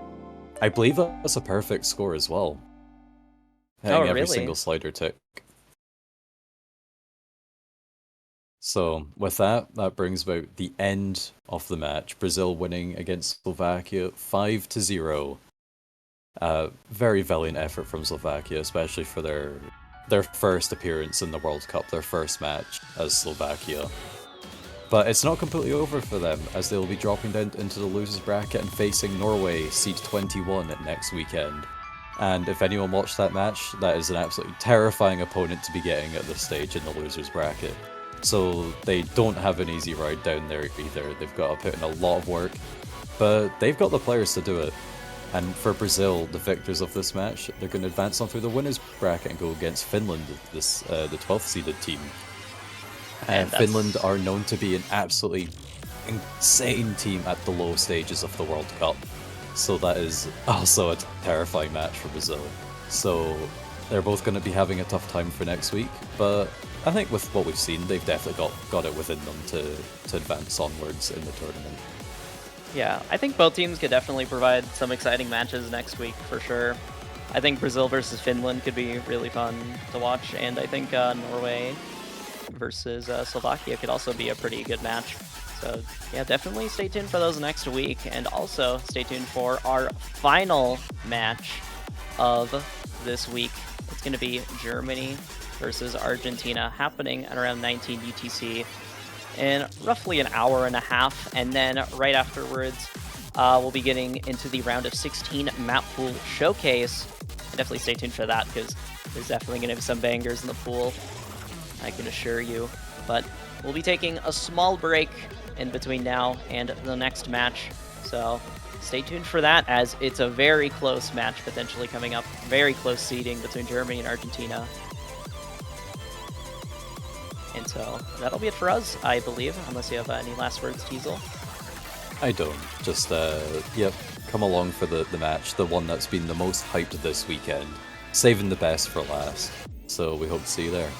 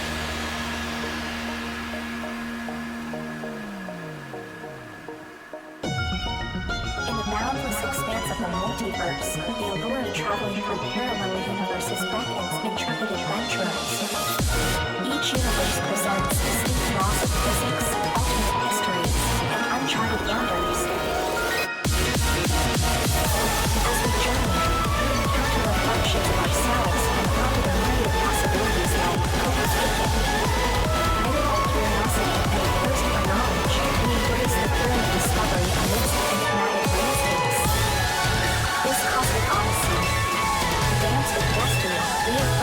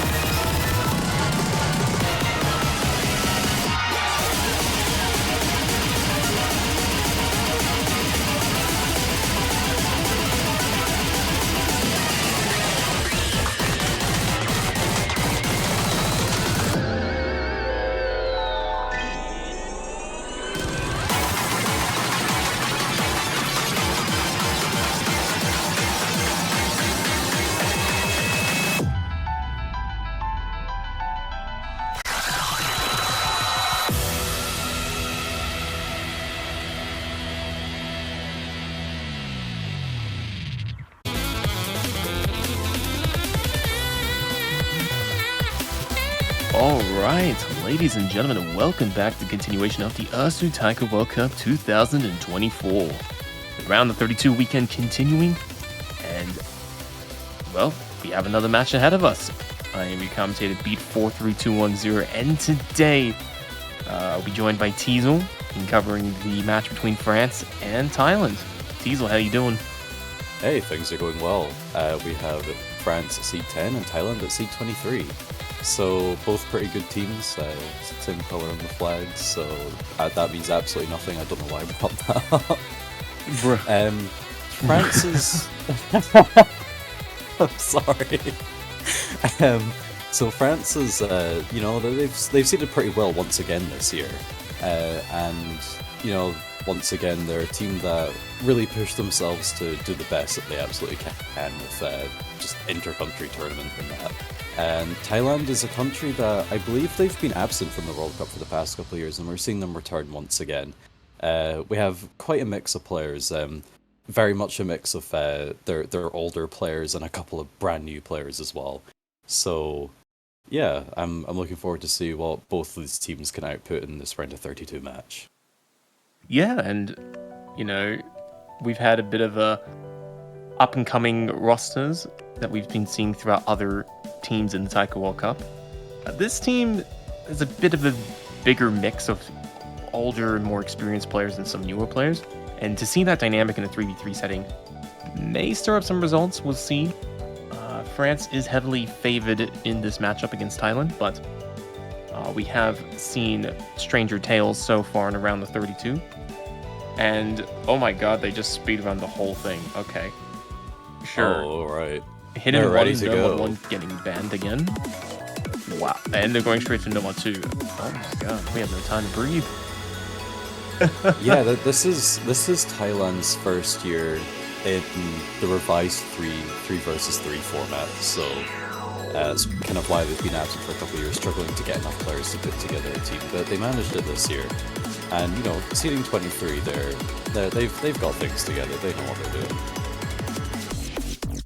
Oh well, we'll see. Oh my god, we're already into the first map. I didn't even see what the bans were. It was let's see, France banned Nomad 1 and Thailand banned Hidden 1. Okay, pretty France picking bans, yeah. Nomad 2. Yep. Sounds about right. So here we go. We're kicking off the round of 32. This is a best of 9, so first of 5 songs will do the trick in this 3v3 matchup. Yeah, but not really too much of a lead in favour of France right now, but pretty much just 1-100s, 2-100s that totally dropped very early on. Oh, forget that. Why be 1-100 apart when you can get a draw in head instead? Jin Toki 8, drop in the double S as well. Still 4 on the board. Yeah, so the beginning sections of this song is relatively tame. You are expected to see a lot of these closer battles, but Panamas is going to be breaking the barrier with a miss, allowing France to build up some score. No double S's left in all players. Everyone's drop coming into the more technical section with the mixed snappings. Panamas keeping up with Kintoki on the accuracy, but the combo difference is going to hurt Panamas a little bit for the time being. Everyone else this pretty one's close. A very, very short map. only a third of it left to go already, and with a 20,000 score lead in favour of France, Thailand really want to look for a big drop from France. Well, there's a couple of sections where that could happen, but Ranchi and Yanni looking incredibly strong. Oh, but Ponamus is going to be the one finding the first drop again. And the score lead is 60,000 in favour of France going to the final PI. It's looking really strong for them on their first pick. And yeah, there's only, 15 seconds left of the song, and it's just unfortunate because Thailand just never got a chance to get in. France, unfortunately, with another miss from Ponamus, that pretty much seals a very strong win there for France. Maybe it's just that tournament nerves. It's just... Yeah, I mean, first map of the match. First map and match that Thailand have played in many years, actually. So, yeah, get them done and out the way on France's strongest first pick, and put all that energy into Thailand's first pick, which they'll be making right now, and it's going to be Nomad 3. Alright. Repeating the strategy of yesterday's match, I believe, between Taiwan and Hong Kong, where they just basically went down the board. Yeah, that's if you're not too sure what to pick, that's one way to figure things out. Just play down the board. What can you do? Looking at the official pick'ems for this match, we have around 95% in favour of France winning with 54 votes, and we have 3 believers in Thailand and at 5% for both. Wow, I'm a bit surprised. Yeah, like Thailand has incredibly good players. Even though they are down at seed 23, I think once they kind of get warmed up and that they're playing their best, they are a team, especially this set of 3 players that we see on the screen now. I think they're absolutely a set of players that could take on a much higher seeded team like France and take their 4 points off of them. Yeah, and Thailand definitely needs to try and get that opening pick on their side, just to try and defend that first pick. Will it work? We're about to find out. This team definitely is capable of doing it. But of course, until the notes start swinging and the speed starts flowing, you're not going to be able to see too much just yet. Yeah, this one's another incredibly short map, only 2 minutes and 6 seconds. So every miss is really going to count. And with this being 260 BPM, it is very much a speed pick. The patterns are definitely a lot more on the simplistic side, but still easy to make a mistake, such as the one that Nathan has just made. An early miss, so one of the best places in the map to miss. The combo difference of the bonus combo score is not going to cause too much of an issue. So now that the players are reaching that 400 combo cap, if any players miss on Thailand, that's actually going to be more detrimental than France's miss right there. In Thailand, this is exactly the opening they wanted. They got 2 players on double S's.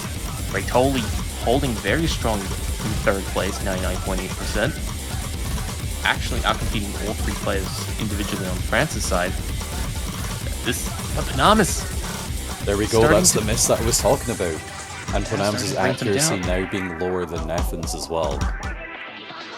All France needs to do is hold their combo and accuracy, and that lead will slowly swing back over to their side. But there's still time for shenanigans. 6,000 points. Still a third left to go. Well, let's see. It's getting close. It's shrinking more and more. France should get away with it. Cool story, babe. Now make But me a sandwich. I don't know. Ponamus has got 250 combo. It's a 433 at the break. I think it's now just going to come down to the accuracies between these players. But Ponamus but another miss from Ponamus. And France is now going to run away with it. Yeah, turning a bit of a flicker into a 32,000 point lead. France just need to hold on in these, this final outro section, and they secure a very early break point.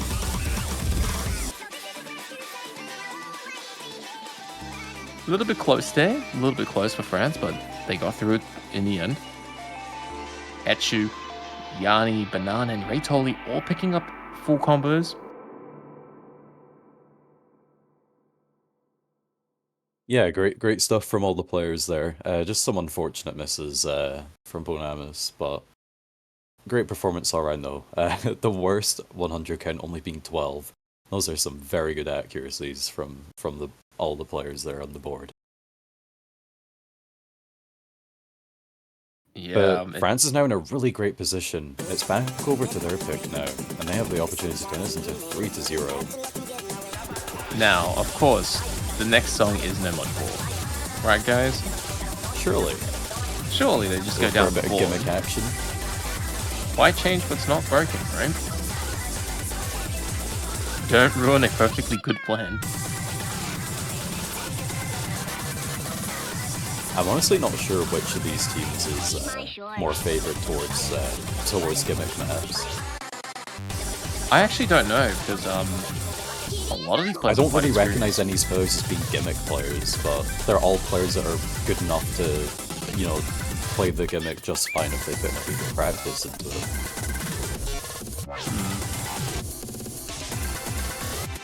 I don't know, I mean, if I was France, I honestly would be skipping No Mod 4 and go to No Mod 5. But they're going to skip all the way down to the bottom of the board at Free Mod 1. Hey! This one has been pretty popular this weekend. This is the map that's pretty friendly to mod. So Hidden Hard Rock is very much encouraged. However, we have seen teams actually over-modding on this one, and the team that plays it safe with less mods is the one taking the point. So it's not completely free. France is a team that I think traditionally does very well on free mod, especially when they have the opportunity to take multiple Hidden Hard Rocks. So makes complete sense that they would take this one. As for Thailand, I'm not terribly sure on their abilities on free mods, so I'll take a quick look at how they did in the qualifiers on that. And while you do that, I'll remind the audience the free mod rules for this Taiko World Cup. For the first time in a long while, actually, free mod is actually free mod instead of being forced mod. So each individual player can choose between no mod, hidden, hard rock, or both hidden and hard rock. For each mod that a player puts on, their team gets a 6% bonus to their individual scores. Alright, so France got 12th place on the free mod qualifiers, Thailand got 22nd. So the seeding on this map is actually closer than the overall seeding of these teams. However, despite that, France still beat Thailand on that map by about 150,000 points. So Yep, and everyone's going hidden hard rock. Every single player, alright. No mod advantage on either side. Yeah, they're playing this song on the max difficulty. So, good luck, ladies and gentlemen. Definitely a bold move by both sides. I think multiple players on the France side hit 100 on the finisher, which is giving Thailand the early lead here. Yeah, just maybe taking a few seconds to get into the swing of the song.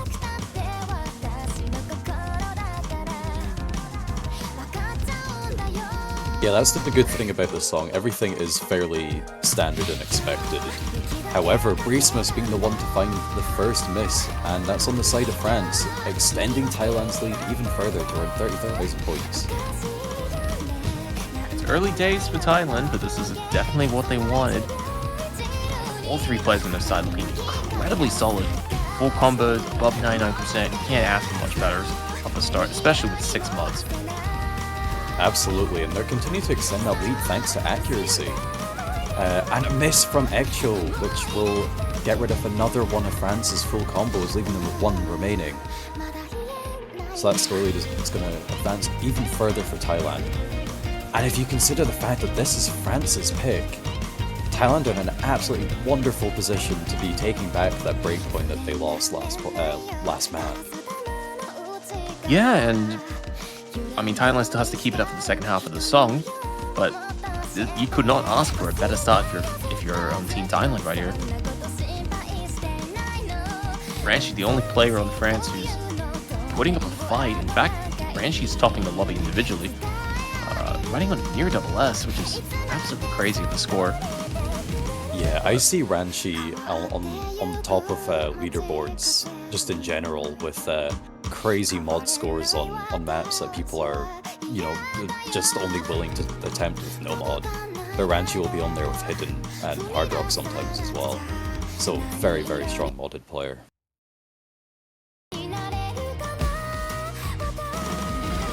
And here we go, we're going to the final Kiai Banan, kicking it off with a break. Alright, the first one for Thailand. They didn't seem to lose any accuracy, that was a very clean mix. Yeah, it was a really good recovery by Banana. In fact, it looks like they didn't even lose any score. Ranchi missing in the countdown section, what? I was going to say everyone cleared the strange overlap just fine, but Ranchi picking up a single miss in the slow section build-up. Ranchi, no. Picks up the miss in the quietest section of the song. And stumping France's recovery. Yeah, France are really going to be seeing multiple misses and significant breaks from Thailand at this stage in the map. To make up 65,000 score will require, I think, all three of them to break at this point, but coming towards the outro now, it might just simply be too late. Yeah, no, I think Thailand's got this.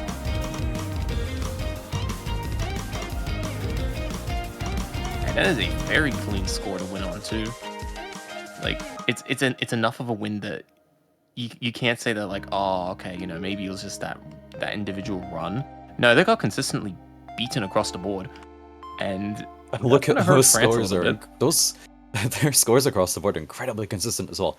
20, 21, and 22 100s apiece. Hey. If you ignore the three misses on Banana, of course.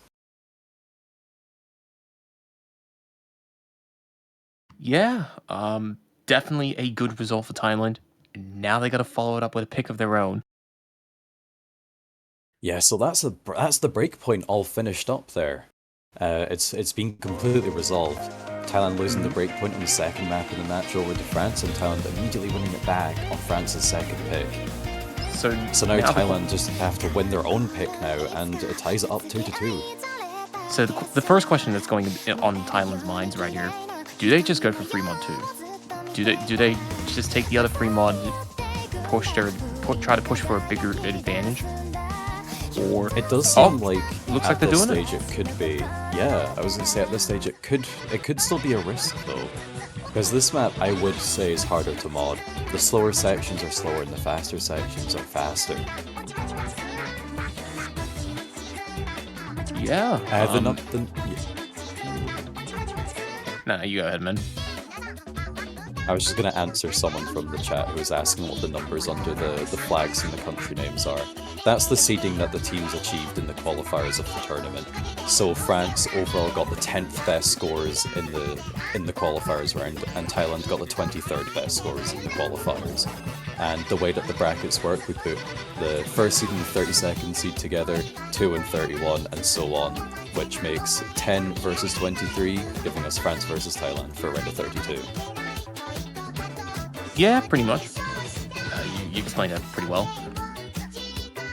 So, back to the discussion of the map differences.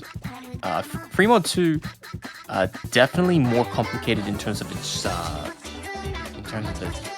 structure, but yeah, this map is a bit more difficult to follow. So I doubt we'll quite see the same kind of six-tuple hidden hard rock, which is true here. We still see 4 though, and our remaining 2 players both on the hard rock. Yeah, so 5 mods against 5 mods, still no mod advantage, but Yanni and Panamis are fighting in a world of their own with hard rock, while everyone else is doubling up on hidden hard rock.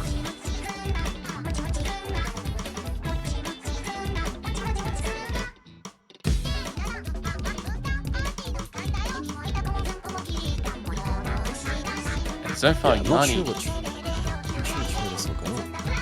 Yeah, Yanni did start off with the double S. Has lost to Ranchi. Now the only player left with a double S. With hidden hard rock. Oh, but there we go.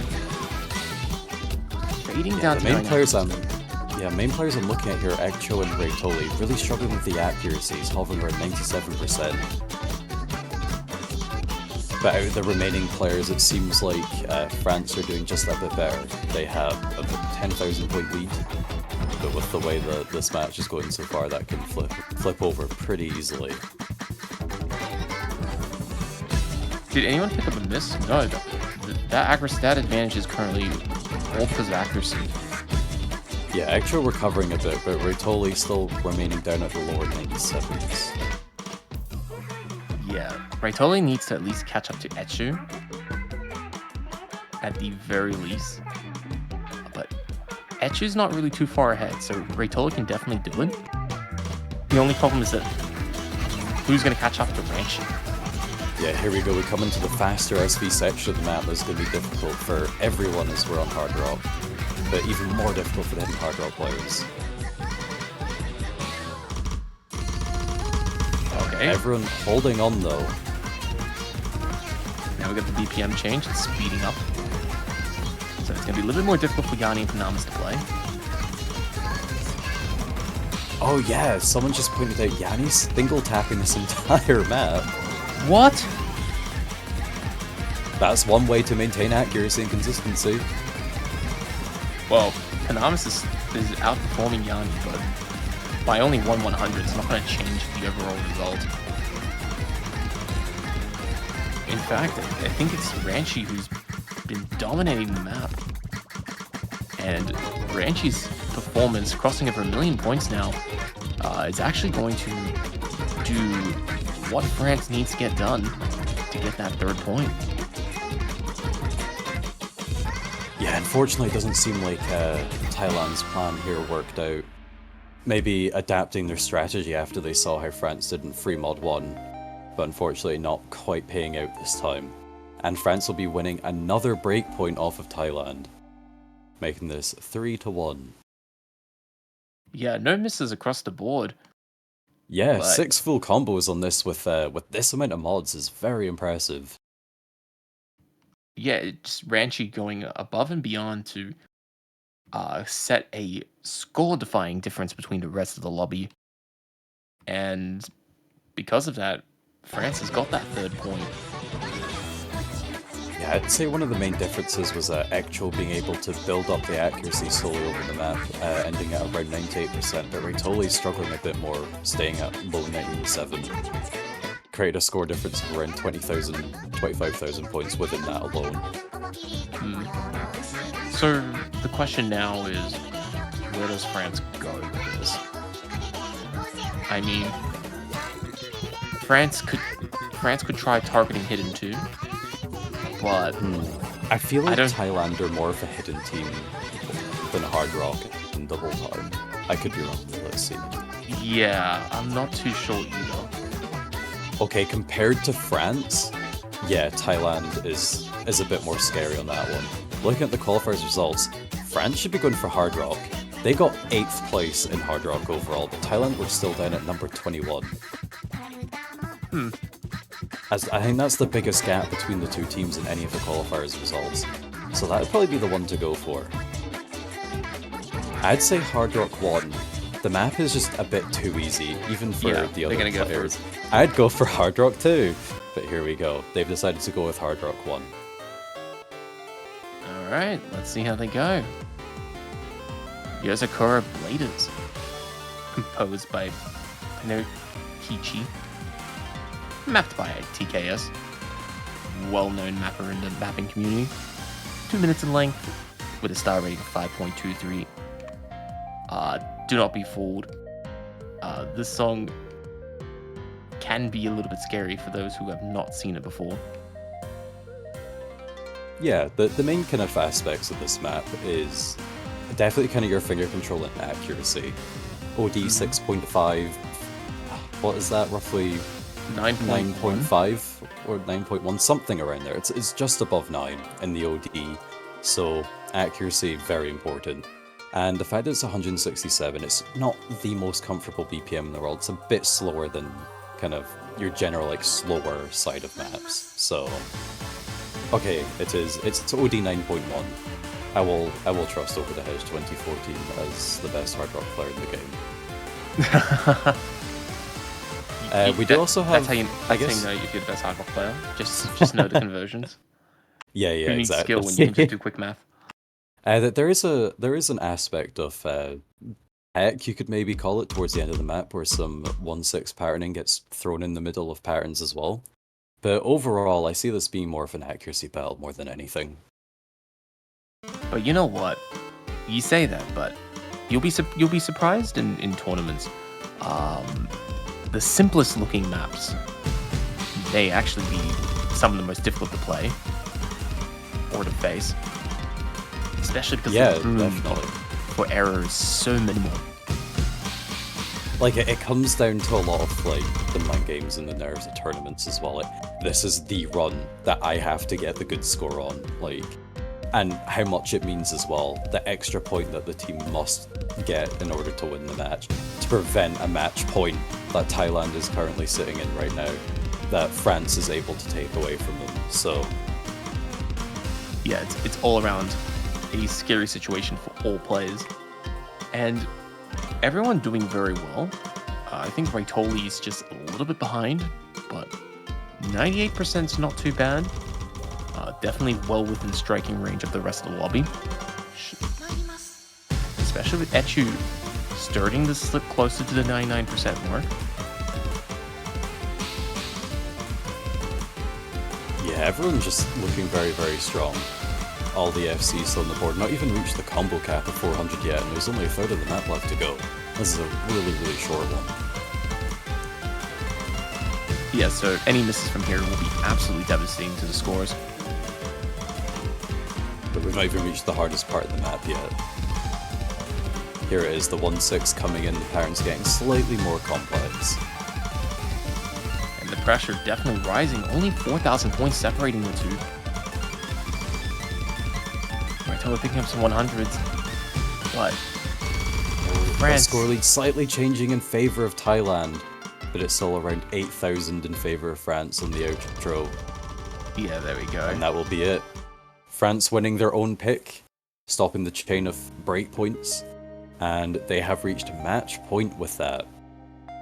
Meaning that Thailand are going to have to win the next 3 maps in a row in order to take this to tiebreaker, which I think for Thailand will be a pretty terrifying prospect, considering how well France performed on Free Mod 2. Is that, am I counting that correctly? Is that a 3 100 difference? Was that all it took? Just 3 100s? 23 and... Because I'm seeing 23 100s against 26. Yeah. That's a 3 100 difference on that map. The score makes it look like so much more, but the fact that there's only 658 combo in the map means that every note is worth like 2,000 points. And not just that too. So that was a lot closer than that kind of looked. There's a fair amount of finishes as well, like big finishes with big points. And big sliders, so... Wait, did Yanni single tap that map again? No. What is this player? There's no such thing as a map being too slow, because you can just turn it into a double BPM. Okay, Thailand's going for double time 2.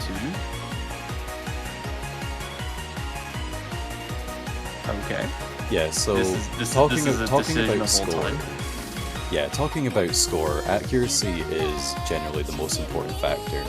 I can't remember the exact percentage, but I believe 80 or 85% of the total score in Score V2 comes from accuracy.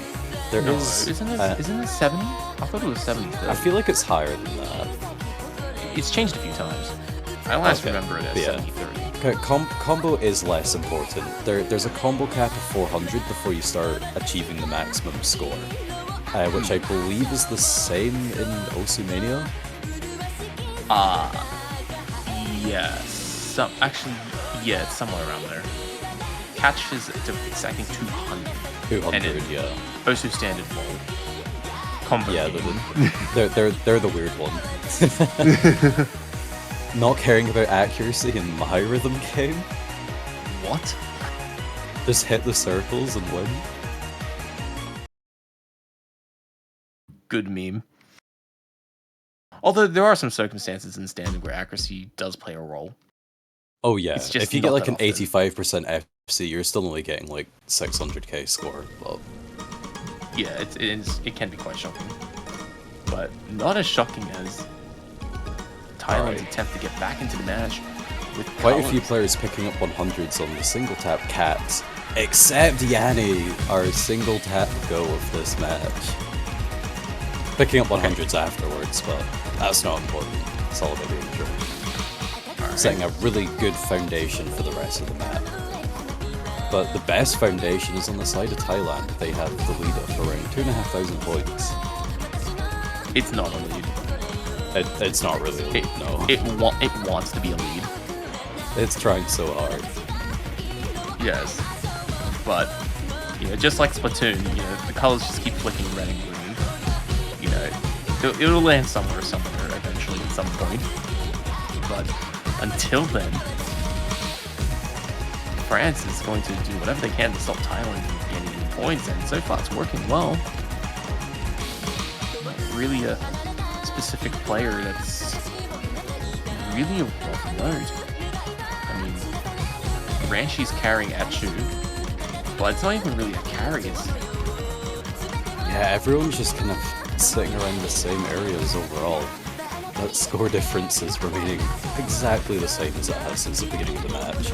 In favour of Thailand undeniably, but not by much. A single miss from either side would be absolutely devastating at this midpoint of the match. The crazy part is that we're already into the final third. That's actually kind of crazy. Thailand fighting for their winner bracket lives and definitely doing what they need to do. But they are extending that lead slightly. It was only hovering 2,300 at the start, but now it's over about 8,000, 5,500. Some extra 100s there. Wait. Here's the problem. Here's the problem. Because the break occurred, they saw the scores, so now you're going to see Thailand show. Oh no. Yeah. You were right. The scores are flickering in favor of France now. Yeah, the pressure just cracked up on Thailand. It was way too hard with that break. And now Thailand's just long. Oh, actually, wait, hang on. Thailand can still catch this. It's going to come down to the last couple of notes. But, oh my god. France absolutely have to hold on to this with the accuracy in order to win this. But Thailand need the comeback. Oh, wow. Oh my gosh. Oh no. Is that a 100 difference? Hang on. Honestly, I wouldn't be surprised. Checking. With 531 points, France win double time 2 and the match 5-1. Perfect on my pick'em, so I'm very happy. Yeah, I think it actually was. Congratulations to all the players. Those are some really strong scores from both teams. 6-way FC as well. It's always nice to see everyone on really high accuracies as well. Yeah. And it's very good scores all around. Thailand definitely picking up some steam in the last half of the match, but France just shut them out before they got anything rolling. So looking ahead in the bracket, France will be advancing on through the winners bracket and will be facing Taiwan in the round of 16. And Thailand will be dropping down to the losers bracket, and they will be going against Hong Kong. Yeah. Yeah. So some pretty good matches there, and should be exciting for next week. But we still have plenty more matches for this weekend. Pretty much throughout the whole rest of this afternoon in UTC time, with the showcase being around 20 UTC today, if I remember correctly. So yep. Yes, you did. Yeah, stick around. We've got plenty more matches, and yeah, they should all be pretty good ones. So I believe we'll be taking a break as the next match still isn't for another 26 minutes. Another sometime. 26 minutes. That's quite a lot of minutes. But so in 26 minutes, we're going to be having South Korea against Czechoslovakia. So that's just Czechia. I'll check. Czechia and Slovakia are like different this year. Oh, I can't read. We didn't go back in time and merge them once again, so it's just Czechia this time. I see. It's Czechia And this time. Slovakia playing Brazil later on today. Fair enough. Yeah. And then of course with Italy, Great Britain, and Germany, Argentina. Germany Argentina being the last match of this weekend is a pretty exciting one. This is probably the match that everyone has been the most excited about. So yeah, absolutely got to be around for that one in 6 hours at 19 UTC. But we'll take our leave now, and we'll see you later on. 100%. Thank you everybody for tuning in to the Osu Taiko World Cup 2024, the round of 32. It will continue in just 25 minutes time.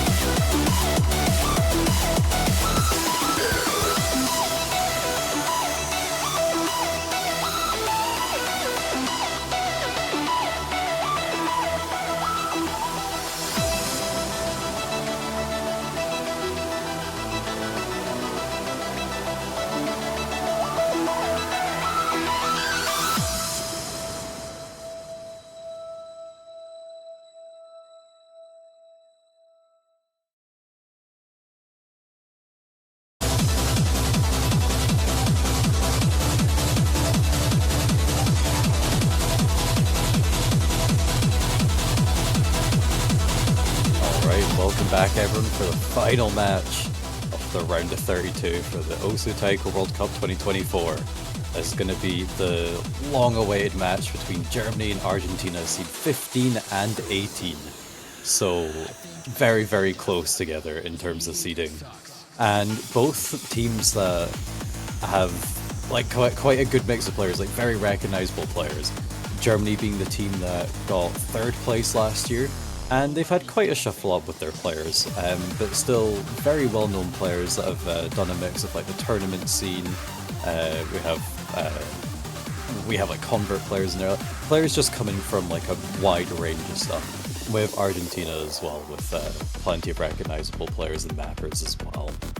I am Teasel to cast this final match, and I am being joined by Jukes.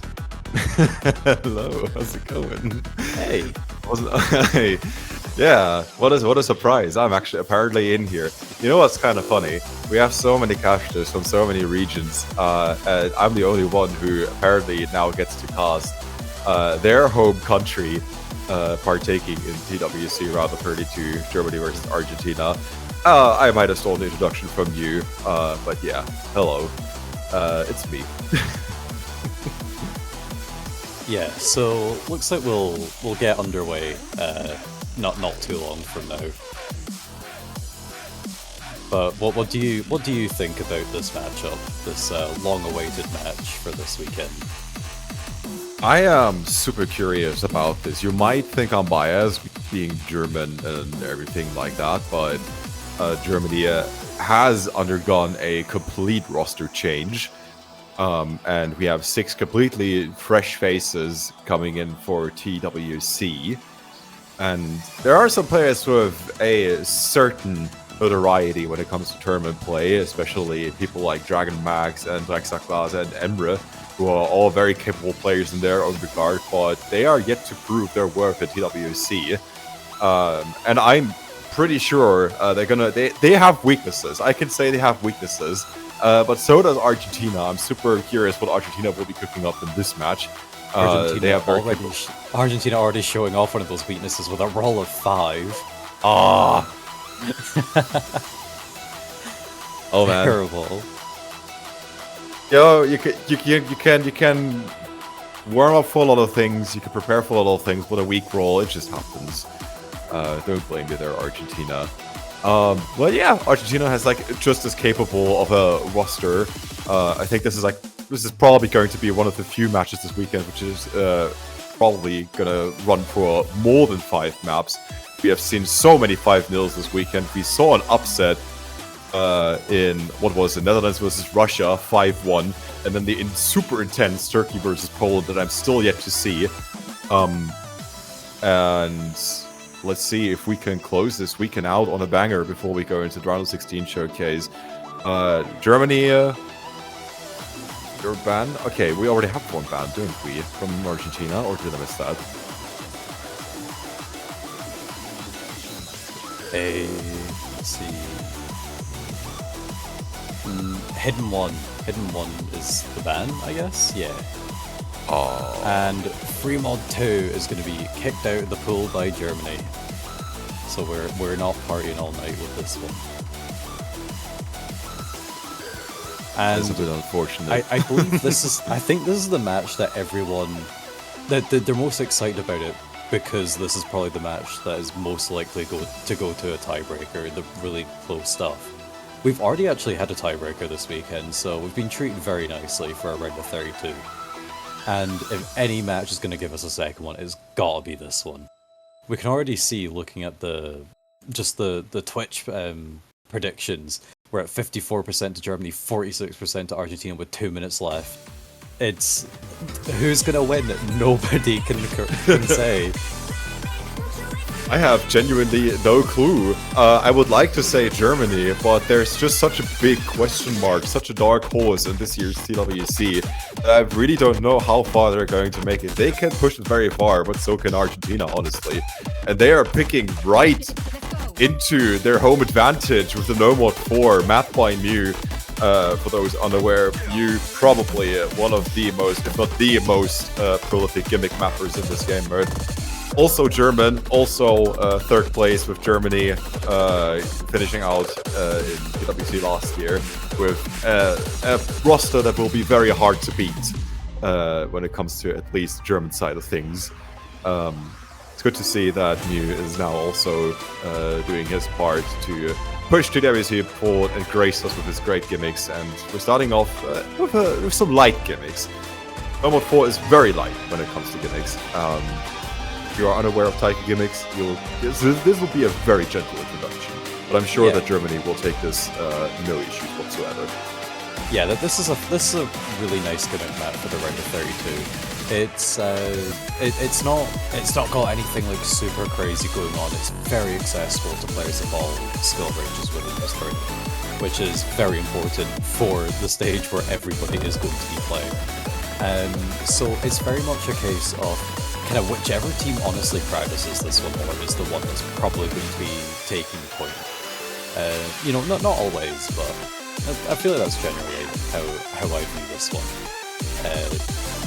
Yeah, it's mostly just kind of, it's like your basic SV stuff. We have like mix of like Donkama and kind of hidden, really, really high SV notes occasionally, but they're kind of timed to come in. A bit of ninja stuff going on. Just, you know, kind of your basic stuff, but very, very nicely put together. As expected. You say they can be done with a bit of practice, but there have been gimmick maps in the past which treaded on territory of burning your GPU alive with like tons of bar lines and everything. But yeah, that's one thing. I'm pretty sure that the players in the tournament can actually run the map on their PC. Exactly. And Mew has made so many gimmick maps. He has such in-depth knowledge of the editor. I'm pretty sure he's well aware of that. We're starting off with some cats that are just flying into the screen. Never mind. Short reset. One of the players not quite loading in properly. Off to a great start. It's such a flawless weekend. But okay, there's gotta be hiccups at some point. I feel like Illustrious having 20,000 score probably isn't quite right. Just I mean, look at the accuracy. 84. Oh, yeah. Okay, there we go. Okay, yeah, that makes a lot more sense. I was gonna say with the accuracy, but the score just needed some catching up. All right, finally, no mod 4. Finally made it to something actually worth reporting. We have a third of the map left to go going into our final KI. Germany with a lead of 75,000 points, looking strong as ever. With that, Dragon Max finding a miss. It's going to shrink that score lead a wee bit in favour of Argentina, but they've got a lot of score to make up. And big drops there from Dexa Glass is going to be exactly looking for a Gordon match in those. And Gordon's accuracy is not going to help Argentina swing this back around. Maybe with another from Germany here at the end, they could still make it work. But out of all players, I'm actually surprised to see Drexak Plaza dropping as much as he does. Seasoned Convert player, should be very well acquainted with these weird SVs that you're seeing right now. But Mr. Miller and Dragon Max. Yeah. Where are the converts? Where's the convert slot at TWC? When are we getting those? And look at that, 2 full combos for the side of Argentina. Wow, Selling alright. with only 3100s, that's an incredible score there. So it really just comes down to Argentina not having the third player for No Mod 4. Otherwise, they would have had Germany beat on this one. That is scary. Good stuff from Zelling. Illustrious as well, matching the German accuracies pretty decently. Mr. Miller and Dragon Max with solid 100 counts themselves, a couple of misses. But I would have expected better from Germany, honestly. Gimmick and like 3 mods are usually what Germany is very well known for at PWC. Let's see if this team can continue this legacy. For now, Argentina will be opening up with their first pick. What's it gonna be? We still have the board very open in this early stage. They have pretty much everything to go for. And it's going to be free mod 1. Germany getting rid of free mod 2. Seems like a decent choice to go for free mod 1. Perhaps No, I'm they're actually not too surprised confident in their that- hidden hard rock abilities, so let's go Yeah. for it. I'm actually kind of surprised to see No Mode 1 being open. With a match like this, I would, if I was capable of playing No Mode 1, I would have probably banned No Mode 1, just to make sure that this coin flip doesn't happen. But I'm sure No Mode 1 will have many more opportunities to get banned in this tournament, as it usually does, usually also at the later stages. But we're going for the next best thing, 3 mod 1, more on the mod friendly side, 3 minutes overall. Very hidden hard rockable, as we've seen this work weekend, and I'm sure that Argentina is going to go with 5, maybe even 6 mods. The question is whether Germany will have an answer for that. Yeah, we see some roster changes here. We have Doodle coming in for Argentina, and we have Michelotto and Dia Ramos coming in for Germany. Michelotto, actually, I don't think I've seen him play in too many tournaments, actually. I might be a little bit off there, but I've also seen Michelotto just, like, generally score post most of the time, so I'm super looking forward to what they can pull off in this match. On the other side, well, Zelig, Illustrious, and Doodle, very well-known players from Argentina. And let's look at those mods. We've been seeing 2, 4, 6 mods as expected from Argentina versus 5 from Germany, putting them at a mod disadvantage, actually. Yep, Argentina getting an extra 60,000 score thanks to that additional mod. But it does mean that they are playing a more difficult variation of the map, essentially. So they have to keep their nerves strong, their accuracy high, and the combo full. You put that very well. I didn't expect it to turn out that well. Where did that come from? I don't know. Spiritual, lyrical individual. Alright, great stuff. Argentina off to an early lead. Everyone looking good, but definitely that mod is helping out there. Doodle, though, being the first player to find misses.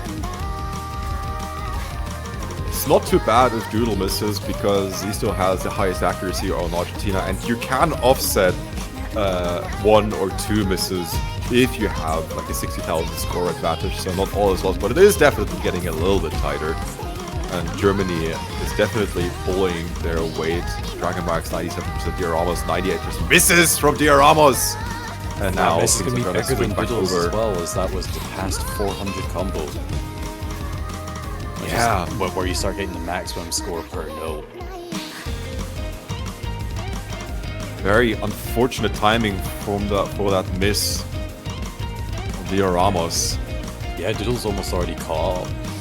So with their additional mod as well, they're going to be taking the lead further into their advantage.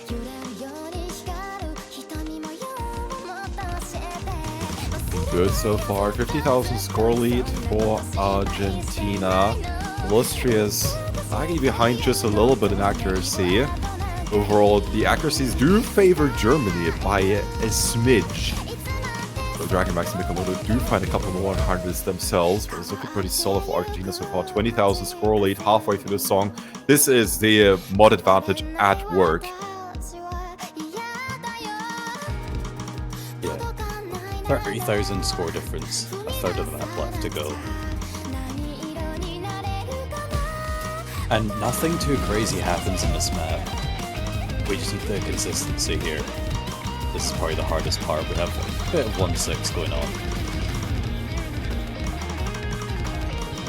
But everyone holding on through those streams as well. The second one, there we are. Probably one of the more nerve-wracking parts to get right.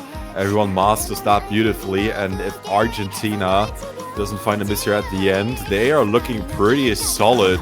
They could probably afford one more if they were really shaky, but it's not looking... I said that! I was not trying to... I was really not trying to, like, force the miss there, but Zelig finds the miss here at the end, but that might still pan out in Argentina's favor. That might be too little too late for Germany, and there you have it. This is what bias caster looks like. I'm sorry, Argentina! I really don't need to. There we are. Argentina taking that one, doing very well with the 6 mod there. And Germany also putting on a really great performance. But unfortunately just not quite enough to make up the extra mod difference in favor of Argentina. So it's 1 apiece, and we're going back over to Germany for the second pick. Look at Doodle, 15100s. Doodle, I don't know their actual rank right now, but I do know that Doodle is pretty high ranking, and that goes to show with that performance.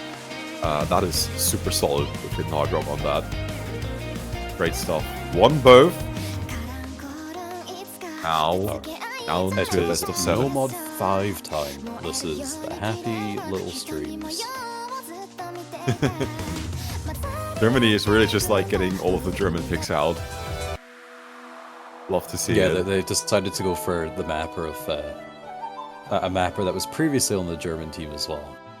This is Zay's map here, which features streams, as the difficulty name suggests. The streams themselves aren't terribly long. The speed is 200, like they're okay. The main factor about the streams, I feel, is the patterning within them. They're not friendly, comfortable patterns that you see in a lot of the common kind of stream maps that are being ranked these days. They play a lot more into offhand and uncomfortable patterns. However, I believe every single player on the Germany team is a bongo player. So those factors shouldn't affect them too much, making this a pretty good pick for them. However, the players on the side of Argentina are just very good at the game, and it might just not faze them either. And perhaps the kind of natural accuracy advantage that KDK generally grants will be what gets them the victory here. Yeah, pretty well summarizes a very unconventional stream map, but which makes it a really good choice, because the PP meta and Taiko has kind of caused these stream maps to pop up that are just super easy to get PP on, which means everyone is good at streams now. Not everyone is good at stream maps that are actually challenging. I'm talking like Fruko style stream maps. And this is like still a far cry from what someone like Fruko might be able to cook up, but still a welcome addition to the TWC pool. Really a true test of who is able to play streams and to actually play them pretty well. Excited to see where this is going to go. Starting off with mostly 1-4s, and this map is mostly 1-4s, but as you said, the patterning is the detail that might go unnoticed by some of the viewers here. Yeah, so far favoring Argentina, but with decent misses there from Illustrious. Germany are going to be taking the lead into these first set of streams. There they are. Happy little streams. A lot longer than a couple of bars, but still. You gotta have some leeway for the upcoming pools. Yeah, don't want to put in a really difficult map already. I'll save that for quarterfinals. And right here we have a low SV section, which when I was practicing the pool actually kind of caught me out a couple of times. Not necessarily in the combo, but definitely the accuracy. But it looks like everyone's getting through it just fine. It's kind of funny to see high skill players missing like this low section like that, but not today.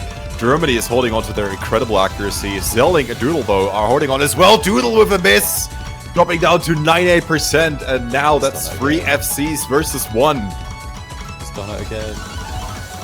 Oh no.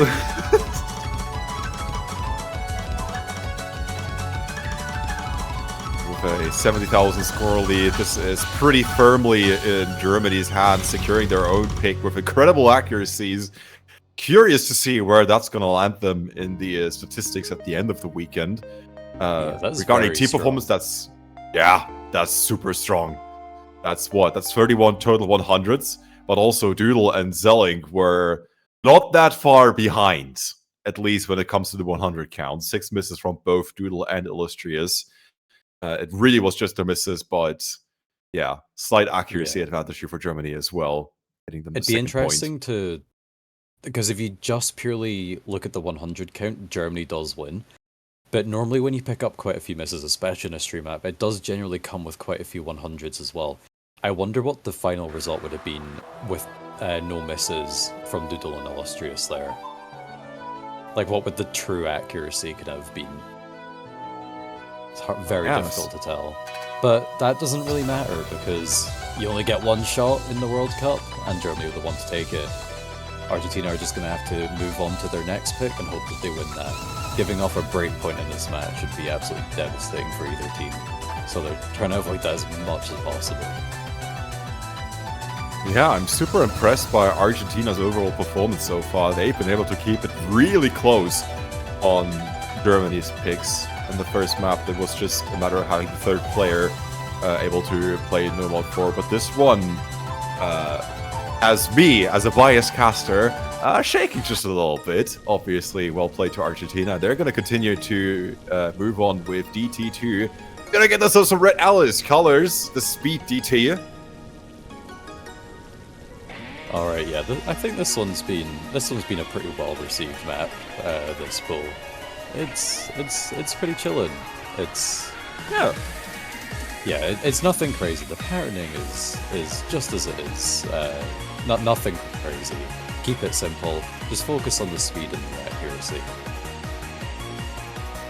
And 240 BPM, a regular Taiko player eats that for breakfast. Like, it is scary to see newcomers to this game mode and how fast they can pick up speed maps. 240 should be well within everyone's capabilities. The main differentiator here is probably going to be accuracy, and this is, in my opinion, one of the biggest weak points of this German roster this year, is the accuracy. And Argentina has had impeccable accuracy so far on their picks, at least.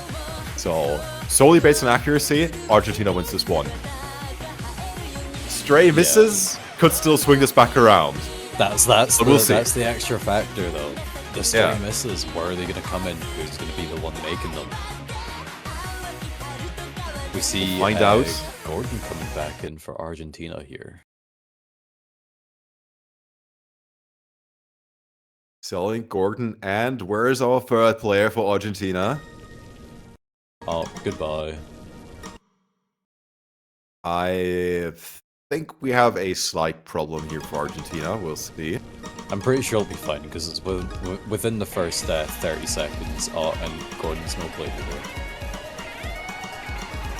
Yeah, assuming we're gonna get an abort here. Yeah, surely.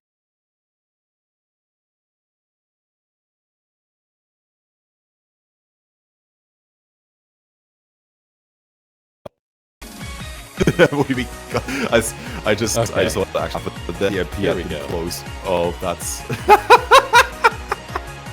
whoops. That happens. No. Oh no. Technical difficulties. Uh-oh, we deleted the match. Start again. Oh, that's unfortunate. So for those that didn't catch what happened, the referee, instead of aborting the map, aborted the match, killing everyone in the room. Whoops. Oopsies. So we're gonna have to take a very short break and just remake everything, get all the players back in, and we'll continue where we left off.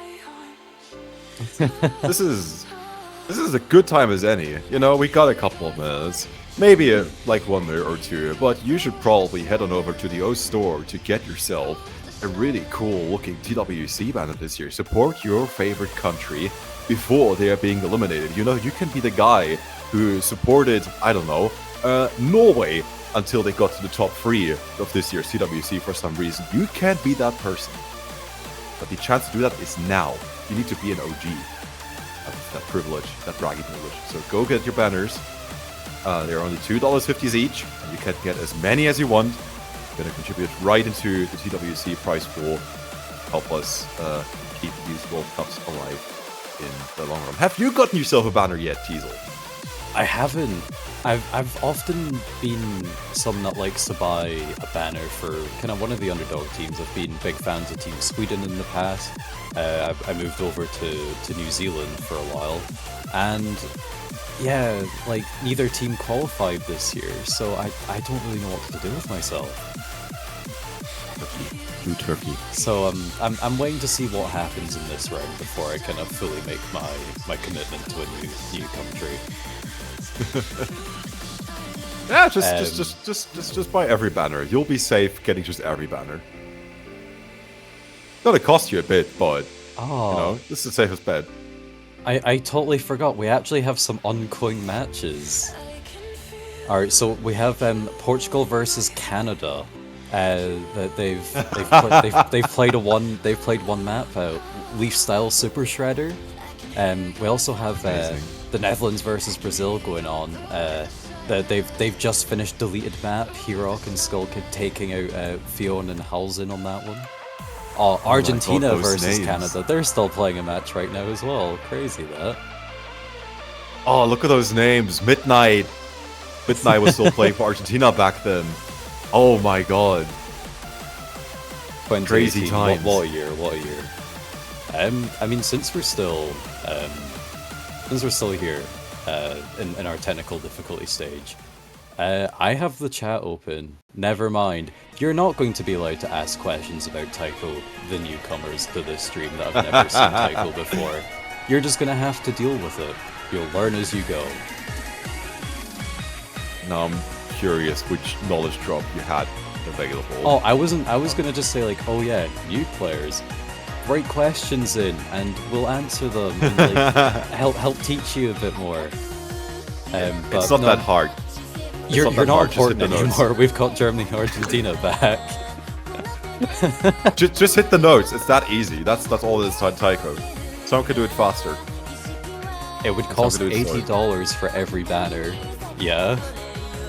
Oh, that's the steal. You mean you don't have $80 to spend on 32 banners? I spent $80 on a new keyboard without shipping, so it's either a new keyboard or 32 banners.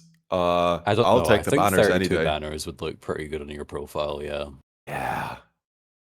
Yeah. Absolutely. All right. With that out of the way, we're going to continue the match. DT2, the second pick from Argentina. Alright.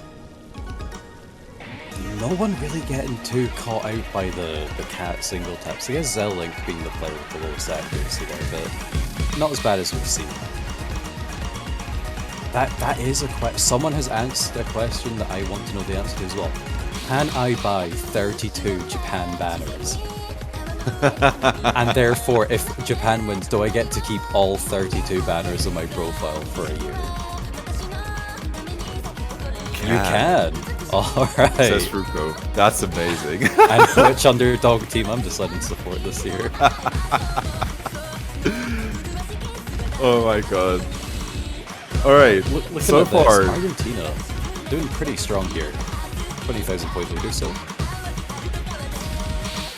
Riddle still sitting on an SS, and everyone in the high 99s. Zero Ramos, out of all players for Germany, dropping accuracy quite a bit. Dragon Max and Michelotto sitting in the 99 spot. Argentina has the accuracy locked in, and you love to see that, really. They've had impeccable accuracies all match so far, and even DT, which is incredibly hard to get good accuracy on. They're not breaking a sweat, really. One more 100 from Gordon, but that's about it. I could count those on one hand. Yeah, and we still see Doodle, the #1 player in Argentina, on the double S. Never mind, on the singular S. But Gordon finding the first and miss of the entire lobby as well. It shouldn't make a huge difference due to the accuracy, but it will slightly move in favor to Germany. Additional misses from Argentina could spell disaster, and there it is. Doodle finding the miss. Gordon tanked quite a bit of accuracy, not enough to pose a big threat yet, but it might come down to the wire here at the end. Here Ramos is still sitting on a 97%. Ooh. More misses from Shaky Gordon. grounds. Could this be the break point that Germany are so desperately looking for to get any advantage in this match? Or are Argentina going to keep it in the last remaining section of the map, taking this to a 2-2? Gordon with another miss at Very the end. slim lead. It's flickering back and forth. It's barely It's gonna in come favor down of to just a Germany. couple 100s! Oh! There it is. Germany. Oh, that hurts. That hurts to look at. Doodle with 5 100s and 2 misses. My god. And Germany just pulled through by not finding any misses. These are like these sneaky misses that we talked about at the start. Accuracy won't help you if you just miss all over the place, and Argentina might have found one too many misses. Gordon's misses were pretty much spaced around a little bit towards the end, and that just cost them the lead, even by just a little bit. But Germany will pull ahead 3-1. Yeah, by the skin of their very teeth. unfortunate there. All players in the lobby getting over 1 million score, which is really, really strong. But what came down to it in the end was just those misses, the lack of the combo for some of the map, just gave Germany that advantage despite the lower accuracy average. And that puts them in a really, really strong position here. We're back to their pick. They have the opportunity to make this 4-1, match point, with Argentina needing 3 more points to make it to a tiebreaker. Any scenario is still doable here, but Argentina absolutely must get a break point from Germany at some point. And the first map they're going to have to attempt it on is Hidden 2. That's a rough one to do it on. And you own a map in the Hidden Pool in round of 32. That is a statement. It's a statement that the poolers are not messing around with this year's TWC. I talked a little bit with Yongen yesterday, and he described the pool as being anti-PP. And yeah, this is just like another example. Hidden 2, most commonly known as the speed hidden, but not this time around. Even if you are comfortable with at least a speedy hit, this is not the pick for you. And we'll see how that's going to pan out. I know Germany is pretty good on their hiddens overall, but will Argentina have what it takes to match that and even surpass that? Nerves must be getting to them just a little bit. I think honestly, probably the best way I've heard this map described all week was, I think it was Ender saying that this map is essentially a free mod, but force hidden. Like free mod, anti-mod, but with forced hidden. Which kind of didn't make sense to me when I first read it. But now that I've seen the map a couple of times, I think I kind of get it now. Like, playing this map in either hidden or hard rock could be pretty difficult. The accuracy is so difficult to maintain. And we've seen that with so many players so far this weekend. And I wouldn't be surprised if we see some lower accuracy plays in this lobby as well. Accuracy has been a recurring theme here that has pulled Germany to their knees just a little bit, that Argentina can definitely profit off of. The question is just whether they can handle Hidden 2. We're about to find out. Second half of this match, Germany's third pick. Argentina should get this breakpoint sooner rather than later before the pressure catches up to them. Okay, finally getting into the map. This map is only 4.81 stars, but the crazy rhythms might as well make it 8.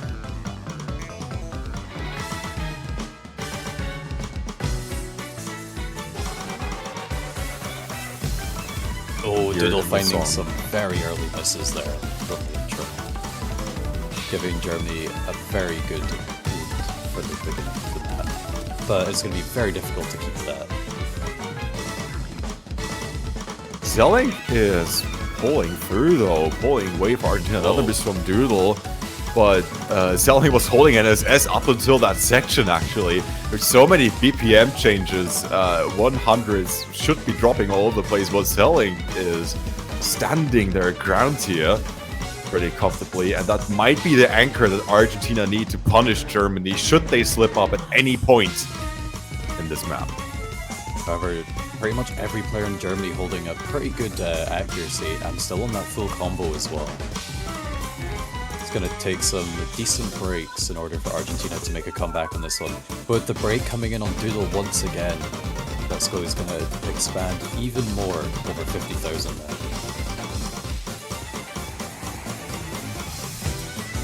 Very slow SV. Everyone nails that section. That has had some people tripping up. But that's about as slow as it gets, at least for the SV. Doesn't mean that it gets less challenging. The next miss coming from Illustrious, once again on the side of Argentina. Not looking good for Argentina's chances to pull this back, but Zelling still sitting on top of the lobby, regardless of his country mates. This one Doodle and Ramos is trading. But we're gonna have to see way more, especially as we're coming into the end of the map now. I don't think there's enough time. 100,000 score lead, very difficult to make a comeback on, and with the Doodle missing the last note of the map. But Zelling! Match point for Germany. 8-100 full combo from Zelling. What is that accuracy, Zelling? That's ridiculous. 8-100s on Doodle as well, but that's just unfortunately paired with 15 misses. And from Miller and Dragon Max as well, 13-100s and 16-100 FCs respectively as well. Those are some of the best scores that I've seen on this map all weekend. Wow. I was expecting a bit more struggle in this one. Argentina can't be mad at that scoreline at all. That was ridiculous. Germany, my god. That was beastly performance. Let's see if they have what it takes to close this one out. They're 1 point away. They are on match point. Argentina needs to get 3 points in a row to stay in the winner's bracket. Yeah, but it's still do it. Pretty tough here. However, they do have the best possible scenario in this case, where 2 of the maps that they need to win are their own picks. They just have to only get 1 break point from Germany. And also, this late into the match, you have to wonder if Germany has any comfort picks left.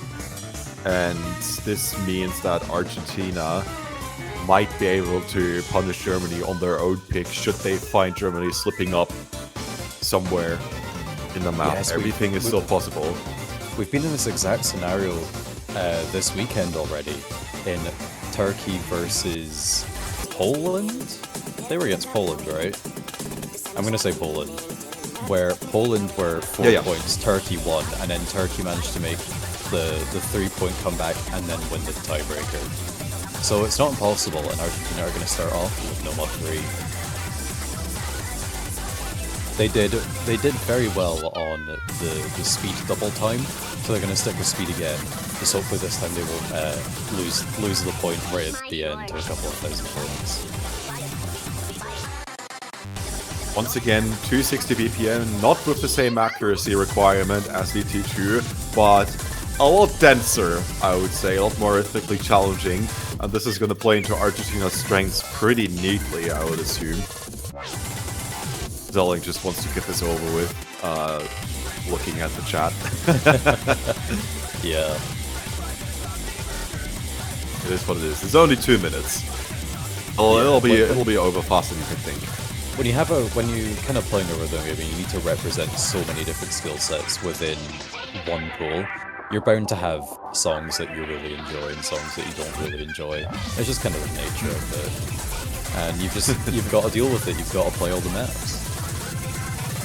That's why I find the custom hidden ones so hilarious. You don't like anime OPs? We're gonna give you a custom song and you're gonna feel bad for banning it because it's a custom. Exactly. Can't be banning the Osu Cool originals. story, babe. Now make me a sandwich. Can. The first country the country to draw first blood on the Hidden One ban this weekend was Denmark, and I was not a fan. I was really not a fan of that, seeing that. And you don't want to get on my bad side. What are you I'm out for personally you, going to do to the taiko players of Denmark? You know, Denmark, you're immediately known from Germany. I would be very afraid. Oh, what's this? Dio Ramos, an early miss. Argentina with the lead.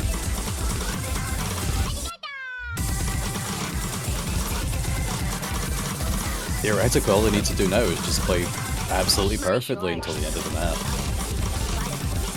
But if it's that easy, then they probably would have not lost their breakpoint earlier on. Yeah, but also, if there's any place to miss, and it's at the start or at the end of the map, so Germany has found a fortunate miss to still kind of find a comeback here, but Argentina is standing so strong with the accuracies. Doodle, the only player remaining with an SS, and Zelwig and Illustrious, maybe with a total of like 5 or 6 100s here, while Germany still has solid accuracies overall. More misses from Dio Ramos. Very clean misses, but misses nonetheless. The reset on the combo is pretty significant. This is a very short map at 2 minutes and 6 seconds. That's right in the middle as well. Dragon Max missing as well. This is it. That's basically already it. I think if Argentina keeps playing, Argentina to throw away this lead. Yeah, they would have to find. They would have to basically chain miss an entire pattern for Germany to swing this back around. But as we're getting closer towards the end of the map, I don't see this happening. Doodle breaks SS, but other than that, this is an immaculate performance from Argentina on this No More 3. A couple more 100 is going to shift things over just a little bit to Germany, but look at that. The score bar won't budge for nothing.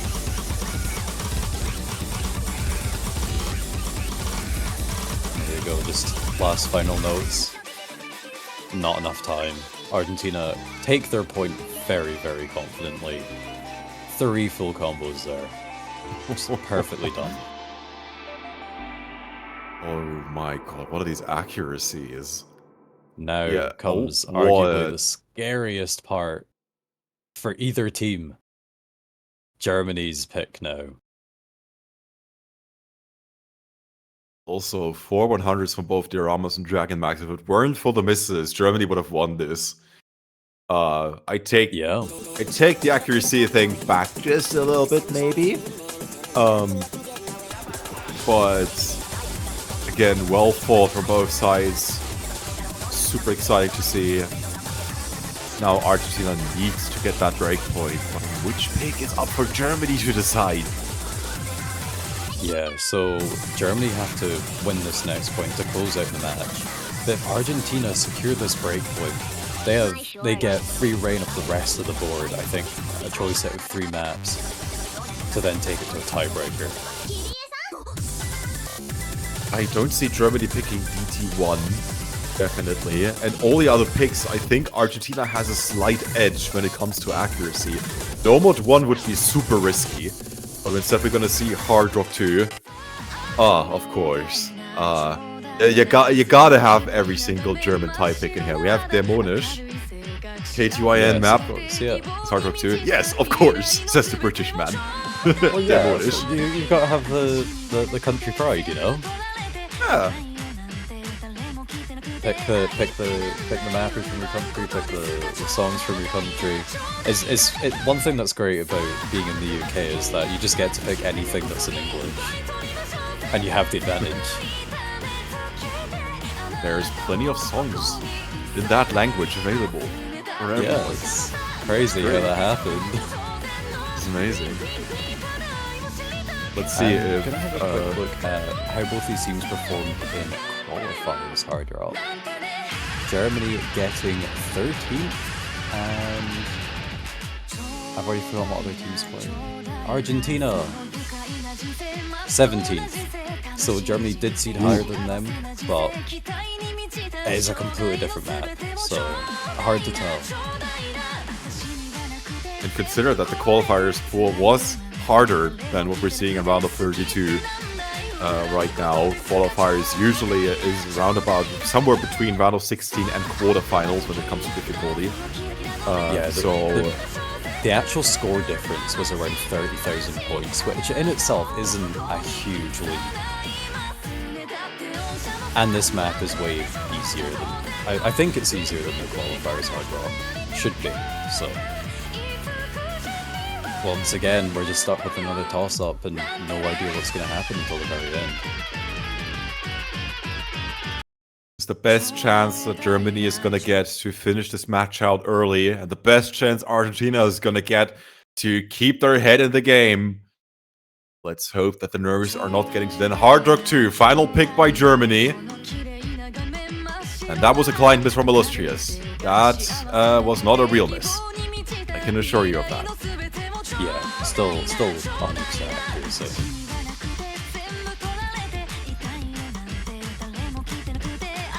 Just a pretty relaxed intro. No high SV, no crazy patterns.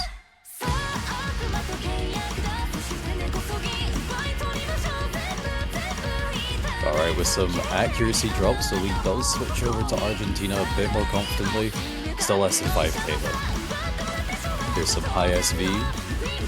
The players' reading abilities are really getting tested here. And score is not really changing at all.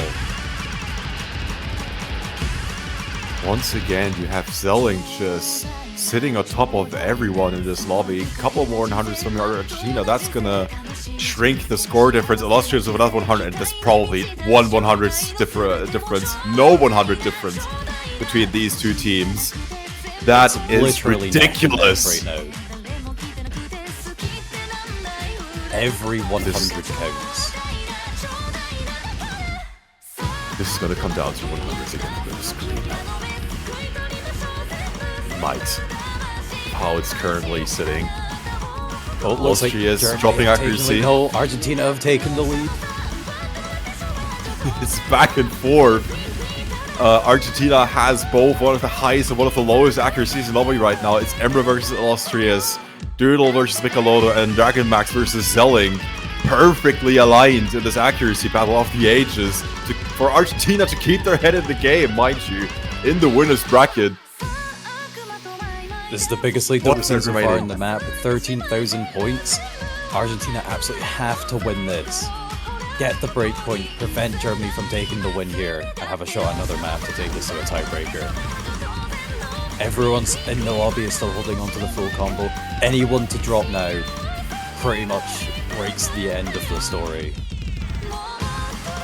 There it is, Illustrious missing on the mono.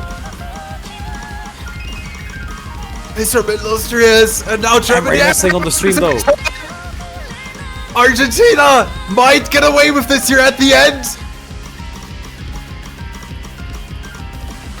Except a couple more high risk at the end. Another miss from Emra. There you have it. Argentina takes the breakpoint off of Germany. That was too much for my poor little German heart. Oh my god. Alright. Wow. The breakpoint has been recovered by Argentina. 4-3, and back over to Argentina's final pick of the match. Oh my goodness, Argentina. It's now do or die pretty much. Argentina get the choice between No Mod 1, No Mod 2, Hard Rock 1, and Double Time 1. The winner of if Germany wins, they will take the match 5-3. If Argentina win, we'll go into a tiebreaker to determine which team is truly stronger. It's going to be incredibly important decision here for Argentina. They have the power in their hands, they've just got to use it correctly. They're going to take their sweet time to figure out what this final pick is going to be. And I don't blame them. They also probably got to shake off the nerves from that previous pick. They must be feeling pretty good about themselves. Germany now also holding on by the skin of their teeth. No Mod 1! Are you for real? That's your final pick. Oh no. An N-Wolf map! Might I add. Not an N-Wolf map. Alright. That is a bold statement from Argentina. To be fair, there weren't a lot of good picks left. I don't think they would have gone for DT1 just because of how challenging it is. They might have gotten away with it, but it would have probably been a very shaky victory. No Mod 2 is tech. If you can't do it, you can't do it. Don't blame you there. And I think Germany has the beat there. Hard Rock 1 would have probably been a 50-50, and so is No Mod 1, let's be real. And now it's just a battle of the nerves. Who can close this one out? Will Argentina push this to tiebreak, or will Germany avoid it and keep their head in the game for the winner's bracket? We will see. Yeah, the thing is with Hard Rock 1 is I feel like it's even more accuracy based than No Mod 1. No Mod 1 just has a bit more complexity in what's going on. More chance for accidental trip-ups from Germany, but that also just means just as many potential accidental trip-ups for Argentina as well. That's just the nature of a No Mod 1. Once again, who's gonna win? Who knows? Already kind of feels like a mini TB, with this being 3.5 minutes, and Michelotto confesses to the nerves getting to them. Argentina must... Exactly what Argentina fans want to hear. Yeah. Argentina must ride this motivational high and play into Germany's slightly brittle nerves at this stage. They could have had this in the bag. They didn't. They could have won at 4-1, but they didn't. And now Argentina is ready to punish Germany on the map. Mapped by a German mapper. What a bold decision. 3.5 minutes from now, we'll have an answer. TB or not. It's all up to Argentina.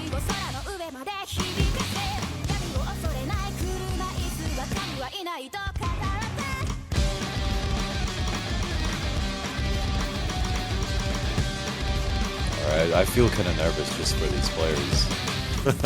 So do I. So do I. I think one thing to note with this map as well that's a bit unusual is the very short drum rolls. There's a lot of extra score just sitting there freely, but you have to hit them. I can't remember if it's true or not, but I think if you don't hit any ticks on them, it does actually count as a miss. Yep. You know, that's just kind of like the N-Wolf spark. You know, like the N-Wolf flavoring. Stuff like very short sliders and lots of finishers are definitely right up N-Wolf's alley. And that's also what we're seeing here. On this one. There you go. Those are the ones that you mean. Currently, we have a 1,000 point average. That's absolutely nothing. Yeah. They just flipped over back to Argentina. Who could have seen that coming? Oh yeah, and of course the dragon background. That's also very N-Wolf.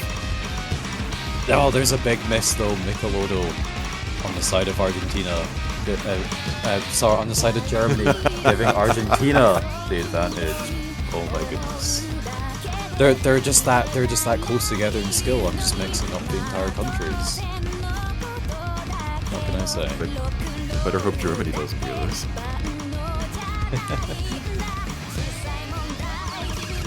Looking good for Argentina. They have a somewhat competent score lead halfway into the song. One that they can now build upon. Michelotto is now creeping up to the combo cap. 400 combo. Everyone nails the transition into the second Ki. There we go, right at 20,000 point lead. We've still got a lot of the map left to go though.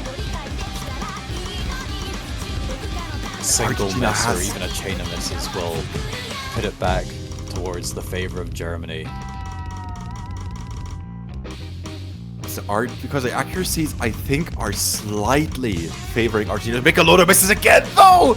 I was just about to say how Germany might still have an upper hand when it comes to accuracy, but Argentina... Oh, yeah, there goes that chance, to be fair. 99.8 from Zelig and Doodle. 99 from Illustrious, and Germany's chances of closing this one early is fading. And they're gonna see the score difference as well! Germany must be they're not gonna shaking! happy with that. And now Argentina, all they need to do is to pull on through the end. 40,000 scoring is monumental on a map as long as this. You say Germany will be shaking at this, but Argentina are the ones in the lead. Doodle finds the first drop there for the country.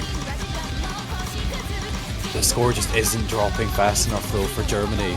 They're going to need to see more misses. The accuracy gave Argentina. I don't think there's really enough time. But more misses from Doodle. Oh! It was getting a bit dodgy there at the end, but they held on just long enough to make that final point there. It's 4-4. You know what that means. It's the tiebreaker. Oh, what a way to close out the round of 32 weekend. What a matchup. Doodle, you had me shaking there at the end. But with 3 100s from Zellink and an FC from Illustrious, you got the backup you needed there at the end. This could have been dicey at the end, but solid team performance from Argentina. And it's time for the tiebreaker. Something that I'm finding quite interesting is on the Hello Watcher pickups, we see 75% to Germany, 25% to Argentina. But on the stream, we have 56% to Argentina, 44% to Germany. Something kind of happened over the week to now to get people to kind of switch over from being Germany believers to Argentina believers, and being able to make a comeback of a 4-1 scenario like that, I think really kind of brings that essence back in. Like maybe the new like sense of belief in them is what's helping fuel Argentina forward in this match. I think it might also just be that there are a lot of more people doing pick'ems, and those people who are actually watching TWC are also people well acquainted with these teams, and they should know Argentina are a force to be reckoned with, despite being slightly lower in the seedings than Germany. To be fair, if you look at the qualifying results, the difference between 15 and 18 seed is not that big. So this is definitely a 50-50 type matchup, and we're seeing this with this being a match that goes to TB. Custom song, by the way, first one by Uni. Alright, we won't be having a timeout, we're just gonna go straight into the map. This map it's moddable. It's not free. It is moddable though. You do have to be comfortable with that mod though. I doubt we're gonna see any hidden hard ROMs. Maybe we will though, I don't know. I think we might see some mods though, but it's very, very risky. Especially when you have the nerves of, you know, wanting to remain in the winner's bracket, not falling to a loser's bracket in round of 32. But that extra score could be exactly what you need in order to stay there. Curious to see the lineups, if they're going to stay like this. Dragon Max, Vicaloda, and Lexaklan versus Selling this with Doodle. I'm seeing good luck, have funs. I am curious to see that Emra is actually not on the German side, because he has a very good track record with performing well on TBs. But instead, we're gonna go for a lineup that's gonna give Argentina a fair chance of winning this, and we're gonna see hidden hard rocks, Zelling and Dragon Max. And Doodle as well! Double hidden hard rock from Argentina and hidden from Illustrious! Germany with 2 mods, Argentina with 5. An extra 180,000 score potential on the side of Argentina. But this map is not easy. Doodle already finding misses. That is a huge overmod from Argentina. Well, it's only an overmod if they lose, really. Yeah, it isn't, no, but I'm so surprised. Just to quickly note before we go into this, this is actually an OSA original created specifically for this moment. This is Frozen Blood by Uni, mapped by Homie Love. And there's also a really funky background video thing going on, I can't remember what it's called. storyboard, but fortunately doesn't play on the tournament plan. Some It's really super big sick. misses coming in from Dragon Max, Nicolodo. Doodle's picked up a couple of misses as well, but the score lead is already 60,000 in favor of Argentina. A mod difference like that, Argentina can't tank misses, and especially with the no-mod players, with Nicolodo missing on the German side, that is huge. Dragon Max's accuracy for hitting hard rock is also not that good. You have Doodle and Zelig with 97s and 98s, they have been practicing, they were prepared for this.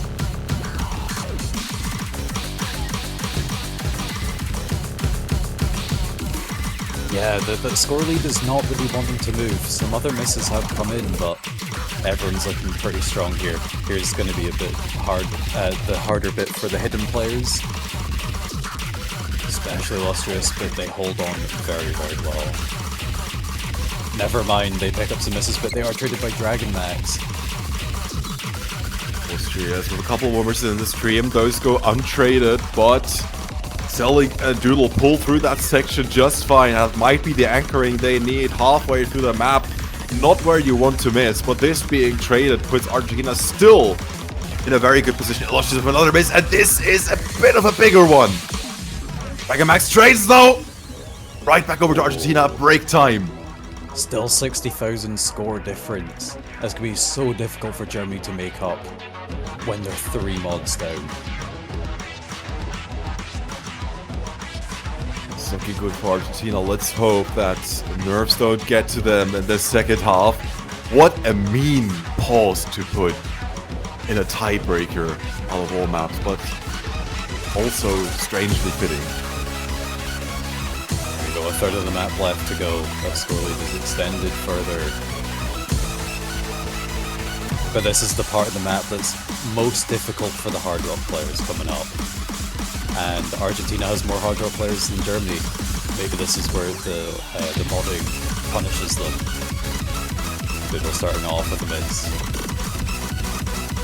Zelig still FCing one way or another. I don't know how. The only FC remaining is on the German side of Drecksackblase, but with a score like that from Zelig, I don't know if there's anything Germany can feasibly do. 80,000 score difference. I mean, coming up towards the end, Illustrious with another miss. Don't tank at the end, Argentina. You almost got this.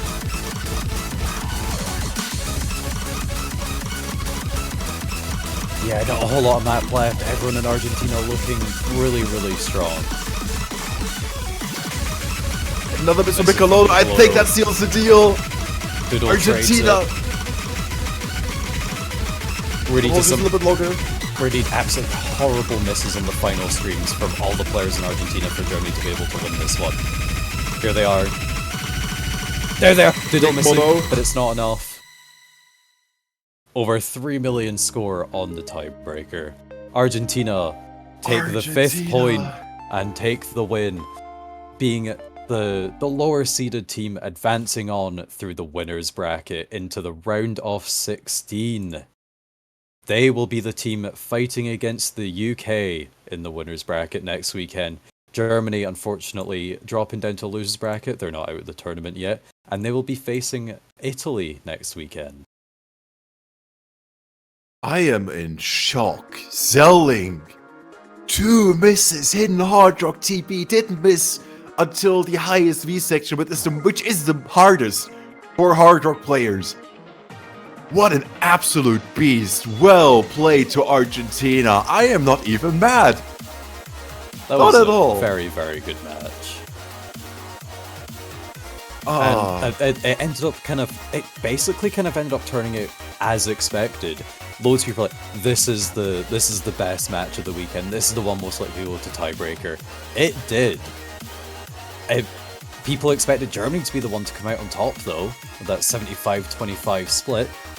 But the ones that the Argentina believers are getting the nice payout there in the points.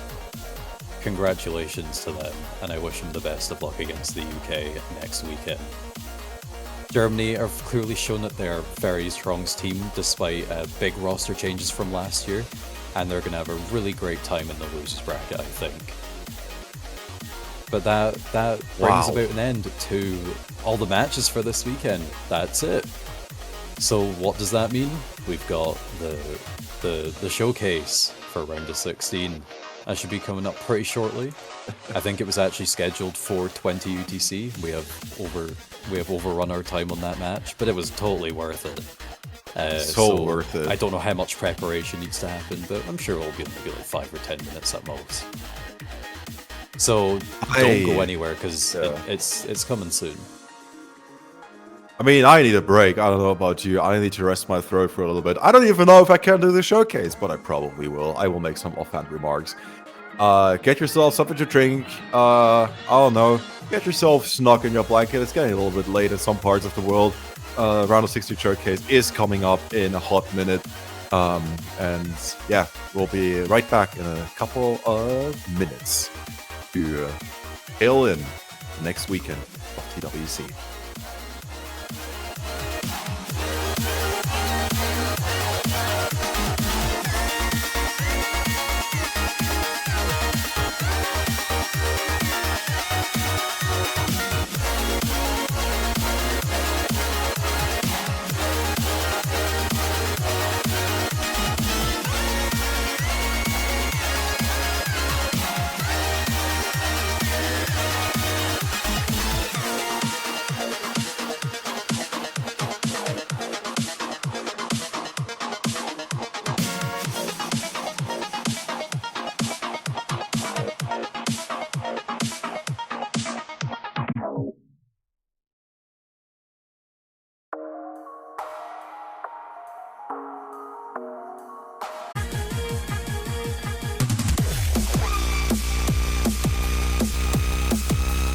Welcome back everyone to the Taiko World Cup 2024. The round of 32 with South Korea, the number 3rd seed, versus Czechia, the number 30 seed. Quite a tough matchup for Czechia, but we have seen some interesting single points happening this weekend, so I'm sure we can put up a fight. Joining me, Enwolf, is Yongin. How are you doing? Hello, I'm doing great.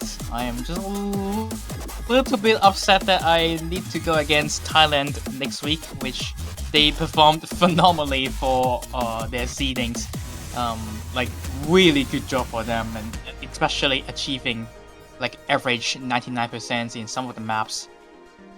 So maybe this one will have the same effect that Czechia may be able to perform something that we won't expect it. Indeed. Like, there were so many close maps in that last match, it was insane. Like, the end result does not reflect how the match went. Absolutely not.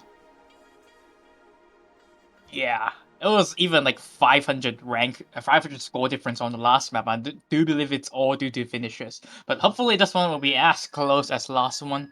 But Czechia does have a very rough match against the 4th place from last year. But this year they have Peaceful back, which I would say definitely one of their biggest players for now. And once again, No Mod 1 being banned out from South Korea. And with your map, it's gone again.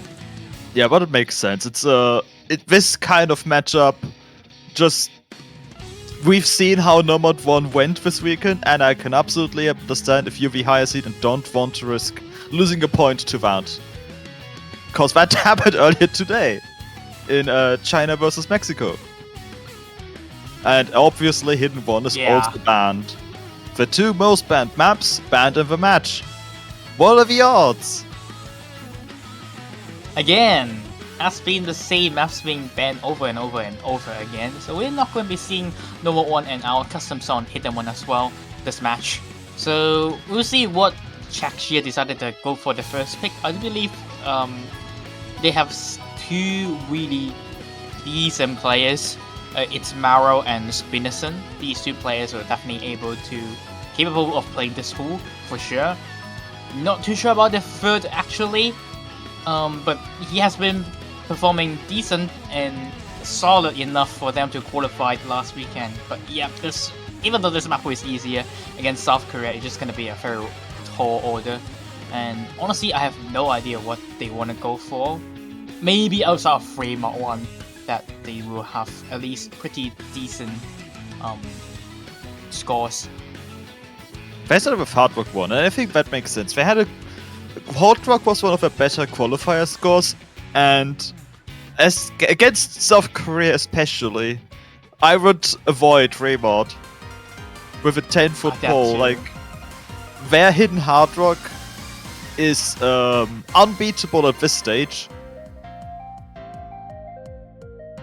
That too. But I would say that actually, compared to previous few years, I do believe they are missing quite a bit of really strong players on Hidden Hard Rock. So we might see some little bit of at least beatable Hidden Hard Rock on the free map pool, but we'll see if it actually gets picked. Instead, we're gonna get into the easiest map in the pool in mechanics. Hard Rock 1, Yosakura Blades. This map really comes down to the 1-6, and honestly, I'm kind of surprised that we haven't been seeing that many misses on the 1-6, and it has been a 6-way FCs in a lot of the matches. So we're gonna see our roster right here. Peaceful, Jonah, and Ayan. So a pretty, I would say, South Korea not going for the usual strongest roster, like Olo, Peaceful on Hard Rock pick. So wanna let their newer players show up quite a bit. And so far, Jonah is not doing too well in terms of accuracy.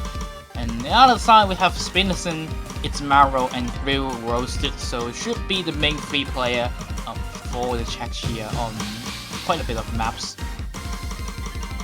Indeed, and we see Czechia actually has an early accuracy lead, despite Peaceful's double S.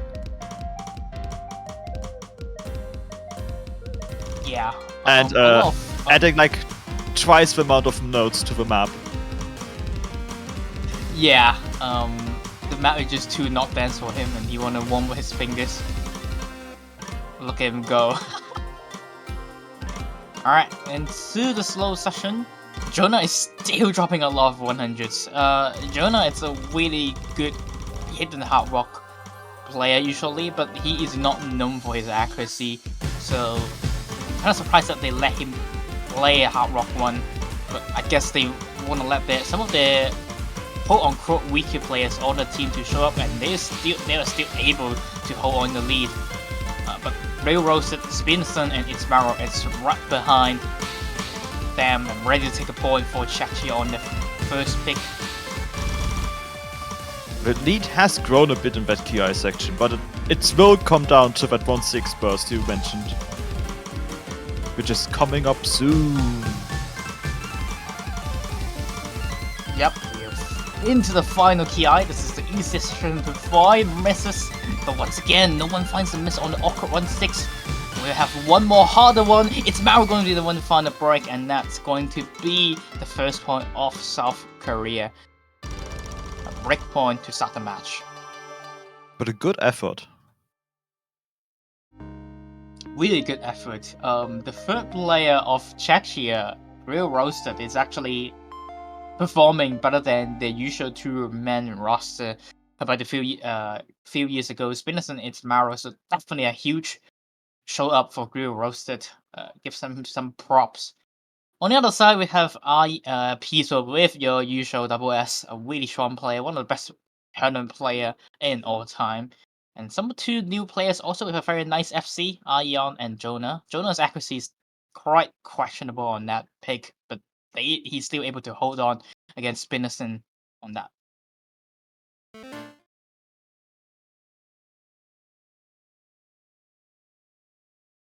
We'll see where they will go for our next pick, but until then we have South Korea picking. And I will just assume it has to be 3-2. Yeah. I do believe 3-2 is also a lot more South Korea favored. If they wanna touch the other team's weakness, they would go for the hidden pool. I'm not too sure would they actually go for that though, because we have been seeing some very huge seed difference teams throughout this weekend that they decided to not pick other teams' weakness, but nope. South Korea still did it anyway. They picked hidden too. They are not getting any chance. The incredibly difficult to grasp map with its BPM change, snap changes, slider velocity changes. Everything that can change will change.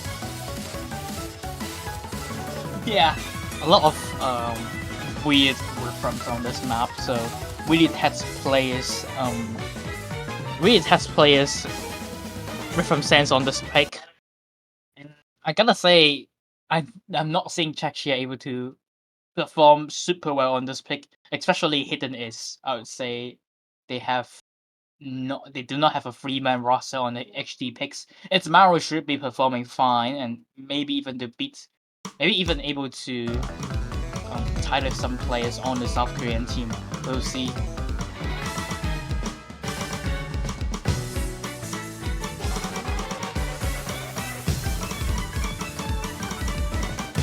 So this is Binnison performing decently so far in the map, but like I said, Chexia just have the third player roster issue on the XG picks. Real roster is having a C rank for now. He should be able to get back a little bit of accuracy after the map starts get to the speedier session. But for now, he's going to be struggling quite a lot. Meanwhile, on the Korean side, we just have Peaceful holding the double S again, and Pokaruset and Iaeon hold up at 99% accuracy. And even as a higher seeded team, at this point, you can't really do much about South Korea's score. Yeah. This week so far we have only seen, I believe it was Super SSS or KK Negative gets a 100 so far, so we haven't seen a double S on this yet. Peaceful may be the one to achieve that. He is going for it for the Auto FC for now. But for both players on the South Korean teams, the other two players are still doing quite good on this pick. Pokari with a 99.58. Pokari is definitely a more HD type of a player rather than HR type, and he's showing up on this pick. And Iaeon, despite being quite new to, not quite new, but like new to the Taiko World Cup team for South Korea, still getting a 99% on this pick, performing better than last pick, which is kind of surprising, as I would say the hidden pick of this pool is definitely way harder than the Hard Rocks.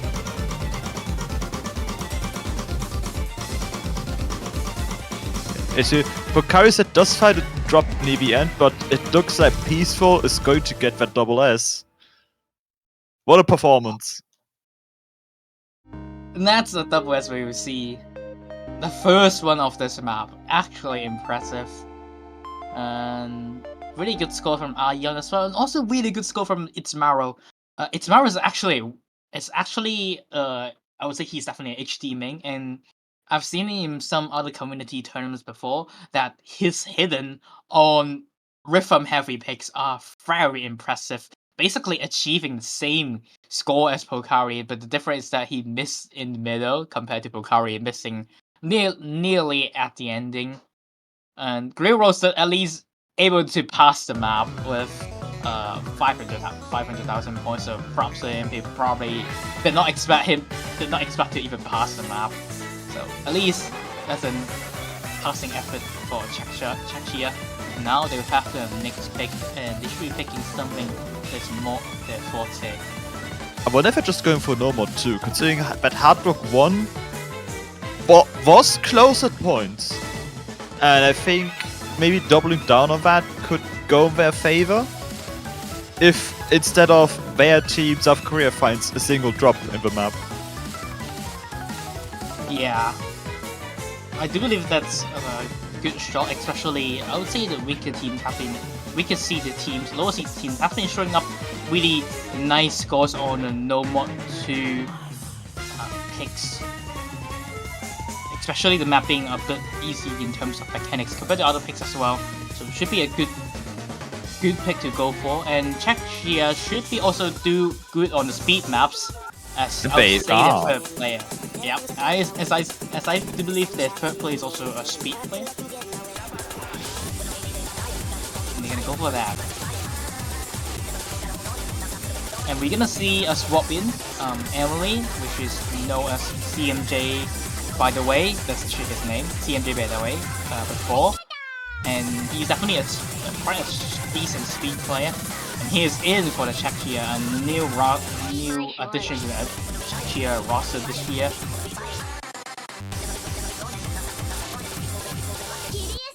Yeah, she's been playing a few of her qualifier maps as well, mostly the speed ones and the gimmick.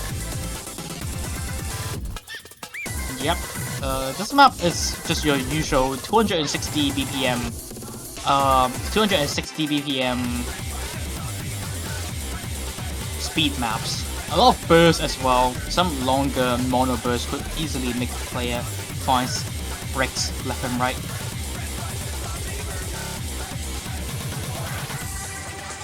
And we're starting soon. Let's see how the Czechia team were able to match up against South Korea on this pick. Once again, I would say they are going with a little bit weaker roster compared to usual. We don't have their usual speed player Labi on this pick. Instead, they will have Pokari and Ayayon, which Ayayon is the speed player. I would say even third or fourth speed player for the South Korean team. Let's see how he performs on this pick as well.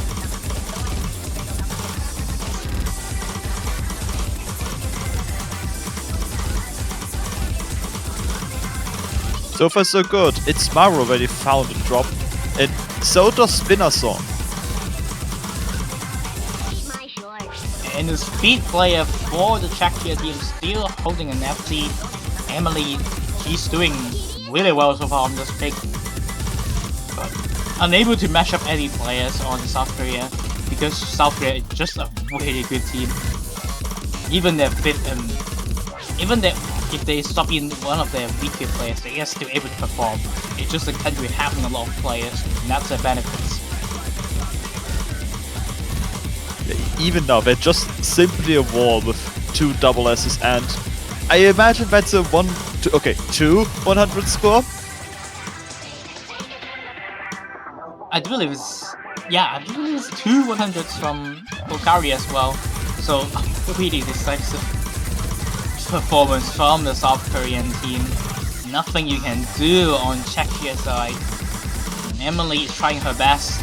Once again, she's just facing a huge wall, and it's Maury and Spinnerson picked up their early mistakes, actually get quite high accuracy, but that curse makes Maury instantly after I mentioned his name. So his combo is gonna be gone once again, and facing 2 double S on South Korea. Let's see, can they hold on to the final session.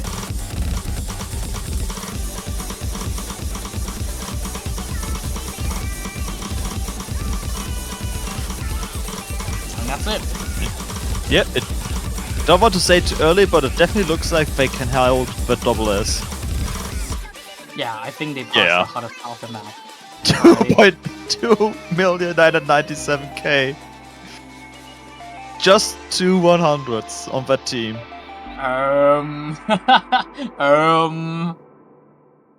Yeah, that's quite... Something. That's quite impressive.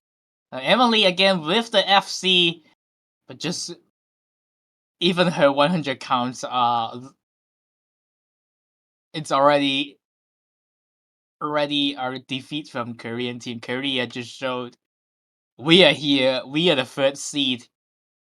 And they don't even let Nabi on the speed pick. Even the filler player Pokari is able to do the job. Impressive performance from South Korea so far. And after that, let's see, will they be a little bit mean on their pick again and pick Czechia's weakness. I would say they still have no more 4 they could go for. But if they want to be a bit nicer to the other team, I would say they will pick some other normal picks in the pool, and maybe even Hard Rock 2, the easier maps in the pool basically. Or they will show up their 3-way hidden Hard Rock on Mod 2. Also a chance of a pick for South Korean team. I wonder if they're avoiding it because they're down the players who would be most comfortable for hidden Hard Rock. Yeah, maybe. I do believe Jonah is actually going to be the player for Hidden Hard Rock on Fremont 2. There it you is. go. Also, I've just checked, and for this week's statistics sheet, Japan will not have a full number 1 on the maps they played, because South Korea just beat them on number 3. Not even then, I do believe Shaman actually locked the stream on number 4. Makes them lower than one of the teams in number 4, I do believe. So we're gonna see 3-2 being picked, and as expected, we see Jonah joining in. Basically the Hidden Hard Rock player for the South Korean team. And Peaceful should be on Hidden Hard Rock. Pokari usually plays with one singular mod on Hidden in community tournaments, but it's the Route 32 map pool, a bit easier than usual, so he might still put on the Hidden Hard Rock. On the other side, Chechia, Ismaro should be able to match up against the Hidden Hard Rock battle. Not too sure about the rest of the 2 players, but Real Roster is most likely not going to be touching Hidden at all in this map. Yeah, but it's going to be a question of, are they confident or comfortable at all with a mod of this map, or do they just want to get a good full combo no mod and hope that South Korea Drops. Just drops at one of the more over. Oh, we have only a single mod advantage. Oh. Yeah, okay. Pokari really going for the hit HD. Usually he is more an HD player only, rather than Hidden Hard Rock, so... I thought he would still go for Hidden Hard Rock at this stage, but I guess he would just go for the more safer approach on Hidden. Respectable for Hidden only, because I would say the slow part of this map with Hidden... The slowdown with this map of Hidden is actually quite rough if you don't have the Hard Rock to boost you for some boost the SP for some players. Spinnerson and Grill Roaster will just go for the singular Hard Rock pick, Hard Rock mod, as expected. And it's Maro going for Hidden Hard Rock. So far performing better than Jonah, because Jonah once again dropping a lot of accuracy. Make this map so far pretty close. And that miss from It's Maro gonna give South Korea a bit of a lead. Yeah, we have accuracy and combo on their side, and the mod advantage as well, and the increasingly larger score gap is showing that at the moment. Yeah, but funny thing is that even with that miss from It's Maro, he's still performing better than both. Not both, but just Jonah for now. And I do believe he should be able to overtake Pokari if he's able to hold on. And the rest of the 2 players from Czechia still with the FC, so they're still ready to take a pawn to take some advantage if the South Korean members does drop a break or the speed up session.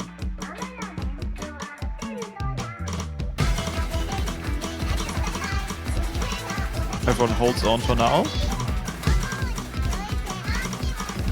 There will be a slowdown in BPM chain, which is very easy to drop 100 counts right here. You see Jonah once again dropping down accuracy quite a bit, and the speed up comes in and fights It's Maro instantly. And now Jonah should be overtaking It's Maro in terms of score.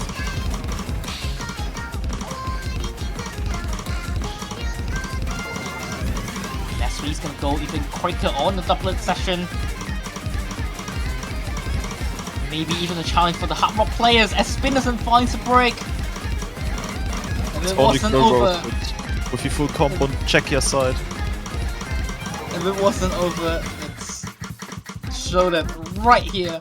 Once again, Grill roasted with the FC pressure mark, maybe an FC at the end, showing up.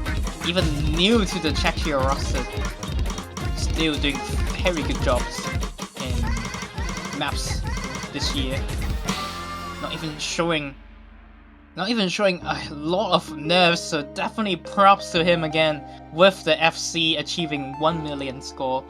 But South Korea just with the free-way FC once again peaceful with only 400 on this pick with the Hidden Hard Rock. Jonah with the not so good accuracy, but still an FC on a hidden Hard Rock with 73 100s and Pocari with the safe HD 9 100s. A really solid team score once again from South Korea. Actually getting Visay's highest, second highest score on the team with just hidden. And it's a match point now, so this is potentially Czechia's final pick.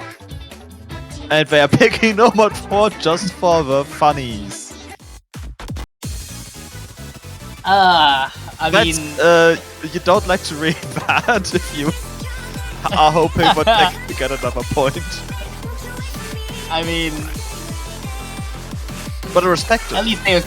Yeah, I mean, respect them at least showing up to this match against such a rough team, South Korea. Even though I'd say their roster has quite a bit of a change, but their big player Piso is back once again for the Taiko World Cup after the military Korean stuff. So Korean military stuff. So now he's back. It's a really good team from South Korea, and I would say top 8 teams this year. It's just a whole new level compared to the rest in seedings. So against such a strong team, it's really a slim chance for you to even take the match. That's but once again, respect for them for trying this match and trying to get a single opponent on the Hard Rock pick with almost fair FC. They're not out yet. This map could be their map. I assume we're going to see Emily swapping in any moment now. Should be. So this Nomad 4 is not an actual gimmick compared to what we saw in the qualifiers. Qualifiers is also a lot more visual heavy compared to this one. This one I would say requires a bit more of a rhythm on some of the Donkama, which means one color in one scroll speed. So in some sections you will see Dawns in one speed and Cats on the other side of velocity. So it comes at you at a different speed, and it's easy to make players find the drop. And at the ending section we got quite a bit of like offhand SV streams, which are quite trippy to, I would say, lower seeded teams.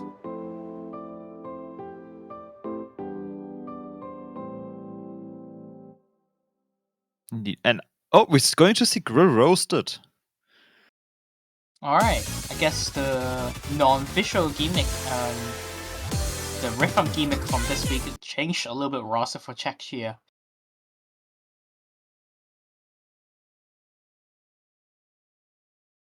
Maybe different kind of pattern difficulty the map possesses as well.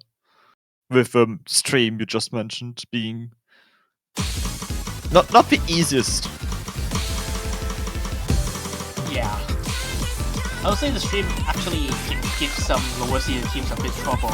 And we have been seeing a lot of no luck at the ending section, and even some really strong teams like Japan just find breaks on some of those like weird streams at the ending, and into the map instantly we see Grill Roasted not handling the slow down stream very well. So it's Maro. They said they picked it for funnies, and I guess we see the reason why.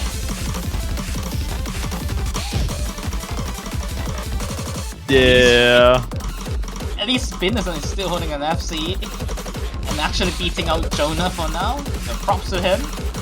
Jonah also just found a drop.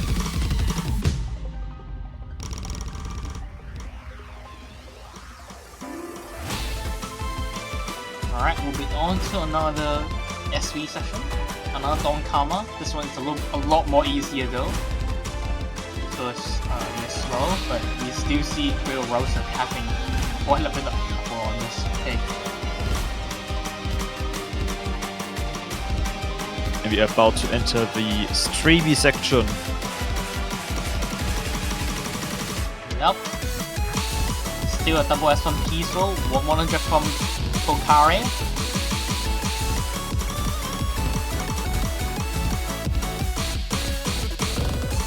This is why if I said if South Korea wants to be mean, then takes it just pick Hidden 2 and Nomad 4 instantly. it just seems like something that South Korea are really strong. Really strong and Jackie is weakness after all. You see, Burgos is trying to pass the map. Hopefully he can. He's right in the edge. I do believe the stream's gonna save him from passing the map. Yeah, these are fairly comfortable to read after the hell that happened right before. And I think Spinnerson getting the full combo for Czechia, while Peaceful's getting the double S for South Korea, and Pokarisat a single 100. Let's not forget Spinnerson actually FC the map, so playing better than Jonah. So at least he did the full points, beating one singular player in South Korea team, which is a tall order still. But he did it anyway, so good job to him. Props to Czechia for FCing, at least getting one FC on number 4. But yes, South Korea is just a tall order for them. And South Korea will be advancing to the round of 16 winners bracket. GG well played to both of these teams, and they will be facing the 19th seed next week. So it's actually not going to be the 14th seed. They will be facing the upset Netherlands, which upset Russian Federation, and Russian Federation will be facing Czechia next week. Indeed. Some good matches ahead for next week. Yeah, Netherlands performed really well yesterday, but so does South Korea today. And South Korea, I would say, they even missed 2 of their members in this match, so they might be hiding even more powers for next week against the Netherlands. And that's going to be the 13 UTC block for now. We will have 3 more matches coming up in an hour and 30 minutes from now on, between Great Britain, which is United Kingdom, and Italy. The last extremely big seed difference match, second seed versus the 31st. Simultaneously also a sort of revenge match from 2020, the last time UK had a dominating team like they do this year, with the difference that the Italian team is actually not there. It's a completely different team. So it's a repeat match for the UK, and it's just not for Italy. I'm still looking forward to it later. Yeah, we'll see how the new Italian players, the new generation, performs against one of the best teams of this year's Taiko World Cup. After that, we will have Brazil versus Slovakia once again, like 2 hours after the United Kingdom versus Italy match. And we will have, finishing off with Germany versus Argentina, very close in terms of seeding, so don't miss that one. And I do believe right after the match we will have a map pool showcase for the round of 16 map pools. So be sure to check out. We might see some new custom song this week. ? It's gonna be a hype one. So I believe that's all from us for now. We'll be taking a break and should be turning off stream. So thanks for casting with me and Wolf. Thank you, Jongen. And see you later, everyone. Yep, see you in 90 minutes.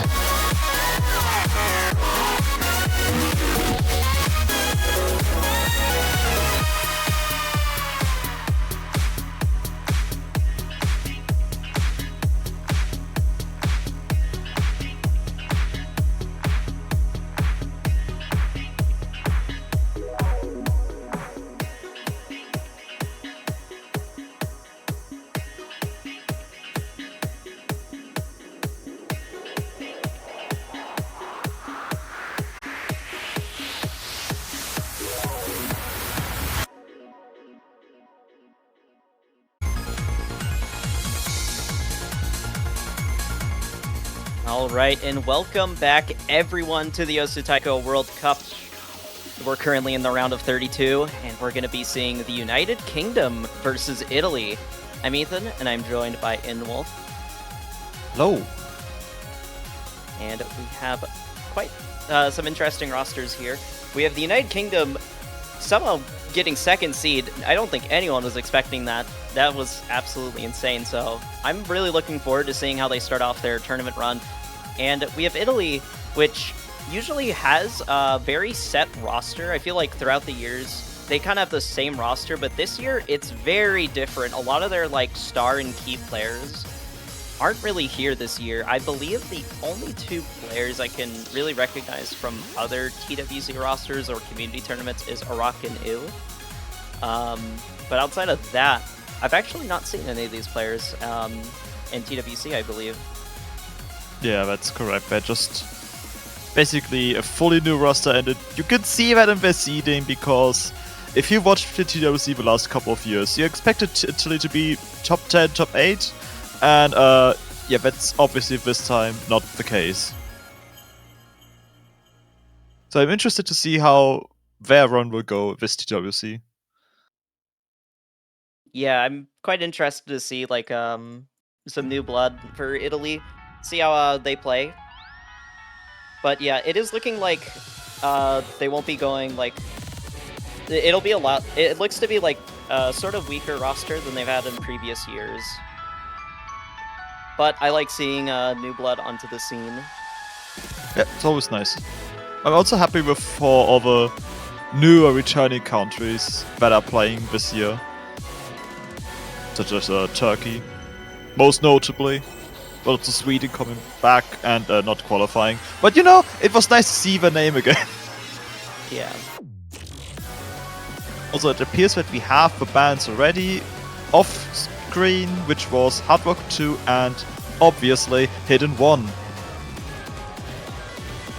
Good old classic Hidden 1 ban, Hard Rock 2 ban. I don't think we've really had that this stage so far, but it's finally time. But yeah, with this pool in particular, oh my goodness, they are immediately going in. Okay, we're going right into Fremont 1. Not a lot of time, really, to talk about any... Oh, we see a triple Hidden Hard Rock here from the United Kingdom. Oh my goodness. One Hidden Hard Rock from Italy, but double single Hard Rock. So there's quite a bit bot disadvantage, but we've seen this map being overmodded before. Yeah, Couple times even.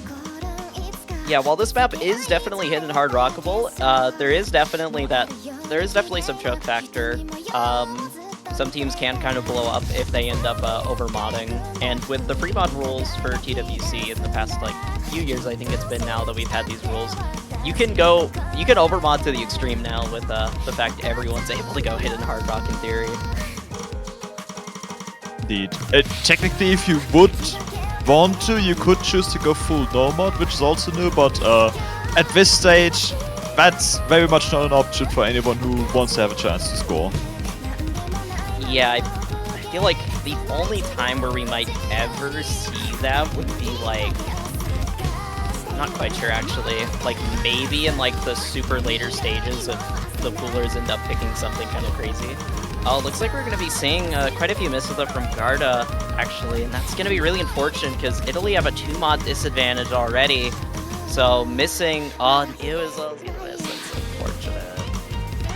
And Arak is just quite a bit behind with the hidden hard rock accuracy compared to the entire United Kingdom team.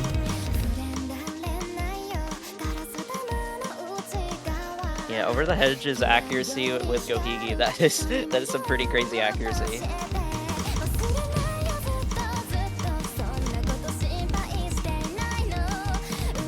Iraqi is holding onto their full combo for now though.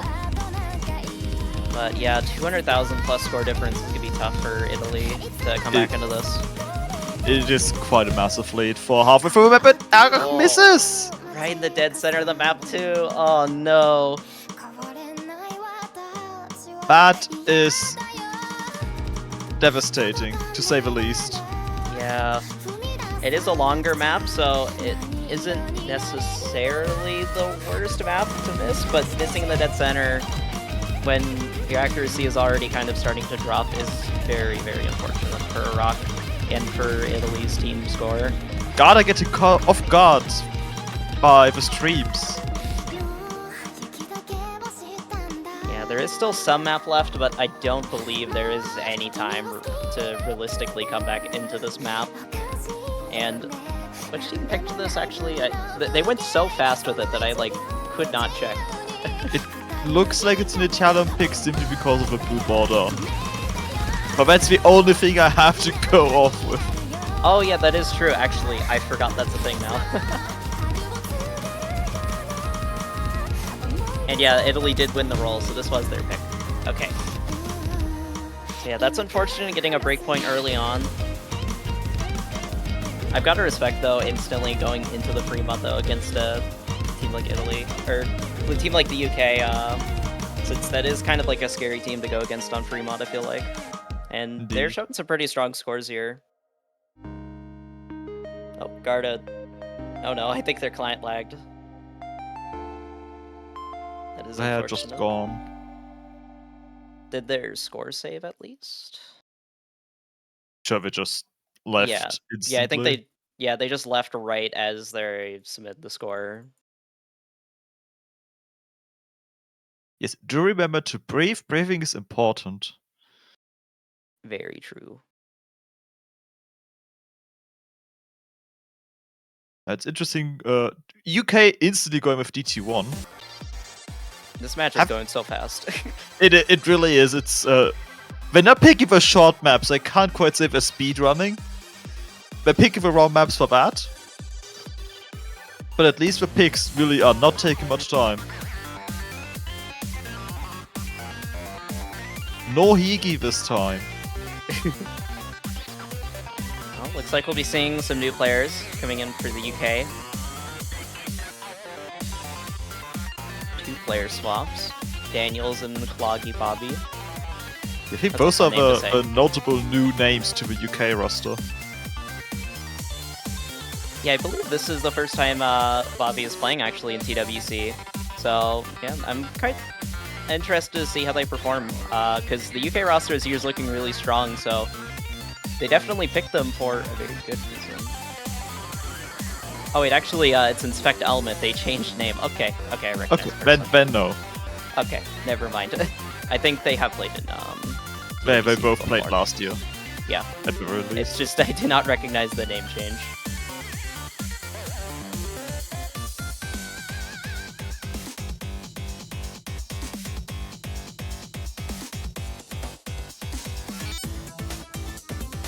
Looks like we also have one player swap on the Italian side. With a Rach swapping out.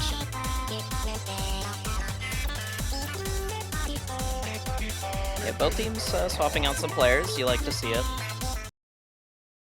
I always like seeing teams with a lot of diversity in their roster. So we'll be getting on to the UK's first pick, DT1. Quite the rhythmically challenging map. Yeah, accuracy is gonna be difficult on this one for sure, but whichever team can hack it well will definitely be rewarded quite greatly, since there are some tricky parts to hit, but I think overall the main challenge throughout the map will be just accuracy. But Garda already finding a miss.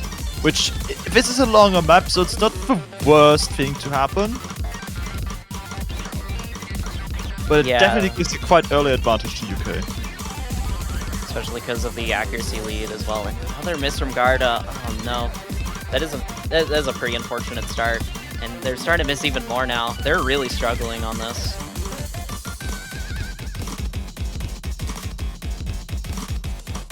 Showing to be a quite good pick from the UK here. Yeah, the UK are leveraging just the difference in accuracy right now.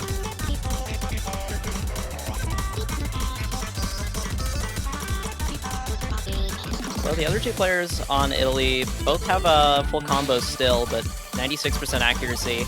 I think if Italy are gonna win this pick, I think their best hope is gonna be for. Oh no, but picking up a miss there, dropping their full combo, and Gardo as well missing right there. Some more misses. It's gonna make things tricky. They're gonna need a huge drop here from the UK. They're just holding on so strong. Daniels and Over the Hedge both with 99% accuracy. I think Over the Hedge only having 2 100s. Oh wow, I wonder what the UR is on that play. That is some insane accuracy for DT. Especially rhythmically, just completely weird one like this. Yeah.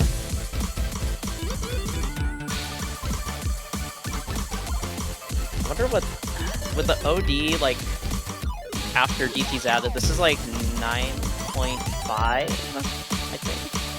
It's definitely quite a bit higher than if you would add hard work, which is a funny thing with double time.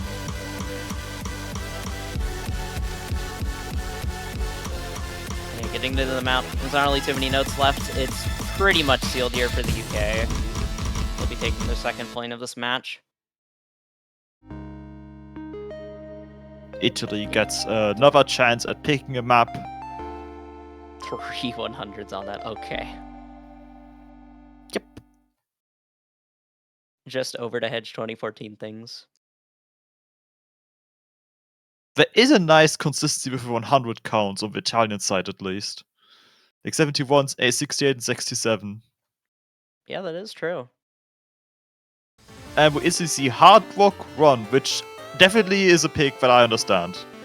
That's been a popular pick with the very low seeded teams, I think, trying to hope that the better seeded team gets a random miss in the middle, which on this map with only a little bit more than 600 combo is massive if you miss after the 400 combo cap or within the middle of a map.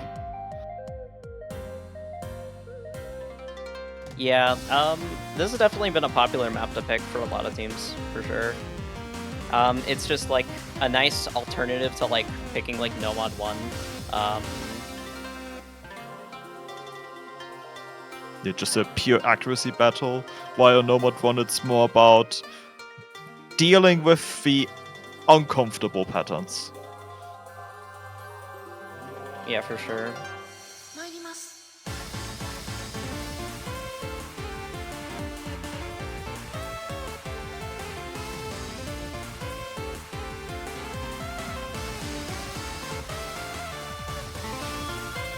Looks like we have the remaining 2 Italian players playing this map, Megalovania and Kittimort swapping in.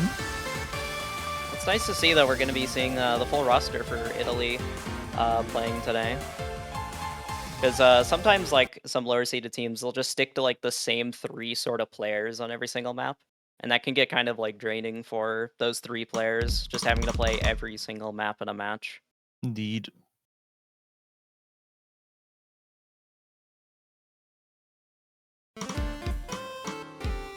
On to Hard Rock 1.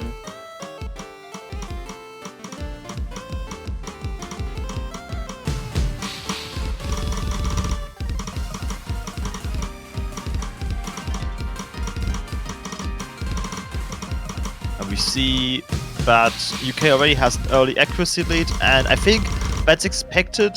We want to see UK drop for Italy to have a chance. Yeah, I think a combo drop is going to be necessary. I don't think Italy are going to win this pick off of accuracy. But as long as they can keep their accuracy around where it's at, then they can hope for like a decent drop from the UK to sway things in their favor. But so far, Horizon dropped the SS, but there is 2 SSs on the side of the UK. And oh no, Kite! Oh, that's so unfortunate. Dropping in the slow section. This is basically what's the worst time to miss with the low combo on this map. Yeah, that is just a really unfortunate miss.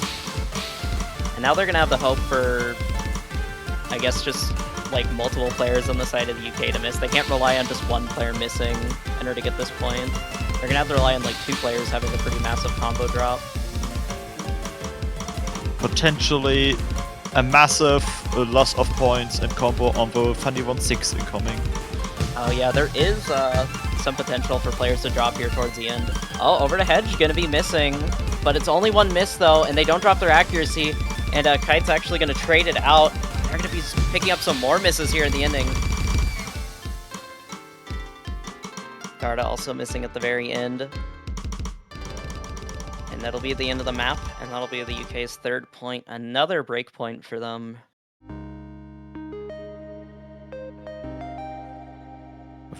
Put up a good fight. I'd say both teams very consistent within their own team when it comes to 100 count. Yeah, Gohiki and Over to Hedge actually tied in 100s, but Over to Hedge picked up a few misses, unfortunately. But they stabilized really quickly. Like, they would miss, like, once in the middle of, like, a pattern, and then just immediately, just back to hitting everything perfectly. Yeah, I think all those 100s and misses were the same pattern, because they held a double S up until the miss happened. Yeah.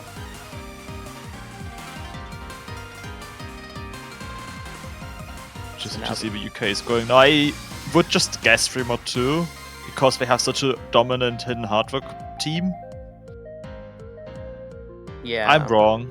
Oh, no mod 4. That's another understand. I will say, there is a little bit of like factor of like if Italy could have practiced this pretty hard in preparation, just like to try inching out a point. I feel like gimmick maps generally would favor the lower seeded team, just because there is that factor of you can practice it a lot to perfect it and play it really well in match. But I do think, just based on the qualifier scores, this is an educated pick by the UK. Yeah.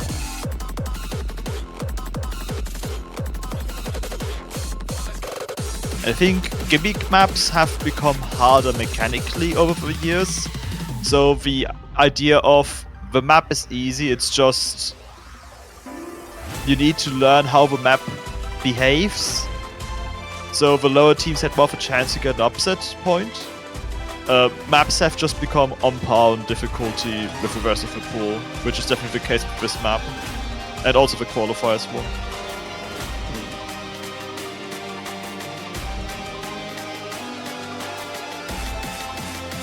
I guess we'll have to see how it goes though. Italy swapping out some of their players, Iraq coming in.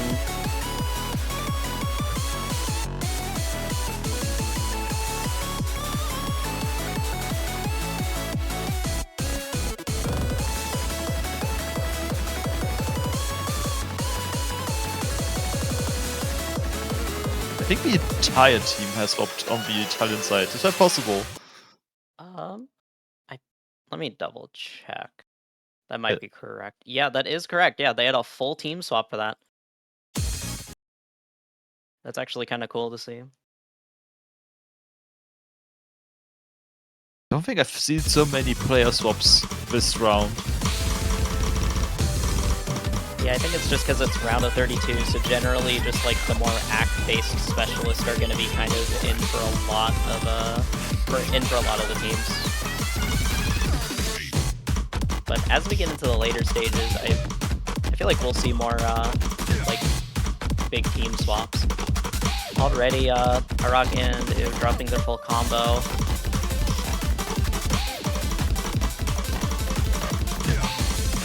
We had a good start of the section, which gave me hope, but they're fighting many misses now. Yeah, they're not able to stabilize at all here. I think it was an issue of once you're out of a pattern, you're just gone. Yeah, it can be kind of hard to recover on that SV section. The last full combo for Italy drops.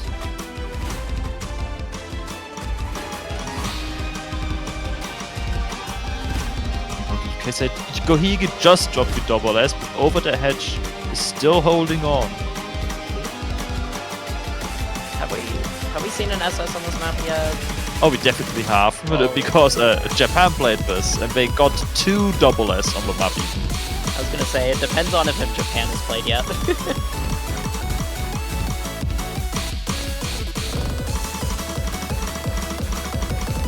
Actually, have any other teams SS this outside Japan?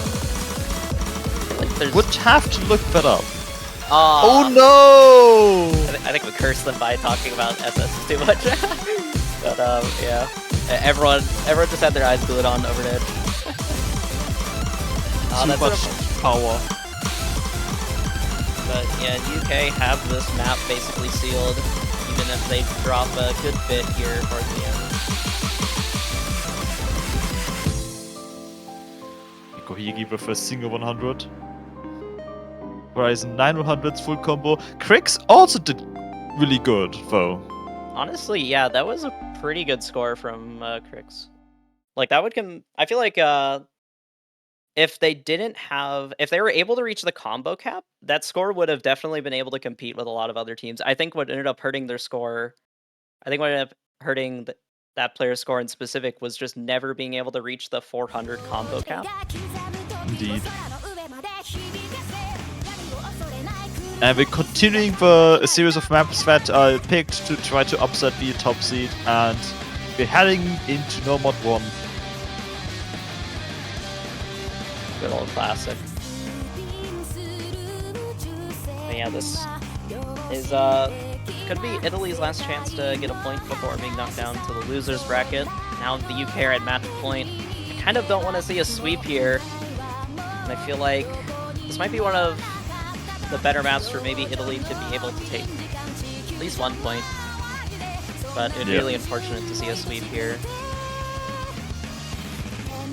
I'm just worried because of computer blues and them finding a couple of misses, but maybe that wasn't their pick, so maybe they are more comfortable with this map.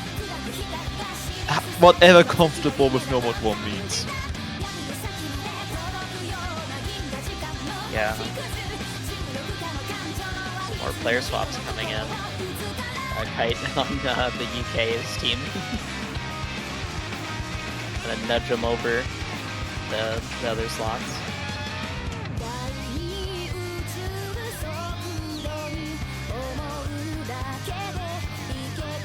I wonder if UK is using... It appears to me that UK is going to use the same roster they had for Computer Blues. Because I see Cloggy Bobby in chat. Yep. Yep.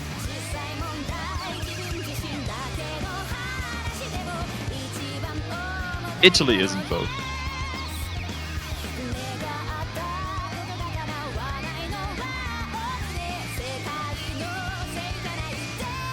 Alright. Let's see, No Mod 1, Italy's pick here. Yeah, it looks like the UK kind of have the same sort of roster for, like, super accuracy-oriented picks. Like No Mod 1 and DT1. This was the same roster for DT1.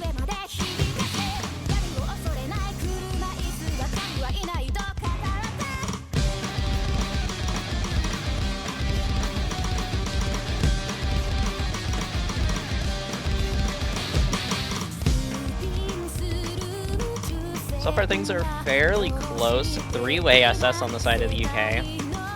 But let's see how long that can last for. No, Krix finding an early drop.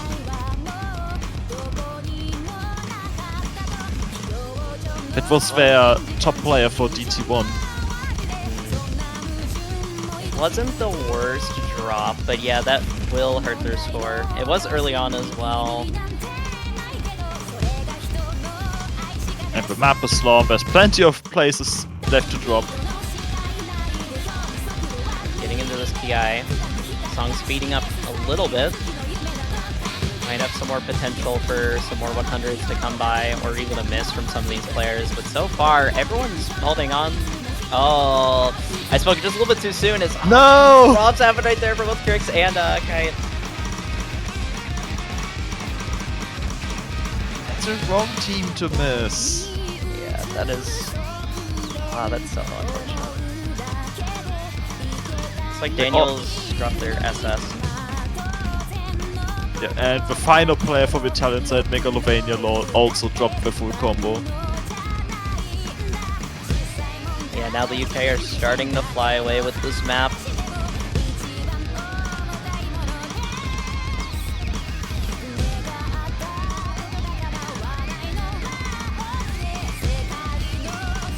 I think Italy are going to have the hope for all the players on the side of the UK to lose their full combo, or for 2 players to drop quite massively in the next path.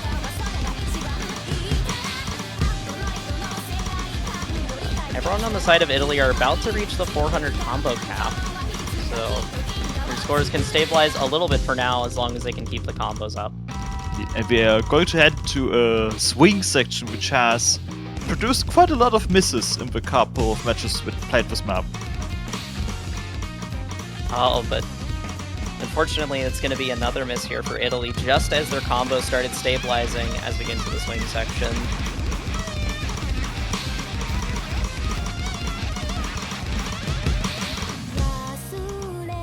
The UK just cannot be stopped.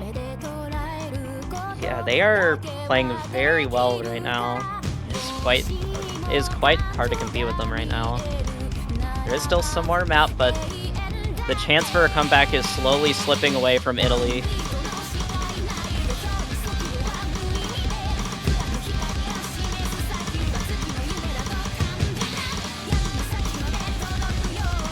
And I think those misses from Kite there at the end seal it. Yeah, and there's just not enough map left. Secure UK their 5th point.